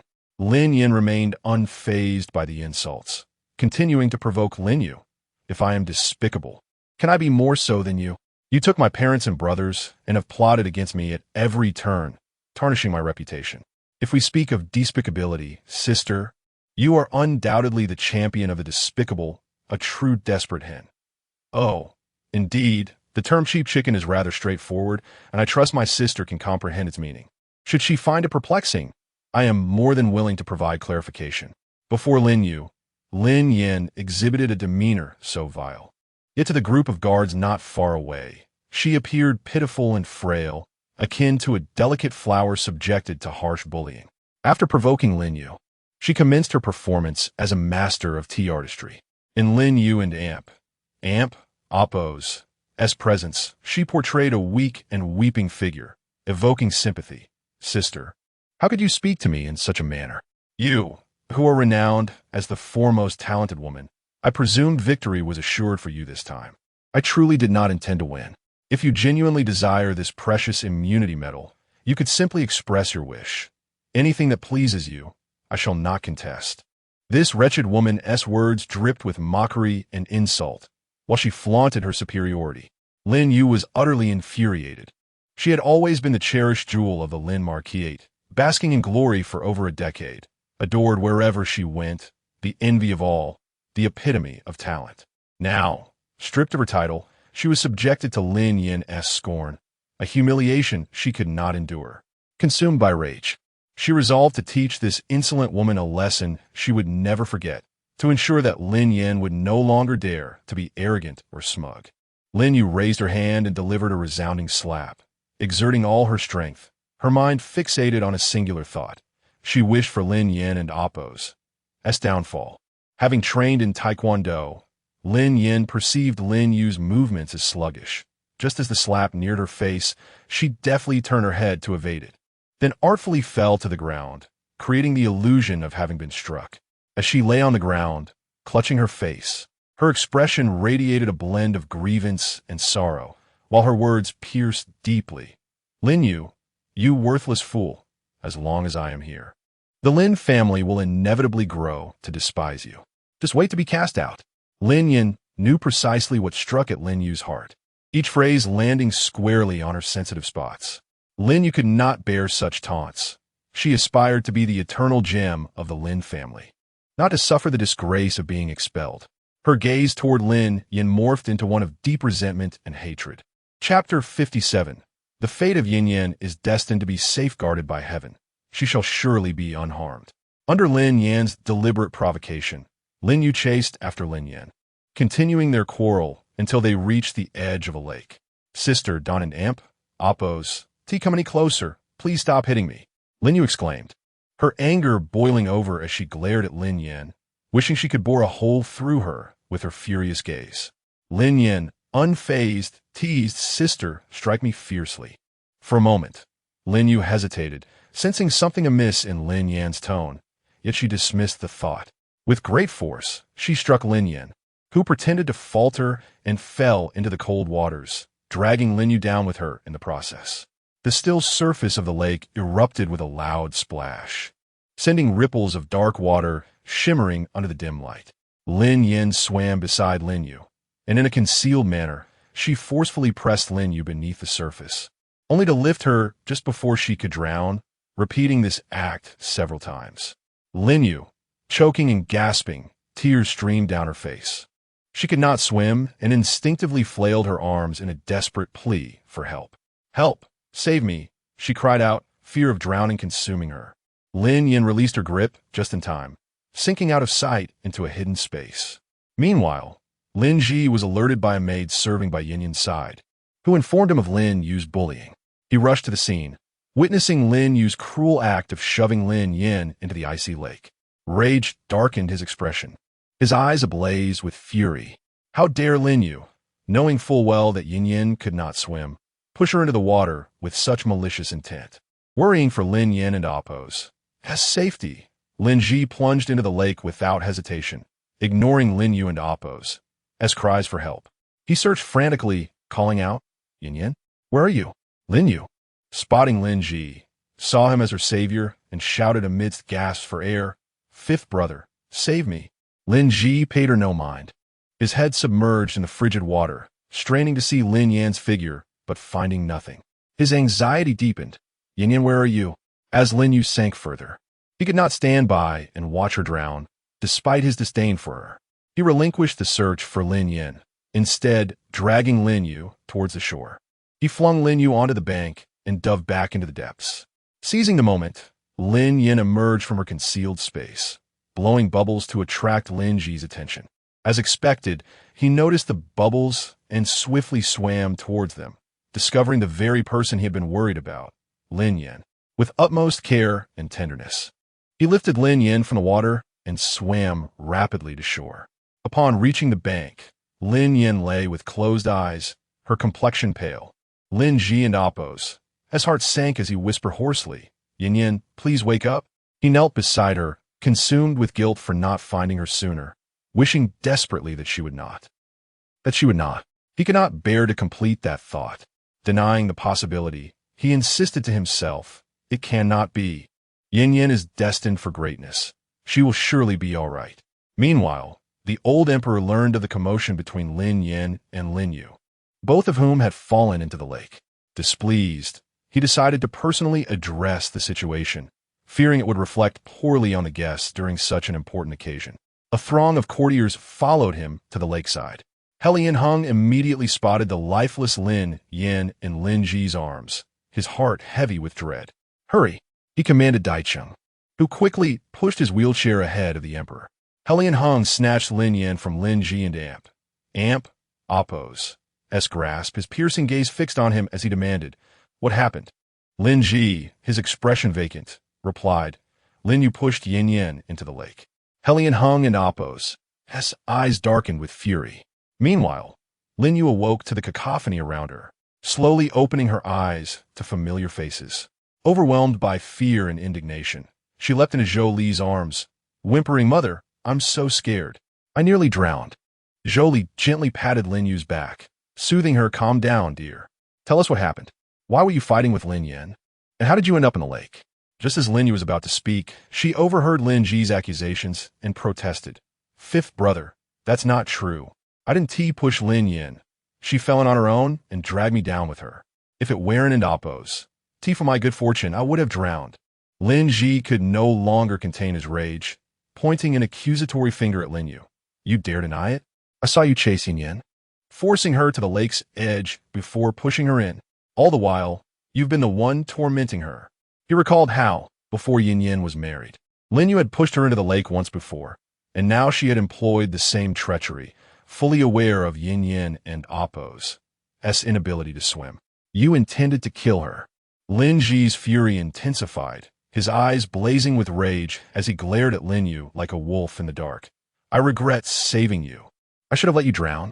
The crowd stared at Lin Yu with disdain, and panic gripped her heart. She could not allow herself to be found guilty. "Fifth brother, I am still your sister. How can you slander me like this?" Lin Ji scoffed dismissively. "You are nothing but a beggar's daughter. You are not my sister. I have only one sister, and that is Yin Yin." Chapter 58. The Collapse of Lin Yu and Appo's persona. Lin Yu harbored a deep-seated resentment. That detestable Lin Ji, fully aware of her aversion to disclosing her humble origins as a beggar, insisted on publicly humiliating her. In her past as a beggar, she had been graciously taken in by Zhou Li, transforming into the esteemed daughter of the Lin Marquis.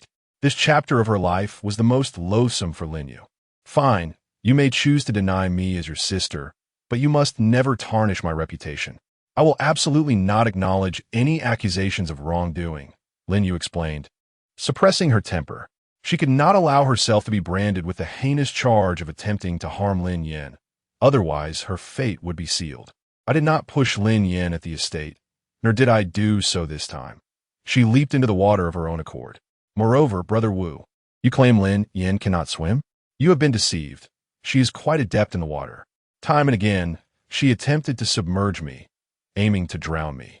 Then, Lin Yu respectfully bowed to the old emperor, proclaiming, "I did not push Lin Yin into the water. I implore your majesty to discern the truth and restore my honor." Suddenly, she recalled a statement Lin Yin made while plunging into the water, which struck her with a sense of foreboding. Now she understood that all of this was Lin Yin and Appo's scheme to frame her. Lin Yu recounted the events, conveniently omitting any mention of her previous insults and humiliation towards Lin Yin, shifting all blame onto her instead.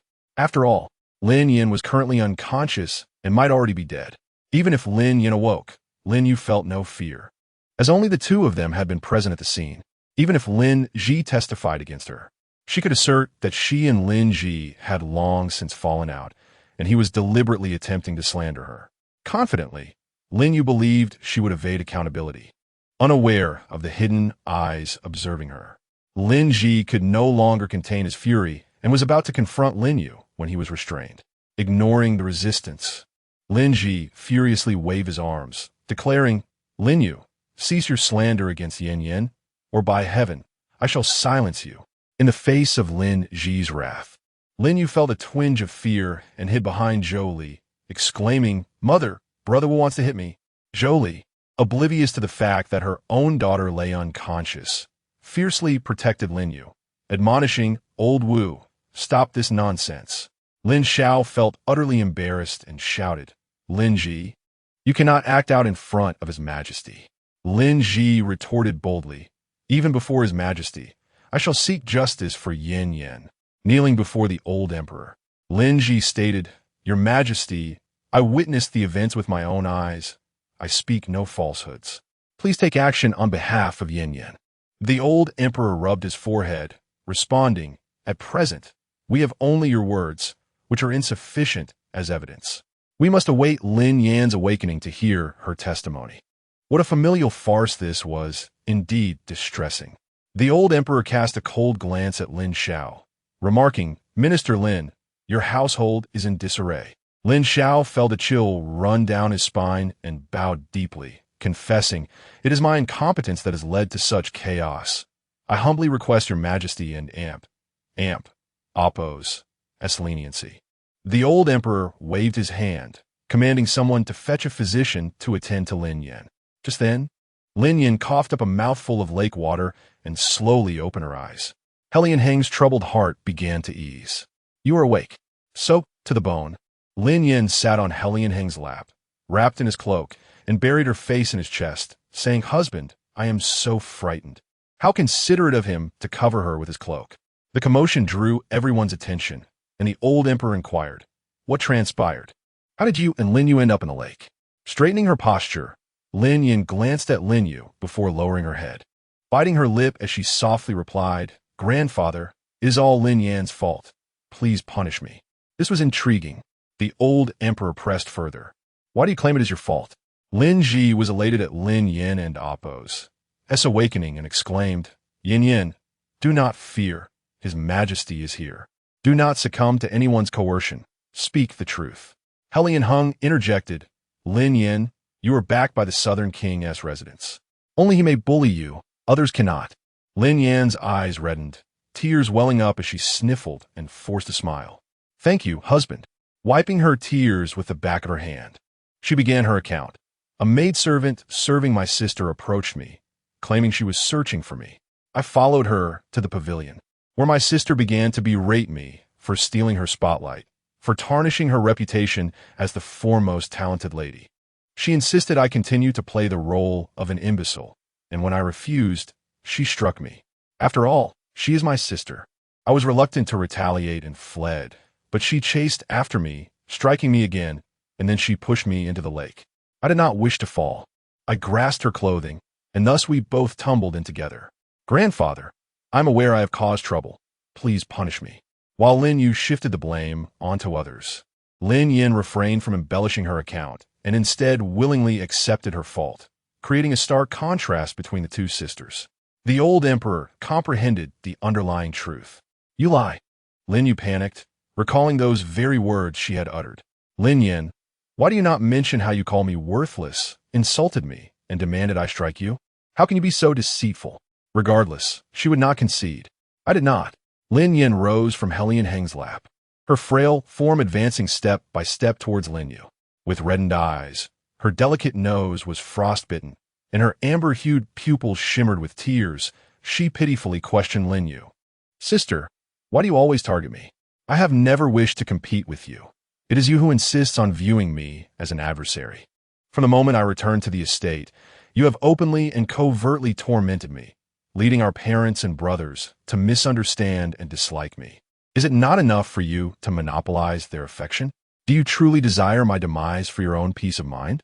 Lin Yan and Oppo's words dripped with sorrow, evoking pity in those who heard them. Her woeful demeanor stirred compassion among the onlookers, inciting them to speak out on her behalf. Lin Yu's aggressive stance, persistently accusing Lin Yan, turned the hearts of the crowd entirely in favor of Lin Yan, convinced that Lin Yu was simply envious of Lin Yan's accolades. Lin Yu stumbled back a step, the accusatory gazes unsettling her, leaving her unable to meet Lin Yan and Oppo's eyes as she continued to defend herself, to fabricate a charge. One need only find a pretext. "I have never entertained such thoughts. This is all your own fabrication. Furthermore, I did not push you. This was all part of your premeditated scheme to ensnare me." Lin Yan retorted, "Do I need to risk my life to frame you?" whether or not I am fabricating. The maidservants around you can testify. Chapter 59. The Audacity of Lin Yu. Deceiving the Emperor. Lin Yin gazed at Lin Yu with a heart full of despair, her eyes betraying profound sorrow. After taking a deep breath, her expression gradually hardened. I was foolish before, desperately wanting to be your close sister. Yet, not only have you bullied me at every turn, but now you even wish to take my life. Lin Yu, I shall no longer regard you as my sister. I refuse to be weak and allow you to mistreat me any longer. As her words fell, Lin Yin suddenly fell into a coughing fit, her frail figure swaying like a delicate willow, teetering backward. Helian Hung swiftly maneuvered his wheelchair to catch her, cradling her in his arms. His long, cold eyes casually flicked towards Lin Yu, radiating an unsettling chill. To conspire against the crown princess and to feign innocence before the emperor, attempting to deceive his majesty. Such crimes are punishable by death. Several accusations weighed heavily upon Lin Yu, leaving her in a state of panic. Please, your majesty, discern the truth.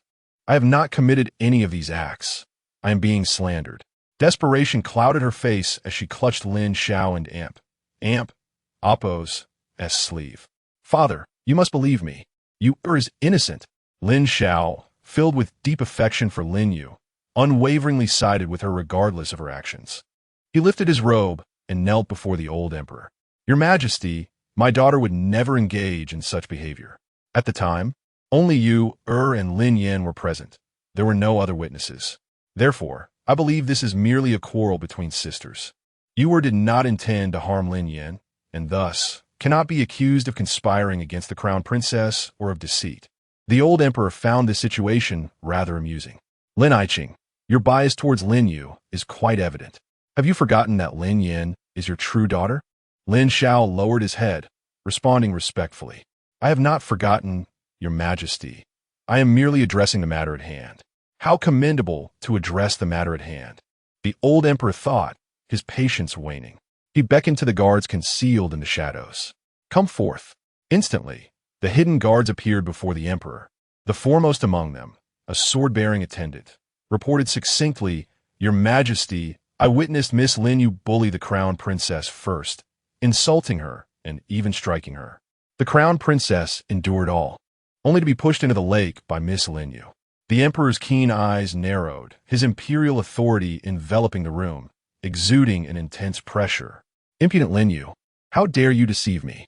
Guards, take this audacious miscreant out and execute her. Lin Yu was taken aback. She had not anticipated the presence of guards, and their testimonies heavily favored Lin Yan.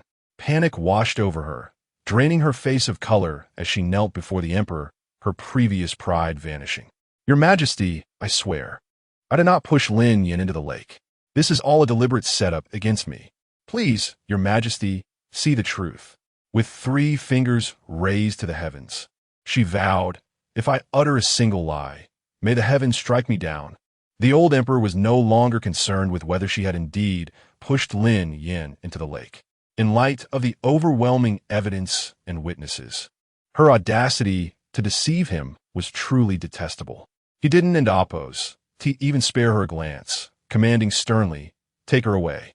2 sword-bearing guards stepped forward, each seizing one of Lin Yu and Appo's arms, dragging her away. In her desperation, Lin Yu cried out, Father, Mother, save me. She then turned urgently to Lin Jun, elder brother. I do not wish to die. Please save me. Save me. Lin Xiao, unable to bear the thought of his beloved daughter and Appo's demise, knelt straight before the old emperor. Your Majesty, I implore you to spare Lin Yu this once. Chapter 60. The Revelation of Lin Yan and Appo's identity. Jolie hurriedly knelt down, pleading, Your Majesty. Yu is still young. I implore you to spare her this once for her ignorance. Lin Jun lifted his robes and knelt, solemnly stating, Your Majesty. While Lin Yu is indeed at fault, her crime does not warrant death. I beseech you to grant her mercy. Despite his frail health, Lin Mo knelt on the cold stone floor, enduring the chill to advocate for Lin Yu. Similarly, Lin Su and Lin Yi also knelt, unable to bear the thought of their cherished sister facing death after over a decade of affection. The old emperor, consumed by displeasure, felt increasingly vexed by the Lin family and Amp Oppo's intercessions. As Lin Yu was about to be dragged away, a male voice suddenly resonated, "Grandfather, I beg you, for the sake of your grandson, spare Lin Yu's life." Lin Yu was the woman he adored.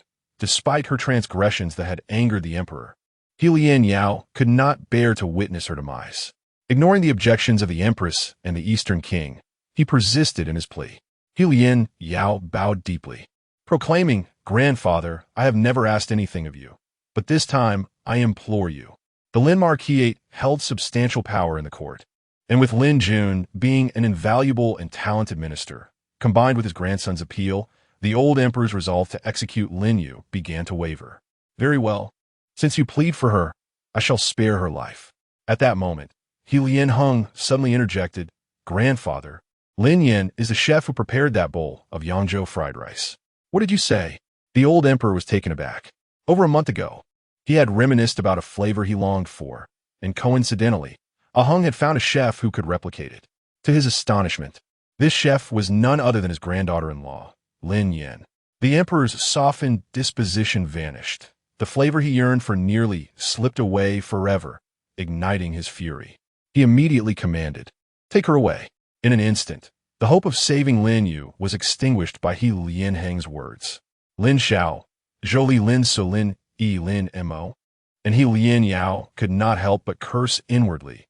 Damn He Lian Hung, meddling in affairs that do not concern him.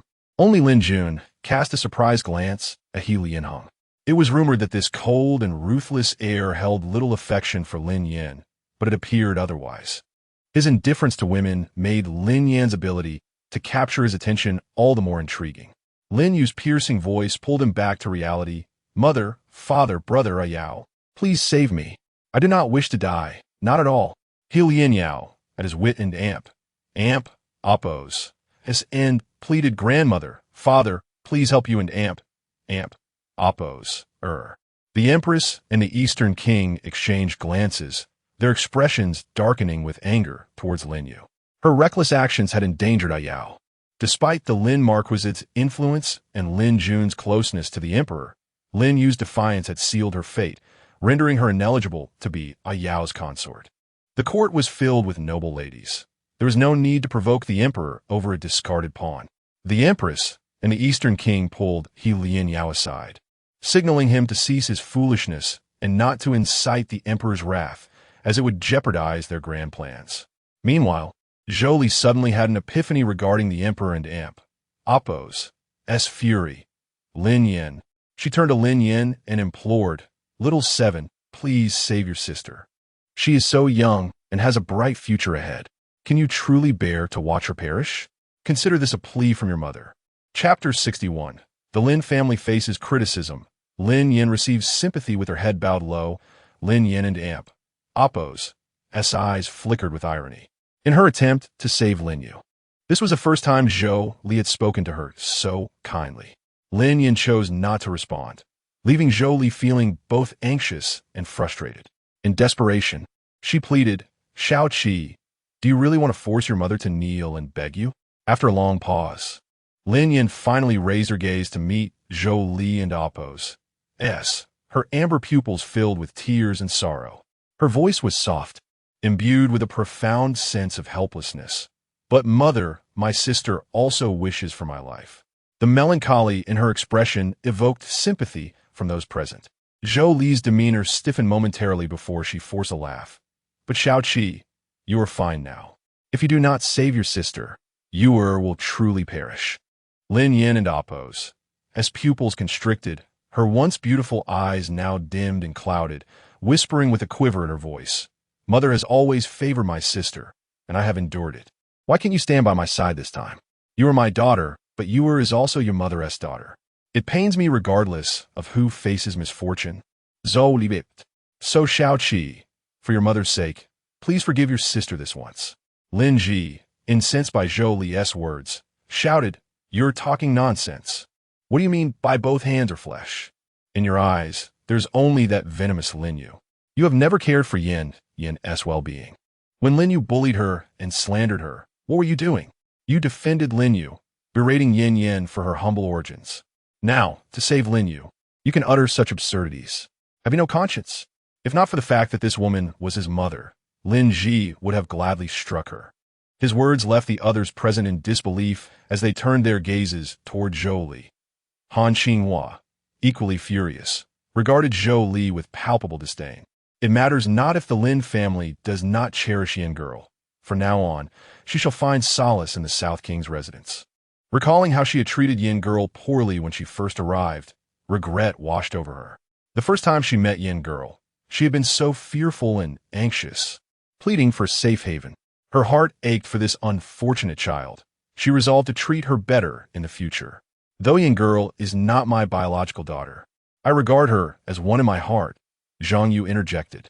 Though Chu Jiao despised Lin Yin, she felt compassion for her plight. I never expected the young lady to endure such hardships. The entire Lin family seems to have lost their minds. I simply cannot fathom how one could neglect their own child while cherishing an adopted daughter. Chu Zhe admired Lin Yan's perseverance, growing up in the countryside. She had cultivated her talents to surpass even Chu Jiao's. It was evident that she was both diligent and gifted, deserving sympathy. At least this young lady has married well. If her in-laws are also unkind, her life will indeed be a struggle. The crowd could not help but rally in support of Lin Yan. Good heavens, is this truly what a mother would say? To disregard her own daughter and oppose, has safety for the sake of a cruel adopted daughter who seeks to harm her own flesh and blood? When a young lady was pulled from the lake, not a soul from the Lin family rushed to her aid. They were all gathered around Lin Yu. It is truly pitiful. The young lady has suffered such a mother and family. If my daughter were to go astray and return, I would cherish her as a treasure, never allowing an adopted daughter to bully her. Otherwise, I would strip that ungrateful wretch of her skin. The audacity of the adopted daughter stemmed not from her own merit, but from the lack of affection shown to the young lady. The Lin family truly lacked decency. If they could treat their own daughter this way, what could be said for the rest of us? From now on, we must distance ourselves from the Lin family. The last time the young lady returned home, she was cast out by the Lin family. Moreover, Lin Yu had instigated the legitimate daughter of Minister Xie to attack her. Zhou Li had berated the young lady without concern for the truth, only to later defend Lin Yu once the situation was clarified. The young lady and Appo's predicament within the Lin household was dire. One might even question whether she was truly a daughter of the Lin family. Zhou Li, Lin Xiao, Lin Mo, and Lin Su were all visibly distressed by the public's comments. Yet, they were all truths. They could not refute them and could only endure in silence. While simultaneously blaming Lin Yan for failing to save Yu and Appo's, or with just a word, causing them to be scorned. Zhou Li, who cherished her pride above all, could no longer bear the humiliation and knelt before Lin Yan, pleading, "Xiao Qi, I truly beseech you." She gestured toward Lin Xiao and her other sons, convinced that Lin Yan could not truly be so heartless. Lin Xiao, too, felt discontent toward Lin Yan, yet Yu and Appo's, her life was in her hands. With a tone that bore a hint of paternal authority, he said, "Lin Yan, I acknowledge my shortcomings, but could you, for your father's sake, refrain from holding a grudge against your sister this time?" Lin Mo and Lin Su followed suit, imploring her, if she saved you and Appo's, they vowed to treat her kindly henceforth. Lin Jun and Lin Yi had begun to reassess their previous indifference toward Lin Yan, reflecting on their past actions. Yet, they found it impossible to watch their sister perish. Thus, they too pleaded for Lin Yan to save Lin Yu. As the Lin family faced ridicule and Lin Yu and Appo's reputation tarnished, Lin Yan, with her lashes lowered to conceal her deep-seated sarcasm, recognized that none among the Lin family were worthy of respect, especially Lin Xiao and Zhou Li, continuing to feign weakness, kindness, ignorance, and despair.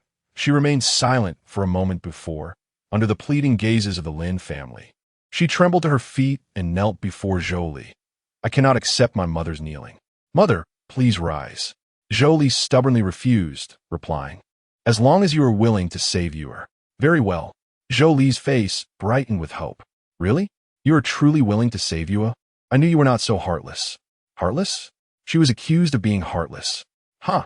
Having previously hinted to Zhou Li about Lin Yu's background, she now decided it was time to reveal it. Lin Yin, unwilling to engage in further disputes with Zhou Li, shifted her position and bowed to the old emperor. Your Majesty, Lin Yin beseeches you. May you spare my sister's life? The old emperor regarded Lin Yin with a complex expression. Do you truly wish to spare Lin Yu? She seeks your life. Chapter 62. Severing ties with the Lin Marquis. Lin Yin remained silent for a while before speaking. Though my sister has bullied me at every turn, slandered my name, and even sought my demise, her passing would surely plunge our parents and brothers into sorrow. At the moment Lin Yin and Appo's true identity as a cook was revealed, the old emperor and Appo's heart unequivocally leaned towards her, feeling a deep compassion for this sensible and obedient child. Since you have personally pleaded for mercy, I shall spare her life. However, while the death penalty may be avoided, the punishment for living cannot be escaped. She was sentenced to 100 strokes of the rod. Hearing Lin Yin and Appo's disparaging words about her, Lin Yu was infuriated. Although she did not wish to die, she could only endure the punishment, knowing that as long as she survived, she would have the chance for retribution. Today's humiliation inflicted by Lin Yin would one day be repaid in full. As Lin Yu faced her punishment, Helian Hung suddenly intervened, drawing the old emperor and Appo's puzzled gaze. Helian Hung spoke slowly. Before the punishment, let her be cast into the water for 2 hours. He sought to avenge his granddaughter, and the old emperor consented. Lin Yu was thrown into the icy waters of the lake, shivering uncontrollably, her lips turning purple and white from the cold, and her resentment growing ever more profound. In that moment, even Helian Hung felt the sting of bitterness. The onlookers found great satisfaction in Lin Yu's punishment, deeming it well-deserved.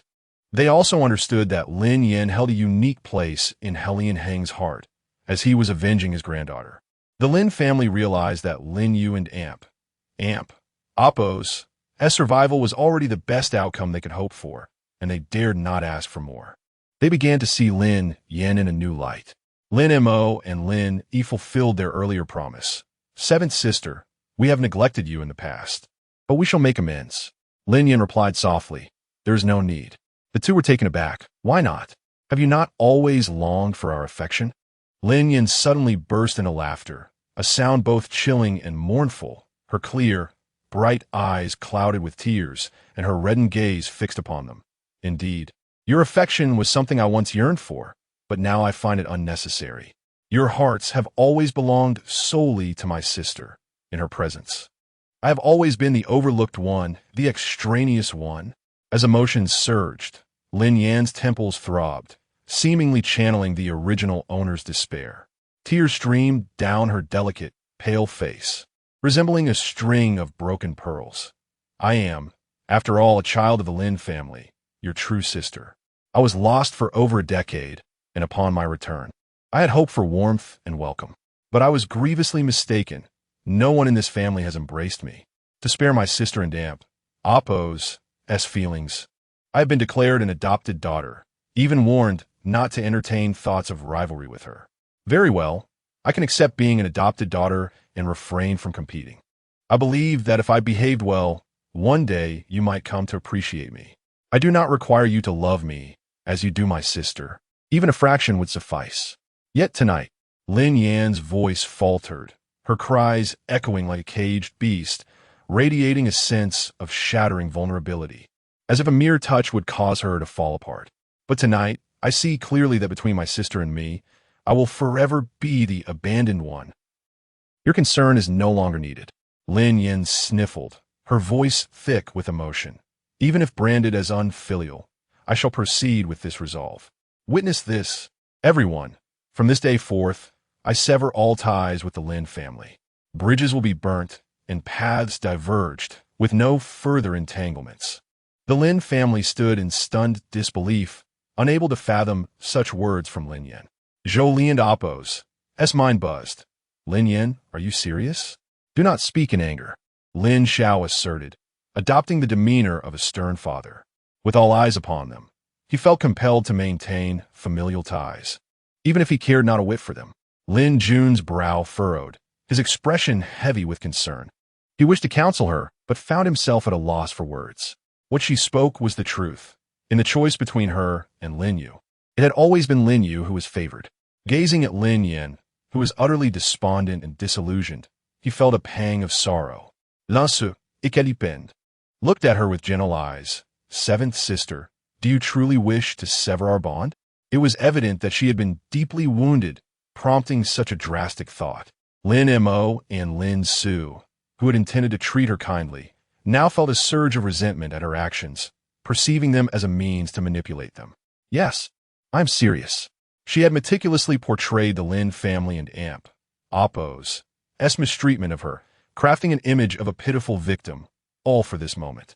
Even if it meant bearing the blame, she wished for the sympathy of others. You were the ones who cast me aside. Lin Yin presented herself in a state of utter anguish, evoking tears from those who heard her plight, their hearts moved. Among them, a noble lady discreetly dabbed her eyes, unable to contain her sympathy for Lin Yin. The young lady is truly unfortunate.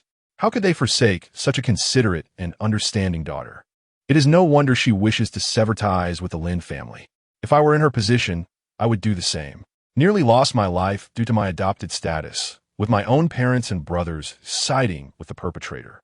Who would not feel despair? Lin Marquis, if you do not appreciate the young lady, then let her go. Do not let the name of parenthood serve as a weapon against her. Han Qinghua supported Lin Yin, wiping her tears with a handkerchief, glaring at Lin Xiao. From this day forth, Yin girl belongs to the South Wangfu, and she has no ties to the Lin family. If I discover that any of you dare to bully her, I will not let it slide. The Yin girl has won my favor. I shall protect her from the Lin Marquis. The old emperor regarded the Lin family with disdain. Lin Xiao and Amp, Oppo's character is questionable. Strip him of his marquis title. The Lin family stood in shocked silence. Lin Xiao unable to believe his ears. Your Majesty, even without merit, I have endured hardships. I assure you I will treat Lin Yin well in the future. Stripped of his title, he would be reduced to a mere fourth-rank official, a humiliating fate that would invite ridicule. Lin Xiao knelt. I implore your Majesty for mercy. Chapter 63. Competing for her man, absolutely unbearable, the old emperor. Indifferent to the unfolding drama, had his chief eunuch step forward to deliver the imperial decree. Remove Lin Xiao from his noble title. The situation was beyond redemption and despair. Lin Xiao could only express his gratitude for the emperor's grace, yet a fierce fire ignited within him, his clenched fists trembling with suppressed fury. Had he known that this wicked girl would lead to his downfall, he would have silenced her long ago. Jolie could not fathom her sudden fall from the esteemed position of a marquis's wife to that of a mere fourth-rank official spouse. The thought of those she despised mocking her was unbearable, and she rolled her eyes before fainting. Lin Jun, quick-witted, caught Jolie, his brow furrowed, his handsome visage clouded with concern. Lin Mo and Lin Yi wore increasingly grim expressions, as dark as ink. Lin Su opened his mouth, intending to convince Lin Yin not to sever ties with the Lin family, but recalling the heavy injustices his seventh sister had suffered. He could not voice his thoughts and fell silent. Only Lin Ji appeared pleased, nearly clapping his hands in delight. This was the inevitable outcome of their favoritism towards their adopted daughter. The old emperor was unconcerned with the Lin family and Amp, Oppo's thoughts, and addressed Helian Hung. Ahung, take your wife to change her attire and have the physician examine her. Helian Hung replied with a nonchalant After Helian Hung and Lin Yin departed, the emperor lost interest in the banquet, apologizing to the envoys from the state of Chu, and waved his hand to dismiss the courtiers, leaving only the guards to watch over Lin Yu by the lake. Should 2 hours pass, they would receive 100 strikes. Having changed into clean attire, Lin Yin received additional prescriptions from the physician before following Helian Hung out of the palace. Inside the carriage, Helian Hung slowly spoke. You are quite bold to stir trouble in such a setting. Are you not afraid of the emperor and Amp, Oppo's wrath? Lin Yin, appearing delicate yet fiercely resilient, had undoubtedly orchestrated tonight's events. She dared to exploit the Lin Marquisite's tarnished reputation to sever ties and maintain the image of a victim deserving of sympathy. One must admit, this little wildcat was indeed clever. Why should I be blamed? I am the true victim. And besides, Yenner did not intend to disrupt the banquet. Helian Hung scoffed lightly, raising an eyebrow lazily. Do you think I would believe that? Lin Yin pouted, her clear, captivating eyes glistening with innocence as she looked at the handsome, noble man before her. I speak only the truth. Why does my husband not trust me? Helian Hung fixed his gaze upon her, his tone grave. Lin Yin? Lin Yin felt a heaviness in her heart. It was rare for him to speak to her in such a serious manner. What exactly do you wish to achieve? That night, Lin Yin, feigning weakness in his embrace, made his heart race with an unusual heaviness. He wished never to witness such a scene again. With an air of solemnity, his typically languid demeanor replaced by earnestness, he offered, "If you seek to reclaim everything from Lin Yu and gain the favor of the Lin family, I can assist you." She nestled closer to him, her exquisite features betraying a hint of allure as she casually inquired, "Will my husband help me?" Helian Hung instinctively wrapped his arm around her slender waist, his deep-set eyes locking onto hers, and suddenly he smiled. "I will help." Confronted with a cunning little fox adept at manipulating public opinion to her advantage, the Lin Marquis would likely prove no match. Lin Yin and Appo's eyes sparkled as she beamed, pressing a kiss upon his cheek. "Thank you, my husband." She had long since devised a plan, and with the aid of her formidable ally, her ambitions would surely come to fruition. "Speak, what is your plan?" At the post station, Chu Jiao sought out Chu Zhe. "Fifth brother, you must assist me." Chu Zhe replied, "I recall our father mentioning a betrothal between you and Helian Yao." Chu Jiao retorted, "He has a lady he favors. I refuse to marry a man whose heart lies elsewhere." Chu Zhe countered, "Are you certain Helian Hung does not cherish his fiancée, E?" This question momentarily stumped Chu Jiao. It was evident to even the dimmest intellect that Helian Hung cared for Lin Yin. After a brief pause, she weakly asserted, "But the intelligence suggests Helian Hung is not particularly fond of his fiancée, E." Chu Zhe exclaimed, "Jiao Jiao, do you truly have feelings for Helian Hung? He is disabled and already married. As a princess of Chu, you have better options. Why cling to this tree?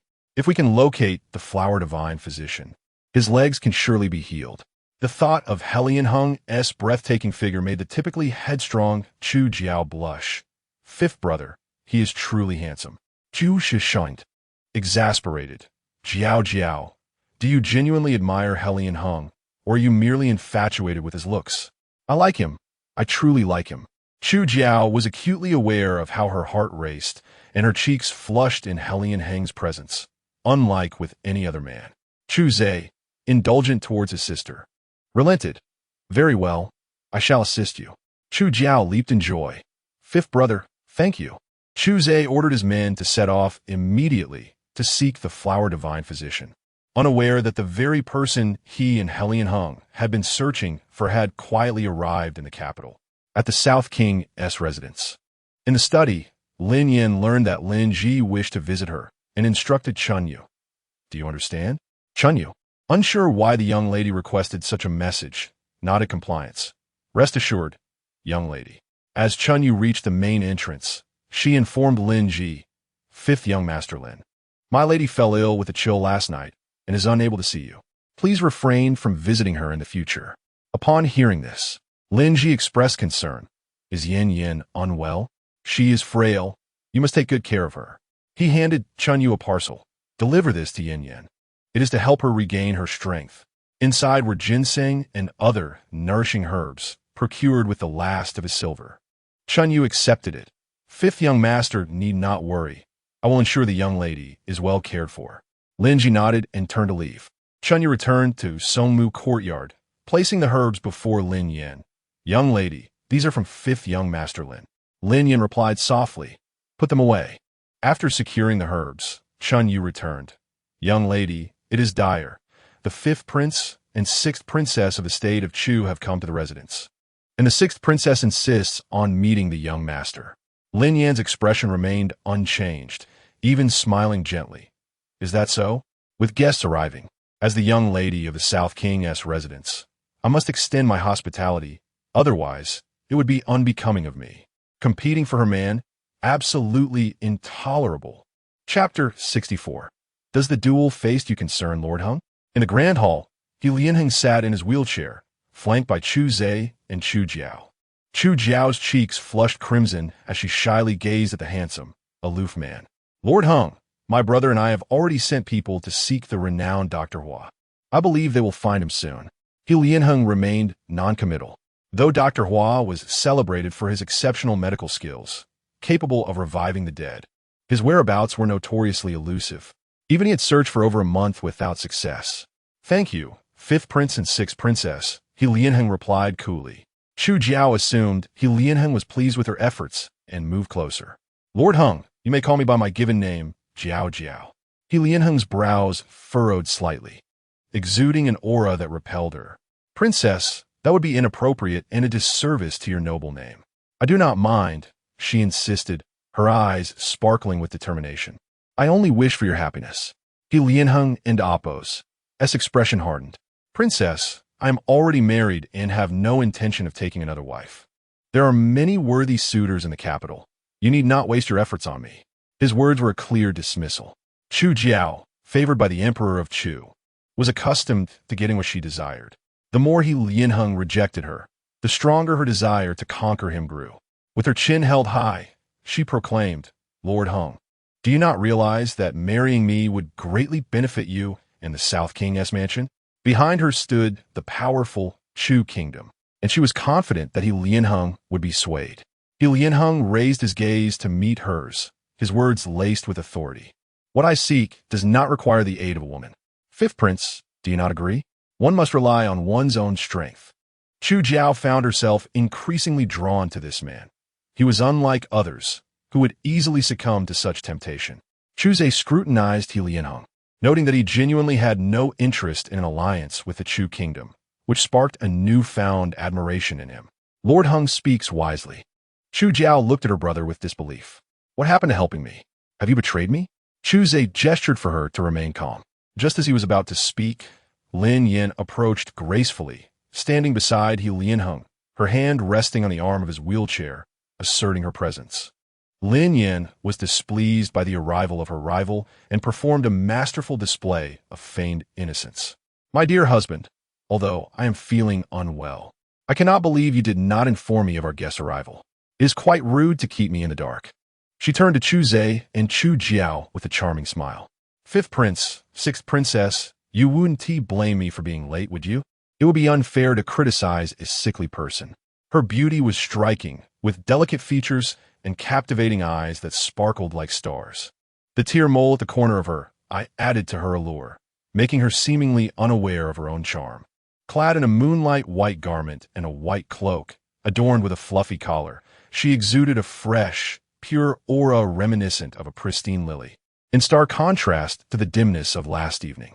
Chu Zhe's eyes sparkled as he responded with a charming smile. Of course not. To sever ties with her family in front of everyone while still garnering sympathy was admirable. This lady was indeed intriguing. Chu Jiao, feeling a pang of jealousy at Lin Yan's proximity to He Lianheng, maintained a cold demeanor. Naturally not. Then I can rest easy, Lin Yan replied with a gentle smile. As a lady, it is rather inconvenient to be in the presence of men. Perhaps you would prefer to accompany me, princess. This woman's pretense was unbearable, and Chu Jiao and Appo's face reflected her unwillingness. With my brother present, there is no inconvenience. But are you afraid of my interaction with Lord Hung? Lin Yan glanced at He Lianheng and hesitantly stated, I do not particularly enjoy the idea of the princess spending too much time with my husband. As a woman, you should understand my feelings. Chu Jiao was taken aback. What did she just say? Dislike? This woman was not adhering to the expected norms. Chu Jiao was left bewildered by Lin Yan's audacity. Unable to contain himself, Chu Zhe laughed, finding the situation amusing. He Lianheng's lips curled into a slight smile, his elegant demeanor revealing a hint of amusement at Lin Yan's calculated display of affection. He gently enveloped her hand, his tone softer than it had been with Chu Jiao. If you're unwell, you should rest. I will ask my mother to attend to the sixth princess. Lin Yan playfully twirled her finger in his palm, her voice sweet. I am not that unwell. Very well, he replied, squeezing her restless fingers. Take the sixth princess for a stroll. He Lianheng's attitude delighted Lin Yan. And regardless of Chu Jiao's feelings, he led her away. In the novel, Chu Zhe had aided He Lianyao, and with the vast financial backing of the super-rich, He Lianyao was able to triumph over He Lianheng. Given the nature of the antagonist, it was inevitable he would seek to ally with Chu Zhe. Chu Jiao detested Lin Yin and Amp. Oppos, touch and struggled to break free, only to find Lin Yin surprisingly strong. Let go of me. Chu Jiao fumed. Lin Yin, I command you to release me. Do you hear? A moment later, Lin Yin effortlessly complied. You let go so easily? Chu Jiao had expected a prolonged struggle. Lin Yin smiled lightly. Did you not ask me to release you? Chu Jiao gulped. Then why did you not let go when I first asked? Lin Yin replied nonchalantly. Oh, I simply did not wish to. Chu Jiao was infuriated. This woman was duplicitous, presenting one face while concealing another. Does Lord Heng know of your duality? Chu Jiao believed she had found a weakness to exploit. Are you not afraid I will inform him? Are you planning to report me, princess? Feel free. Lin Yin replied with a smile, unperturbed. After all, my husband knows me well. Oh, it is understandable that the princess is unaware of our matters. My husband loves me just as I am. Chu Jiao was left seething, utterly frustrated. Chapter 65, Husband. Let us not dally here. Chu Jiao found herself at a loss for words, managing only to utter, shameless. Lin Yin, with her hands clasped within her sleeves, smiled brightly, her eyes sparkling with mischief. This is merely a playful exchange between husband and wife. The princess, being unmarried, cannot possibly comprehend. Chu Jiao felt the sting of her implication that she was single, her frustration bubbling over. How could such a shameless woman exist? With cheeks puffed in annoyance, she declared, "There's no point in continuing this conversation," and turned to leave, only to halt mid-step. Following her gaze, Lin Yin's eyes widened in shock as she realized that He Lianheng and Chu Zhe had appeared unbeknownst to her.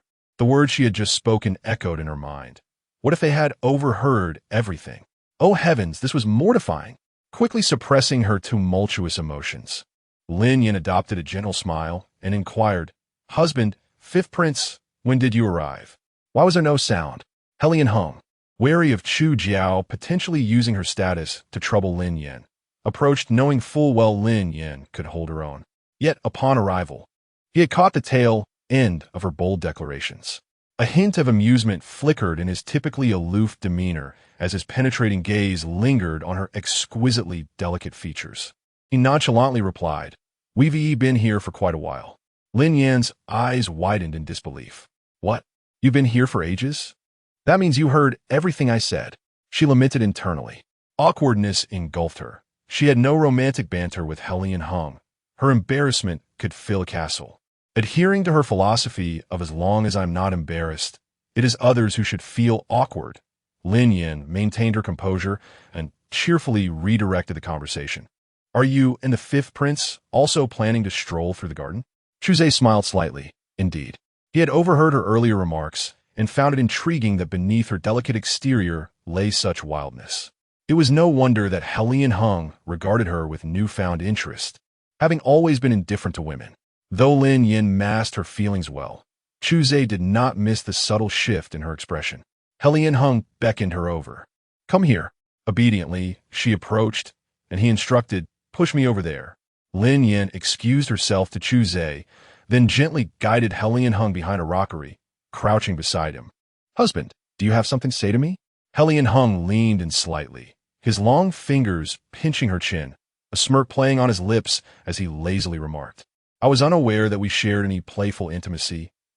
Lin Yin stuttered, I was just speaking offhandedly. You know that, right? Is that so?" He Lianheng clearly doubted her words. "I have reason to believe you're being suggestive." His smile was both charming and roguish, igniting a spark of attraction in Lin Yin. Nearly choking on her own breath, she widened her eyes in disbelief. "What? Suggestive? I would never." "Husband, please don't speak nonsense." After a brief pause, she added, "I just didn't end Amp, Oppos, to want to lose face in front of Chu Jiao. You mustn't give me away." Her request was not one of pleading, but rather a bold demand. He Lianheng chuckled softly, realizing she was the only one who dared to be so brazen before him. Not understanding his amusement, She playfully nudged him, her voice melodious yet faint annoyance. "Husband, are you listening?" With mere centimeters separating them, her skin appeared dewy and fresh, her amber-hued eyes shimmering with mischief. Helion Hung narrowed his eyes, a shadow flickering within their depths, and asked in a husky tone, "What do I stand to gain?" Lin Yin bent forward and planted a kiss on his cheek, her smile radiant. "Is this sufficient?" Helion Hung regarded her leisurely, his gaze sliding from her eyes down to her luscious lips, retorting, "What do you think? You think a kiss would suffice?" "Huh."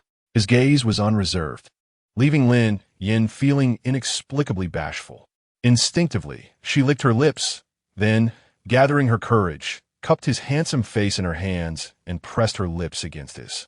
Emulating the way he had kissed her in the past, she tenderly brushed against him. Helion Hung remained still, allowing her the freedom to explore. Yet her innocence stirred something deep within him. His eyes darkened, and as he felt the tension build, he wrapped his strong arms around her waist, drawing her into his lap, and captured her lips with a forceful kiss, reclaiming control. Her mind went blank, overwhelmed by his sudden assertiveness, leaving her momentarily unresponsive. Sensing her distraction, Helion Hung playfully bit her lower lip, his voice gravelly, "Open your mouth." Lin Yin complied, and Helion Hung was pleased with her obedience. His fervent kiss gradually softened, savoring her sweetness and exploring every corner, leaving his mark as he tightened his embrace, almost as if he wished to meld her into himself. As the intensity of their kiss began to ebb, Lin Yin nestled against him, emitting a soft whimper akin to a kitten. "Husband, not here." Her voice snapped Helion Hung back to reality. He released her, resting his chin on her shoulder, panting slightly, his gaze filled with desire, "If not here, where do you wish to?" His low, teasing laughter resonated in her ears, deepening the blush on Lin Yin and Oppo's cheeks as she replied, her voice sweet and soft. How annoying. Suppressing the intense urge to tease her further, he gently nibbled her delicate earlobe. "Is that so? I perceive you're quite enjoying this." Her ears were a sensitive spot, causing Lin Yin to shiver at his touch. Flustered, she glared at him, quickly covering his mouth with her hand, fearing he might utter something scandalous. "Hush! No more talking." Helion Hang's chest rumbled with laughter, his warm breath brushing against her palm, leaving it moist. Lin Yin flinched, retracting her hand as if struck by lightning, wiping it behind her back until the sensation faded. Maintaining a stoic facade to mask her inner turmoil, she stood and turned her back to Helion Hung. "We should return. It would be impolite to keep the 5th prince and 6th princess waiting." Chapter 66. The enemy of my enemy is my friend. Chu Zhe consoled the sorrowful Chu Jiao, saying, "Jiao Jiao, let it go." Chu Jiao tightened her grip on her dress and replied, "No, I refuse to." It had been a while since young Master Hung and Lin Yin had returned, and when she and her brother had gone to find them, they stumbled upon the scene of young Master Hung kissing Lin Yin. It would be a lie to say her heart did not ache. Helion Hung was the first man to stir her heart. Even though he was married and favored Lin Yin, she could not bring herself to give up. Chu Jiao gazed earnestly at Chu Zhe, imploring, "Brother, you must help me." Chu shined deeply, "Yao Yao. You ought to understand that Helion Hung has no one but Lin Yin by his side, yet he dotes on her so. If you insist on marrying him, you will not find happiness." Chu Jiao countered, "He does not know me. He has not seen my worth. If only he understood, I believe I could win his heart." She grasped Chu Zhe's hand and shook it gently. "Brother, you are my only hope now." As the beloved younger sister of the emperor, Chu Zhe naturally wished for her happiness. He spoke seriously, "Chu Jiao, I can create opportunities for you, but if Helion Hung remains indifferent, you must relinquish your hopes. Do you understand?" Chu Jiao nodded. "I understand. Whether to give up or not can wait. First, I need your assistance." The two reached a consensus as they awaited the couple and Oppo's departure. Soon, Lin Yin approached, pushing a wheelchair occupied by Helion Hung. She smiled slightly and apologized. "I'm sorry to have kept you waiting."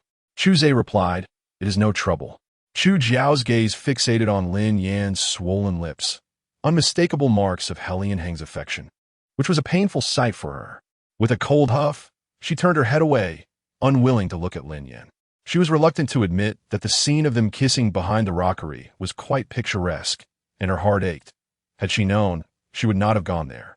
Feeling dejected, Chu Jiao decided to take her leave, saying, "I apologize for the disturbance, but my brother and I shall be taking our leave." She completely ignored Lin Yan. Helian Hung nodded lightly. "Please wait a moment. I have something to discuss with the fifth prince." Just then, the fifth prince also had matters to address with young Master Hung. In the study, Helian Hung placed a ledger before Chu Zhe, who looked at him with curiosity. "What is this, young Master Hung?" Helian Hung replied, "You will know once you take a look." As Chu Zhe flipped through the pages, he closed it after a few moments and inquired, "What does this mean?" Helian Hung did not conceal his intentions. "I wish to collaborate with you." The ledger recorded the income from newly discovered mines, a vast fortune that, given Chu Zhe and Appo's love for wealth, he would find hard to resist. Indeed, as Helian Hung anticipated, Chu Zhe's interest was piqued. This mine could yield immense riches. However, he did not immediately agree, but instead proposed a condition. "If we are to collaborate, young Master Hung must treat Jiao well." Helian Hung responded, "That condition cannot be met." Chu Zhe's expression darkened. "What? Do you disdain my sister, the sixth princess?" He added, Jiao is of noble birth. It is an honor for you, a man with crippled legs, to be favored by her." Helian Hung took a delicate sip of tea and responded nonchalantly, "I am not the sixth princess's betrothed. I cannot jeopardize her lifelong happiness, not out of disdain." Helian Hung and Appo's rejection was direct, yet Chu Zhe still wished to advocate for his sister. "How can you know without giving it a try?" Helian Hung firmly stated, "Fifth prince. Business matters should not involve women." "Very well." Chu Zhe chuckled, unwilling to concede easily. "I have another condition. If you can fulfill it, I will cooperate with you." "What condition?" Helian Hung inquired. Chu Zhe explained that one of the clothing shops among Helian Hung's many enterprises had suffered due to a credibility issue, leading to a decline in business. "You must revive that business." "Agreed," Helian Hung replied. "I will give you half a month." Chu Zhe informed him of the shop and Appo's location within the capital of the Helian dynasty. Once the matters were settled, Helian Hung personally escorted Chu Zhe and Chu Jiao out. Chu Jiao, still in low spirits, urged her brother to accompany her on a shopping trip, asking as they walked, "Brother, what did you discuss with young Master Hung? What did he say to you?" Chu Zhe did not hide anything from her, except for Helian Hung's rejection of her. It felt somewhat unfair to demand that Helian Hung revive a struggling shop. "Brother, young Master Hung may not excel in business. Are you not being unreasonable?" Chu Jiao protested. Chu Zhe, exasperated, tapped her forehead. "Why are you siding with him? Do you believe I will cease to help you?" For a man who did not love her, she dared to say he was being excessive, while all he did was act in her defense. Chu Jiao, alarmed, replied, "That cannot be. Brother, I was wrong. You must continue to help me. I will do my best." He sighed, resigning himself to let her learn her lesson. Chu Jiao's spirits lifted. "I knew you cared for me the most." The capital of the Helian dynasty bustled with life, matching or even surpassing that of Chu country. Streets were alive with people, lined with various stalls, the cries of vendors intertwining with the sounds of the crowd, creating a vibrant tapestry of life filled with the aroma of commerce. Having lived in the palace since childhood, Chu Jiao had never witnessed such sights. Her curiosity piqued. Her sorrow began to fade when she suddenly noticed a clothing shop with a long line of women waiting outside. "Brother, look over there," she exclaimed. Chu Zhe glanced over in surprise. It was indeed rare to see a shop thriving in such a manner, and he felt an urge to befriend the owner. Jiao, let's go and take a look." Their noble status meant they were unaware of the nature of the queue and the shop and Appo's attendants. Recognizing the two as distinguished guests accompanied by several stern guards, did not dare to let them wait in line. With cheerful smiles, they respectfully ushered the siblings inside. Upon entering the shop, Chu Jiao was immediately captivated by the beautiful garments. "Wow, how stunning!" she exclaimed, directing the attendant. This set, and this one too. Wrap them all up for me." Yes. The attendant replied, quickly gathering the selected outfits and presenting them to Chu Jiao and Appo's attendant. Meanwhile, Chu Zhe surveyed the shop and Appo's layout, noting its simplicity. The key to its success lay in the exquisite beauty of the clothing, which was undeniably appealing. Though the prices were steep, he turned his attention back to the attendant. "Call your master. Chu Zhe of Chu country wishes to meet him." "The fifth prince?" The attendant replied. "My master is injured and cannot meet with you." Undeterred, Chu Zhe pressed on. "That is of no consequence. Please inform me of your master's whereabouts." "My master is Miss Lin Yu," the attendant replied. News of the Lin family's downfall was well known throughout the capital. Chu Zhe paused. "Lin Yu?" Hearing this, Chu Jiao's mind began to formulate a plan. The enemy of my enemy is my friend, and perhaps Lin Yu could assist her in her pursuits. Chapter 67 Elder Brother. Could it be that you too wish to stand with Lin Yan? Within the Lin residence, Zhou Li gazed at Lin Yu, who lay on the bed pale and frail, a fever consuming her. Tears streamed down her cheeks as she lamented, "Oh, my poor Yuer." After weeping for a while, Zhou Li wiped her tears with a handkerchief and looked up at her fourth son, Lin Su. "Su and Amp. Amp, oppose. It has been a day and a night, yet you and Amp. Amp, oppose. Remains unconscious. Why is she not awakened?" Lin Su, observing his mother's anxious expression and the dark circles under her eyes, replied, "Mother, Yuer's injuries are severe. Please do not worry, for I have administered the finest medicine to her. She shall awaken soon. You have kept vigil for a day. It would be wise for you to rest. I will call for you the moment she stirs." "How can I rest when Yuer remains unresponsive? How can I sleep?" Zhou Li sighed, then angrily declared, "That wretched Lin Yan is truly heartless. It is she who has caused Yuer to suffer thus, and that he Lian Hong, forcing Yuer to endure 2 hours in that frigid water. He is intent on taking her life." Lin Su opened his mouth to speak, but swallowed his words. His mother adored Yuer, and her anger was merely a reaction to Yuer's grievous condition. He resolved to speak to her later when her temper had cooled, to ask her not to blame the seventh sister. Lin Mo suddenly coughed violently, his handsome face pale and sickly, his eyes flashing with intensity. "Though you and Amp, oppose, may be willful, her nature is not wicked. I refuse to believe she would push Lin Yan into the lake. Perhaps it was Lin Yan who intentionally cast you and Amp, oppose, into the water, then falsely accused her." Lin Yi, his arms crossed coldly, interjected, "Second brother speaks wisely." Lin Xiao, upon hearing Lin Yan's name, felt a wave of irritation surge within him. He slammed his palm on the table, exclaiming, "Enough! No one in this household is to mention that wretched girl again." The mere mention of Lin Yan infuriated him. Were it not for her, he would still be basking in glory as a marquis, rather than in his current state of disgrace. He had lost his title and now faced ridicule at every turn. Even the emperor had begun to disdain him, greatly jeopardizing his career. Listening to his parents and brothers speak coldly, Lin Jun's expression darkened. Lin Yu's act of pushing Lin Yan into the lake was witnessed by the fifth brother and the palace guards. "Mother, second brother, third brother, you cannot place the blame on Lin Yan simply because Lin Yu is injured. She is not at fault. She is the victim. Furthermore, Lin Yu and Appo's arrogance and ignorance of consequences were products of our indulgence. This incident serves as a lesson. We must not allow her to continue in such reckless behavior." Lin Jun began to regret his excessive pampering of Lin Yu, which had led her to act without consideration. He also felt a sense of injustice for Lin Yan. No wonder she chose to sever ties with the Lin family, bearing the weight of infamy rather than endure this cold home. Zhou Li was taken aback that her eldest son would defend Lin Yan. "But Lin Yan has done nothing wrong, while you and Amp, Appo's, nearly lost her life.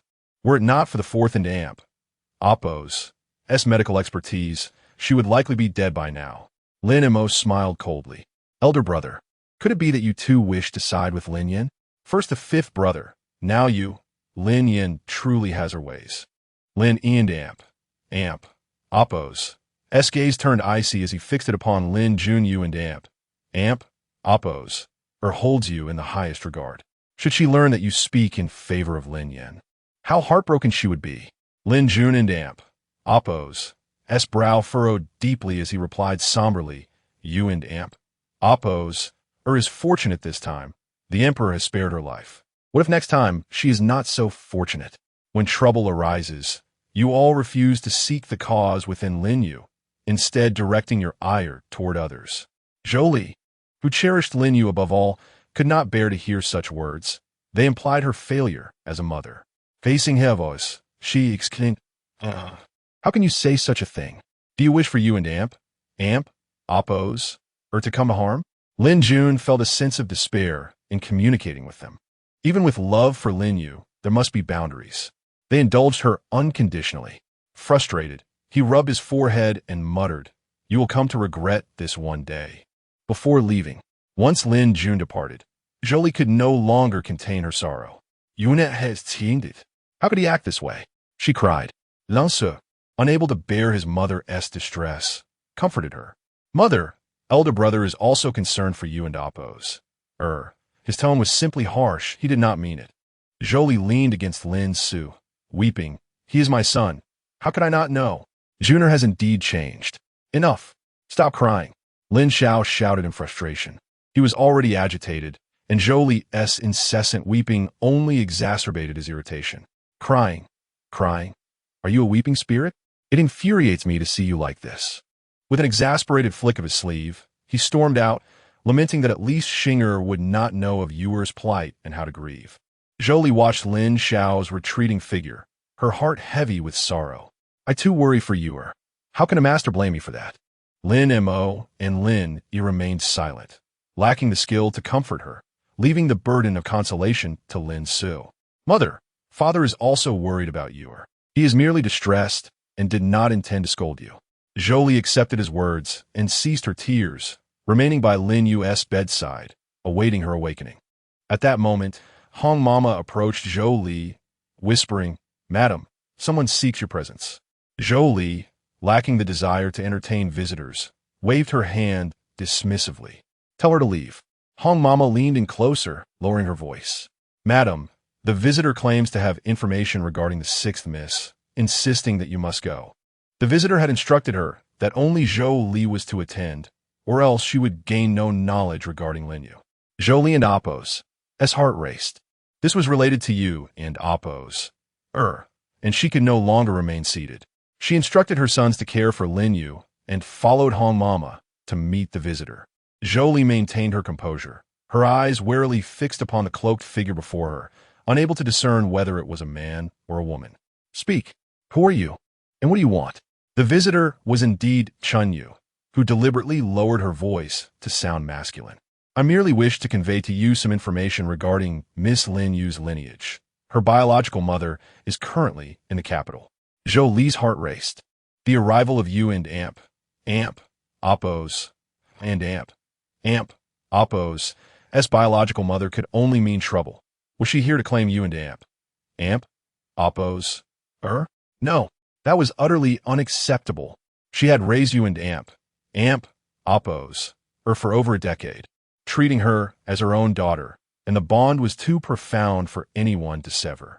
How do you know this person is indeed you and Amp, Oppos, and Amp, Oppos' biological mother? What is your intent in revealing this to me? She remained skeptical, recalling a previous mysterious letter concerning Yuer that she had dismissed, suspecting this individual might have sent it. Chapter 68, Jolie began to harbor doubts and decided to investigate Lin Yu and Amp, Oppos' origins. "Did you send that letter to me previously?" she inquired. Chun Yu confirmed without hesitation. "Indeed, I delivered that letter. Madam, you need not doubt my intentions.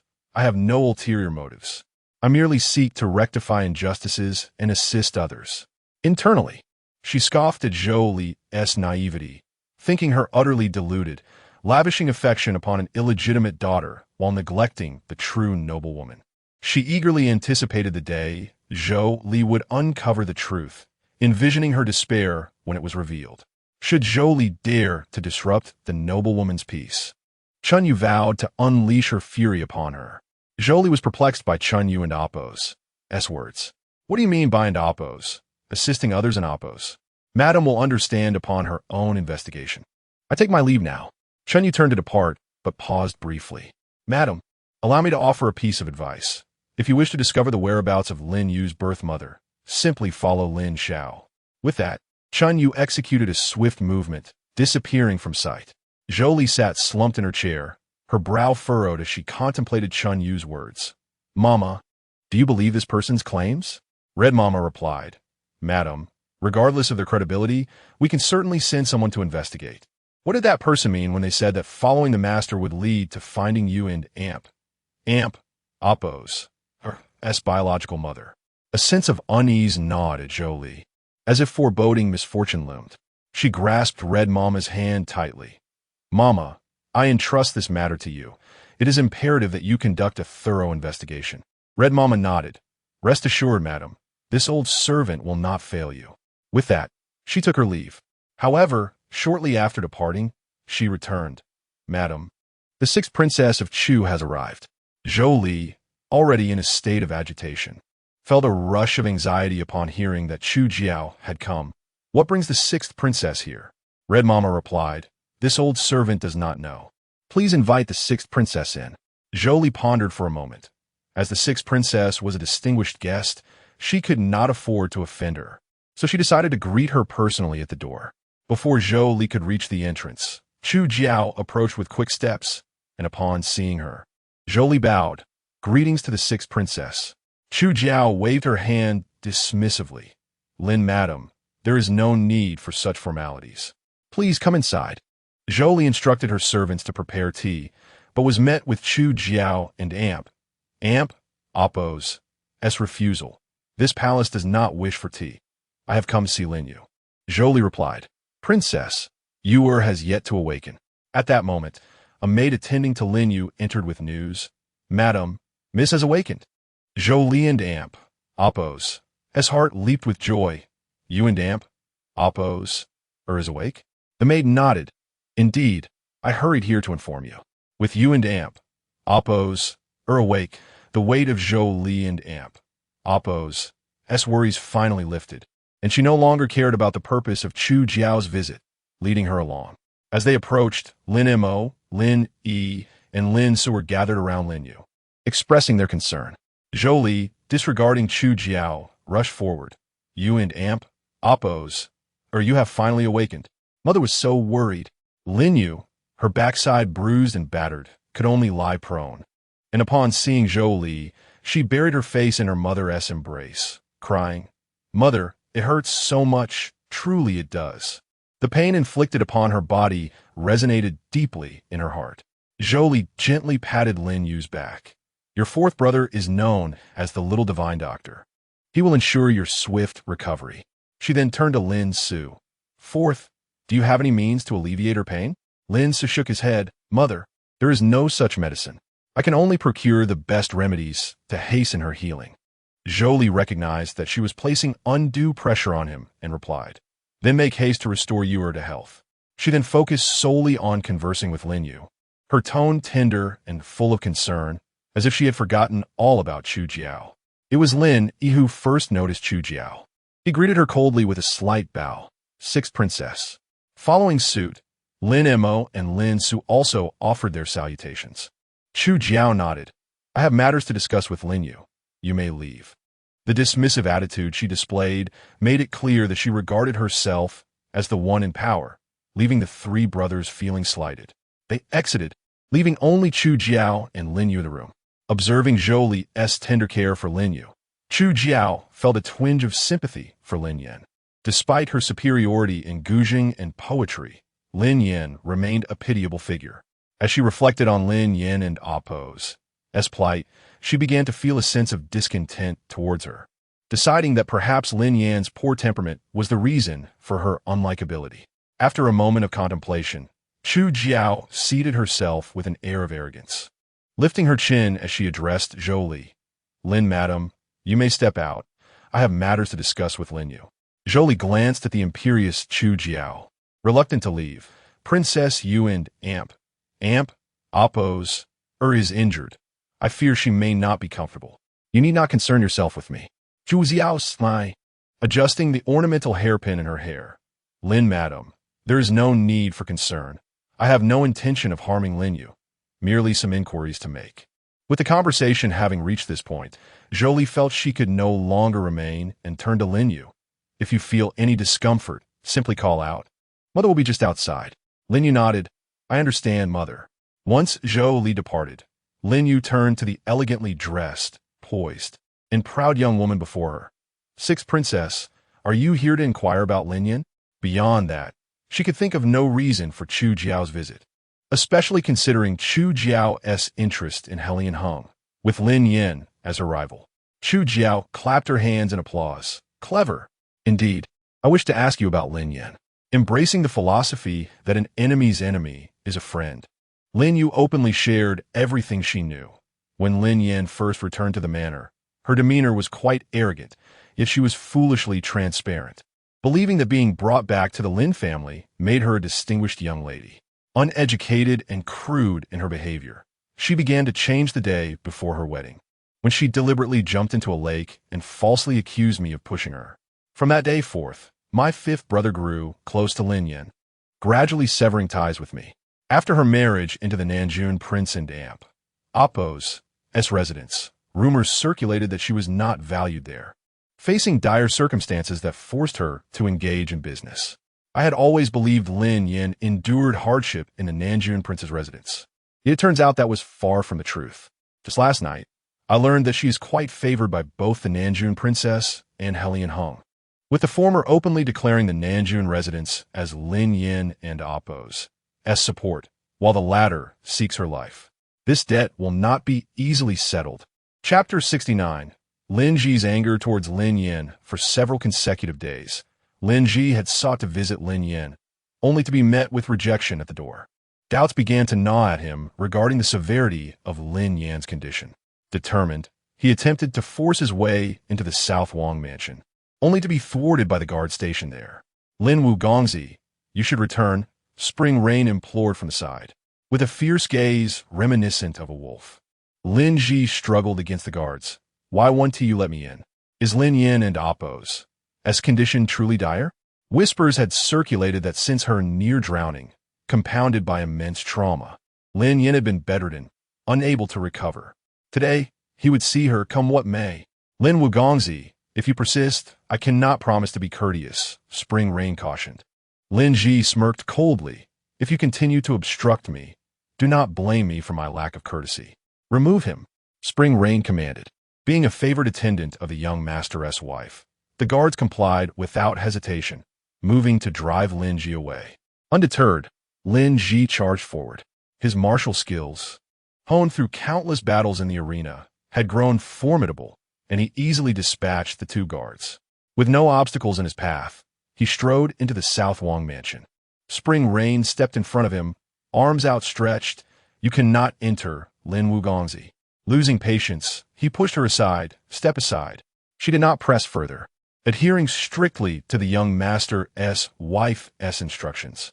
Watching Lin Ji's hurried retreat, she remained perplexed by her mistress's intentions, yet she would follow orders without question. Lin Ji hastened toward the pinewood courtyard where Lin Yin resided, only to be intercepted by Dai Cheng and Dai Qing. Lin Wugongzi, this is not a place for you to intrude, they cautioned. Standing at the entrance, Lin Ji called out loudly, Yin Yin, Yin Yin. Inside the study, Lin Yin was lost in a book, savoring the moment until she heard Lin Ji's voice. Only after finishing a page did she close the book and step outside. Upon seeing her, Lin Ji and Appo's excitement surged. Yin Yin. He pushed past Dai Cheng and Dai Qing, drawing close to Lin Yin, inspecting her from head to toe. Noticing her rosy complexion, his worries finally eased, and a smile broke through his previously furrowed brow. Wonderful. You're all right. However, the warmth of her previous demeanor was absent. With her hands tucked within her sleeves, she responded coolly, Do you need something? Lin Ji's smile faltered, replaced by a growing sense of unease at her aloofness and the hint of impatience in her voice. Yin Yin, do you not wish to see me? Lin Yin gazed at him silently, her expression inscrutable. Lin Ji took a step forward, grasping her arm, his urgency palpable. Yin Yin, have I erred in some way? Please tell me, and I shall amend it. Do not treat me this way. His voice was laced with desperation. He could not bear her indifference. Withdrawing her arm, Lin Yin retreated a few steps, creating distance between them. Her head bowed, she murmured softly, almost pained, I'm sorry, fifth brother. I do not know what is wrong with me. Please give me some time to reflect. Yin, do not bottle up your feelings. Share them with me, and we will face them together, Lin Ji urged. Suddenly, Lin Yin's emotions erupted, her eyes reddening as she confronted him, her voice sharp and piercing. It cannot be resolved. Do you understand? She forced a smile that was tinged with despair and resignation. No, you cannot possibly understand my feelings.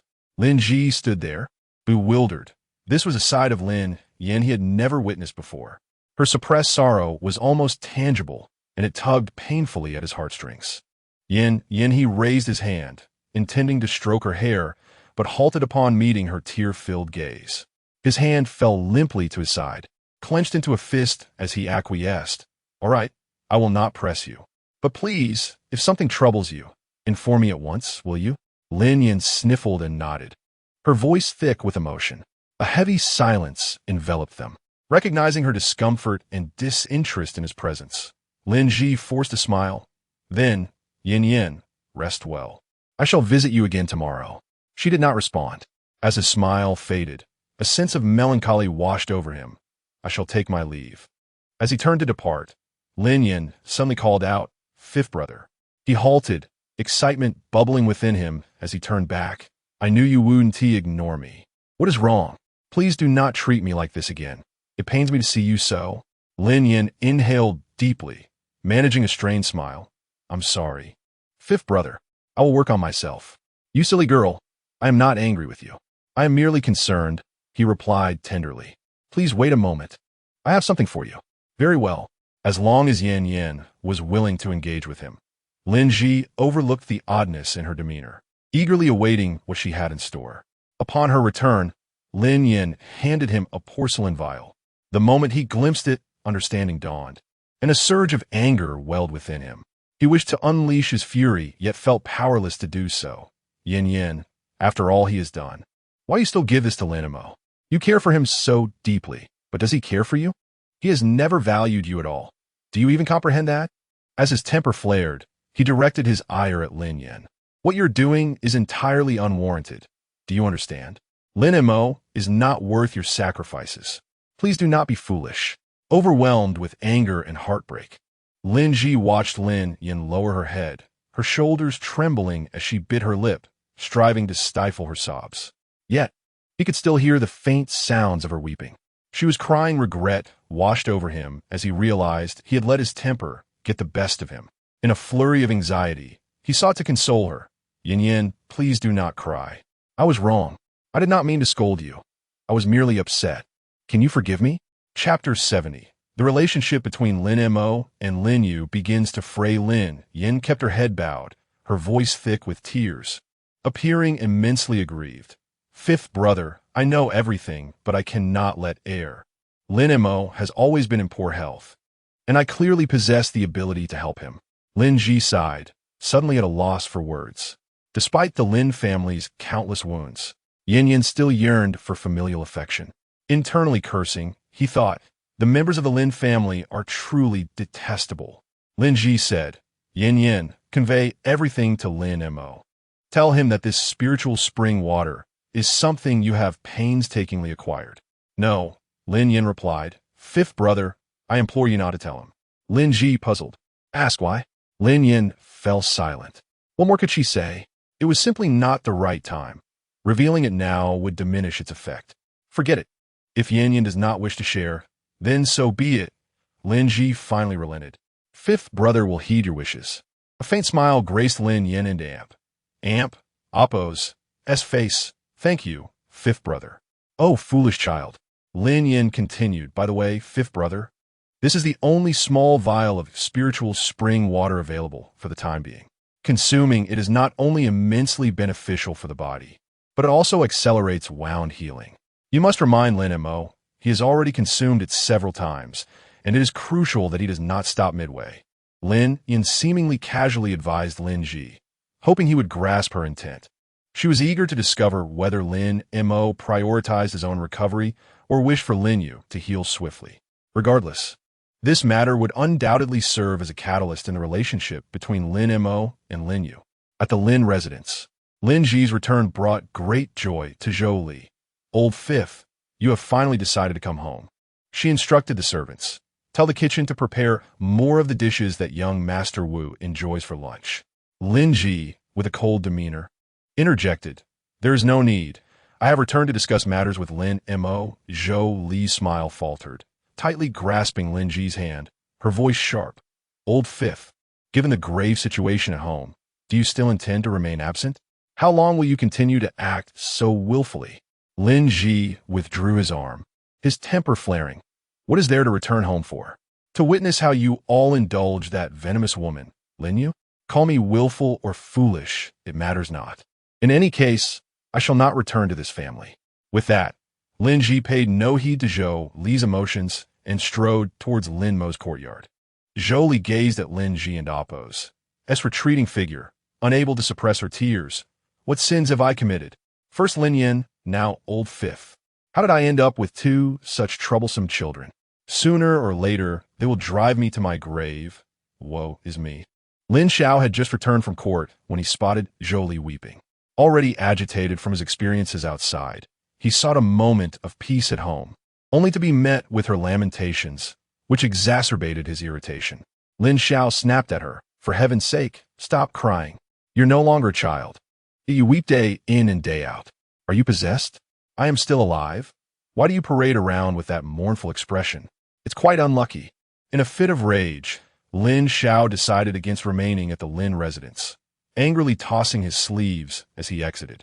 Xing and Amp, Appo's, is much better. Only there can I find solace. Having been chastised by her son and now her husband, Zhou Li could no longer hold back, bursting into tears. "Why must my fate be so harsh? Neither my son nor my husband understands me." Concerned for her mistress, Hong Mama did not wish to see her in distress and recalled someone's advice, hastily shifting the subject. "Madam, the master has been acting somewhat strangely towards you these past few days. Perhaps we should continue to have someone follow him?" Hong Mama's suggestion brought Zhou Li's tears to a halt. She pondered briefly before agreeing. "Let us send someone to follow him." Ever since that individual mentioned tracking Lin Xiao, the people she had sent had failed to uncover any leads after several days. Consequently, she had ceased sending anyone. Now, she resolved to observe her husband for another month. If no unusual behavior was detected, she would discontinue the surveillance. Upon discovering that Lin Mo was not in the courtyard but rather in Lin Yu and Appo's room, Lin Ji suppressed his distaste and entered Lin Yu's chamber. The vial of spiritual spring water was too important for him to entrust it to anyone else. Lin Yu, sprawled on the bed, assumed Lin Ji had come to mock her, her expression darkening. "Leave? This is my room." Lin Ji scoffed, his gaze filled with disdain. "Do you think I wish to be here? Just the sight of you makes me lose my appetite for 3 days. You. Lin Yu, exasperated, realized she could not match Lin Ji and Appo's wit. Continuing the quarrel would surely lead to her own demise from anger. Pouting in indignation, she sought allies. "Second brother, third brother, fourth brother, look at him. He always bullies me." Lin Mo, with a grim expression, declared, "Old Fifth, if you have returned only to torment Ewer, then you are unwelcome here." Lin E glared coldly at him, cracking his knuckles ominously. "Old Fifth, you seem to have grown thick-skinned and are eager for a beating, are you?" Lin Ji retorted with a cold snort. "If a beating is what you desire, then come and try." Lin E, provoked, stared intently at Lin Ji. "Then by all means, give it a go." Fearing a confrontation, Lin Su quickly stepped in to mediate. "Second brother, third brother, Old Fifth, let us not allow anger to consume us. We are all brothers. It is best to discuss matters calmly. Besides, Old Fifth has been away for quite some time. His return should be a cause for celebration." Lin Su cast a significant glance at Lin Ji, urging him not to provoke their elder brothers. "Old Fifth, how did your return come to pass? Does mother know of it?" "She does," Lin Ji replied, his expression impassive as he retrieved a small porcelain vial from his pocket and tossed it to Lin Mo. "This is spiritual spring water. Second brother, it can heal your body. Do not discontinue its use midway, as it would be detrimental to your health. Moreover, this vial is the only one available for the time being. If you wish for more, it remains uncertain when it will be available again." Suddenly recalling something, Lin Ji added, This spiritual spring water greatly aids in wound healing. If Lin Yu uses it, her injuries will mend swiftly. As his words fell, Lin Yu's eyes sparkled at the sight of the porcelain vial in Lin Mo's hand. Her backside was battered and raw, bleeding profusely. Even though fourth brother had applied the finest medicine, the pain still kept her awake through countless nights. Each day was a torturous ordeal, and she longed for the suffering to cease. Chapter 71. So, little seductress, what is it that you desire? She was well aware of the remarkable efficacy of the spring water. Her elder brother had always been frail, yet every time he imbibed this miraculous water, his health would significantly improve. Now that she had discovered a remedy capable of hastening her wound and Appo's healing, she simply could not let this opportunity slip away. Without a moment's hesitation, Lin Yu implored, "Second brother, might you grant me this spring water? I am in such excruciating pain." Lin Mo hesitated, torn between his own desires and the wish for Lin Yu to recover swiftly. From birth, he had been plagued by ill health, and for years, his utmost yearning was to possess a robust body, one that could function normally, rather than being a frail figure prone to collapse at any moment. Lin Ji had previously cautioned against hastily relinquishing the precious resource, and it was uncertain when another bottle would be available. If he were to give it to Lin Yu, his own condition would remain unaddressed. At that moment, Lin Mo found himself in a quandary, grappling with his selfish instincts, unwilling to part with the soul bottle. Lin Yu, perceiving his reluctance, felt a surge of disappointment. Despite his professed affection, in a critical moment, it seemed that his own well-being took precedence over hers. "Second brother, do you truly hesitate to give it to me? I am in such agonizing pain, it feels akin to dying." Lin Mo stammered, uncertain of how to respond.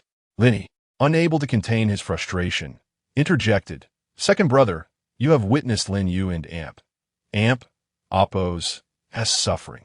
Do you wish for her to endure this torment indefinitely?" Lin Mo quickly refuted. "Of course not," Lin urged, then hastened to provide this spring water to Lin Yu.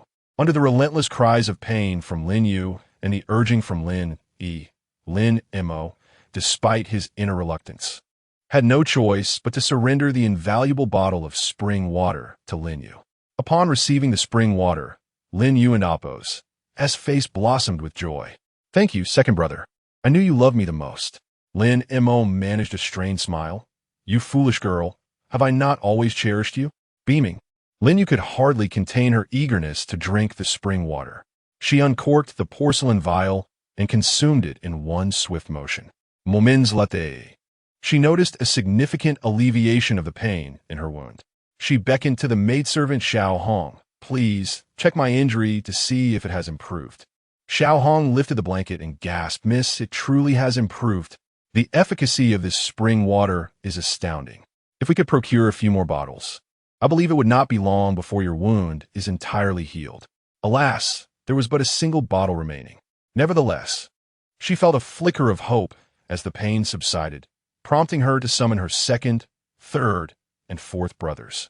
As the three entered, Lin Yi and Lin Su eagerly inquired, "How do you fare? Has there been any effect?" For the first time in days, Lin Yu smiled, "Yes, I feel much better now. I must extend my gratitude to second brother for providing me with the spring water." Lin Mo's expression darkened, his thoughts inscrutable, as he replied tersely, "As long as you are well." For reasons unknown, Lin Yu's smile stirred an unsettling feeling within him. He shifted his fingers, concealed within the folds of his garment, and murmured, "I am feeling unwell. I shall return to my chamber." Lin Su offered, "Second brother, allow me to escort you back." Lin Mo waved him off. "No need, you stay here with Lin Yu." Upon exiting, he encountered Lin Ji, who had been waiting. Observing Lin Mo's pallid countenance as he emerged from Lin Yu's room, Lin Ji approached him, exclaiming, "You are a fool for giving such precious spring water to Lin Yu. Considering how dearly you cherish her, it is evident you would rather endure your own suffering than see her in pain." Lin Mo found himself at a loss for words, unable to rebut Lin Ji and Appo's derision. Lin Ji continued, "I cannot fathom your reasoning. You show no affection for Yin Yan, who is 1,000 times superior to her. Yet you dote on Lin Yu, the very person who has proven to be ungrateful. If it were Yin who suffered, she would endure the pain without demanding anything from you, knowing you possess the means to heal her. Lin Yu, however, has come to take your kindness for granted. Should you ever oppose her wishes, she would harbor resentment. A person as selfish as she is unworthy of your concern. Lin Mo's head throbbed with frustration, and his expression darkened further. Be quiet. Lin Ji's lips curled into a cold smile. What? Have I struck a nerve? Are you angry because I spoke the truth? One day, you will regret this. Lin Mo retorted with a scoff. I will not regret. Little did he know, a time would come when regret would pierce his heart deeply. In the Southern King's residence, within the Pinewood courtyard, after Lin Ji and Appo's departure, Lin Yin retreated to her study. For the past few days, she had feigned illness, remaining indoors, engrossed in reading alongside Helian Hung. Her return attracted not a single glance from the man, who continued to write with unwavering focus. Even seated in a wheelchair, his every movement resembled a masterful ink painting, rich and resplendent, exuding an effortless elegance. The golden sunlight poured through the window, casting a warm glow upon him, softening his already handsome features, rendering him mesmerizingly beautiful. Lin Yan's gaze fixated on the man behind the desk, finding him irresistibly captivating. It was only natural for her to feel a flutter in her heart. Helian Hung, keenly aware of her unabashed attention, finally lifted his gaze after completing the last stroke of his writing. Have you had your fill of staring? With graceful steps, Lin Yin approached the desk. Placing her hands atop the newly penned paper, she leaned in, her upper body nearly brushing against Helian Hung as she paused just shy of contact. Her enchanting, doe-like eyes sparkled with an unintentional allure, her voice soft and melodious. I can never get enough. As their eyes locked for mere centimeters apart, her delicate skin appeared so tender it seemed one could squeeze water from it. Her fair cheeks flushed with a gentle hue, every detail of her complexion visible. Her luscious lips glistening with moisture, every smile and frown exuding an irresistible charm. Seated in his wheelchair, half of Helian Heng's profile was illuminated by the warm sunlight. His features sharp and defined, the bridge of his nose elegantly prominent as he leaned back lazily against the chair. His eyes, shrouded with a shadow of ambiguity, traveled from her lips upward to her perfectly sculpted nose, finally resting upon her captivating eyes, a smirk playing upon his lips as he murmured in a low, alluring tone. So, little seductress, what is it that you desire? Chapter 72. My lord, beware of your words. Lianheng sat in his wheelchair, the warm golden sunlight casting a half-shadow across his chiseled profile, his high nose and relaxed posture lending an air of languid elegance. His phoenix eyes glinted with a vague, inscrutable light, trailing slowly from the girl's lips upward to her delicate nose, finally resting upon her eyes. A smirk graced his thin lips as he uttered in a low, enticing tone. So, little vixen, what do you desire? Lin Yinshui's enchanting peach blossom eyes seemed to harbor a captivating allure, locking onto the man's deep-set gaze, with her pearly teeth nibbling at her red lips. Her intentions were unmistakable, her voice imbued with a youthful charm. Like this. Lianheng swallowed hard, lifting his long, elegantly knuckled fingers to grasp her exquisite chin. Leaning forward as his lips met hers in a fleeting kiss before he withdrew, his voice a low rumble. Are you satisfied? Foreheads pressed together, noses touching, their heated breaths entwined like vibrant vines of spring, reaching ever upward, the atmosphere thickening with undeniable intimacy. Lin Yin let out a soft hum, a playful pout forming. How annoying. Lianheng chuckled softly, his tone low and deliberate, melodious and alluring. Little vixen, are you simply craving my body? The man's voice was far too enchanting, leaving Lin Yin nearly defenseless against his good looks and dulcet tones. Suddenly feeling warm, she braced herself against the desk, tilting her head back to create distance between them. Catching the teasing glint in his eyes stirred her desire for conquest. Indeed, Yin was yearning for her husband's form. Her eyes sparkled, a flush creeping to their corners, her beauty accentuated by a small tear mole, her red lips parting in a captivating display of vivacity, starkly contrasting her innocent demeanor. Is that so? Gazing at the girl's glistening lips, Lianheng's eyes darkened as he grasped the nape of her neck, his lips crashing onto hers once more, this time with fervor. As her breath was gradually stolen away, Lin Yin found herself overwhelmed, pushing against him, only to have her wrist captured as he murmured, "Be good."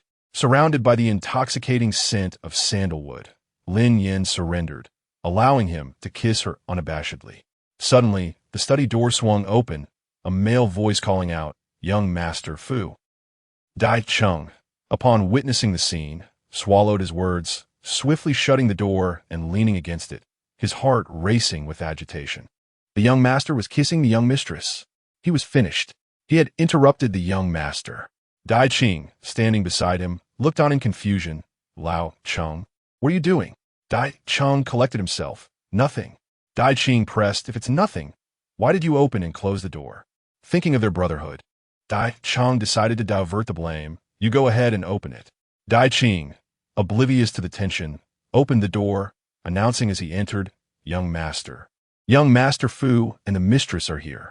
However, upon seeing the scene in the study, his eyes widened in shock, frozen in disbelief. Lin Yin was nestled in the young master's embrace, her ears flushed red, while the young master's expression was a portrait of fury, his gaze sharp enough to pierce. Dai Cheng stammered, "Why, young master?" Lianheng's voice was dark as he commanded, "Get out." Dai Cheng swiftly closed the door. Realizing too late the implications of the scene, no wonder Lao Cheng had acted so strangely, clearly intending to shift the blame onto him. With a look of reproach, Dai Cheng glared at Dai Cheng. "You old fool, now I'm getting scolded by the young master." Dai Cheng chuckled. "What can I say? We are brothers." Dai Cheng retorted, "I don't particularly want to be your brother." Dai Cheng shot back, "If this were before, you and T have known how to address the young mistress. Why aren't you criticizing her now?" The topic shifted successfully, and after a moment of hesitation, Dai Cheng admitted, "I didn't realize the young mistress was so talented. She's incredibly modest. Had I known earlier, I wouldn't have been disrespectful." He had come to admire Lin Yin, recognizing her good nature, talent, and most importantly, her place in the young master's heart. In the study, the embarrassment of being caught kissing lingered in the air. Lin Yin's beautiful cheeks tinged with crimson as she buried herself in Lianheng's embrace. This was truly mortifying. Lianheng leaned down slightly, noticing her flushed ears, playfully pinching her heated earlobe, chuckling, "You can still feel shy?" Lin Yin, catching the teasing undertone, felt a surge of irritation, lifting her head to threaten him. "Humph, my lord, speak carelessly again, and you may find yourself silenced." Lianheng reclined lazily, raising an eyebrow with a smirk. "I wonder who is begging for mercy." Lin Yin turned away, exasperated. "If you have matters to attend to, I shall take my leave. Dai Cheng and Dai Cheng Wunti have come without a reason." Lianheng ceased his teasing. "Go on." As Lin Yin opened the study door, she found Dai Cheng and Dai Cheng waiting. Dai Cheng, eager to avoid the young master's wrath, explained, "Young mistress, I didn't mean to interrupt. Please speak kindly of me in front of the young master." Lin Yin responded with a bemused, "Ha." Dai Cheng smacked his forehead, mortified at his companion's foolishness. "How could we be from same parents when you're this dense?" Seeing Dai Cheng about to speak again, he hurriedly covered his mouth. "Young mistress, he was just rambling. Please don't take it to heart." With that, he dragged Dai Cheng away. Dai Cheng broke free. "Lao Cheng, what are you doing?" "I wasn't finished." Dai Cheng couldn't help but smack his head. "You dolt, or rather, you're just plain stupid. Don't you see how embarrassed the young mistress is? And you keep babbling on." Dai Cheng protested. "What should I do then?" Dai Cheng shrugged helplessly. "Brother, you're on your own." Dai Cheng, unable to contain himself, retaliated. "You started this mess, and now I have to suffer too." Chapter 73. Why Can't I Win Her Heart? Lin Yin observed the two brothers engaged in a brawl, her expression unwavering as she walked past them, inadvertently crossing paths with Fu Jingming and the delicate Wei Huanxiang trailing behind him. Lin Yin greeted them with a composed smile. "Huanxiang, young Master Fu, your husband is in the study." Little sister-in-law, Fu Jingming replied with a curt nod, addressing the woman beside him. Huanxiang, please stay with our little sister-in-law. I need to find a home. All right. Wei Huanxiang and Apos. S demeanor was notably cold, tinged with a hint of awkwardness. Given the recent events, she was still uncertain about how to face him. Lin Yin noticed the unusual expression on Wei Huanxiang's face, and, after Fu Jingming departed, she linked arms with her, pulling her aside.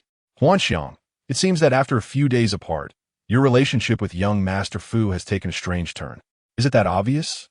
Wei Huanxiang responded, momentarily deflecting the topic. By the way, how is your health? I apologize for not attending the palace banquet. I caught a cold. Had I been there, I would have surely taught Lin Yu a lesson. If not for her concern for Lin Yin's well-being, she would never have gone out with Fu Jingming. Considering the tension between them, Lin Yan smiled gently. Yin me perfectly fine. Relieved, Wei Huanxiang continued. That's good to hear. I've heard about the palace banquet incident, and it infuriates me. I truly wonder if the Lin family has lost their senses. How can they neglect someone as wonderful as you and dote on that venomous Lin Yu instead? I am so angry. If I see Lin Yu again, I will not hesitate to confront her. It was intolerable that she bullied her friends and nearly caused Lin Yin to drown. Lin Yin patted the furious young woman. I have severed ties with the Lin family. Let them do as they please. They can cherish whomever they wish. If it weren't for fulfilling the original owner's wishes, I wouldn't want any connection with them. Wei Huanxiang embraced Lin Yin, offering her comfort. They are blind to the treasures before them, choosing to covet a rotten fish instead. Hearing her metaphor, Lin Yin couldn't help but chuckle. I've already moved on. Seeing Lin Yin's radiant smile, Wei Huanxiang was momentarily mesmerized. Yin, you truly are beautiful. In the study, Fu Jingming sat across from He Lianheng, who wore a grim expression. Fu Jingming raised an eyebrow. What have I done to earn such a sour face from you? He Lianheng suddenly laughed. You have. Fu Jingming suddenly recalled the slight swelling at the corner of Lin Yin and Amp. Appo's lips, clearly indicating she had been cherished by a man. He then scoffed coldly. You're not blaming me for interrupting your little TTE with my sister-in-law, are you? I didn't wish to come at all. Had you not summoned me, I would have gladly stayed away. He Lianheng sighed. You may leave now. Fu Jingming. Very well. I shall let you be, but I am magnanimous and will not hold it against you. Fu Jingming continued. You truly committed to helping Chu Zhe make that clothing shop thrive within half a month. That is quite a challenge. He Lianheng inquired, what do you suggest? Fu Jingming stroked his chin thoughtfully. To ensure the business flourishes, the designs must be diverse and exquisitely crafted, instantly captivating anyone who lays eyes upon them. Though he was not adept in commerce, he recognized that in this era, merchants held the least esteemed status. Suddenly, Fu Jingming proposed, why not enlist my sister-in-law as help? Isn't she remarkably talented in designing clothing? My mother adores the garments she creates, wearing the same few sets interchangeably. The rest of her wardrobe barely catches her eye. If my sister-in-law were to personally design for the shop, it should flourish without issue. He had witnessed his mother wearing Lin Yin and Amp, Appo's designs daily, and had to admit they were indeed beautiful and sophisticated. He had seen her sketches and was aware of her exceptional talent. After a moment of contemplation, He Lianheng acknowledged, that is indeed a splendid idea. Once their discussion on the clothing store concluded, Fu Jingming suddenly looked despondent. Ahung, why is it that a woman can give her body to a man, yet still fail to win his heart? He Lianheng paused, taken aback by the question. Having never experienced love himself, he was at a loss for an answer. Reluctantly, he suggested, you should consult Lin Yin. As a woman, she is most attuned to the intricacies of a woman's heart. Fu Jingming pondered this, and, bidding farewell to He Lianheng, set off to find Lin Yin. Meanwhile, Lin Yin was engrossed in conversation with Wei Huanxiang. Upon spotting Fu Jingming approaching from a distance, she discreetly signaled to Wei Huanxiang, Huanxiang, young Master Fu is coming. Assuming Fu Jingming sought her company, Wei Huanxiang reacted with reluctance. Fu Jingming, if you are returning, please go ahead. I have no desire to leave just yet. She felt she had not spent enough time with Lin Yin. It was far more enjoyable to be in her company than to face Fu Jingming. Hearing Wei Huanxiang's somewhat dismissive tone, Fu Jingming lowered his gaze and spoke softly.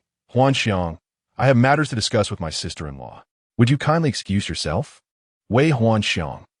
Believing Fu Jingming was indeed seeking her, she felt justified in her response. Realizing her misunderstanding, she abruptly stood and walked away, feeling somewhat embarrassed. Watching Wei Huanxiang and Appo's retreating figure, Lin Yin smiled. Young Master Fu, please take a seat. I am curious about the reason for your visit. Fu Jingming hesitated on how to broach the subject, but Lin Yin, unfazed, poured him a cup of tea. Young Master Fu, please. Thank you. Fu Jingming lifted the cup for a sip, initially feeling something amiss. After a second taste, he savored it, discovering the tea to be remarkably delightful, fragrant, and invigorating. With just one cup, his fatigue seemed to evaporate, leaving him refreshed. Before Fu Jingming could speak, Lin Yin had already refilled his cup and engaged him in light conversation. What do you think of this tea? Fu Jingming offered high praise. This tea is of exquisite quality, bright orange-red in hue, with a delicate fragrance akin to orchids, and a rich, lingering sweetness. It is truly a gem among teas.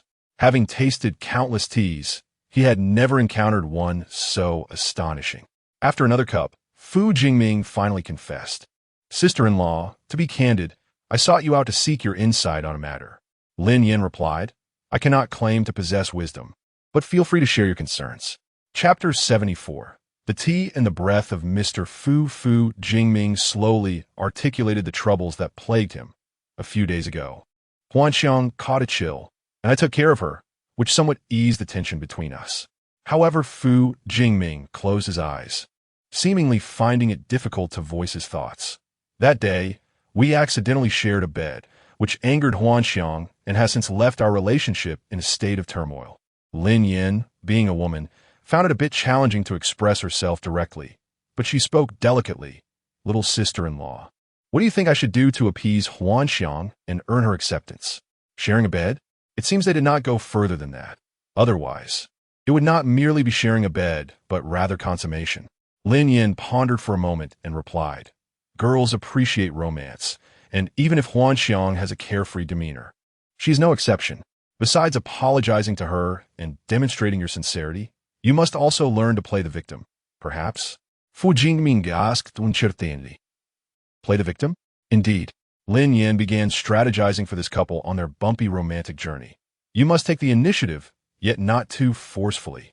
It should be a delicate balance of closeness and distance after a lengthy discussion. Lin Yin felt a bit parched and took a sip of tea to clear her throat. Do you understand? As Fu Jingming listened to Lin Yin's advice, his eyes sparkled with realization. Truly, to hear a few words from little sister-in-law is worth more than a decade of study. Thank you immensely, little sister-in-law. Once I have reconciled with Huanxiang, I shall prepare a generous gift for you. Lin Yin smiled slightly. No need for thanks. She too wished for Huanxiang and Appo's as happiness, rather than a tragic ending akin to those found in novels. Fu Jingming rose. Little sister-in-law, I shall not disturb you further. He sought out Wei Huanxiang, standing behind her and gazing at her silhouette, his eyes brimming with affection. Huanxiang. Wei Huanxiang turned around, meeting the depth of his gaze, momentarily astonished. She had never seen him express such emotion. Feeling awkward and uneasy, she averted her eyes and asked, What did you discuss with Yin? A few questions. Oh, the two fell silent, just as Wei Huanxiang expected Fu Jingming to invite her back home. He unexpectedly smiled at her and encouraged her to continue enjoying her time at the South King's residence. Wei Huanxiang was taken aback. At that moment, Chunyu, who attended Lin Yin, approached. Madame Fu, the heir apparent's wife, asked me to convey that she is feeling unwell and will visit you once she feels better. Wei Huanxiang expressed concern. Is it serious? Chunyu replied. It's nothing grave. The heir apparent's wife just needs some rest. Since Yin was unwell, Wei Huanxiang decided not to linger and followed Fu Jingming home. Upon returning to the Fu residence, Fu Jingming barely acknowledged her, merely walked away. Wei Huanxiang felt a twinge of curiosity, but she dismissed it. The relationship between them had been tense, and he was not inclined to seek her out. She retreated directly to her room. Meanwhile, Fu Jingming watched her from the shadows, a self-deprecating smile gracing his lips. She truly had no interest in seeing him. His hands, which hung by his sides, slowly clenched into fists. Huanxiang, your destiny is to be my woman. Fu Jingming swiftly arranged everything and personally went to fetch Wei Huanxiang. Come with me to a certain place. Wei Huanxiang regarded him warily, promptly declaring, I will not go. Her defensiveness pierced his heart, and suppressing the pang of disappointment. Fu Jingming surprisingly refrained from arguing. Instead, he smiled gently. If you don't come, I shall kiss you. Wei Huanxiang, incensed, sprang to her feet. You dare? With a playful glint in his eyes, Fu Jingming replied, taking his time. Do you believe I would not? Wei Huanxiang trembled with anger, never expecting Fu Jingming to be so shameless. However, she knew him well enough to understand that he would follow through on his threats. Reluctantly, she acquiesced, maintaining a stony expression throughout their journey. Upon arriving at their destination, as she was about to disembark from the carriage, Fu Jingming suddenly covered her eyes. Wei Huanxiang felt uneasy. What are you up to? Fearing her displeasure, he refrained from taking her hand and instead held onto her sleeve, gently guiding her to avoid any missteps. Do not worry. I shall not do anything to you. I promise not to act against your will again. Wei Huanxiang bit her lip, remaining silent, neither agreeing nor disagreeing with his words. She allowed him to lead her until they stopped, and she heard his low, cold voice. Huanxiang, we have arrived. Wei Huanxiang removed the blindfold, her eyes widening at the sight of the room filled with flowers, plum blossoms, daffodils, pansies, camellias. All the blossoms that bloom in winter were gathered here. Given their brief separation, he must have put considerable effort into gathering such a collection in a short time. Wei Huanxiang was puzzled. Fu Jingming, what on earth do you intend? Fu Jingming, as if performing a magic trick, produced a bouquet from behind him, his expression sincere, his gaze solely fixed on her. Huanxiang, I apologize. I should not have forced you that day or hurt you. Wei Huanxiang impatiently interrupted. What is done is done. There is no use in discussing it now. Huanxiang, please let me finish. Fu Jingming grasped her shoulders, directing her gaze towards him. I've been fond of you for quite some time. Wei Huanxiang's eyes widened. What did you say? She had never anticipated that Fu Jingming harbored feelings for her, believing instead that his sudden change in attitude stemmed from her affection for another man. Fu Jingming reiterated, Huanxiang, I cherish you. When I learned you had feelings for someone else, I was consumed by jealousy, nearly driven mad, which compelled me to act recklessly that day. He placed the flowers in Wei Huanxiang's hands. I am sorry for hurting you. I do not expect your forgiveness, but I hope you will no longer resist me. Grant me a chance to prove that I can bring you happiness, just as that man could. The last phrase, is that agreeable, was spoken with a hint of vulnerability, portraying him as a forlorn soul on the verge of abandonment, pleading before the one he adored. Fu Jingming, who had always been composed and reserved, now appeared pitiful and submissive, leaving Wei Huanxiang momentarily stunned, stepping back in shock, her mouth agape, unsure of how to respond, ultimately falling into silence. As she caught sight of Fu Jingming's hopeful gaze slowly turning sorrowful, her heart softened, and she whispered, You please do not look at me like that. Fu Jingming bowed his head, each word emerging painfully. You intend to cast me aside, yet do not permit me to feel sorrow? I do not. She could hardly bear to witness him in such a wretched state. Huanxiang's heart softened. Unbeknownst to her, the corners of Fu Jingming's lips curled subtly. He lifted his head in surprise, his eyes alight with expectation. Then, does that mean you will not abandon me, Huanxiang? Chapter 75. Could it be that the fifth prince harbors feelings for Lin Yan? Nang Wangfu, Somu Courtyard. After parting ways with Fu Jingming, Lin Yan returned to her study and shared with Li Yanheng the matters concerning Fu Jingming and Wei Huanxiang. Husband, why are you silent? Li Yanheng replied, What do you wish for me to say? Lin Yan hesitated, then continued, By the way, husband, I heard from young Master Fu that you promised Chuzhe to revive the clothing shop within half a month. If you encounter difficulties, you may seek my assistance. I have a solution. Li Yanheng expressed surprise. You have a solution? Lin Yan affirmed, Of course, Do not underestimate me. This is my forte. Observing Lin Yan's earnest demeanor, He Lianheng permitted her to give it a try. With a glimmer of mischief in her eyes, Lin Yan playfully clung to his arm. Husband, if I succeed, will there be a reward?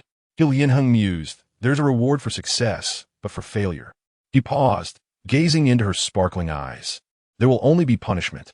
Lin Yan raised an eyebrow, exuding confidence and charm. Punishment is out of the question.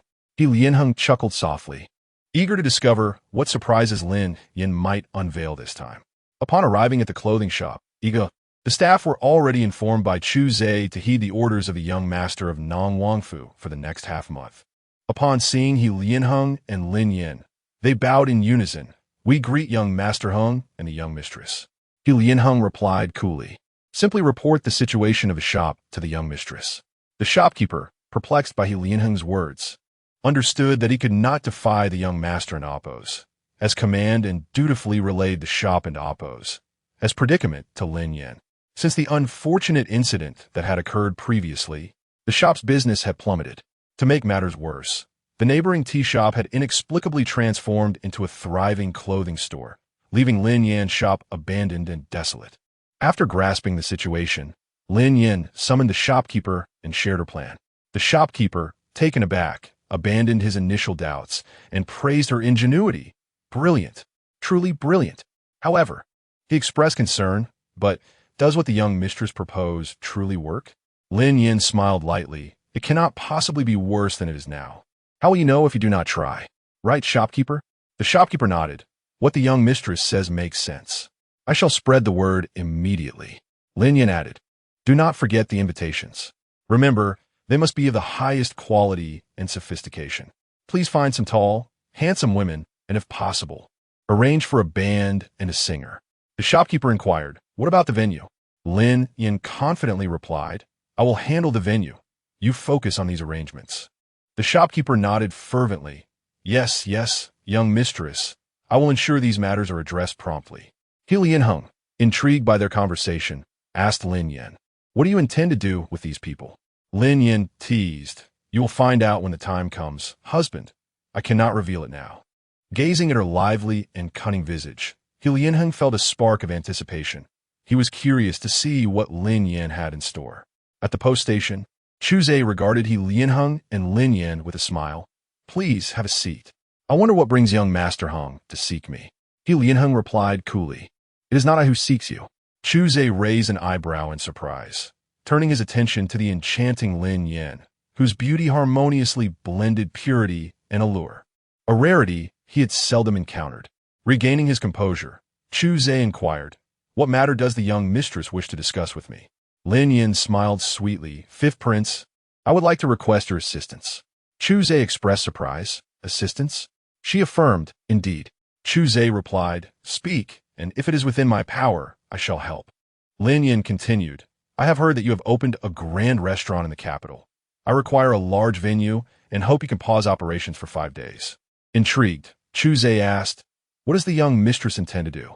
Lin Yan playfully withheld the details. Once you lend me the restaurant, you will find out then. Curiosity piqued. Chu Zhe readily agreed to lend her the establishment. Lin Yan thanked him. Thank you, Fifth Prince. The young mistress is too polite, he replied. At that moment, a haughty female voice rang out at the door. Fifth brother, I'm coming in. Before Chu Zhe could respond, Chu Jiao strode in, her gaze landing on the elegant figure of He Lianheng, her cheeks flushed with shyness. Why did you not inform me that young Master Heng had come to the post station? He Lianheng and Oppos, as frosty demeanor shattered her delight. I merely accompanied someone here.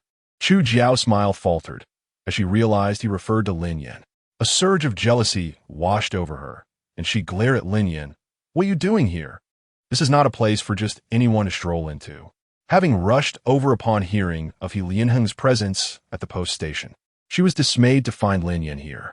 Her disdain for Lin Yan intensified as she directed her frustration towards her. Lin Yan innocently queried, Princess 6, is this post station yours? Chu Jiao retorted, of course not.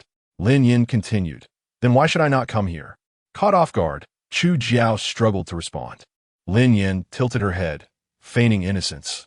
I merely came to seek the Fifth Prince for a matter. I have not provoked you at all. Why are you so angry? Princess 6? Could it be that you see me as an easy target? Hung silently questioned her assertion of being an easy target, feeling overlooked in the process. Chu Zhe and Amp. Oppose. As expression hardened, Chu Jiao, do not be rude. Chu Jiao, eyes wide in disbelief, could hardly believe her ever-indulgent elder brother would side with Lin Yan.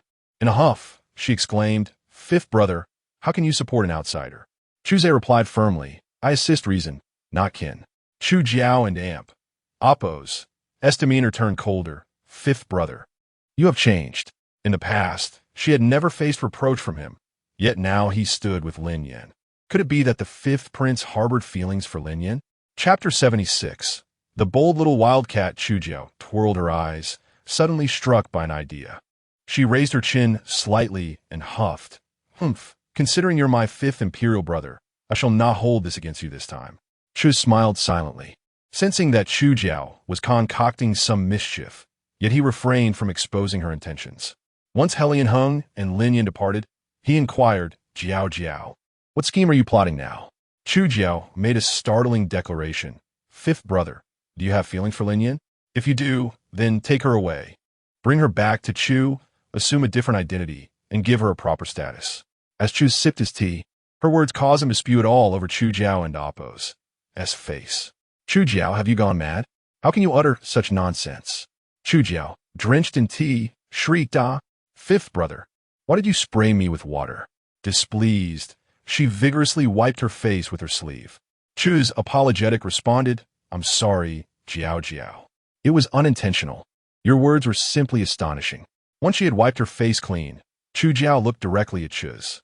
"Fifth brother, I refuse to believe you harbor no thoughts about Lin Yan." Chu's, his mouth twitching in exasperation, replied, "You cannot let your infatuation with Hung cloud your judgment. Lin Yan is already married. What thoughts could I possibly have?" Chu Jiao, undeterred, chuckled, "Regardless, I don't care. Fifth brother, you promised to help me. Go and entice Lin Yan." Chu's lightly tapped her forehead, adopting a serious expression. "Chu Jiao, do not speak frivolously." At the South King's residence, in the Pinewood courtyard, Lin Yan hurried to her study.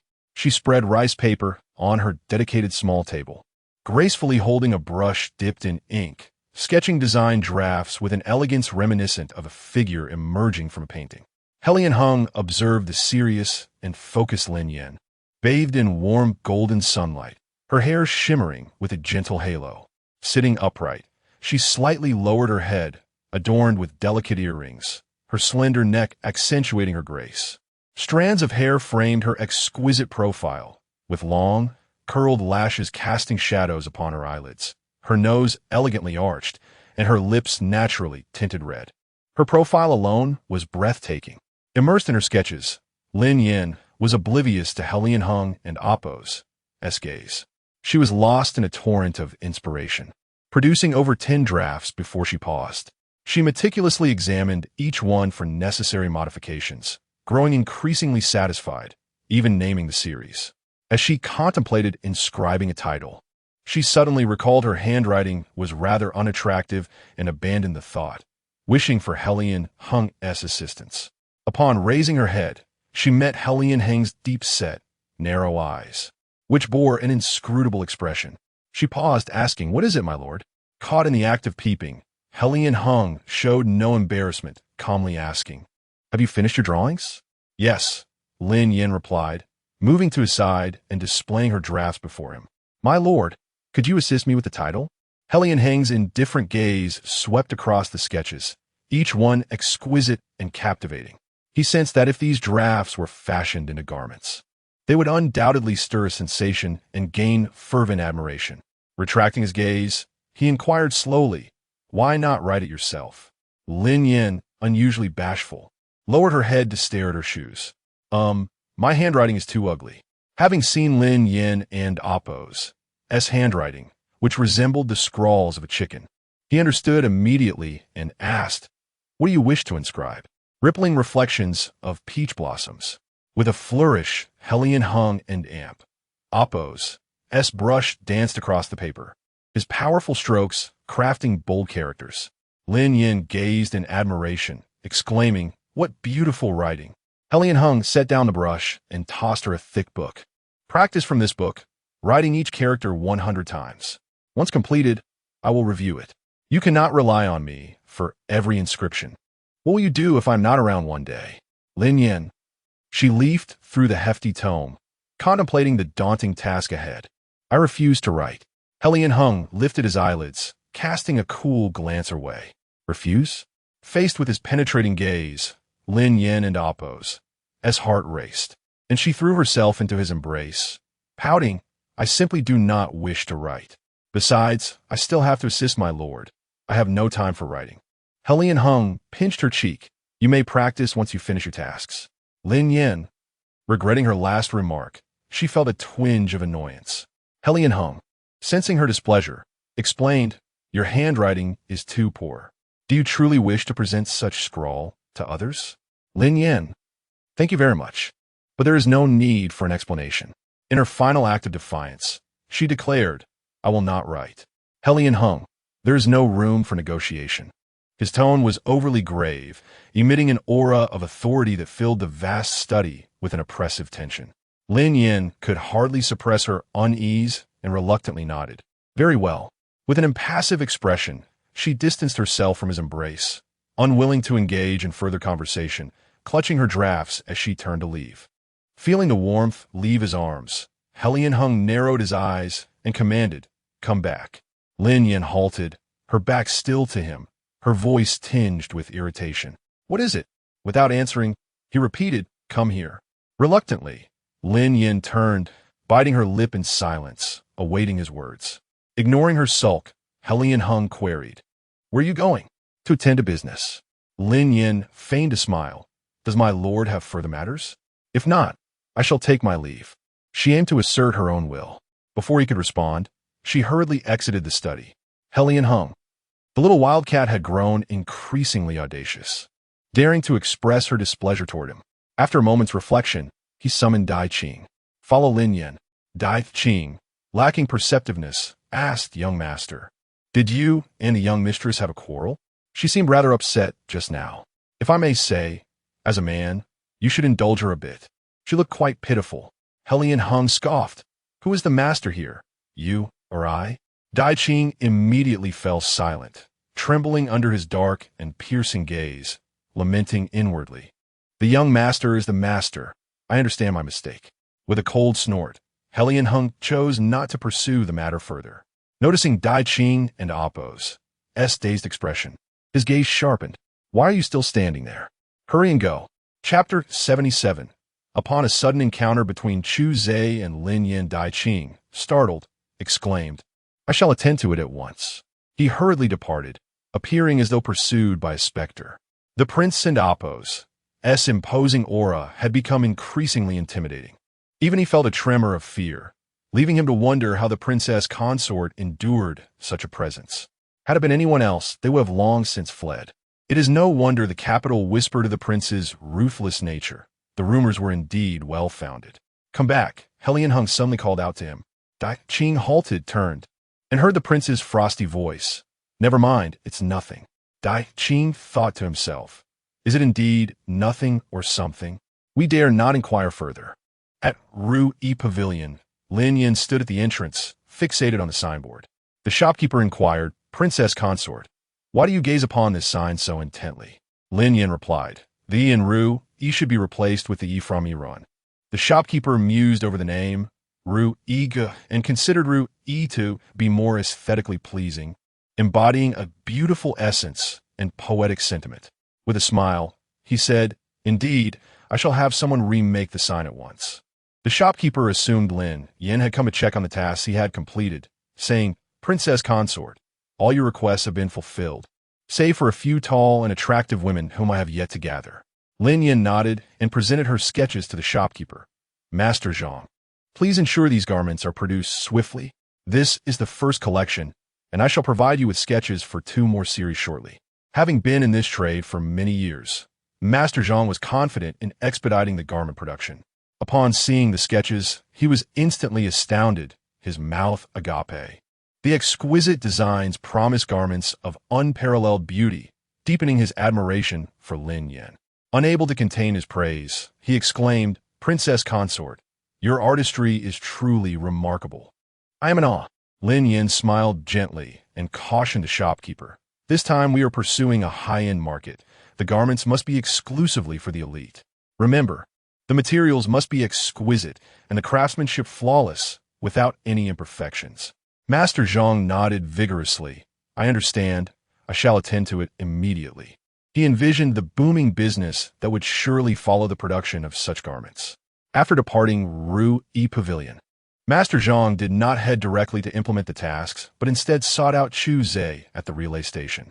Respectfully, he presented the sketches to Chu Zhe, fifth prince. "Please have a look."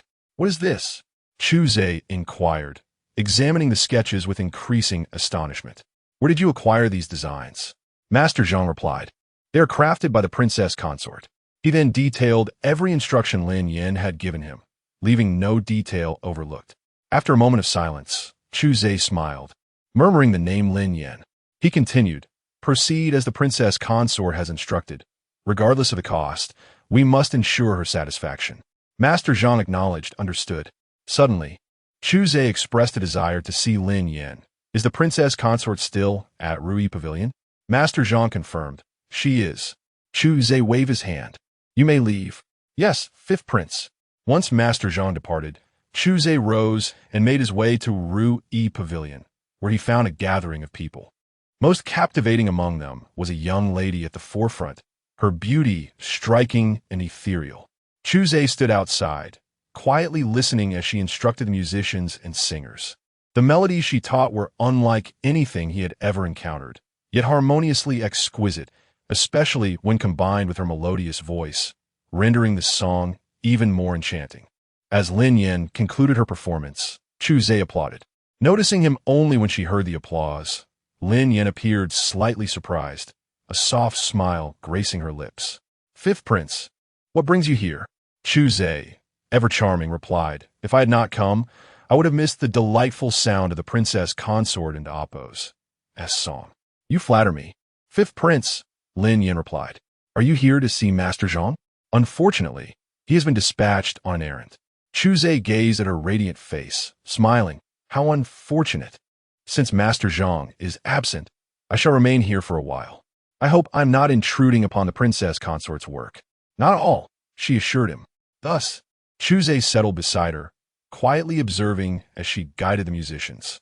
Dressed in a pale blue gown, a white, fluffy scarf accentuated her fair complexion, making her delicate features appear even more refined. Her hair was styled in an elegant updo, adorned with a simple white hairpin, and pearl earrings graced her ears. A few strands of hair framed her face, and beneath her serene brows, a small beauty mark added a touch of allure, while her clear amber eyes sparkled with purity, enhancing her already captivating aura, reminiscent of a blooming lily, fresh and beautiful. Chu Zhe found himself captivated, marveling at the rarity of a woman who could seamlessly blend the vibrancy of a rose with the freshness of a lily. He could not deny Lin Yan's beauty, ethereal and enchanting, and he suddenly understood why Helian Hung, who is rumored to be brutal and disinterested in women, treated her so exceptionally. Unbeknownst to Lin Yan, engrossed in instructing the musicians, she remained unaware of Chu Zhe and Appo's gaze. The matter at hand demanded utmost precision, and she taught with diligence, focusing on every lyric and note. After 3 repetitions, she instructed, "Practice on your own for now. Come to me if you have questions." They were familiar with many songs, but this unique style with its beautiful lyrics was a first for them, yet they found it increasingly delightful. The musicians and singers nodded in agreement, appreciating the song. Standing before them, Lin Yan listened intently to their performance, correcting any mistakes with grace, demonstrating once more, "Like this, do you understand?" "Understood." "Then continue." At that moment, a familiar youthful voice called from outside, "Yin Yan." Lin Yan, having instructed the musicians and singers to practice, approached the door to see a young man in red.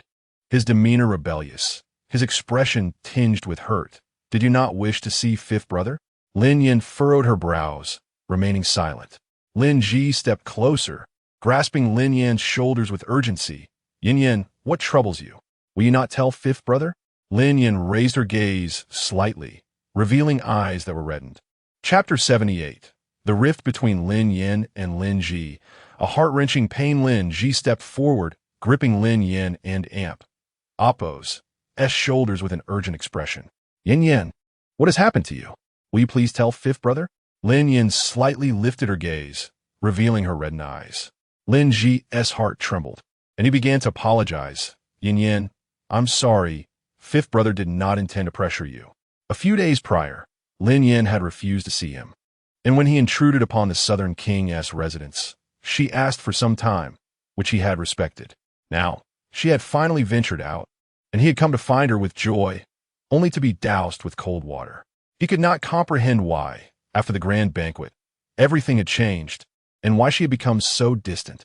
He longed to see the Lin Yin who would sweetly call him fifth brother, rather than the cold and detached girl before him. Yin Yin, please don't be this way. Let us return to how we once were, he whispered softly. We cannot go back, Lin Yin replied in a quiet voice. But Lin Ji heard her, his body jolting as he questioned. What did you just say? I said. Lin Yin raised her eyes to meet his, articulating each word with precision. We cannot go back. A gust of cold wind swept through, lifting a few strands of hair beside Lin Yan's eyes, revealing her amber pupils, which exuded a chilling resolve. Lin Ji abruptly released her, stumbling back a few steps, staring at her in bewilderment, his voice a mere whisper. Why? Yin Yan, why? Lin Ji felt a burning sensation behind his eyes, as if tears were about to spill. Lin Yin stood on the higher step, gazing down at the eager youth seeking answers, her own eyes beginning to redden. After a moment of silence, she closed her eyes and softly said, because in fifth brother's heart, Lin Yu is still more important, and I will never measure up to her. No, it's not like that, Yin Yin. Please hear me out, Lin Ji urgently explained. In fifth brother's heart, Lin Yu is nothing. You are my only sister. But that day at the banquet, I saw you save Lin Yu first while I was surrounded by water, unable to break free, left to drown. Lin Yin opened her eyes, questioning him fiercely. Why? Why is that? You claim I am your only sister, yet your actions speak otherwise, placing Lin Yu above me.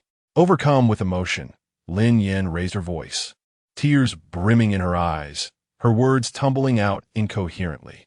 I thought fifth brother truly accepted me, that I was your soul sister. But I was too greedy, wanting too much. That day, I nearly drowned. I came so close to death. I desperately want to forget, to erase how you treated me for Lin Yu. But every time I close my eyes, those memories flood back, torturing me relentlessly. I truly cannot forget. Do you understand? We can never return. A tear slipped from the corner of her eye, and Lin Yin carelessly wiped it away, her eyes defiant, refusing to let more fall. She turned her back to Lin Ji. Go back. Do not seek me out again. No. Lin Ji grasped Lin Yin and Appo's hand, preventing her from leaving. Yin Yin, please let fifth brother explain. I regret how I treated you for Lin Yu. I apologize. I am truly sorry. Please give me one more chance. I will make it right. No matter what happens with Lin Yu, I will not concern myself with her, all right? Lin Yin forcefully shook off Lin Ji and Appo's hand. Do you not understand? I endured your treatment of me for Lin Yu in the past, but this time I refuse to endure it any longer. It will forever remain a thorn in my heart, one I cannot remove. Fifth brother, this is the last time I will call you that. Do not seek me out again, for every time I see you, I will remember that day. Yin Yin, Lin Ji struggled to raise his hand, wishing to grasp her, but his hand hung in the air for several seconds before falling helplessly. He moved his lips, wanting to say it was not like that it was you he wanted to save most, yet the words would not come forth. Should he tell her he searched the waters for her, and in despair, save Lin Yu first? He could not bring himself to utter such words, not even to himself, let alone to Yin Yin. Yin Yin, I know you do not wish to hear this, but in my heart, you are my only sister, Lin Ji said, tears spilling down his face, his voice hoarse. If you do not want to see me, I will not appear before you again. You, take care of yourself. Slowly, Lin Ji turned away. But a second later, he turned back, rushing forward to embrace Lin Yin. A shadow of desolation and sorrow crossed his brow, and the veins at his temple throbbed. struggling to contain his emotions. Yin Yan, you must be happy. Even if she wished to avoid him, he would remain silently by her side. After a moment, Lin Ji released her, forcing a light-hearted smile. Please smile, do not cry. As long as you wish, fifth brother will always be behind you. Well, I must go now. Yin Yan, remember my words. Lin Ji dared not look back at Lin Yan, fearing he would break down. He hurried away, swiftly disappearing from view. The scenery along the streets blurred past him, yet he had no heart to admire it, as memories of his time with Yin Yin flooded his mind. Each moment felt precious, and he regretted deeply, wishing he had treated her better when she first returned home. Instead, he had harmed her at every turn, even telling her to abandon her dreams of being the Lin family's jewel, for that position would always belong to Lin Yu. Lin Ji slapped himself hard across the face, cursing himself as a fool. He was the one who had pushed Yin Yin away, and now that she had turned her back on him, he had no one to blame but himself. He ran to a deserted lakeside, dropping to his knees with a thud, the ground cracking beneath him, dust swirling up. Yet, he felt not a trace of pain, grasping his hair in anguish as he threw his head back and screamed. Oh! Oh! Oh! Exhausted from his cries, Lin Ji hunched over, his hair cascading down his neck, his fists pounding the earth, sharp stones piercing his skin, yet he felt nothing. Tears streamed down, swiftly soaking the ground. Yin Yan, it is all fifth brother's fault. He wished fervently for time to rewind, to do it all again, vowing never to forsake Yin Yin for that poisonous woman Lin Yu, promising to treasure Yin Yin as the jewel she truly was. Chapter 79. Lin Yin clung to him daily, a habit she had grown accustomed to. It was only when she could no longer see Lin Ji's figure that she slowly turned around and returned to the Rue E Pavilion. Her complexion was pale, and she appeared to have lost her spirit, weakly addressing the orchestra and the songstresses. Please practice diligently. I am feeling unwell and shall return home. The commotion earlier at the entrance of the Rue E Pavilion had not escaped their notice. The entire capital was aware of Lin Yan's background, and they could not help but feel sympathy for her. Although born into nobility as a royal consort, fate had dealt her a cruel hand, rendering her a pitiable figure. They had spent little time with the royal consort, yet had grown quite fond of her. She did not look down upon them for their humble professions, but treated them with kindness and courtesy. The orchestra and songstresses expressed their concern. Royal consort, if you are unwell, you should return to rest. We will practice earnestly. Indeed, you need not worry about us. Lin Yin forced a smile, a faint, strained curve of her lips. She then nodded to Chu Zhe. Fifth prince, I shall take my leave.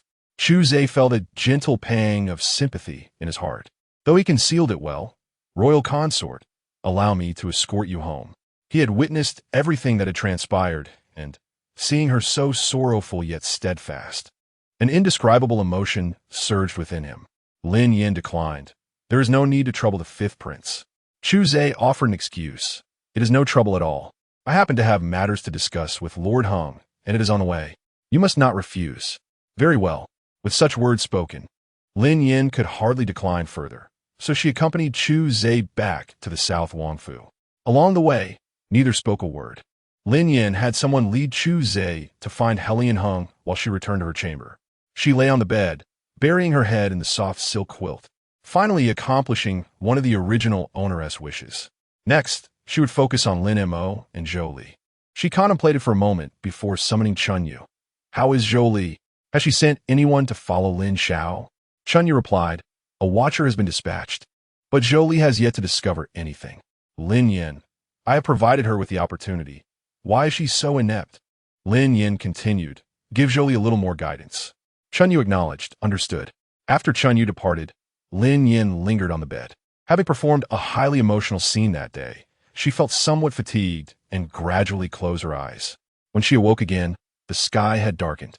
Rubbing her eyes, she lazily sat up. Chun Tao, noticing her awakening, lit a candle, instantly illuminating the room. Royal consort, you are awake. Yes, Chun Tao, I am hungry. Is there anything to eat? Lin Yin descended from the bed, stretching her body. Chun Tao was taken aback. Royal consort, are you not preparing the meal yourself today? Typically, she personally prepared all 3 meals, leaving the kitchen staff with little to do and receiving complaints that she was usurping their duties. Let's go to the kitchen. In the kitchen, only a few servants remained, and upon seeing Lin Yin, they greeted her. "We have seen the royal consort." Lin Yin instructed, "Start a fire, and you may all leave." "Yes, royal consort." With no one left in the kitchen, Lin Yin retrieved fresh vegetables, meat, and spring water from her space and began to cook. Soon, an enticing aroma wafted through the air, and Chun Tao and the others, stationed not far away, could not help but swallow their saliva. How fragrant! The royal consort's culinary skills are truly exquisite. Lord Consort is fortunate indeed. The fortunate Hellion Hung set down his book, his deep phoenix eyes fixed on the closed door, and spoke in a low voice. "Where is Lin Yin? Still asleep?" Dai Qing replied, "This subordinate does not know." Hellion Hung. Everything that occurred today concerning Lin Yin has already been reported to him by Dai Qing. Unable to fathom her thoughts, he slid his fingers over the wheel and said coldly, "Go to Lin Yin." Just as Dai Qing was about to push the wheelchair, a knock sounded at the door, revealing Chun Tao, Lord Consort. Dai Qing opened the door, and Chun Tao presented the dishes one by one. "Lord Consort, these are prepared with great care by the royal consort." Hellion Hung, not seeing the delicate figure, spoke in a deep voice. "Where is she?" Chun Tao respectfully answered, "The royal consort is currently dining." Hellion Hang's brow furrowed, his demeanor even colder and more aloof than before, a shadow of dark chill shrouding his elegant features. "Leave." "Yes." Chun Tao swiftly exited, sensing that the Lord Consort was in a foul mood. The oppressive aura he exuded was indeed quite frightening. Dai Qing, standing behind Hellion Hung, completely oblivious to his master's change in demeanor, naively remarked, "Oh, Lord, is the royal consort not joining you for dinner tonight? Is it possible she is too heartbroken? You ought to comfort her. She would feel heartbroken?" "Huh." Listening to Dai Qing's words, Hellion Hang's impatience grew, his thin lips uttering a single word, "Roll." Dai Qing's heart trembled. He had not spoken incorrectly. Yet the Lord was suddenly angry, leaving her feeling somewhat aggrieved. "Fine, I shall roll." At last, the room fell silent. Hellion Hung rubbed his temples, a surge of restlessness rising within him. The meticulously prepared meal suddenly lost its appeal, simply because she was absent. Lin Yan's ability to affect him so profoundly unsettled Hellion Hung, and as he acknowledged this realization, his mood grew increasingly vexed. In this lifetime, he had come solely for revenge. He could cast aside all notions of love and affection. Repeating Lin Yan's name to himself a few times, Hellion Hung sneered. Perhaps it was merely that he had grown accustomed to her daily presence. Although he and Lin Yan were nominally husband and wife, their relationship was merely one of mutual benefit. He needed her assistance to heal his leg, while she sought a stable life. That was all there was to it. Having come to this conclusion, Hellion Hung and Appo's restless heart gradually calmed, and he instructed Dai Chung, "Go tell Lin Yan that she need not cook any longer." Dai Chung, surprised, "Lord, do you not enjoy the meals prepared by the royal consort?" Hellion Hung shot him a cool glance, and Dai Chung, recognizing the situation, quickly replied, "This subordinate will attend to it at once." With that, Dai Chung hastily departed. Meanwhile, Lin Yan had just finished her dinner and observed the hesitant expression on Dai Cheng's face. "Dai Chung, feel free to speak your mind." "Dai Chung, royal consort. The Lord Consort instructed me to inform you that you need not cook any longer." Lin Yan was momentarily taken aback. "I am not to prepare meals for my husband?" Dai Chung nodded with difficulty. "Indeed. I understand." Lin Yan calmly accepted this development. In the days that followed, she no longer prepared meals for Hellion Hung, coming and going at all hours. Chapter 80. Hellion Hung and Appo's jealousy. Dai Qing, Dai Chung, Chun Tao, and Chun Yu secretly gathered together, their faces etched with concern. Chun Yu remarked, "What do you think could have caused the young master and young mistress to argue?" Chun Tao added, "It struck me as odd that the young mistress did not share a meal with the young master that day, and he appeared rather displeased." Dai Chung nudged Dai Qing. "Old Dai, you were attending to the young master that day. Did you overhear anything?" Dai Qing shook his head. "No, the young mistress left, suddenly looking unwell, and the young master instructed me to follow her. He sighed. The young master wears a perpetual frown, creating an atmosphere that is quite chilling. I find myself hesitant to approach him. Old Chung, your intellect is sharp as always. Do you have any ideas to mend their relationship? At this rate, he may not endure much longer. Dai Chung pondered a moment before asking, what is the situation with the young mistress these past few days? The two recalled, and Chun Tao replied, the young mistress prepares a special pitcher of pure spring water daily for the young master St. Aside from that, she has been quite busy, often leaving early and returning late. Chun Yu interjected, moreover, the fifth prince of Chu has been visiting the young mistress these days, and they seem to enjoy each other in Appo's company. Dai Chung stroked his chin and suddenly exclaimed, I have an idea. The three stared at him eagerly. Speak quickly. What is your plan? Considering the young mistress is a young lady, despite her desire to reconcile with the young master, his perpetual grim demeanor surely dampens her spirits. I believe the young master harbors feelings for the young mistress, yet he remains oblivious to them. Otherwise, why would he have been in such low spirits since that day? Dai Chung beckoned the others closer to devise a strategy to reunite the couple. What do you think? They all nodded in agreement, offering enthusiastic thumbs up. Indeed, this is an excellent plan. Let us proceed as you suggest. After their clandestine plotting, the four dispersed. Dai Chung and Dai Qing returned to attend to He Lianheng, discreetly replacing the spring water sent by Lin Yan with ordinary water. He Lianheng caught a glimpse of their unusual demeanor out of the corner of his eye. His gaze returned coldly to the book before him.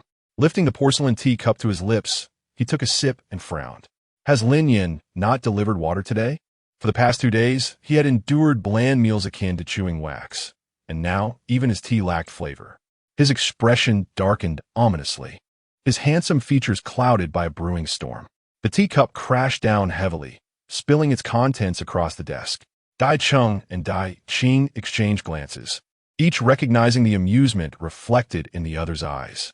Dai Chung cleared his throat and, with hands clasped in respect, reported, Young master, I heard from Chun Yu and Chun Tao that the young mistress has been preoccupied with matters regarding the E-Pavilion, working tirelessly from dawn until dusk. It is likely she simply forgot.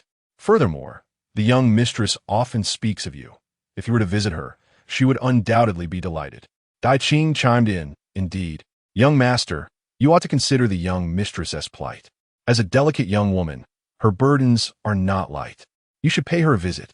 Having lived 2 lifetimes, He Lianheng was astute, quickly discerning their ulterior motives. He lazily lifted his eyelids, responding nonchalantly, Did Lin Yin send you to convey this message? Urging me to visit her?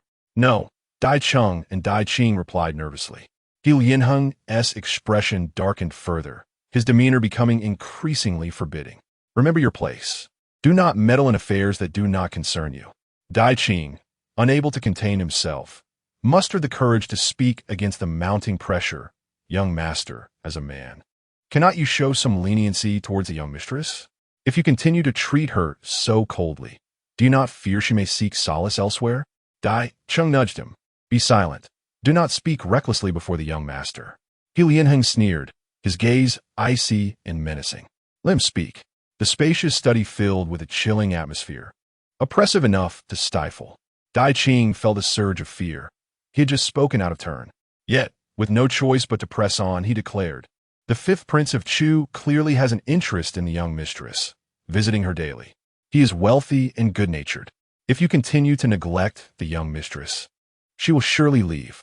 With a resounding crash, He Lianheng slammed his palm against the desk, causing it to collapse in a cacophony of splintering wood.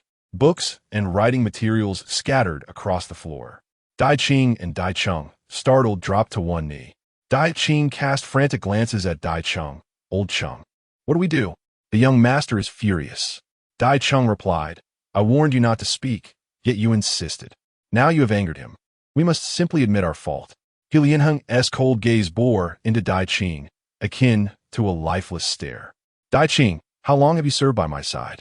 Dai Qing raised his eyes, shrinking under the weight of He Lianheng's icy demeanor. He crawled closer, grasping the young master's leg. Young master, I recognize my mistake. I was merely anxious and spoke without thinking. He Lianheng's voice was devoid of warmth. You have been with me for 10 years. You should know what to say and what to avoid. I cannot keep you here. Dai Qing, in a panic, slapped himself hard, pleading, young master. I truly understand my error. You may punish me as you wish, but please do not cast me away. Seeing He Lianheng remain unmoved, he clutched the young master's leg, weeping profusely. Young master, I truly repent. Since you rescued me a decade ago, I vowed to serve you for life. To send me away would be akin to sentencing me to death. Dai Qing joined in the plea, young master. Dai Qing only spoke out of concern for your well-being with the young mistress. He is known for his straightforwardness, not for intentionally challenging your authority. You may punish him as you see fit, but please do not dismiss him. Tears and snot stained his trousers, which annoyed He Lianheng. Frowning deeply, he ordered, Go and accept your punishment. Should there be a next time, I shall not hesitate to expel you. Thank you, young master. Relief washed over Dai Qing's face. As long as he was not dismissed, he happily went to accept his punishment. The study returned to tranquility as He Lianheng sat in his wheelchair, gazing at the clear blue sky, reflecting on Dai Qing's words regarding Lin Yan and the fifth prince of Chu's frequent visits. He scoffed quietly. The woman's affairs were of no consequence to him, and he cared not a whit. Chapter 81. He Lianheng's jealousy to the study had returned to tranquility as He Lianheng sat in his wheelchair, gazing at the azure sky, reflecting on Dai Qing's words about Chu Zhe visiting Lin Yan daily and their seemingly harmonious interactions. He scoffed. That woman was of no concern to him. He was utterly indifferent. Yet, unexpectedly, the girl who had stirred such turmoil approached him directly. The door to the study creaked open, revealing a fluffy little head peeking inside. Lin Yan, with her innocent eyes, smiled slightly and asked, May I come in? He Lianheng cast a cold glance her way, his expression aloof. Is there something you need? Lin Yan, undeterred by his icy demeanor, pushed the door open wider and stepped inside, only to discover the study in disarray. She exclaimed in surprise, What happened here? He Lianheng remained silent, his focus elsewhere. What brings you here? Am I not allowed to visit? Lin Yan stepped closer, crouching before the handsome man, her gaze tilting upwards, a hint of playful reproach in her tone. Is it true that if I don't seek you out, you wouldn't bother looking for me? It had been 2 days since they last met, and during this time, she pondered his unusual behavior, ultimately deciding to come see him. He Lianheng scrutinized her for a moment, then suddenly smiled faintly, though the warmth did not reach his eyes, his tone languid yet laced with chill. Why would I want to find you? Lin Yan widened her eyes, seemingly taken aback by his attitude, her heart sinking. This was not the He Lianheng she knew. After a pause, she exhaled slowly, leaning closer to him, resting her head on his lap, her gaze filled with concern. Husband, what troubles you? The girl drew near, her gentle fragrance filling the air, causing He Lianheng's hand resting on the armrest to clench tightly. He squinted, an inscrutable gleam flickering in his eyes. His voice deep and hoarse. Lin Yan. Yes? The emotions in his eyes eluded her comprehension. Is it my recent indulgence that has given you delusions? Lin Yan was bewildered. What do you mean? He Lianheng glanced down at her delicate hand resting on his leg, struggling to resist pushing her away, his gaze growing colder and more distant. I warned you long ago not to entertain thoughts that do not belong to you. Remember your place. This admonition was as much for her as it was for himself. He Lianheng recognized the unique feelings he harbored for Lin Yan, but had not yet succumbed to them. Choosing to withdraw before a woman could sway his emotions. Lin Yan and Appo's heart, once warm, turned icy. She understood his message. She had believed that in these days, He Lianheng had developed some feelings for her. But it seemed she was the only one harboring such sentiments. A self-deprecating smile crossed her lips. She was not one to cling to indifference. Rising abruptly, her expression unreadable, she stated, Very well, I understand. She turned to leave, but paused. There is one thing I wish to clarify. Ask away. Taking a deep breath, Lin Yan inquired, Have you ever had feelings for me? What do you think? If you never cared for me, why protect me? Why kiss me? Why seek an excuse to accompany me during thunderstorms? Lin Yan articulated each point, recalling every moment vividly. Protecting you is merely a reflection of your status as the South King's consort. Your disgrace would tarnish the noble house's reputation. Tell me, he Lianheng scoffed, a mocking glint in his eyes. It is simply a man's instinct. As for seeking an excuse to accompany you during thunderstorms, that is even more absurd. Is there anything else you wish to ask? No. Lin Yan's hands, hidden in her sleeves, clenched tightly, sharp nails digging into her palms. A wave of pain surging through her heart, akin to 1,000 ants gnawing at her insides, subtle yet undeniable. Her once enchanting eyes lost their allure. I will remember my place. With that, she turned and walked away. Observing her retreating figure, He Lianheng tightened his lips, his jawline taut, as he unexpectedly called out, "Wait." Lin Yan halted, but did not turn. "Do you have instructions, my lord?" She addressed him as my lord instead of husband. He Lianheng felt an unfamiliar sensation in his heart, perhaps an understanding he chose not to delve into. As for the matter regarding the ego, Lin Yan remained turned away. "Since I have agreed, I will see it through. Or do you wish to assign another? No need for a replacement. If there is nothing else, I shall take my leave." Before He Lianheng could respond, Lin Yan hastened to exit, her steps quickening until she broke into a run, her figure vanishing around the corner. Suppressing the bitterness in her chest, she thought to herself, "He is just a man. There will be others who are far better. Why linger on a crooked tree? Without him, there is an entire forest awaiting." Chapter 82. The jealousy of He Lianheng. Only 3 days remain until the half-month deadline for He Lianheng and Chu Zhe. Lin Yan is wholly engrossed in her work, meticulously examining the garments she has overseen. Even the slightest imperfection is unacceptable, and she insists on a complete redo. After a thorough inspection of each piece, a smile graces her face as she expresses her gratitude. "Thank you, everyone. The work this time is truly commendable." The embroiderers, having been subjected to countless revisions, watch Lin Yan with bated breath. Upon receiving her praise, their anxiety dissipates and smiles bloom across their faces. Lin Yan instructs Manager Zhang to reward the embroiderers for their tireless efforts over the past few days. Upon receiving their bonuses, the embroiderers are elated. Although Lin Yan maintains high standards, her good nature endears her to them, and they assure her, "Lady of the Air, do not worry. The garments will surely sell well." Lin Yan responds with a gentle smile to the embroiderers and tells Manager Zhang, "Please discreetly send these garments to Rui Pavilion. We shall attend to them upon my return." "Yes, Lady of the Air," Manager Zhang replies, commanding his subordinates before accompanying Lin Yan to Tianyi Restaurant. The restaurant has been closed for 3 days, undergoing a complete renovation per Lin Yan's specifications, and is now nearing completion. The overseer of the renovation, a subordinate of Chu Zhe, rushes over upon seeing Lin Yan, eager to please not only the daughter-in-law of the Southern King, but also the favorite of the 5th Prince. With a beaming smile, the overseer states, "Lady of the Air, we have adhered to your requests. Please let us know if there are any areas that require further improvement."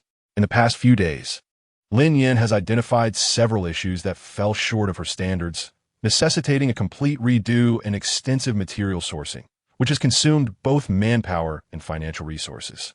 Having never witnessed such a renovation, the overseer marvels at the beauty that is beginning to reveal itself despite being only partially completed. Lin Yan inspects the work with a discerning eye and shakes her head. It is not satisfactory. The overseer breathes a sigh of relief. That is good to hear. Lin Yan inquires, "Will everything be ready today?" The overseer assures her, "As long as no issues arise, we will complete the installation today." After leaving Tianyi Restaurant, Lin Yan returns to Rui Pavilion, where 20 tall, beautiful young ladies are practicing their steps, accompanied by music and melodious singing akin to the call of a golden oriole. Each of them glides gracefully, captivating the eye. Lin Yan nods in approval. Their poise surpasses that of many noble women, a testament to the training provided by the palace's esteemed instructors, thanks largely to Han Qinghua's efforts. Once the young ladies complete their round, Lin Yan claps her hands. "Everyone, please stop."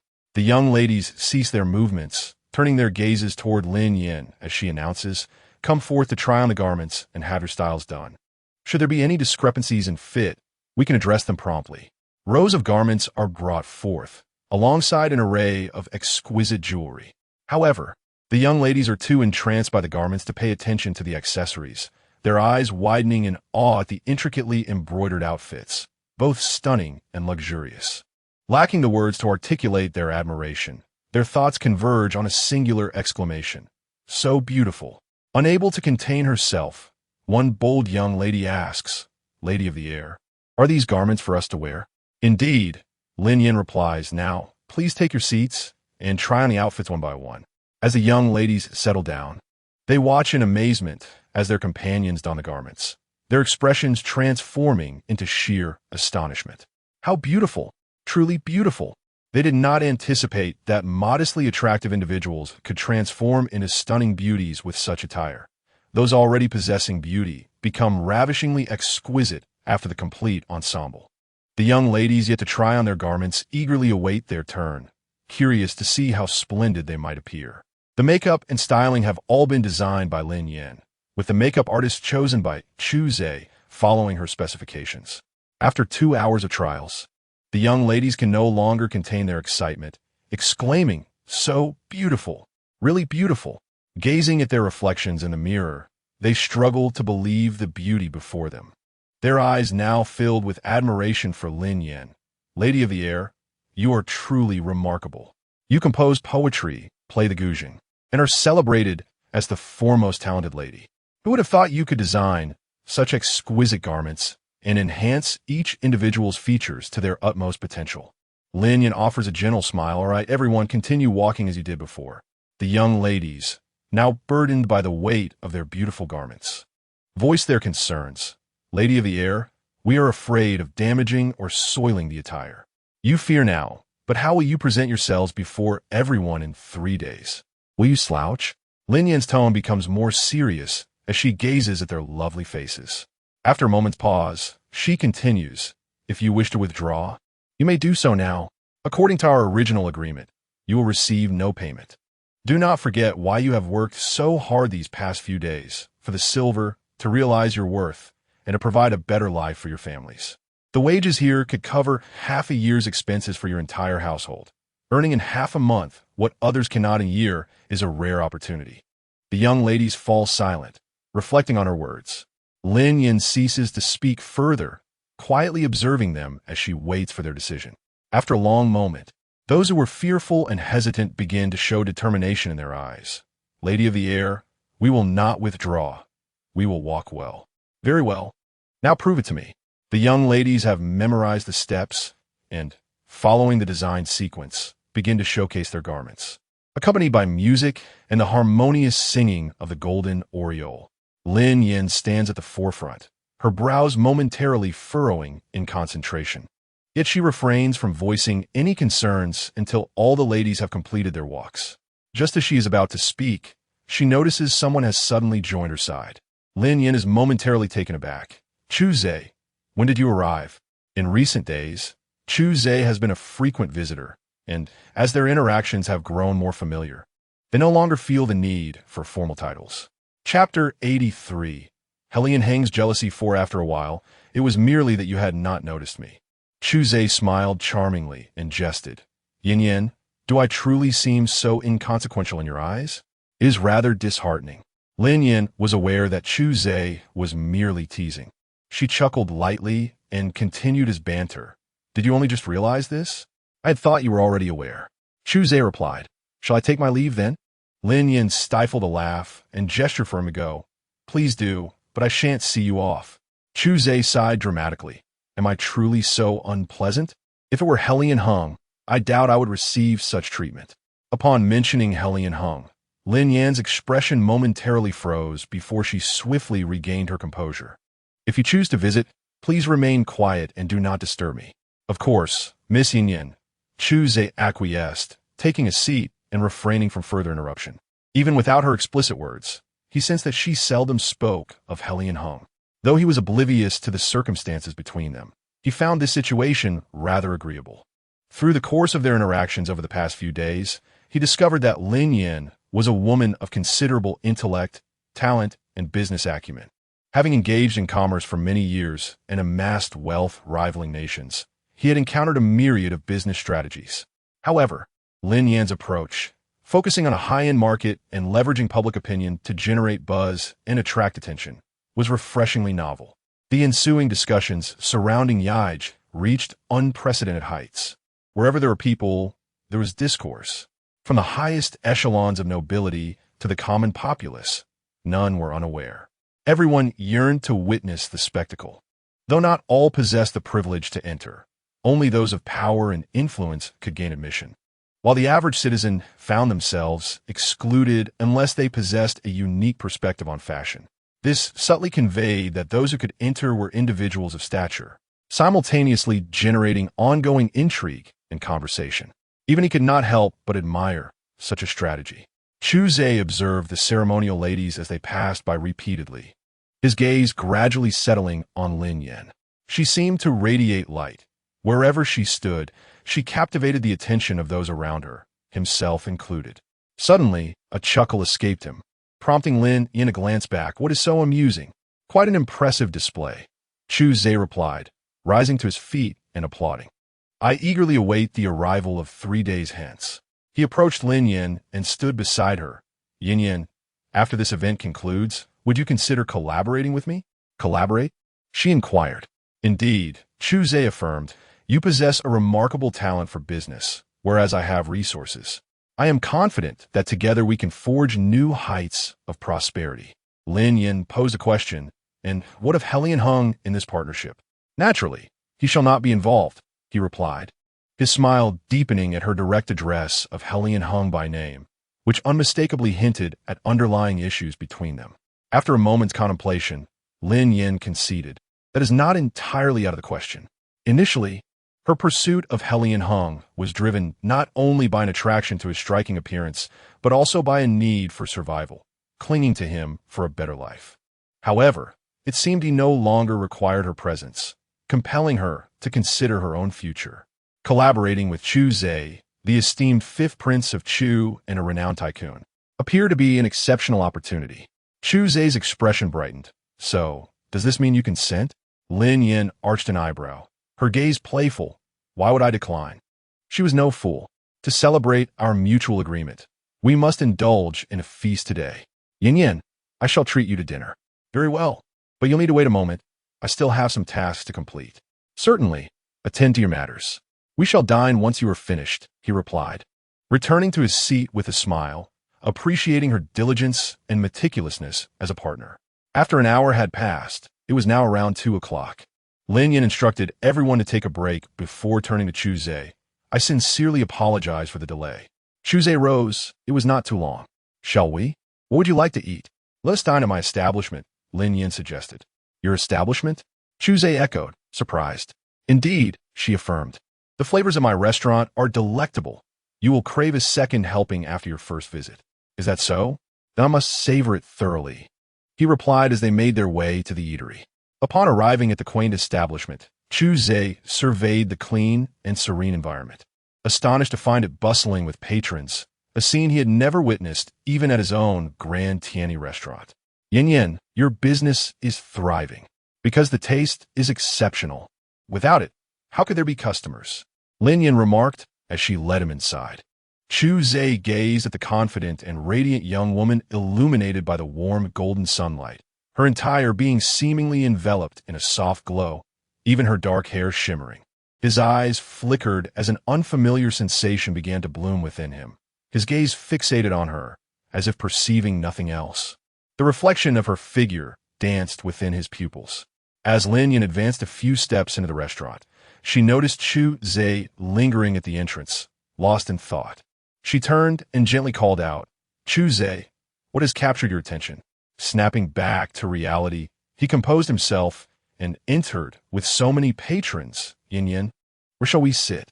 Lin Yan navigated through the kitchen and into the courtyard. "Let us sit here. It may be somewhat modest, but I hope you do not mind."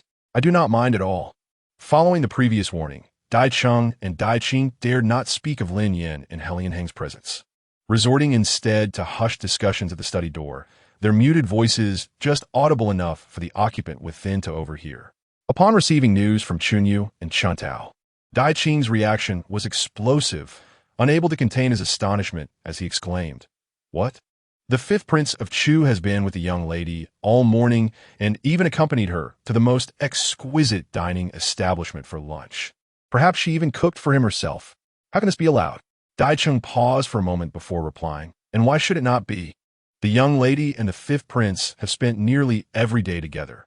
Their relationship has blossomed, so dining together is hardly extraordinary. Dai Ching shot him an incredulous look, understanding Dai Cheng's implication. What do you mean by dining together is no big deal? They spend every day together and even address each other by name. This lunch together is an entirely different matter. The young master has never shared such moments with the young lady. Chapter 84. Helian Heng's jealousy 5. Dai Chung remarked. Regardless of how the young lady of the heir apparent behaves, the heir apparent seems indifferent. Who knows? Soon we might not even have a young lady of the heir apparent. Dai Ching paced at the door of the study. Last time, I was anxious and spoke carelessly about the young lady of the heir apparent running off with the fifth prince. Lao Chung, do you truly believe there is a possibility she might leave with him? Stop right there. What do you mean by according to my opinion? Don't misinterpret my words. Dai Ching was startled. He knew the heir apparent's temperament well. If he failed to clarify, he would surely be marked down by the heir apparent. Fine, Dai Ching asked. Do you think we might be without a young lady of the heir apparent? Who can say for certain? However, in my view, the fifth prince of the state of Chu clearly holds a special affection for our young lady of the heir apparent. After all, how could he constantly visit a married woman? That fifth prince is tall, handsome, wealthy, and powerful, a complete catch, the ideal husband in the eyes of many women. Dai Ching nodded in agreement. You make a valid point. If I were a woman, I would undoubtedly be enamored with the fifth prince. At this point, Dai Chung gestured to Dai Ching and listened intently to the silence coming from the study. He then remarked, why are you worrying about matters that concern those who don't care? Why should we fret over this? Inside the study, Helian Hung listened to the conversation between Dai Chung and Dai Ching, his expression inscrutable, devoid of emotion. Yet the teacup in his hand suddenly developed cracks, resembling a web of fine lines spreading across its surface.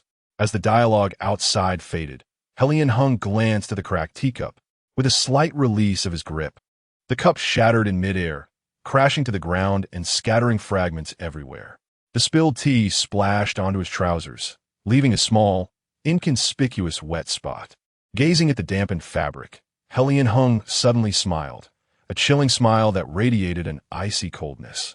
His phoenix eyes were deep and frigid as he softly commanded, "Come in." Dai Chung and Dai Ching, stationed at the door, felt a chill run down their spines upon hearing the heir apparent and Oppo's as frosty words. They exchanged a glance, both sensing the tension, hesitating for a few seconds before stepping inside. The cold air enveloped them, causing both to shiver involuntarily. The temperature in the study dropped to freezing point, with the man seated at the desk, emanating a menacing aura. Trembling like quails, Dai Chung and Dai Ching stammered. "Why, Your Highness, you called for us." Helian Heng's nonchalant gaze fell upon them, a faint smile tugging at his lips, yet his eyes brimmed with ruthless intent. "Repeat what you just said." Alarm bells rang in the minds of Dai Ching and Dai Chung, and they both thought, this is bad. They knelt, pleading, "Please forgive us." "Your Highness." "Oh, what crime have you committed?" Helian Hung chuckled lightly. "What are you afraid of?" The more he smiled, the more terrifying he became. Dai Chung and Dai Ching felt their bodies tense, cold sweat dripping down their backs in the midst of winter. "Your Highness, we are not afraid." Impatient with their stammering, Helian Hung interjected, "Change your clothes." Expecting punishment, Dai Chung and Dai Ching felt a wave of relief wash over them as they swiftly assisted Helian Hung in changing attire. Once in fresh clothing, Helian Heng's deep phoenix eyes gazed in a certain direction. "Prepare the carriage." Dai Chung asked, "Your Highness, where are we going?" Helian Hung replied in a low voice, "To the most delightful place." "Understood." Dai Ching's voice brightened, exchanging glances with Dai Ching. The heir apparent was going to see the young lady of the heir apparent. Their scheme had succeeded. "The most delightful place," Dai Ching exclaimed with a smile. "Your Highness, I shall inform the young lady of the heir apparent at once."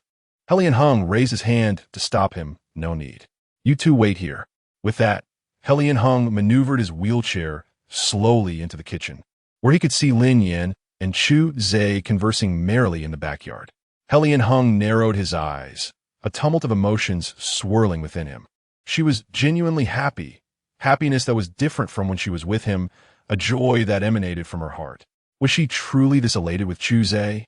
He could not deny that this scene was exceedingly irksome enough that he wished to obliterate it. Chapter 85. Lianheng's Jealousy 6. Lianheng's gaze deepened, cold and piercing like a frigid pool, as the armrest of his wheelchair cracked audibly under the pressure. The busy chefs in the kitchen dared not approach him, instinctively slowing their breaths for fear of inciting his wrath. He casually tossed the splintered piece of wood towards Lin Yin and Chu Zhe, the force of it slicing through the air like a blade, embedding itself into the dining table. The plate could not withstand the impact and shattered. Both Lin Yin and Chu Zhe were startled by this sudden turn of events. Chu Zhe immediately stood protectively in front of Lin Yin, his vigilant eyes fixed on the direction of the wood, landing upon the darkened visage of Lian Hung. Chu Zhe's expression darkened as he inquired, "Young Master Hung, what is the meaning of this? Is it necessary for the fifth prince to be so provoked over a mere greeting?" Lian Hung replied nonchalantly, "Is the fifth prince truly so timid?" Lin Yin stood behind Chu Zhe. Hearing Lian Hung's voice, she shifted a few steps aside. After not seeing him for 7 or 8 days, she did not anticipate their reunion to unfold in such a manner. Biting her lip, she turned her head away, lowering her lashes to conceal her emotions. Lian Hung's gaze remained fixated on Lin Yin, the girl who would usually greet him with a radiant smile. Now unwilling to even meet his eyes, with narrowed eyes, he felt a restless agitation surging within him, a desire to unleash his fury. He maneuvered his wheelchair closer. It was obstructed by Chu Zhe, who scoffed, "Young Master Hung, what punishment do you deserve for disturbing this prince?" In terms of status, he was the fifth prince of the state of Chu, far more esteemed than a mere heir. Previously indifferent towards Lian Hung, he now found himself filled with hostility, unwilling to see him in Lin Yan's company, let alone reconciled. Lian Hung lazily lifted his eyelids and glanced at Chu Zhe, a faint smile gracing his lips as he replied coldly, "If so, this heir shall remember this. Next time, I will ensure someone reports it properly." Despite Chu Zhe's immense wealth, it mattered little to Lian Hung in that moment, for he felt a murderous intent brewing within him. After his rebirth, he had not been idle. He needed wealth, and with memories of his past life, he swiftly amassed riches in just a few short months. He was not dependent on collaborating with Chu Zhe. Such an alliance was merely a means to avoid unnecessary troubles. It had become evident that enemies would remain enemies. Chu Zhe was infuriated, finding it utterly detestable that Lian Hung would mock his courage in front of Lin Yin, leaving her with a poor impression of him. He fiercely flicked his sleeve, glaring coldly at Lian Hung. "This prince possesses great courage. However, it seems that young Master Hung holds me in contempt." One sat in a wheelchair while the other stood tall, their confrontation charged with tension, neither willing to yield an inch. A battle of wills ensued. Fearing a confrontation might erupt, Lin Yin cleared her throat. "Let us eat. I am still hungry." "Very well." Chu Zhe disregarded Lian Hung and sat beside Lin Yin. "Yin Yin, eat quickly. Don't let yourself go hungry." Lin Yin smiled gently. The harmonious scene between them tightened the frown on Lian Hung's brow. His lips pressed into a straight line. "Lin Yin, I am hungry as well." Just hearing their conversation was enough to unsettle him, not to mention witnessing it firsthand. He was struggling to contain himself, yearning to withdraw, yet the more he wished to pull away, the more he found himself ensnared. His cold gaze bore into Lin Yin. "I didn't eat lunch." Lin Yin paused, gripping her chopsticks. "If young master wishes to eat, you may inform the kitchen staff. Their culinary skills are quite exceptional." Lian Hung rolled his wheelchair to her side, grasping her right hand holding the chopsticks, and took a bite directly from her hand. "This is how we shall eat." Lin Yin's grip faltered, yet his hand held hers firmly, still clutching the chopsticks. What was he doing after they had clarified their feelings? A sense of frustration welled up within her. "If you wish to eat, I can have another set of chopsticks brought. You may let go now." "Why should I let go?" Lian Hung lifted his gaze to meet her flushed cheeks, a playful smile tugging at his lips. "Lin Yin, we are husband and wife." "Husband and wife?" Lin Yin had never anticipated Lianheng would acknowledge their bond, especially after their fallout. Her eyes widened as she scrutinized him, attempting to decipher his intentions. But his inscrutable gaze eluded her understanding. "Shu," Lianheng commanded softly, fixing his eyes upon hers, gradually revealing a gentle smile. "Do not speak, just eat." Lin Yin bit her lip, deciding against further conversation. Now was not the time. Her compliance eased some of Lianheng's earlier agitation, and he took another bite, momentarily halted by the taste of the dish. It was flavorful. A realization that it was prepared by her own hands filled him with an unbearable discomfort. She had only known Chu Zhe for a few days, yet she had cooked for him. Lianheng cast a frosty glance towards Chu Zhe, aware that as a man, he could see the unmistakable admiration in Chu Zhe's eyes for Lin Yin. This woman was indeed remarkable, within such a short span. Even Chu Zhe had developed feelings for her. The chill emanating from Lianheng was palpable to Chu Zhe, whose once bright expression darkened under a cloud of discontent, especially at the intimate manner in which Lianheng and Lin Yin interacted. They were husband and wife, permitted to do as they pleased. His hands clenched tightly within his sleeves, filled with regret for not recognizing Lin Yin sooner. Had he done so, Lianheng might not have had the chance to claim her. Noticing the bitterness in Chu Zhe's eyes, Lianheng raised his brows, casting a provocative glance in his direction. Provoked, Chu Zhe's frustration culminated in a sharp crack as his chopsticks snapped in two, his eyes blazing with resentment, as if he were crushing Lianheng instead. Lianheng remained unfazed. Chu Zhe's displeasure brought him a sense of satisfaction. Lin Yin was lost in her thoughts, yet she was not oblivious to the subtle exchanges between the two men, nor could she ignore the undercurrents of tension swirling around them. The situation seemed to spiral beyond her control, and she found herself disliking this turn of events. During this meal, each harbored their own thoughts, creating an atmosphere that grew increasingly uncomfortable. Unable to bear it any longer, Lin Yin hastily pushed her food aside and turned to Chu Zhe with a smile. "Chu Zhe, are you full?" Chu Zhe, too preoccupied to eat, replied, "I am full. I have some matters to attend to. I will find you once I am done." They had merely begun discussing a collaboration when Lianheng had interrupted. "All right." Chu Zhe stood, his demeanor lightening. "Yin Yin, I will wait for you." Their open agreement felt like a blatant disregard for Lianheng, causing his expression to darken instantly. "Desiring to meet? Huh." Once Chu Zhe departed, Lin Yin faced Lianheng, her demeanor no longer as intimate as before, maintaining a respectful distance. "Young master, what do you mean by this? What do you intend to do? Did you not tell me not to harbor delusions? Why act this way now?" Chapter 86. Lianheng realizes his heart after Chu Zhe's departure. Lin Yin faced Lianheng, her demeanor now devoid of the previous intimacy, maintaining a certain distance. "Your Highness, what do you mean? What are your intentions? Did you not instruct me to abandon my delusions? Why then do you act in this manner?" Lianheng was displeased by Lin Yan's aloofness, his brows knitting together. "You are still the princess consort of the Southern King's residence. Refrain from unnecessary interactions with men like Chu Zhe." Lin Yin fell silent for a few moments before speaking. "Your Highness, may I request a promise?" "What promise?" "To be allowed to leave after 1 year. A year should suffice for her to fulfill the original owner's wishes. After that, she would soar freely, unbound by anyone." "You wish to leave?" Lianheng's expression darkened, a tempest of unspoken frustration brewing within him. "Yes," Lin Yin replied resolutely. There was nothing here to make her linger. Lianheng's gaze locked onto her delicate features, and then he suddenly smiled, though his phoenix eyes glinted with a dangerous coldness. "What if I do not permit your departure?" "To leave?" "Unless I die. Otherwise, she would remain by his side for eternity." "Why will your Highness not let me go?" Lin Yin furrowed her brows slightly. It shouldn't be so. The antagonist had no affection for her, and once his leg healed in a year, there would be no reason to keep her. Lianheng's inner turmoil intensified, yet he masked it well, even softening his tone as he lazily replied, "There is no reason."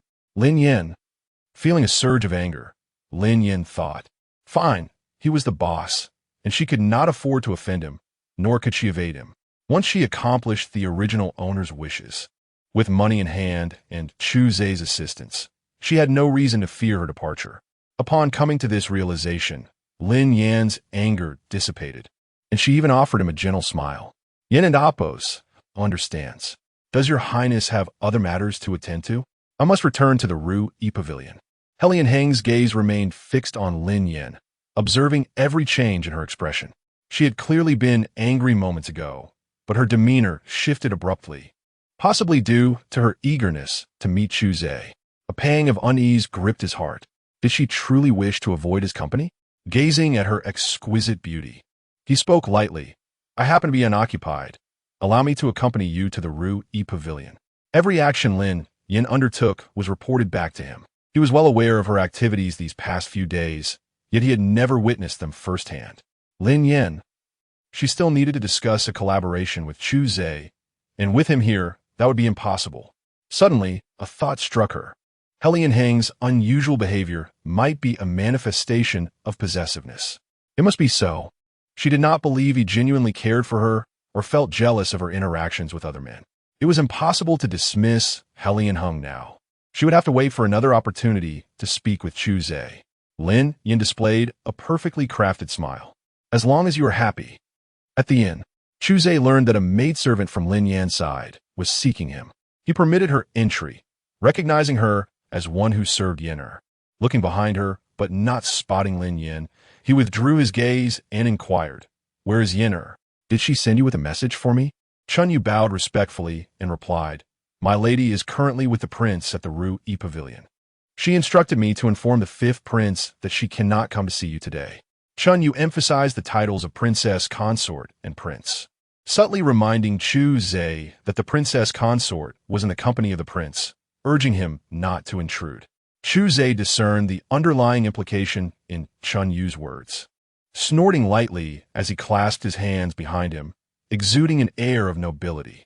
"If Yen'er cannot seek me out, then I shall personally go to her." Chun Yu. She felt on the verge of exasperation. Did the fifth prince genuinely fail to grasp her hint, or was he deliberately feigning ignorance? Regardless, the prince and princess consort had finally found a moment together. It was an opportunity that should not be disrupted. Chun Yu stepped in front of Chu Zhe. "Fifth prince, you cannot seek the princess consort." "Oh, and why ever not?" Chun Yu racked her brain, but could not conjure a plausible excuse. Chu Zhe, unfazed, pushed past her with long strides, intent on leaving. Almost colliding with a delicate figure, he steadied her arm and remarked gently, "Jiao Jiao, why are you in such a hurry? This is hardly proper." Chao Jiao grasped Chu Zhe's arm and asked, "Fifth prince, are you going to find Lin Yan? I wish to accompany you." She had approached Helian Heng several times, yet had seen nothing of him. Hearing that he was out with Lin Yan only fueled her frustration and helplessness. Since her brother had been enjoying his time with Lin Yan recently, she hurried over. "Very well, let us go together." Chu Zhe smiled, feeling assured that with Jiao present, Helian Heng would no longer be able to cling to Yen'er. Chao Jiao failed to perceive the deeper meaning behind Chu Zhe's smile. She was simply eager and slightly anxious at the prospect of meeting the man she had long admired. As the esteemed sixth princess, she had never felt such a way towards any man before, but Helian Heng was the first. Chun Yu initially intended to stop Chu Zhe, but with Chao Jiao now involved, it was even more futile. She could only leave hastily to inform the prince. At the Rue E Pavilion, Lin Yan paid no mind to Helian Heng beside her, fully immersed in her work, ensuring that every detail was executed flawlessly, with no room for error. Helian Heng, seated in his wheelchair, observed the industrious young woman not far away. Her brows danced with vitality, radiating confidence and allure, captivating him entirely. She shone with an almost ethereal beauty, and in his eyes, she was the sole focus of his world. His phoenix eyes narrowed slightly, a tumult of complex emotions swirling within him. A voice echoed in his mind, insisting that he could not bear to part with her, that he felt jealousy, and that he wished for her to remain by his side forever. Helian Heng lifted his gaze to the boundless blue sky, his expression solemn. He swallowed hard, then suddenly broke into laughter, a sound laced with mockery. From viewing her as a mere plaything to seeing her as a partner of mutual benefit, He had found his emotions easily swayed by her presence. He acknowledged his growing affection for Lin Yin, believing he could extricate himself in time. Yet he had only sunk deeper. Having recognized his true feelings, he resolutely vowed not to let her go. Amid her busy endeavors, Lin Yin suddenly heard Helian Heng's laughter. She turned her head, perplexed, unsure of what had prompted his sudden mirth. However, she refrained from asking, merely glancing at him before returning to her tasks. Lin Yin, Helian Heng called out. Yes? Lin Yin turned back to him once more. Come here. Noting her reluctance, he added, I have something to discuss. The matters concerning the antagonist could not be delayed, and Lin Yin reluctantly set aside her work, approaching the man. Your Highness, what is it? Chapter 87. She will always be my woman. Just as Helian Heng was about to speak, the arrival of two uninvited guests interrupted him. Yin Yin, young Master Heng, called out a male and female voice from outside the Yui Pavilion. Upon hearing the familiar voices, Lin Yin turned away from Helian Heng and looked towards the source, spotting two striking figures approaching, one tall and the other petite. It was none other than Chu Zhe and Chu Jiao. Lin Yin inquired, Chu Zhe, why are you here? I asked Chun Yu to relay my message to you. Chu Zhe bypassed Lin Yin, locking eyes with Helian Heng's dark glare. He raised an eyebrow in a provocative manner before shifting his gaze back to Lin Yin, grinning playfully. As the owner of this establishment, am I not allowed to come? Lin Yin smiled brightly, of course you are. Ignoring Helian Heng's frigid stare, Chu Zhe beamed. Yin Yin, I came to tell you that even though our matters remain unresolved, I'm always available should you need me. Understanding Chu Zhe's intentions, Lin Yin responded sincerely, Thank you, Chu Zhe. We are friends, after all. Yin Yin regarded him as a friend, blissfully unaware of his true feelings. That was fine. He could start from friendship. Not far away, Helian Heng, feeling completely overlooked by the two as they laughed and chatted, felt a flame of anger ignite within him. He scoffed coldly and began to maneuver his wheelchair towards them, only to be intercepted by a figure. Chu Jiao, radiating with a bright smile, tucked a strand of hair behind her ear and shyly exclaimed, Young Master Heng, it has been a long time. Sixth Princess, please step aside. Helian Heng coldly dismissed her without even a glance. Feeling aggrieved, Chu Jiao, a noble princess, had never been so disregarded before. Her temper flared. This princess will not move. Helian Heng's eyes conveyed profound impatience. This young master has no interest in the princess and will not marry you. The sixth princess need not waste her time on me. Helian Heng had no desire to deal with Chu Jiao. He despised clingy and foolish women. Chu Jiao felt a pang in her chest, her expression becoming rigid. Helian Heng had said this more than once before, but it had always been in private. Now, he had humiliated her in front of everyone, causing her considerable discomfort. Regardless of her feelings for Helian Heng, anger surged within Chu Jiao, her eyes reddening as she shouted, Helian Heng, how dare you? It is a blessing for you that this princess has taken a liking to you. Otherwise, what woman would choose to marry someone like you? That is of no concern to the princess, Helian Heng replied, his refined features displaying indifference. Allow me to remind you, I'm already married. This declaration further enraged Chu Jiao, who stomped her foot in frustration, words failing her. You ungrateful wretch. It infuriated her that she could not even articulate her anger. Was it not advantageous for him to form an alliance with her? Her royal lineage could provide him with immense support, far superior to Lin Yin, who was both disdained by her family and utterly unhelpful. A princess is destined for a worthy partner, but that partner will never be you. Helian Heng remained unaffected by Chu Jiao and Amp. Appo's sire, fully aware that his rival, Helian Yao, was married to Lin Yu, which was sufficient for him. The commotion attracted the attention of those within the Yui Pavilion. Chu Jiao, noticing the peculiar gazes directed at her, became even more incensed, shouting, What are you staring at? Be careful, or I shall gouge out your eyes. The crowd hastily averted their eyes, busying themselves with their tasks, fearing they might be implicated in her wrath. Feeling embarrassed, Chu Jiao stormed off in anger. Chu Zhe had hoped for Chu Jiao to distract Helian Heng. But to his surprise, the pampered sixth prince and Appo's resilience was feeble, and she was quickly sent away. Moreover, his attempts to converse with Lin Yin were thwarted by Helian Heng. Every time he attempted to speak with Yin Yin, He was interrupted. Frustration bubbled within Chu Zhe, young Master Hung. Helian Hung remained unfazed, responding with nonchalance. Fifth Prince. What is it? Shall we speak over there?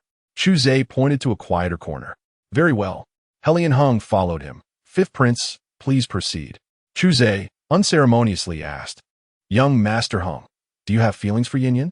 Helian Hung did not answer directly, but instead incisively remarked on Chu Zhe's motivations. It appears the Fifth Prince harbors other sentiments towards my wife. He emphasized the words my wife, reminding Chu Zhe of Lin Yin and Appo's status. She will always be my woman. The Fifth Prince should not entertain unfounded thoughts. Helian Hung squinted his eyes, glimmering with a dangerous light. He was asserting his claim. Indeed, Yin Yin was his wife. This point left Chu Zhe without grounds for rebuttal, filling him with a sense of impotence. Chu Zhe concealed his emotions well, revealing no weakness before his rival. Meeting Helian Hung and Appo's perilous gaze, he resolutely inquired once more. Do you truly like Yin Yin? You do not love her. Why burden her life out of mere possessiveness? Who says I do not love her? What? Chu Zhe was taken aback. Helian Hung was unconcerned with Chu Zhe's feelings. At the Nanshan Palace, the Fifth Prince should have witnessed the scene of me and Lin. I meant to say my wife, sharing a kiss. If I did not love her, why would I act so? Recalling that moment when Helian Hung embraced Yin Yin, their intimacy stirring a mix of admiration and annoyance within him, Chu Zhe felt a wave of frustration wash over him. At that time, he felt no romantic inclination towards Yin Yin and found the sight delightful. Now, it struck him like a dagger. Chu Zhe pressed his lips together, but remained undeterred. What about Yin Yin? Does she like you?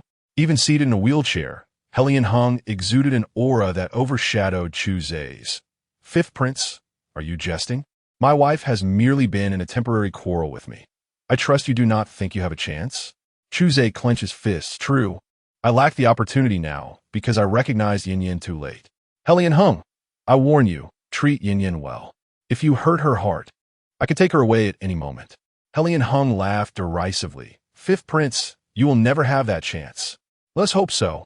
As long as Yin Yin was happy, he was willing to remain a friend for life. With their grievances aired, Chu Zhe lost interest in lingering, casting one last glance at Lin Yin before departing. Upon Helian Hung's return, he noticed Chu Zhe's absence, and Lin Yin couldn't help but ask, Where is Chu Zhe? He has left. Left? I assume you said something to him. Lin Yin did not press further, softly replying, Oh. Lin Yin maintained her cool and aloof demeanor, leading Helian Hung to believe she was pondering Chu Zhe. His gaze sharpened. Come to my room tonight. Lin Yin. Lin Yin. Lin Yin? She nearly choked on her own saliva, her eyes wide as she stared at the handsome and noble man, young master. What did you just say? Chapter 88. Yin Yin. I regret it, Lin Yin almost choked on her own saliva, her eyes wide as she gazed at the handsome, noble man before her. Your Highness, what did you just say? Helian Hung, unusually patient, repeated, Come to my room tonight. Lin Yin was genuinely startled, swallowing hard. Your Highness, have you been possessed by something? Helian Hung replied, I am quite clear-headed. He paused for a moment before adding, Do not address me as your Highness. What should I call you then? You should be addressed as you were before. Husband?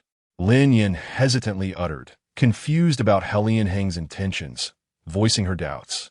Did you not tell me to remember my place and not to entertain unwarranted thoughts? Now that I am adhering to my role, why is it necessary to act in this manner? As she met the sharp contrast of light in her eyes, Helian Hung felt an uncomfortable sensation rise within him. He slightly averted his gaze, using Han Qinghua as an excuse. Mother will worry. Is that all? Lin Yin took a step closer to him, crouching down to meet his gaze, her expression defiantly fixed on his.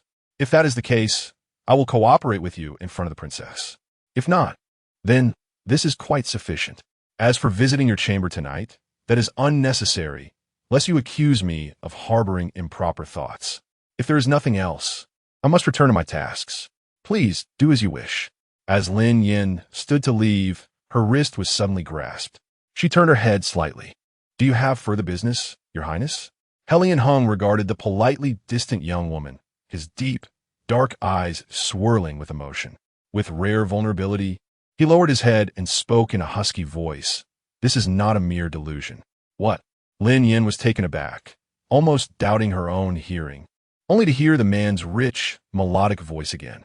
There is no need to act in front of Mother. Just be as you were before. Lin Yin turned fully around, her peach blossom eyes narrowing slightly as she observed the man's somewhat flustered demeanor. Suddenly, it clicked that Helian Heng's behavior was indeed peculiar, revealing his proud nature. I want you to be explicit. What is this ambiguous situation? With her hands resting on the armrests of his wheelchair, Lin Yin leaned closer, her enchanting eyes shimmering like a pool of water, the corners slightly raised, her lips curling into a captivating smile. Your Highness, if you do not clarify, I shall remain perplexed by your intentions. The girl drew near, her sweet, fragrant essence enveloping him. As her lips parted and closed, the warm breath she exhaled brushed against his face, igniting a charge of intimacy between them. Helian Heng's eyes narrowed slightly, his gaze fixed on her rosy lips, deepening with intensity. His throat moved as he gripped her wrist and pulled her suddenly, causing Lin Yin to tumble onto his lap, her cheek colliding with his abdomen, prompting a muffled grunt from him. As she raised her head, he seized her chin, tilting it upwards, and pressed his soft, cool lips against hers. Lin Yin and Appo's eyes widened, her mind blank. The only thought resonating was that she had been kissed forcefully. As realization dawned, Lin Yin began to struggle, producing indistinct whimpers. Helian Heng temporarily released her lips, using one hand to pin her wrists behind her, while the other encircled her delicate waist, lifting her onto his lap. He kissed her once more, deeply savoring her sweet lips, leaving no part untouched.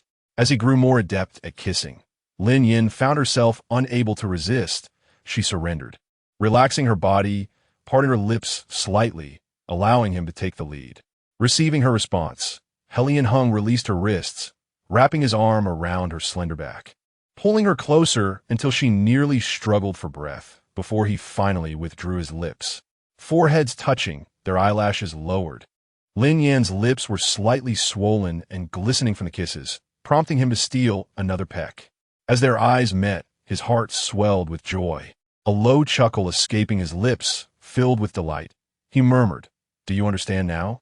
Lin Yin pouted, her beautiful eyes glaring at him indignantly, muttering defiantly, "I do not understand.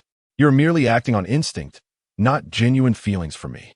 Her last words trailed off, laced with an overwhelming sense of grievance. The little wildcat was throwing a tantrum. It was he who had hurt her, and he deserved to endure it. Helian Heng sighed helplessly, his eyes reflecting sincerity. It is not merely a man's instinct. He pressed her palm against his heart. Can you feel it? It beats for you. Lin Yin froze, her heart conflicted. While she wished to deny her happiness, she felt more sorrow. A heavy, bittersweet ache settled in her chest at his nearly heartfelt words. Unable to hold back, her eyes reddened, and she turned away to avoid his gaze. Helian Heng cradled her face, noticing her teary eyes. His heart ached at her distress. Not wanting to see her sad, he clumsily attempted to soothe her. "Do not cry. Whatever you wish, it shall be so, Yin Yin." Lin Yin sensed his attempts to comfort her, yet the more he tried, the more her emotions surged. Their 2 months together had not been solely about seeking his support. She had genuinely invested her feelings. That day, when he coldly told her not to harbor delusions, her sadness had been sincere. "I do not wish to feel this way. I am human, with blood and emotions, not a lifeless object.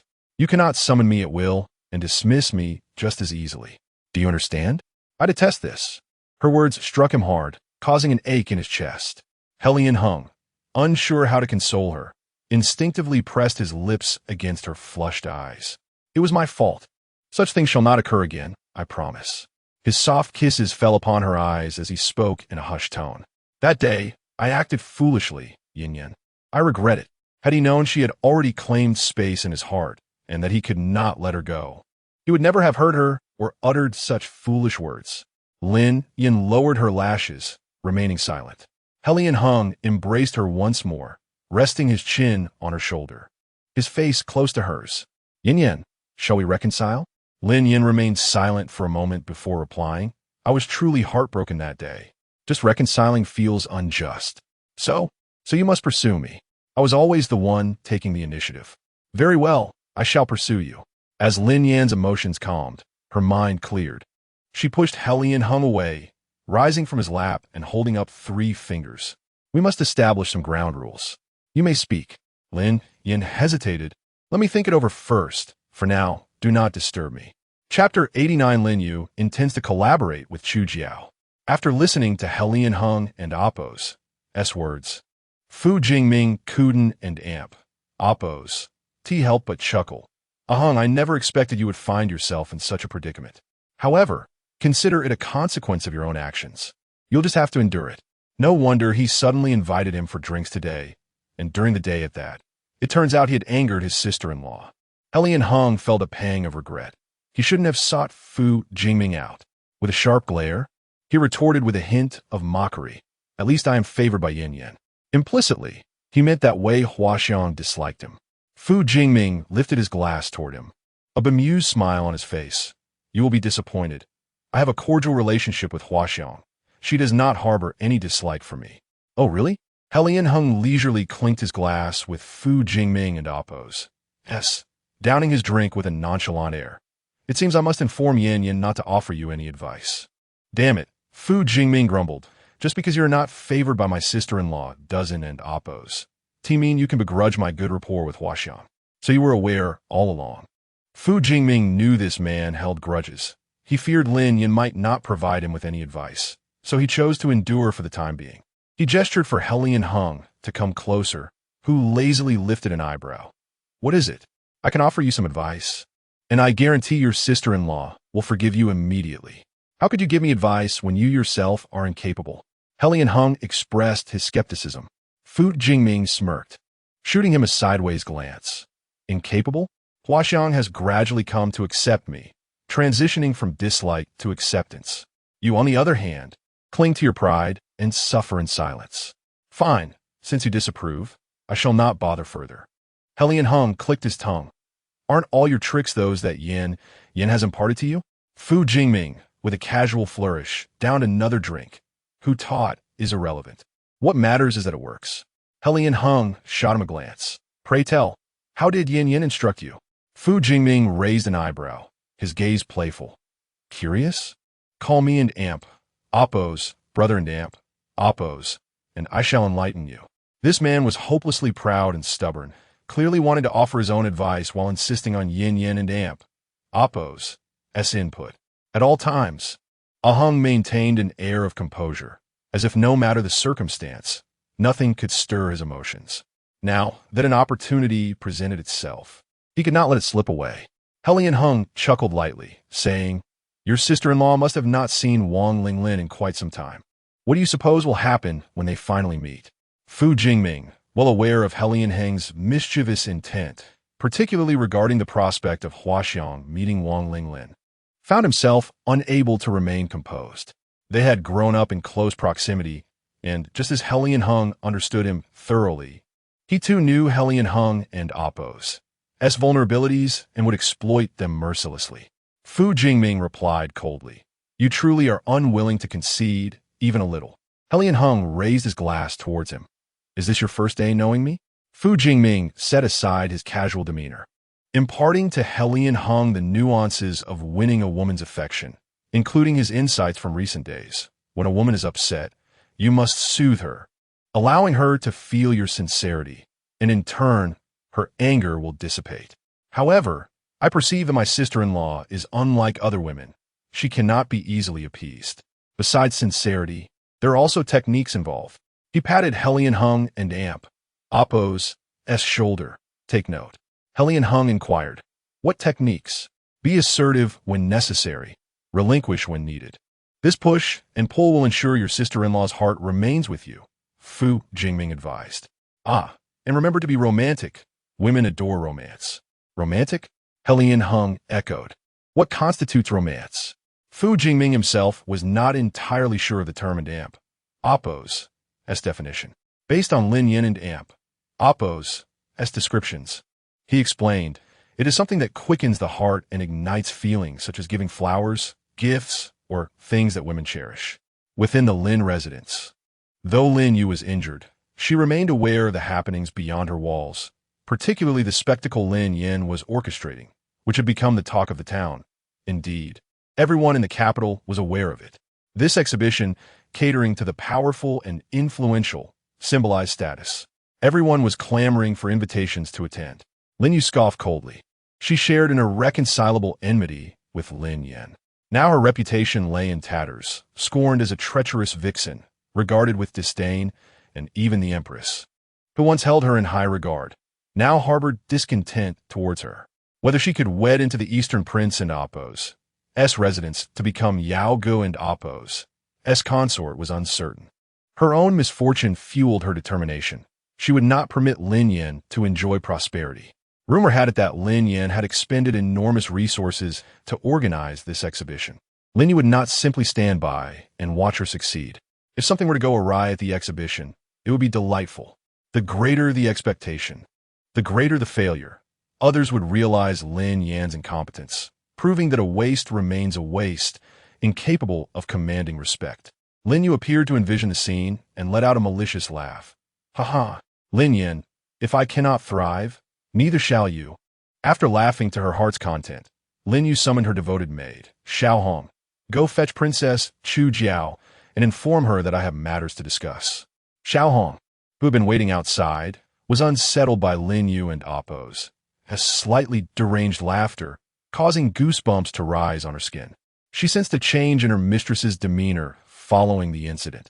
It had become somewhat frightening. Without hesitation, she nodded quickly. Yes, Mississippi Xiao Hong was fortunate.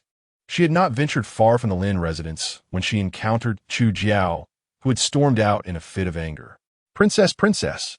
Hearing her name called, Chu Jiao turned around. Upon seeing Xiao Hong, she approached and performed a courteous bow. Dressed as a maid, Chu Jiao did not recognize her and lifted her chin. Her expression haughty. Whose servant are you? Xiao Hong replied. I am a maidservant attending to Miss Lin Yu. Princess, my mistress requests your presence. She has important matters to discuss with you. Realizing it was Lin Yu, Chu Jiao pondered briefly before responding. Very well, let us proceed. With a lofty demeanor, Chu Jiao regarded Lin Yu. Speak. What business do you have with this princess? Lin Yu glanced at Xiao Hong, who wisely retreated, ensuring the doors and windows were securely shut. Chu Jiao found a seat and settled herself. Now you may speak. Lin Yu began. Princess, have you heard about Lin Yin and Appo's exhibition? Naturally. Chu Jiao, already in a foul mood, lacked patience. Speak plainly. There is no need for preambles. Chapter 90. Chu Jiao and Lin Yu's conspiracy. The princess, being forthright, decided to speak plainly. Lin Yu remarked that the princess and Lin Yin were rivals. Could the princess truly sit idly by while Lin Yin basked in glory? If Lin Yin shone brightly, it would be detrimental to the princess, and Yu was genuinely concerned for her. This time, Lin Yu had learned to be clever, seemingly advocating for Chu Jiao. Yet she was subtly inciting her to deal with Lin Yin. Chu Jiao chuckled, her eyes growing cold. Having been raised in the palace, she had witnessed all manner of schemes employed by the concubines of her father's harem. Did Lin Yu truly believe she was a naive and frivolous fool, easily manipulated? Despite her disdain for Lin Yin, Chu Jiao had no intention of being used as a pawn. Were you to dictate my affairs? This princess does not require your guidance. Chu Jiao regarded Lin Yu with contempt, her tone haughty. Lin Yu, do not mistake me for a simpleton. I am not a member of the Lin family, and thus possess greater wisdom. With that, she rose to depart, but Lin Yu, sensing the moment slipping away, called out to her urgently.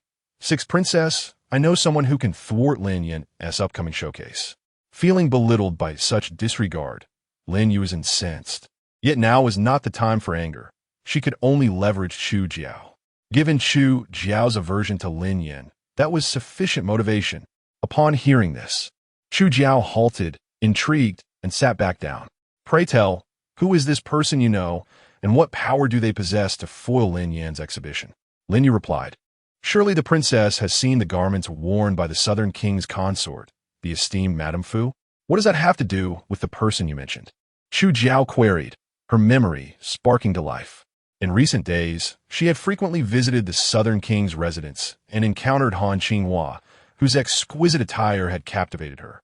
Those very garments were designed by the person I know, Lin Yu fabricated boldly, fully aware that she had no such acquaintance. Yet she could not afford to hesitate. She needed to enlist Chu Jiao on her side.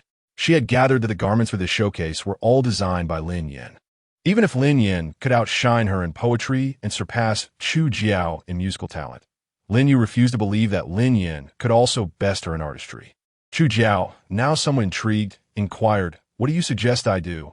Lin Yu, sensing her hook had been set, smiled triumphantly and began to conspire with Chu Jiao. "Your Highness, what are your thoughts on this matter?" Her intentions were simple, and without hesitation, Chu Jiao agreed. "Very well. Let's proceed." At the relay station, Chu Zhe called out to Chu Jiao, "Jiao Jiao." Surprised, Chu Jiao noted that her fifth brother typically spent this hour with Lin Yan. Why was he here today? Was it perhaps related to Helian Hung? "Fifth brother, why have you returned? Why are you not at the Rue E Pavilion?" Unaware of the burgeoning feelings Chu Zhe harbored for Lin Yan, she assumed his frequent visits were intended to assist her in winning Lin Yan and Appo's heart. "Jiao Jiao, whom did you meet this afternoon?" He had previously been indifferent, but now that was no longer the case. "How do you know who I met, fifth brother?" Chu Jiao suddenly realized, exclaiming, "Did you send someone to follow me?" "How could you? I sent someone to protect you. You are a precious princess. If anything were to happen to you alone, how distressed would father and motherly be?" Upon hearing her father and mother, Chu Jiao and Appo's anger dissipated, but then she sensed something amiss. "Fifth brother, if you already know whom I met, why ask? You are innocent." "Jiao Jiao, I fear you may be deceived," Chu Zhe replied. "Lin Yu is not a good person. You should avoid entangling yourself with her for your own sake." "I understand that, and after this, I shall sever ties with her. I have no interest in someone as malicious as Lin Yu. I only engaged with her due to Lin Yan." This time, cunning as he was, Chu Zhe immediately sensed the underlying tension. "You and Lin Yu are not planning something against Yin Yan, are you?" Chu Jiao, perplexed by his fierce reaction, replied, "Fifth brother, why are you so harsh? You know I do not oppose Lin Yan." Upon confirming that Chu Jiao and Lin Yu indeed intended to act against Lin Yan, Chu Zhe's expression darkened. "Jiao Jiao, I care not for what agreement you and Lin Yu have reached. You are not to act against Yin Yan. Why? If you truly have feelings for Helian Hung, then compete fairly, rather than resorting to underhanded tactics." Chu Zhe and Appo's gaze deepened, his demeanor serious. "Do not forget, Yin Yan is working for my shop. To suffer losses without recompense is not my style. Even if you're my royal sister, I will not turn a blind eye." "So, you intend to stop me?" Chu Jiao's temper flared. "Even if you try to hinder me, I will proceed. You may attempt to do so. In this foreign land." Chu Zhe's abilities surpassed hers. She understood that if he were resolved to take action, she would be powerless to resist. Her elder brother had always been gentle and doting, but his sudden assertiveness left her feeling unsettled. "Fifth brother, I will bear any losses. You must not impede me. Am I one who lacks wealth? Certainly not. Who could question your affluence?"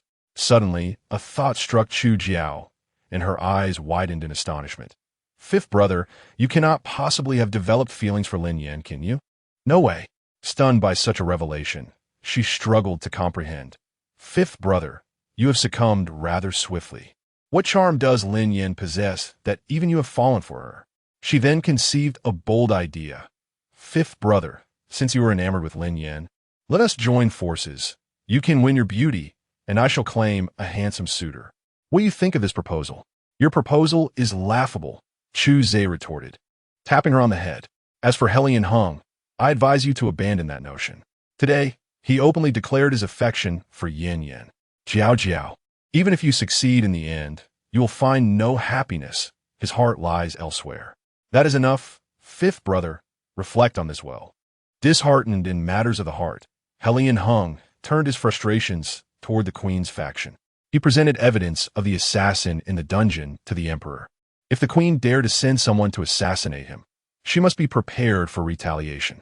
It had been over half a month since the last attempt on his life, and he had not only gathered evidence, but also uncovered proof of the queen's right-hand man's embezzlement. Even if he could not easily topple the queen. The damage inflicted upon her would be substantial. Yes, young master. Imagining the queen and Appo's frantic rage and powerlessness, Helion Hung felt a slight alleviation in his heart.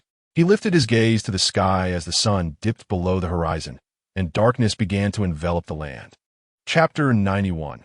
I will strive for your forgiveness. Raising her gaze to the sky, she observed the sun descending in the west, as twilight gradually enveloped the world in darkness.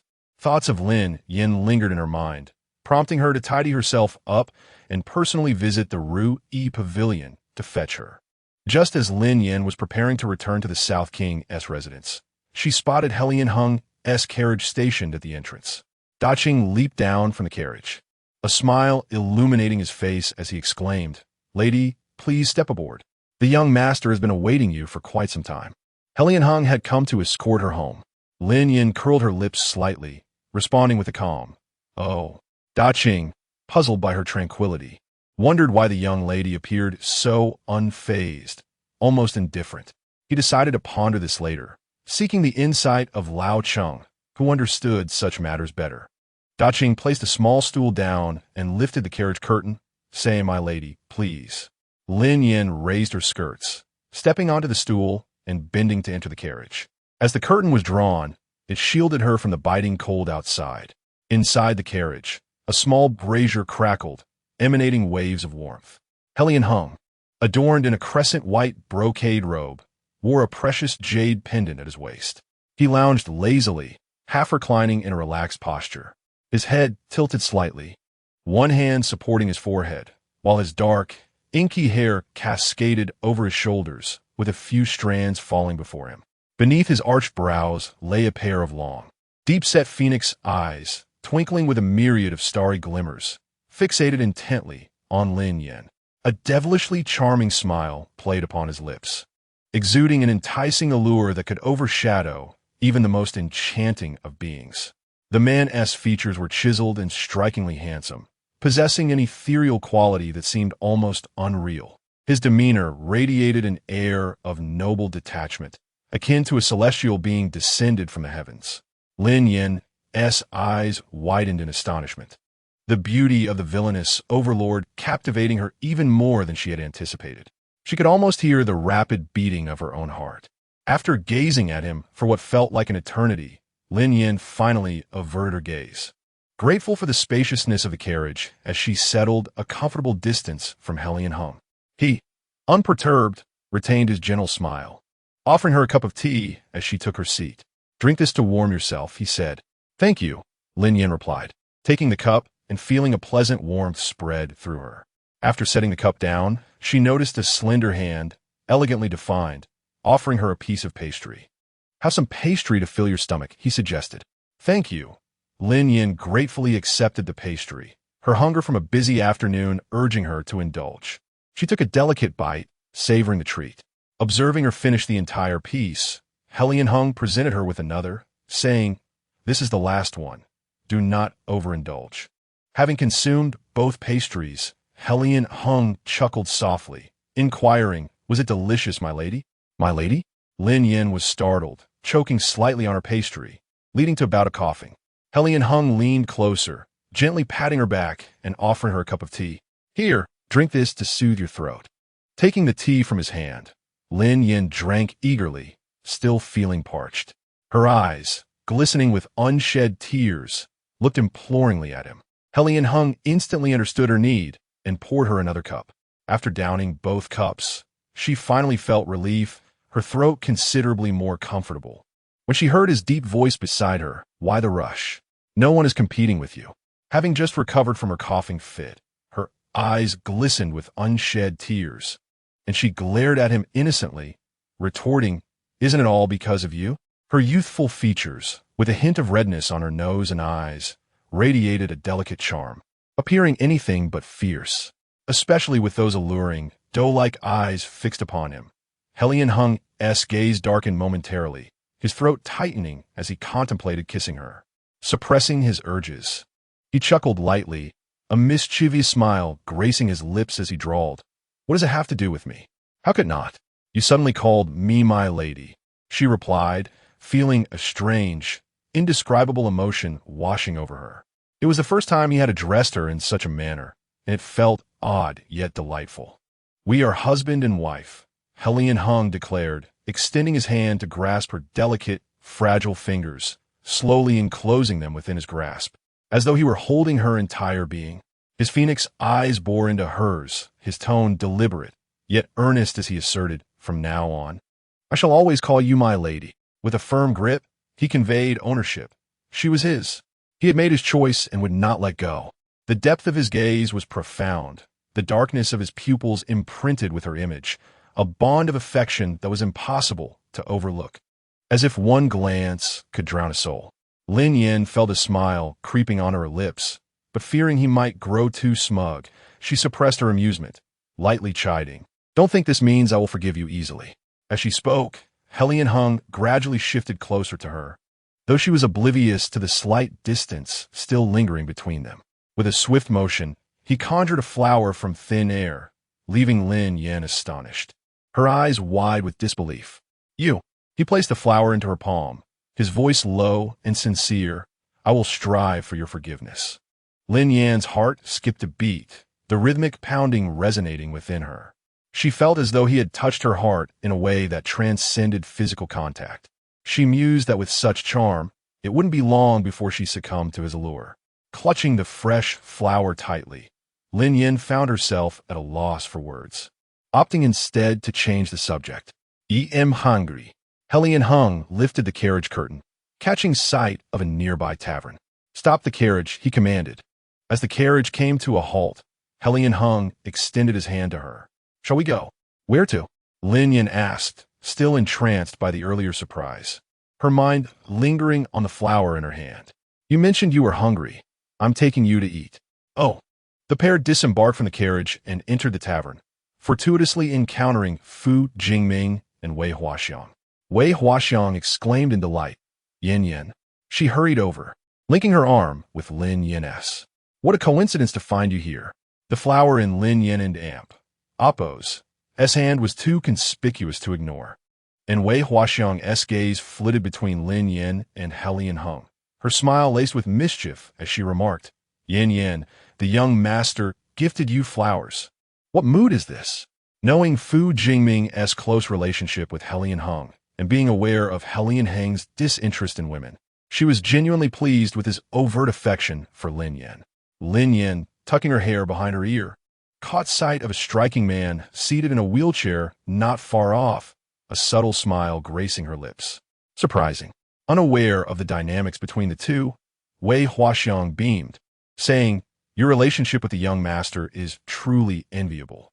Suddenly lowering her voice, she leaned closer to Lin Yin, whispering, "By the way, Yin Yin, I've heard that men with high noses are quite." She gestured suggestively, her eyes sparkling as she gazed at Lin Yin. "How do you find the young master's nose?" Chapter 92. The dejected Lin Ji suddenly. She lowered her voice and leaned closer to Lin Yin, saying, "Well, Yin Yin, I've heard that men with high noses are quite." As she gestured, her eyes sparkling brightly at Lin Yin. "The air is quite tall. How do you feel about that?" Lin Yin was utterly taken aback by Wei Huaxiang's sudden inquiry. She glanced at Helion Hung, who indeed possessed a prominent nose and well-defined brow. At that moment, Helion Hung turned to look at her as well, their eyes meeting. Lin Yin quickly averted her gaze and whispered, "Actually, we haven't an Appo's consummated our marriage yet." Wei Huaxiang was momentarily stunned, but quickly realized her blunder. Given the heir's physical limitations. "Yin Yin, I apologize. I didn't mean to pry." "I'm not upset." Lin Yin was not surprised by Wei Huaxiang's question, considering her propensity for making bold remarks. However, she inquired curiously, "But Huaxiang, how do you know that men with high noses are remarkable?" Wei Huaxiang's face turned crimson as she, usually so forthright and unreserved, became bashful. It's something Fu Jingming said. That time, I couldn't help it. I truly understood." "Oh." Lin Yin elongated her tone, casting a meaningful glance her way, her lips curling into a playful smile. "It seems your relationship with Master Fu has improved recently. It's him who has changed. The Fu Jingming of old was not like this. After his transformation, I find myself at a loss. I wanted to refuse, yet somehow it turned into an acceptance. Everything seemed to be heading in a positive direction, and Lin Yin felt genuinely happy for them. I must remember to ask Master Fu for a generous red envelope. Wei Huanxiang looked perplexed. Why would you want to ask him for a red envelope? Lin Yin smiled knowingly. You and Appos, I'll find out in due time. Suddenly, a deep, clear male voice called from a distance. Yin Yin, come over and order. Lin Yin pulled Wei Huanxiang to sit down, glanced at the menu, ordered a few dishes, and then handed the menu to Wei Huanxiang. After placing their orders, the four of them settled in, and, as they chatted, the dishes were served promptly. Lin Yin noticed one signature dish and called to the waiter, We didn't order this. You've made a mistake. The waiter replied, No mistake. This dish was specially sent to you by a certain young master. Sent to me? Lin Yin asked, intrigued. Indeed. Who is this person? Is he still here? She pondered which of the few men she knew could have sent it. Certainly not the man from her family. Could it be Chu Zhe? He is, the waiter confirmed. Take me to him.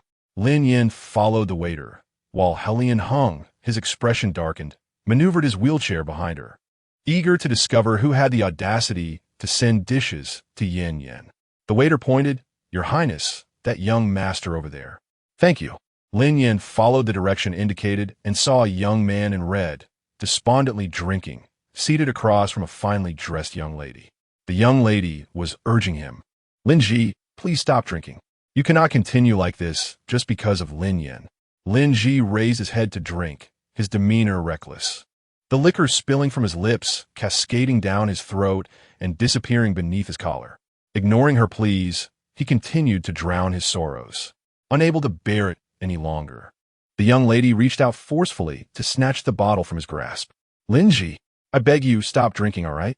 Not entirely inebriated, Lin Ji nimbly dodged her grasp, his bleary gaze settling on her as he scoffed, Xie Qianqian, mind your own business. Who else will care if I don an Appos? Xie Qianqian retorted, a mixture of anger and concern in her voice. Do you really think Lin Yin would care? Or any of the Lin family? Wake up, Lin Ji. Struck by her words, Lin Ji and damp. Appos, S expression darkened. Shut your mouth. My affairs are none of your concern. Just leave me alone. His harsh words brought tears to Xie Qianqian's eyes. Infuriated, she stomped her foot. Fine. If you want to be like this, then so be it. If I ever interfere again, I shall no longer bear the surname Xie. With that, Xie Qianqian turned to leave, only to encounter Lin Yin, directing her ire toward her. This is all your fault. Chapter 93.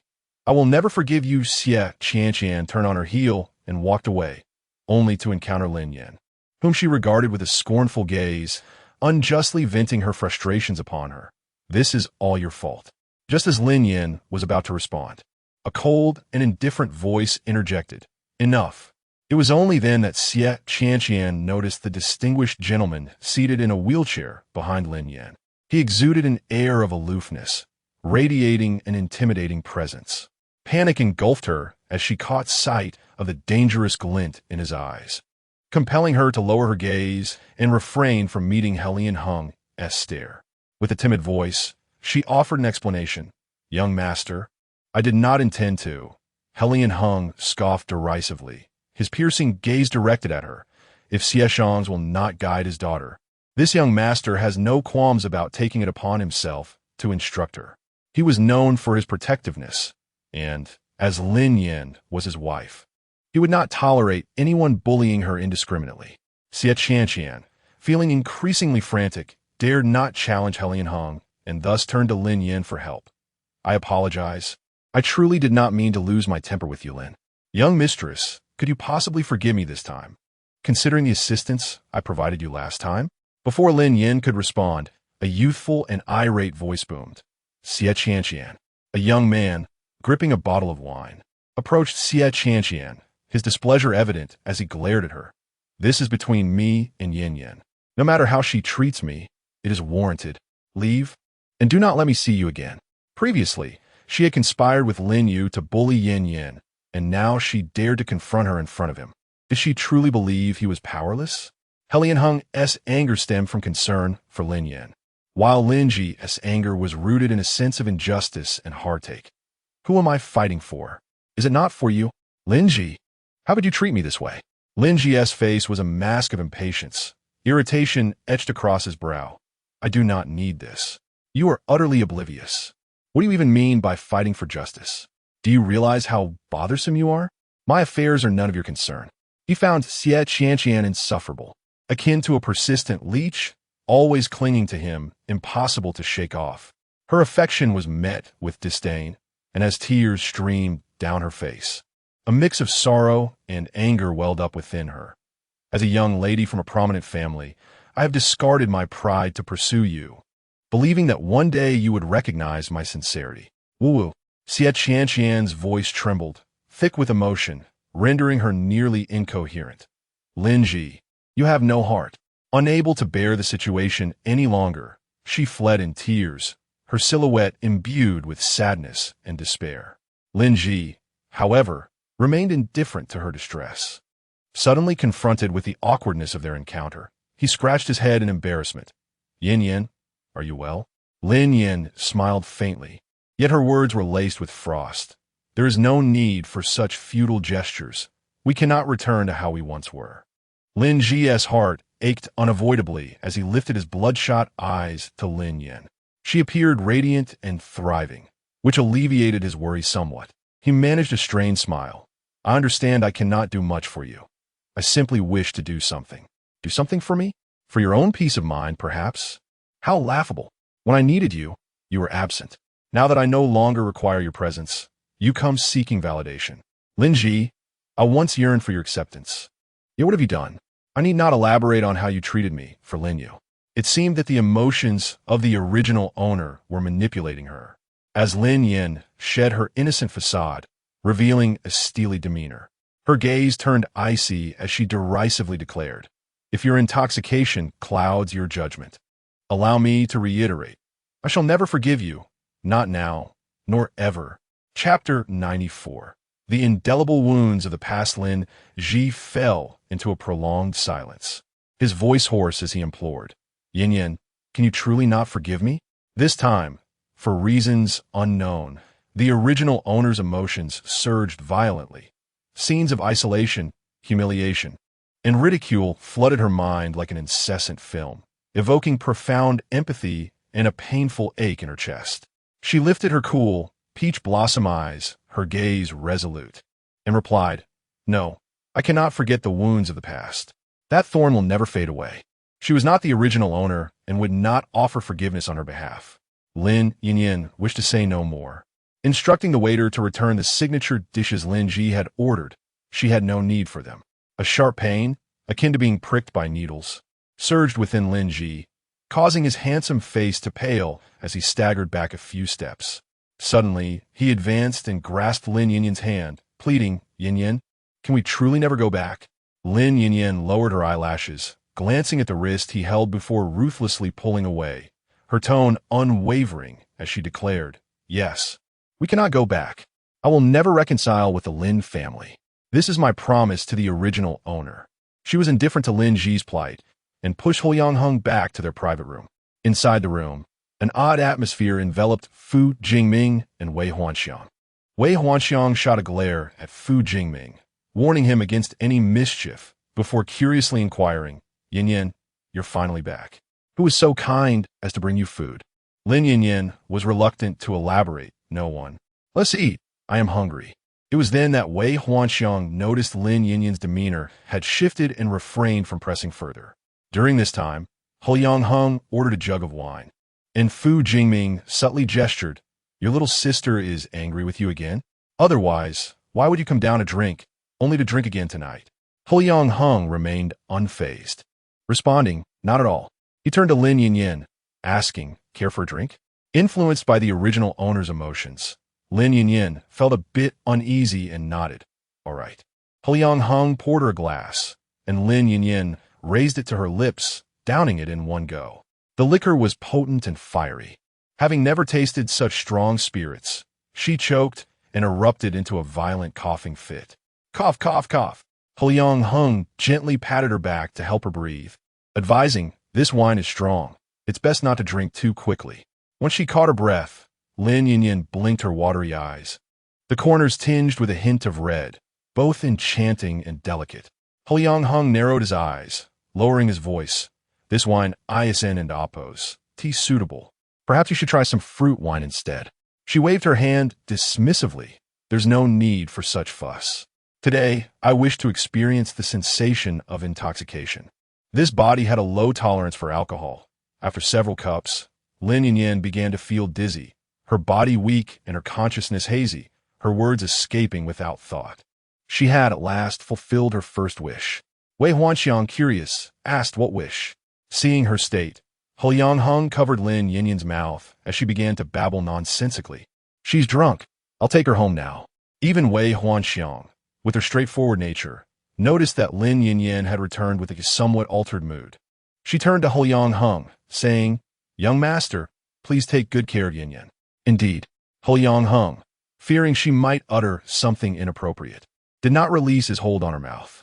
With his other hand, he wrapped around her waist, lifting her onto his lap. My dear, let us return. With her mouth covered, Lin Yanyan felt quite uncomfortable. She glared at Huliang Hung with her misty, dazed eyes, her expression rife with dissatisfaction as she mumbled incoherently, her fingers incessantly trying to pry his hand away. Concerned for her safety, Huliang Hung did not grip tightly, and she easily broke free. Be good. When we return, you could do as you please. But right now, there are others present. Though her mind was muddled, she was not entirely inebriated. After a moment of confusion, she realized Huliang Hung was insinuating that she behaved like an insatiable person in the presence of others, which incensed her.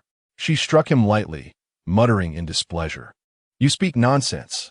I have no such intentions. Chapter 95.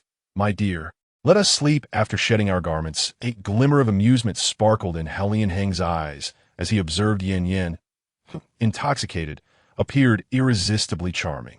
He tightened his embrace, indulging in her words, his affection radiating brightly. Lowering his head slightly, his soft lips brushed against her ear as he spoke in a husky tone. What do you wish me to do? Lin Yan's mind momentarily stalled, seemingly grasping Huliang Hung's words. She blinked her lustrous, peach blossom eyes, crossing her arms defensively as she regarded him with caution. No, Idisagara, you cannot treat me that way. A playful smile curled at the corners of Huliang Hung's lips as he deliberately teased her, his tone laced with a charming nonchalance. What do you mean by that? Lin Yan's cheeks flushed a delicate shade of crimson. Just like that. What does that entail? If you do not clarify, how am I know? A chuckle escaped Huliang Hung and Oppos, as throat as he extended his long fingers, gently caressing her smooth, pale cheek, the texture exquisite beneath his touch. Ah, so you desire an Oppos. That an Oppos? The man elongated his last word, exuding an undeniable allure, his handsome visage illuminated by a profound smile. Before such beauty, Lin Yan momentarily overlooked his teasing words. Her gaze fixated on him, her eyes wide with unabashed admiration. She reached out to touch his face, squinting in pleasure. Your face is truly beautiful. Beside them, Wei Huaxiang stifled a chuckle, unable to contain her amusement any longer. Upon hearing her laughter, Huliang Hung cast a cool glance toward the two spectators. Fu Jingming's handsome face was taut, his fist pressed against his lips to suppress his rising smile, clearing his throat to mask his mirth. He nudged the lively girl beside him, urging her to maintain composure. Wei Huaxiang, quick-witted, understood Fu Jingming's intent. She nodded in acknowledgement and promptly turned away, covering her mouth, though her peripheral vision remained glued to the pair. Heavens, Yanyan is so audacious when drunk, openly flirting with the young Master Hung. But she adores him so. More. I want more. Faced with the scrutinizing gazes eagerly awaiting the unfolding drama, Huliang Hung sighed. I wish to take her home, but there are others present. As the effects of the potent liquor intensified, Lin Yan's mind grew ever more muddled, her strength seemingly sapped, leaving her languidly leaning against Huliang Hung, seeking comfort. She nestled her face against his neck, utterly compliant, having completely forgotten the presence of the two others in the room. Oh, all right, she murmured. Huliang Hung turned to Fu Jingming. Yin is intoxicated. We shall take our leave. Understood, replied Fu Jingming. Huliang Hung summoned Dai Qing. upon seeing the young master cradling the young mistress, could not conceal her amusement. "Young master, it is raining outside. Might we wait until the rain subsides before returning home?" Helian Hung glanced down at the half-asleep girl in his arms, pondering for a moment. "We shall not return home tonight. Let us take a fine room at Tongfu Tower." "Yes, young master." Tongfu Tower, the private room. Helian Hung gently placed her upon the bed, tenderly assisting her in removing her outer garments. Though Lin Yin wasn't particularly cooperative, she rolled over, clutching her clothes, refusing to let them go. Helian Hung softly coaxed, "My dear, let us shed our garments before we sleep." Lin Yin sat up, extending her arms. "Then you do it." Her innocent demeanor was almost tempting enough to incite mischief. Helian Hung swallowed hard, inhaling deeply before methodically removing her outer garments. Sleep now.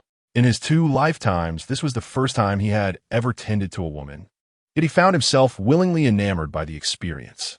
Chapter 96. "My dear, what are you lost in thought about? Your face is quite flushed." Helian Hung gazed at Lin Yan's serene sleeping visage for a long time. The young girl appeared sweetly peaceful, her deep phoenix eyes shimmering with a hint of mirth. Suddenly, a voice sounded from the doorway. "Dai Chung." "Your Highness." Helian Hung leaned down, placing a gentle kiss on Lin Yan's forehead, tucking her insecurely before maneuvering his wheelchair to open the door, his gaze indifferent. "What is it?" Dai Chung replied. "It's regarding the affairs of the Empress's faction." Helian Hung cast a sidelong glance at the sleeping girl before retracting his gaze. "Prepare another guest room." Dai Chung, ever diligent, responded, "Your Highness, it has already been arranged." Just next door, as they moved to the adjacent room, they found Fu Jingming already present. Helian Hung raised an eyebrow. "What brings you here? Didn't you go to accompany your wife? Or were you perhaps sent away?" Fu Jingming merely scoffed. "Could you not wish for my well-being?" Helian Hung settled into a chair across from him. "Naturally, I wish you well. Otherwise, I would not have gathered information on Wang Linglin, nor would I have requested Yin to teach me how to pursue women." Fu Jingming's expression softened slightly. "I just received news that Minister Chun of the Ministry of Revenue has been dismissed and is under investigation. This was your doing." His tone was one of certainty, not inquiry. Helian Hung smiled faintly. "A matter of reciprocity. If the Empress dares to attempt assassination, it is only fitting that I return the favor with a grand gift. I trust she will be most pleased." Fu Jingming remarked, "The Empress has offended many, yet she chose to antagonize you. After losing her left arm last time, now she has lost her right. She must be restless." Helian Hung replied, "That suits my intentions perfectly. This is merely the beginning. Gradually, I will ensure that the Empress loses everything. What I have endured, her faction shall experience in full measure, the only way to quell my resentment." Fu Jingming Gukaoshun. "In your pursuit, the Empress may harbor even greater animosity, and we must remain vigilant against her potential schemes." Helian Hung stated, "The Southern Prince's manner is destined to be adversarial to the Empress. Even if we take no action, she will not relent. The reasons behind her hatred are known to you. Regardless, the Fu family will always stand beside the Southern Prince's manor." Upon hearing this, Helian Hung placed a hand on Fu Jingming's shoulder. "Jingming, I thank you. In this life, I shall never allow you and the Fu family to suffer a tragic fate." Fu Jingming smiled faintly, rising to his feet. "All right, it's getting late. I must return." Helian Hung instructed, "Dai Chung, see young Master Fu off." After bidding farewell to Fu Jingming, Helian Hung sat alone in the guest room, his expression cold and inscrutable. The sky was enveloped in darkness, the moon obscured by thick clouds, devoid of any starlight. The treetops swayed violently in the fierce wind, while rain pattered against the windows, creating a rhythmic sound. The candlelight flickered dimly, casting a warm glow that illuminated half of Helian Hang's face, while the other half remained shrouded in shadow, one side exquisite and enchanting, the other foreboding and sinister. His long, elegant fingers tapped a steady rhythm on the armrest, the corners of his lips curling into a chilling smile. The Empress seemed oblivious to the taste of slander. Perhaps it was time she experienced it herself. Suddenly, a crack of thunder resonated, snapping Helian Hung from his thoughts. He worried that Lin Yin might awaken from the noise, hastily maneuvering his wheelchair to the adjacent room. There, he found Lin Yin curled up like a forsaken child, trembling under the covers, desperately seeking solace. Regret washed over him. Had he known, he would have remained by her side rather than leaving her alone. Without a moment's hesitation, he employed his lightness skill, swiftly gliding to her side, enveloping the frightened girl in his arms. "My dear, I apologize for leaving you alone." At his approach, Lin Yin, like a fish returning to water, instinctively clutched him tightly, nuzzling against his neck, her fears gradually dissipating as his warmth enveloped her. Her voice trembled with emotion. "Where did you go? Did you not realize I was terrified?" Awakened by the thunder, she had found herself alone in the dim room, reminiscent of her childhood days locked in an empty house, the thunder echoing around her. Overwhelmed by fear, she could only cling to her doll, silently praying for her parents to return swiftly. She began to cry, causing a dull ache in Hellion Heng's heart. As he instinctively leaned forward, his lips brushed against her forehead, warm and tender, as he pressed gentle kisses to her cool skin. "I am sorry." Hellion Heng tightened his embrace. "I shall never leave you alone again." Lin Yin bit her lip, remaining silent, but leaned deeper into his embrace, comforted by the steady rhythm of his hand soothing her back. As her fears receded and calmness returned, she attempted to withdraw from his hold. However, as she moved, Hellion Heng pulled her closer, his low voice resonating near her ear. "With me here, you need not fear." Coddled by the formidable man, Lin Yin found herself at a loss for words, yet a smile slowly crept onto her lips. Clearing her throat, she said, "I am fine now. Please, let me go." Hellion Heng released her, holding her shoulders as he scrutinized her expression. "Are you truly all right?" Under his concerned gaze, Lin Yin nodded. "Yes, I'm really fine."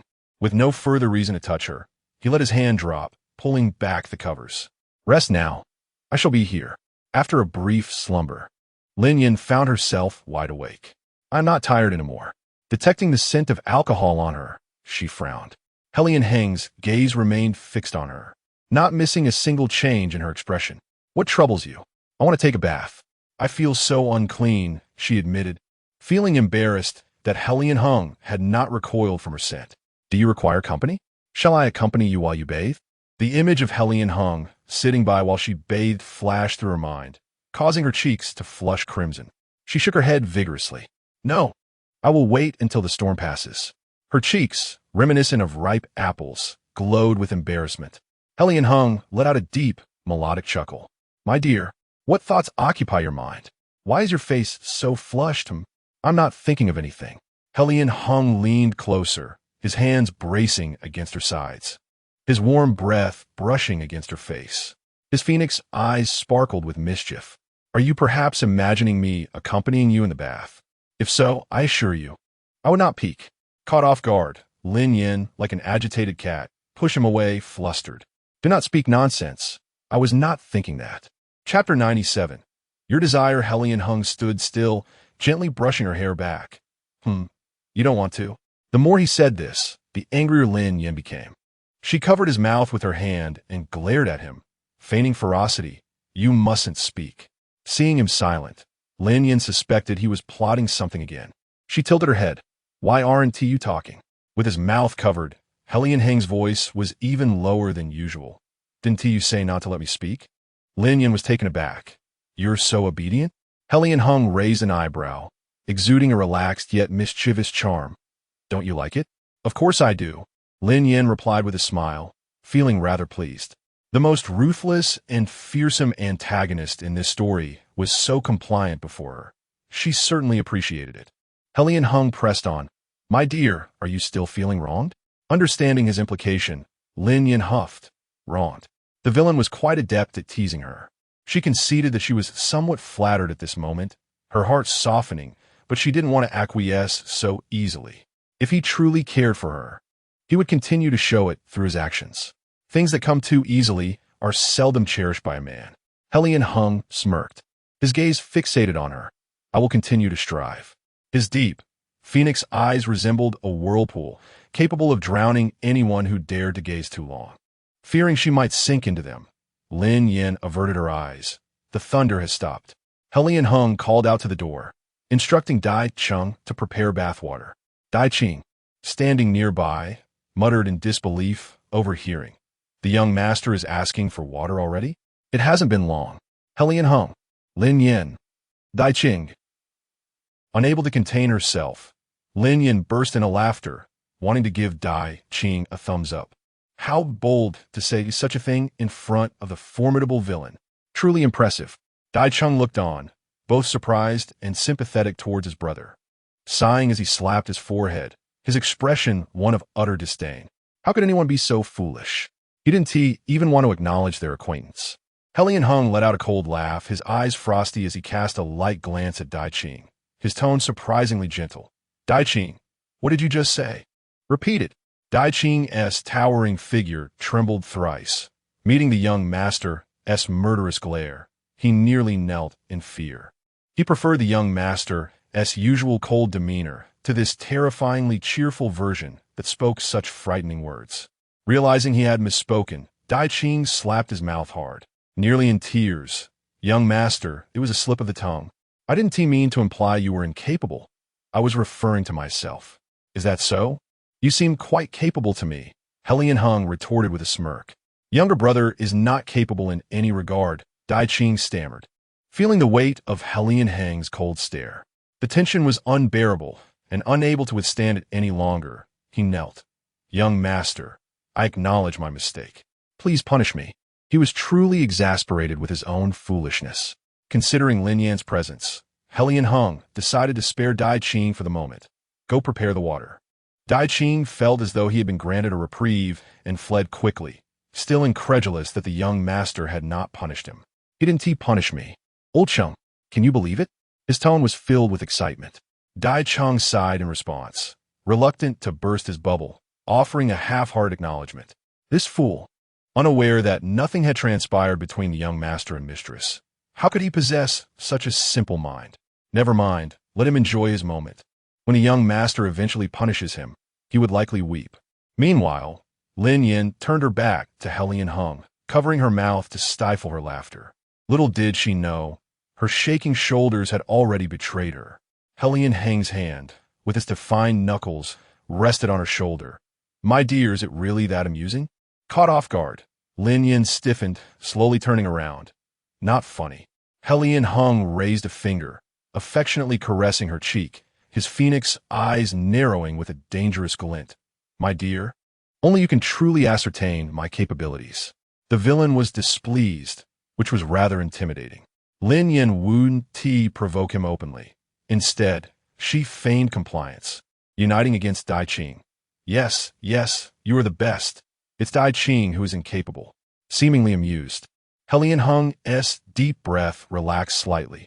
You will come to understand in due time. Lin Yin, inwardly cursing Dai Qing for being such a simpleton. She acknowledged her attraction to Helian Hung's handsome figure, yet he was far too self-assured.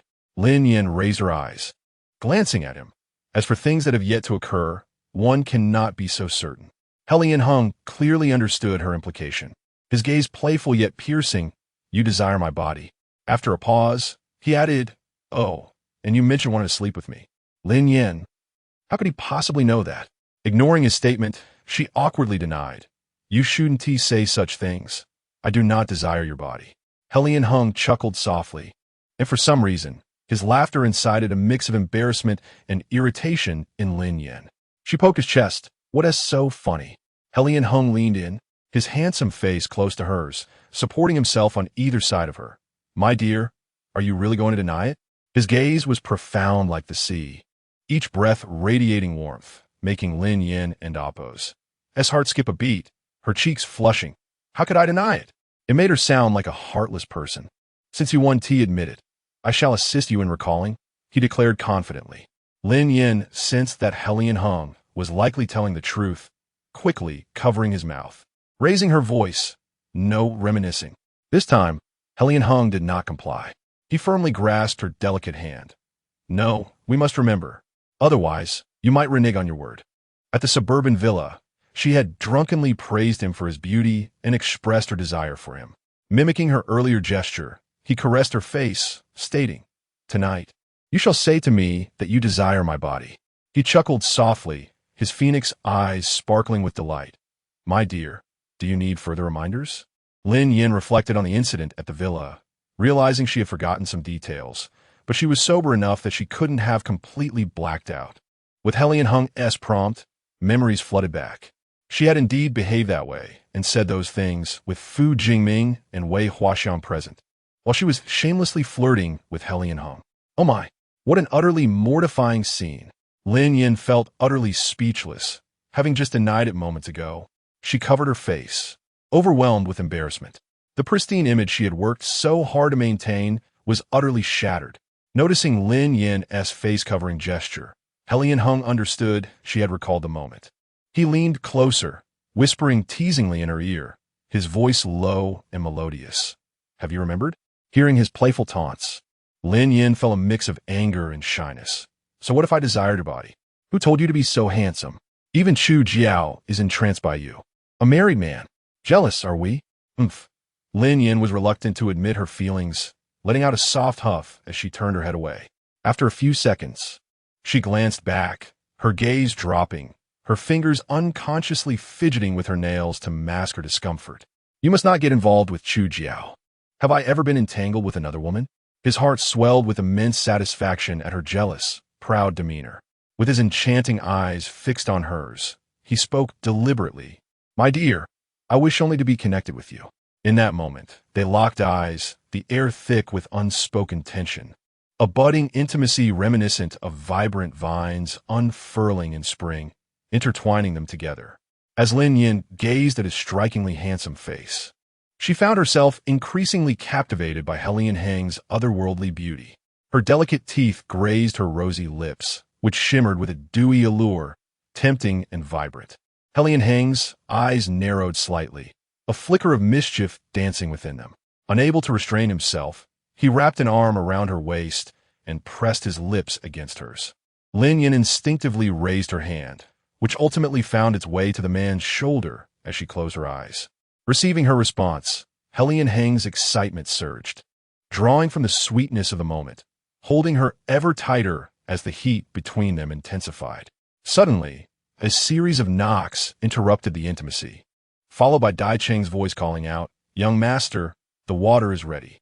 Cradling his warm, gentle presence, Helian Hung was disinclined to let go, disregarding the commotion outside. Lin Yin let out a soft whimper, pushing against him with her hands. He felt like an immovable mountain, impervious to her attempts, prompting her to resort to tickling him. Helian Hung, unable to maintain his composure, reluctantly released her, a smile dancing in his eyes. You truly are. Only she had the power to draw such antics from him. Lin Yin adjusted her slightly disheveled attire. This is all your fault for not letting me go. Blame your excessive sweetness, he replied. A blush crept onto her cheeks as she playfully thumped him. You're unbearable. Hurry and open the door. With a prolonged silence, one could easily guess what they had been up to inside. Chapter 98. Lin Yu scheming and being schemed against. Lin Yu waited all day for Chu Jiao to make a move, only to be met with silence, prompting her to curl her lips in derision. This princess of the Chu kingdom truly lacked courage. Even such a trivial matter was beyond her capabilities. It seemed she must take matters into her own hands. Fortunately, she had been well prepared and had not placed her hopes solely on Chu Jiao. Summoning her maid Xiao Hong, she whispered a few instructions into her ear. Remember, do not fail me. Otherwise, I shall not spare you. Xiao Hong, trembling, approached respectfully. Miss Liu, rest assured, I shall handle it well. Ever since the incident involving Miss Liu, her previously spoiled temperament had worsened. If things did not go her way, she would resort to scolding or worse, physical punishment. Even her closest maid was not exempt from her wrath. She could hardly bear to imagine what would happen if the task was not completed. Miss Liu might very well devour her alive. Once Xiao Hong departed, Lin Yu lay on her bed, her expression venomous, a sinister smile creeping across her lips. Whatever Lin Yin sought to accomplish, she was determined to thwart it. Lin Yu could only find solace in Lin Yan's misfortunes. Half a day later, Zhou caught wind of the events outside and approached to inquire, Do you truly know the young lady who designed the clothing for the South King's wife? Despite Zhou being her loving mother, Lin Yu did not feel inclined to reveal the truth, replying simply, Mother, I do know her. Zhou furrowed her brow. Knowing her is one thing, But why choose to hold your exhibition on the same day as Lin Yan's? Lin Yu grasped Zhou Li's sleeve. Mother, are you blaming me? Is this anger directed at me on Lin Yan's behalf? Sensing the discontent on her daughter's face, Zhou Li gently patted her hand. I am not blaming you. I am merely concerned. She had begun to realize that every time they clashed with Lin Yan, they not only failed to gain the upper hand, but were also consistently at a disadvantage. Lin Yu's expression softened slightly. Mother, I'm simply unwilling to accept this. My title of the first talented woman was snatched away, and my reputation has been tarnished by Lin Yan's slander. I only wish to prove to everyone that I'm not inferior to her. Zhou Li's feelings toward Lin Yan were complex.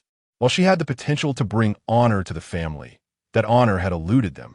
The Lord's title had been stripped away due to her actions, leading to disdain from the emperor, and even Lin Yu had suffered from her slander, damaging her reputation and alienating her from the noble ladies with whom she had previously associated. Had it not been for Lin Yan, Lin Yu would still be the most sought-after talented woman. The Lord would still hold his title, and she would still be the esteemed lady of the Marquisate. Overwhelmed by resentment, Zhou Li did not perceive Lin Yu's actions as wrong. Affectionately stroking Lin Yu's head, you need not compare yourself to Lin Yan in my heart. You are the most exceptional. Upon hearing this, Lin Yu beamed, throwing herself into Zhou Li's embrace. Mother, you are so good to me. Silly child, you are my daughter. If I do not treat you well, whom shall I treat well? She replied, unlike that ungrateful Lin Yan, I regret ever giving birth to her. In the palace, at Fengqi Palace, the empress learned that the emperor intended to personally attend the exhibition Lin Yan was hosting, which displeased her. She instructed her confidant, go assist Lin Yu, but remember, do not let anyone catch wind of this. It must not be tied to me. With the Lin family stripped of their marquis title and the emperor's disdain, they could not assist the Eastern King. As for Lin Yu, she was nothing but a useless pawn in this game, and even if the plan failed, it bore no consequence for her. The confidant reassured her, rest assured, Your Highness. I shall see to it. The empress waved her hand dismissively, go now. She intended to completely sever ties with Lin Yu, enabling her son to wed the Chu princess, who was worthy of being her daughter-in-law. The recent losses inflicted by Helian Hung had left her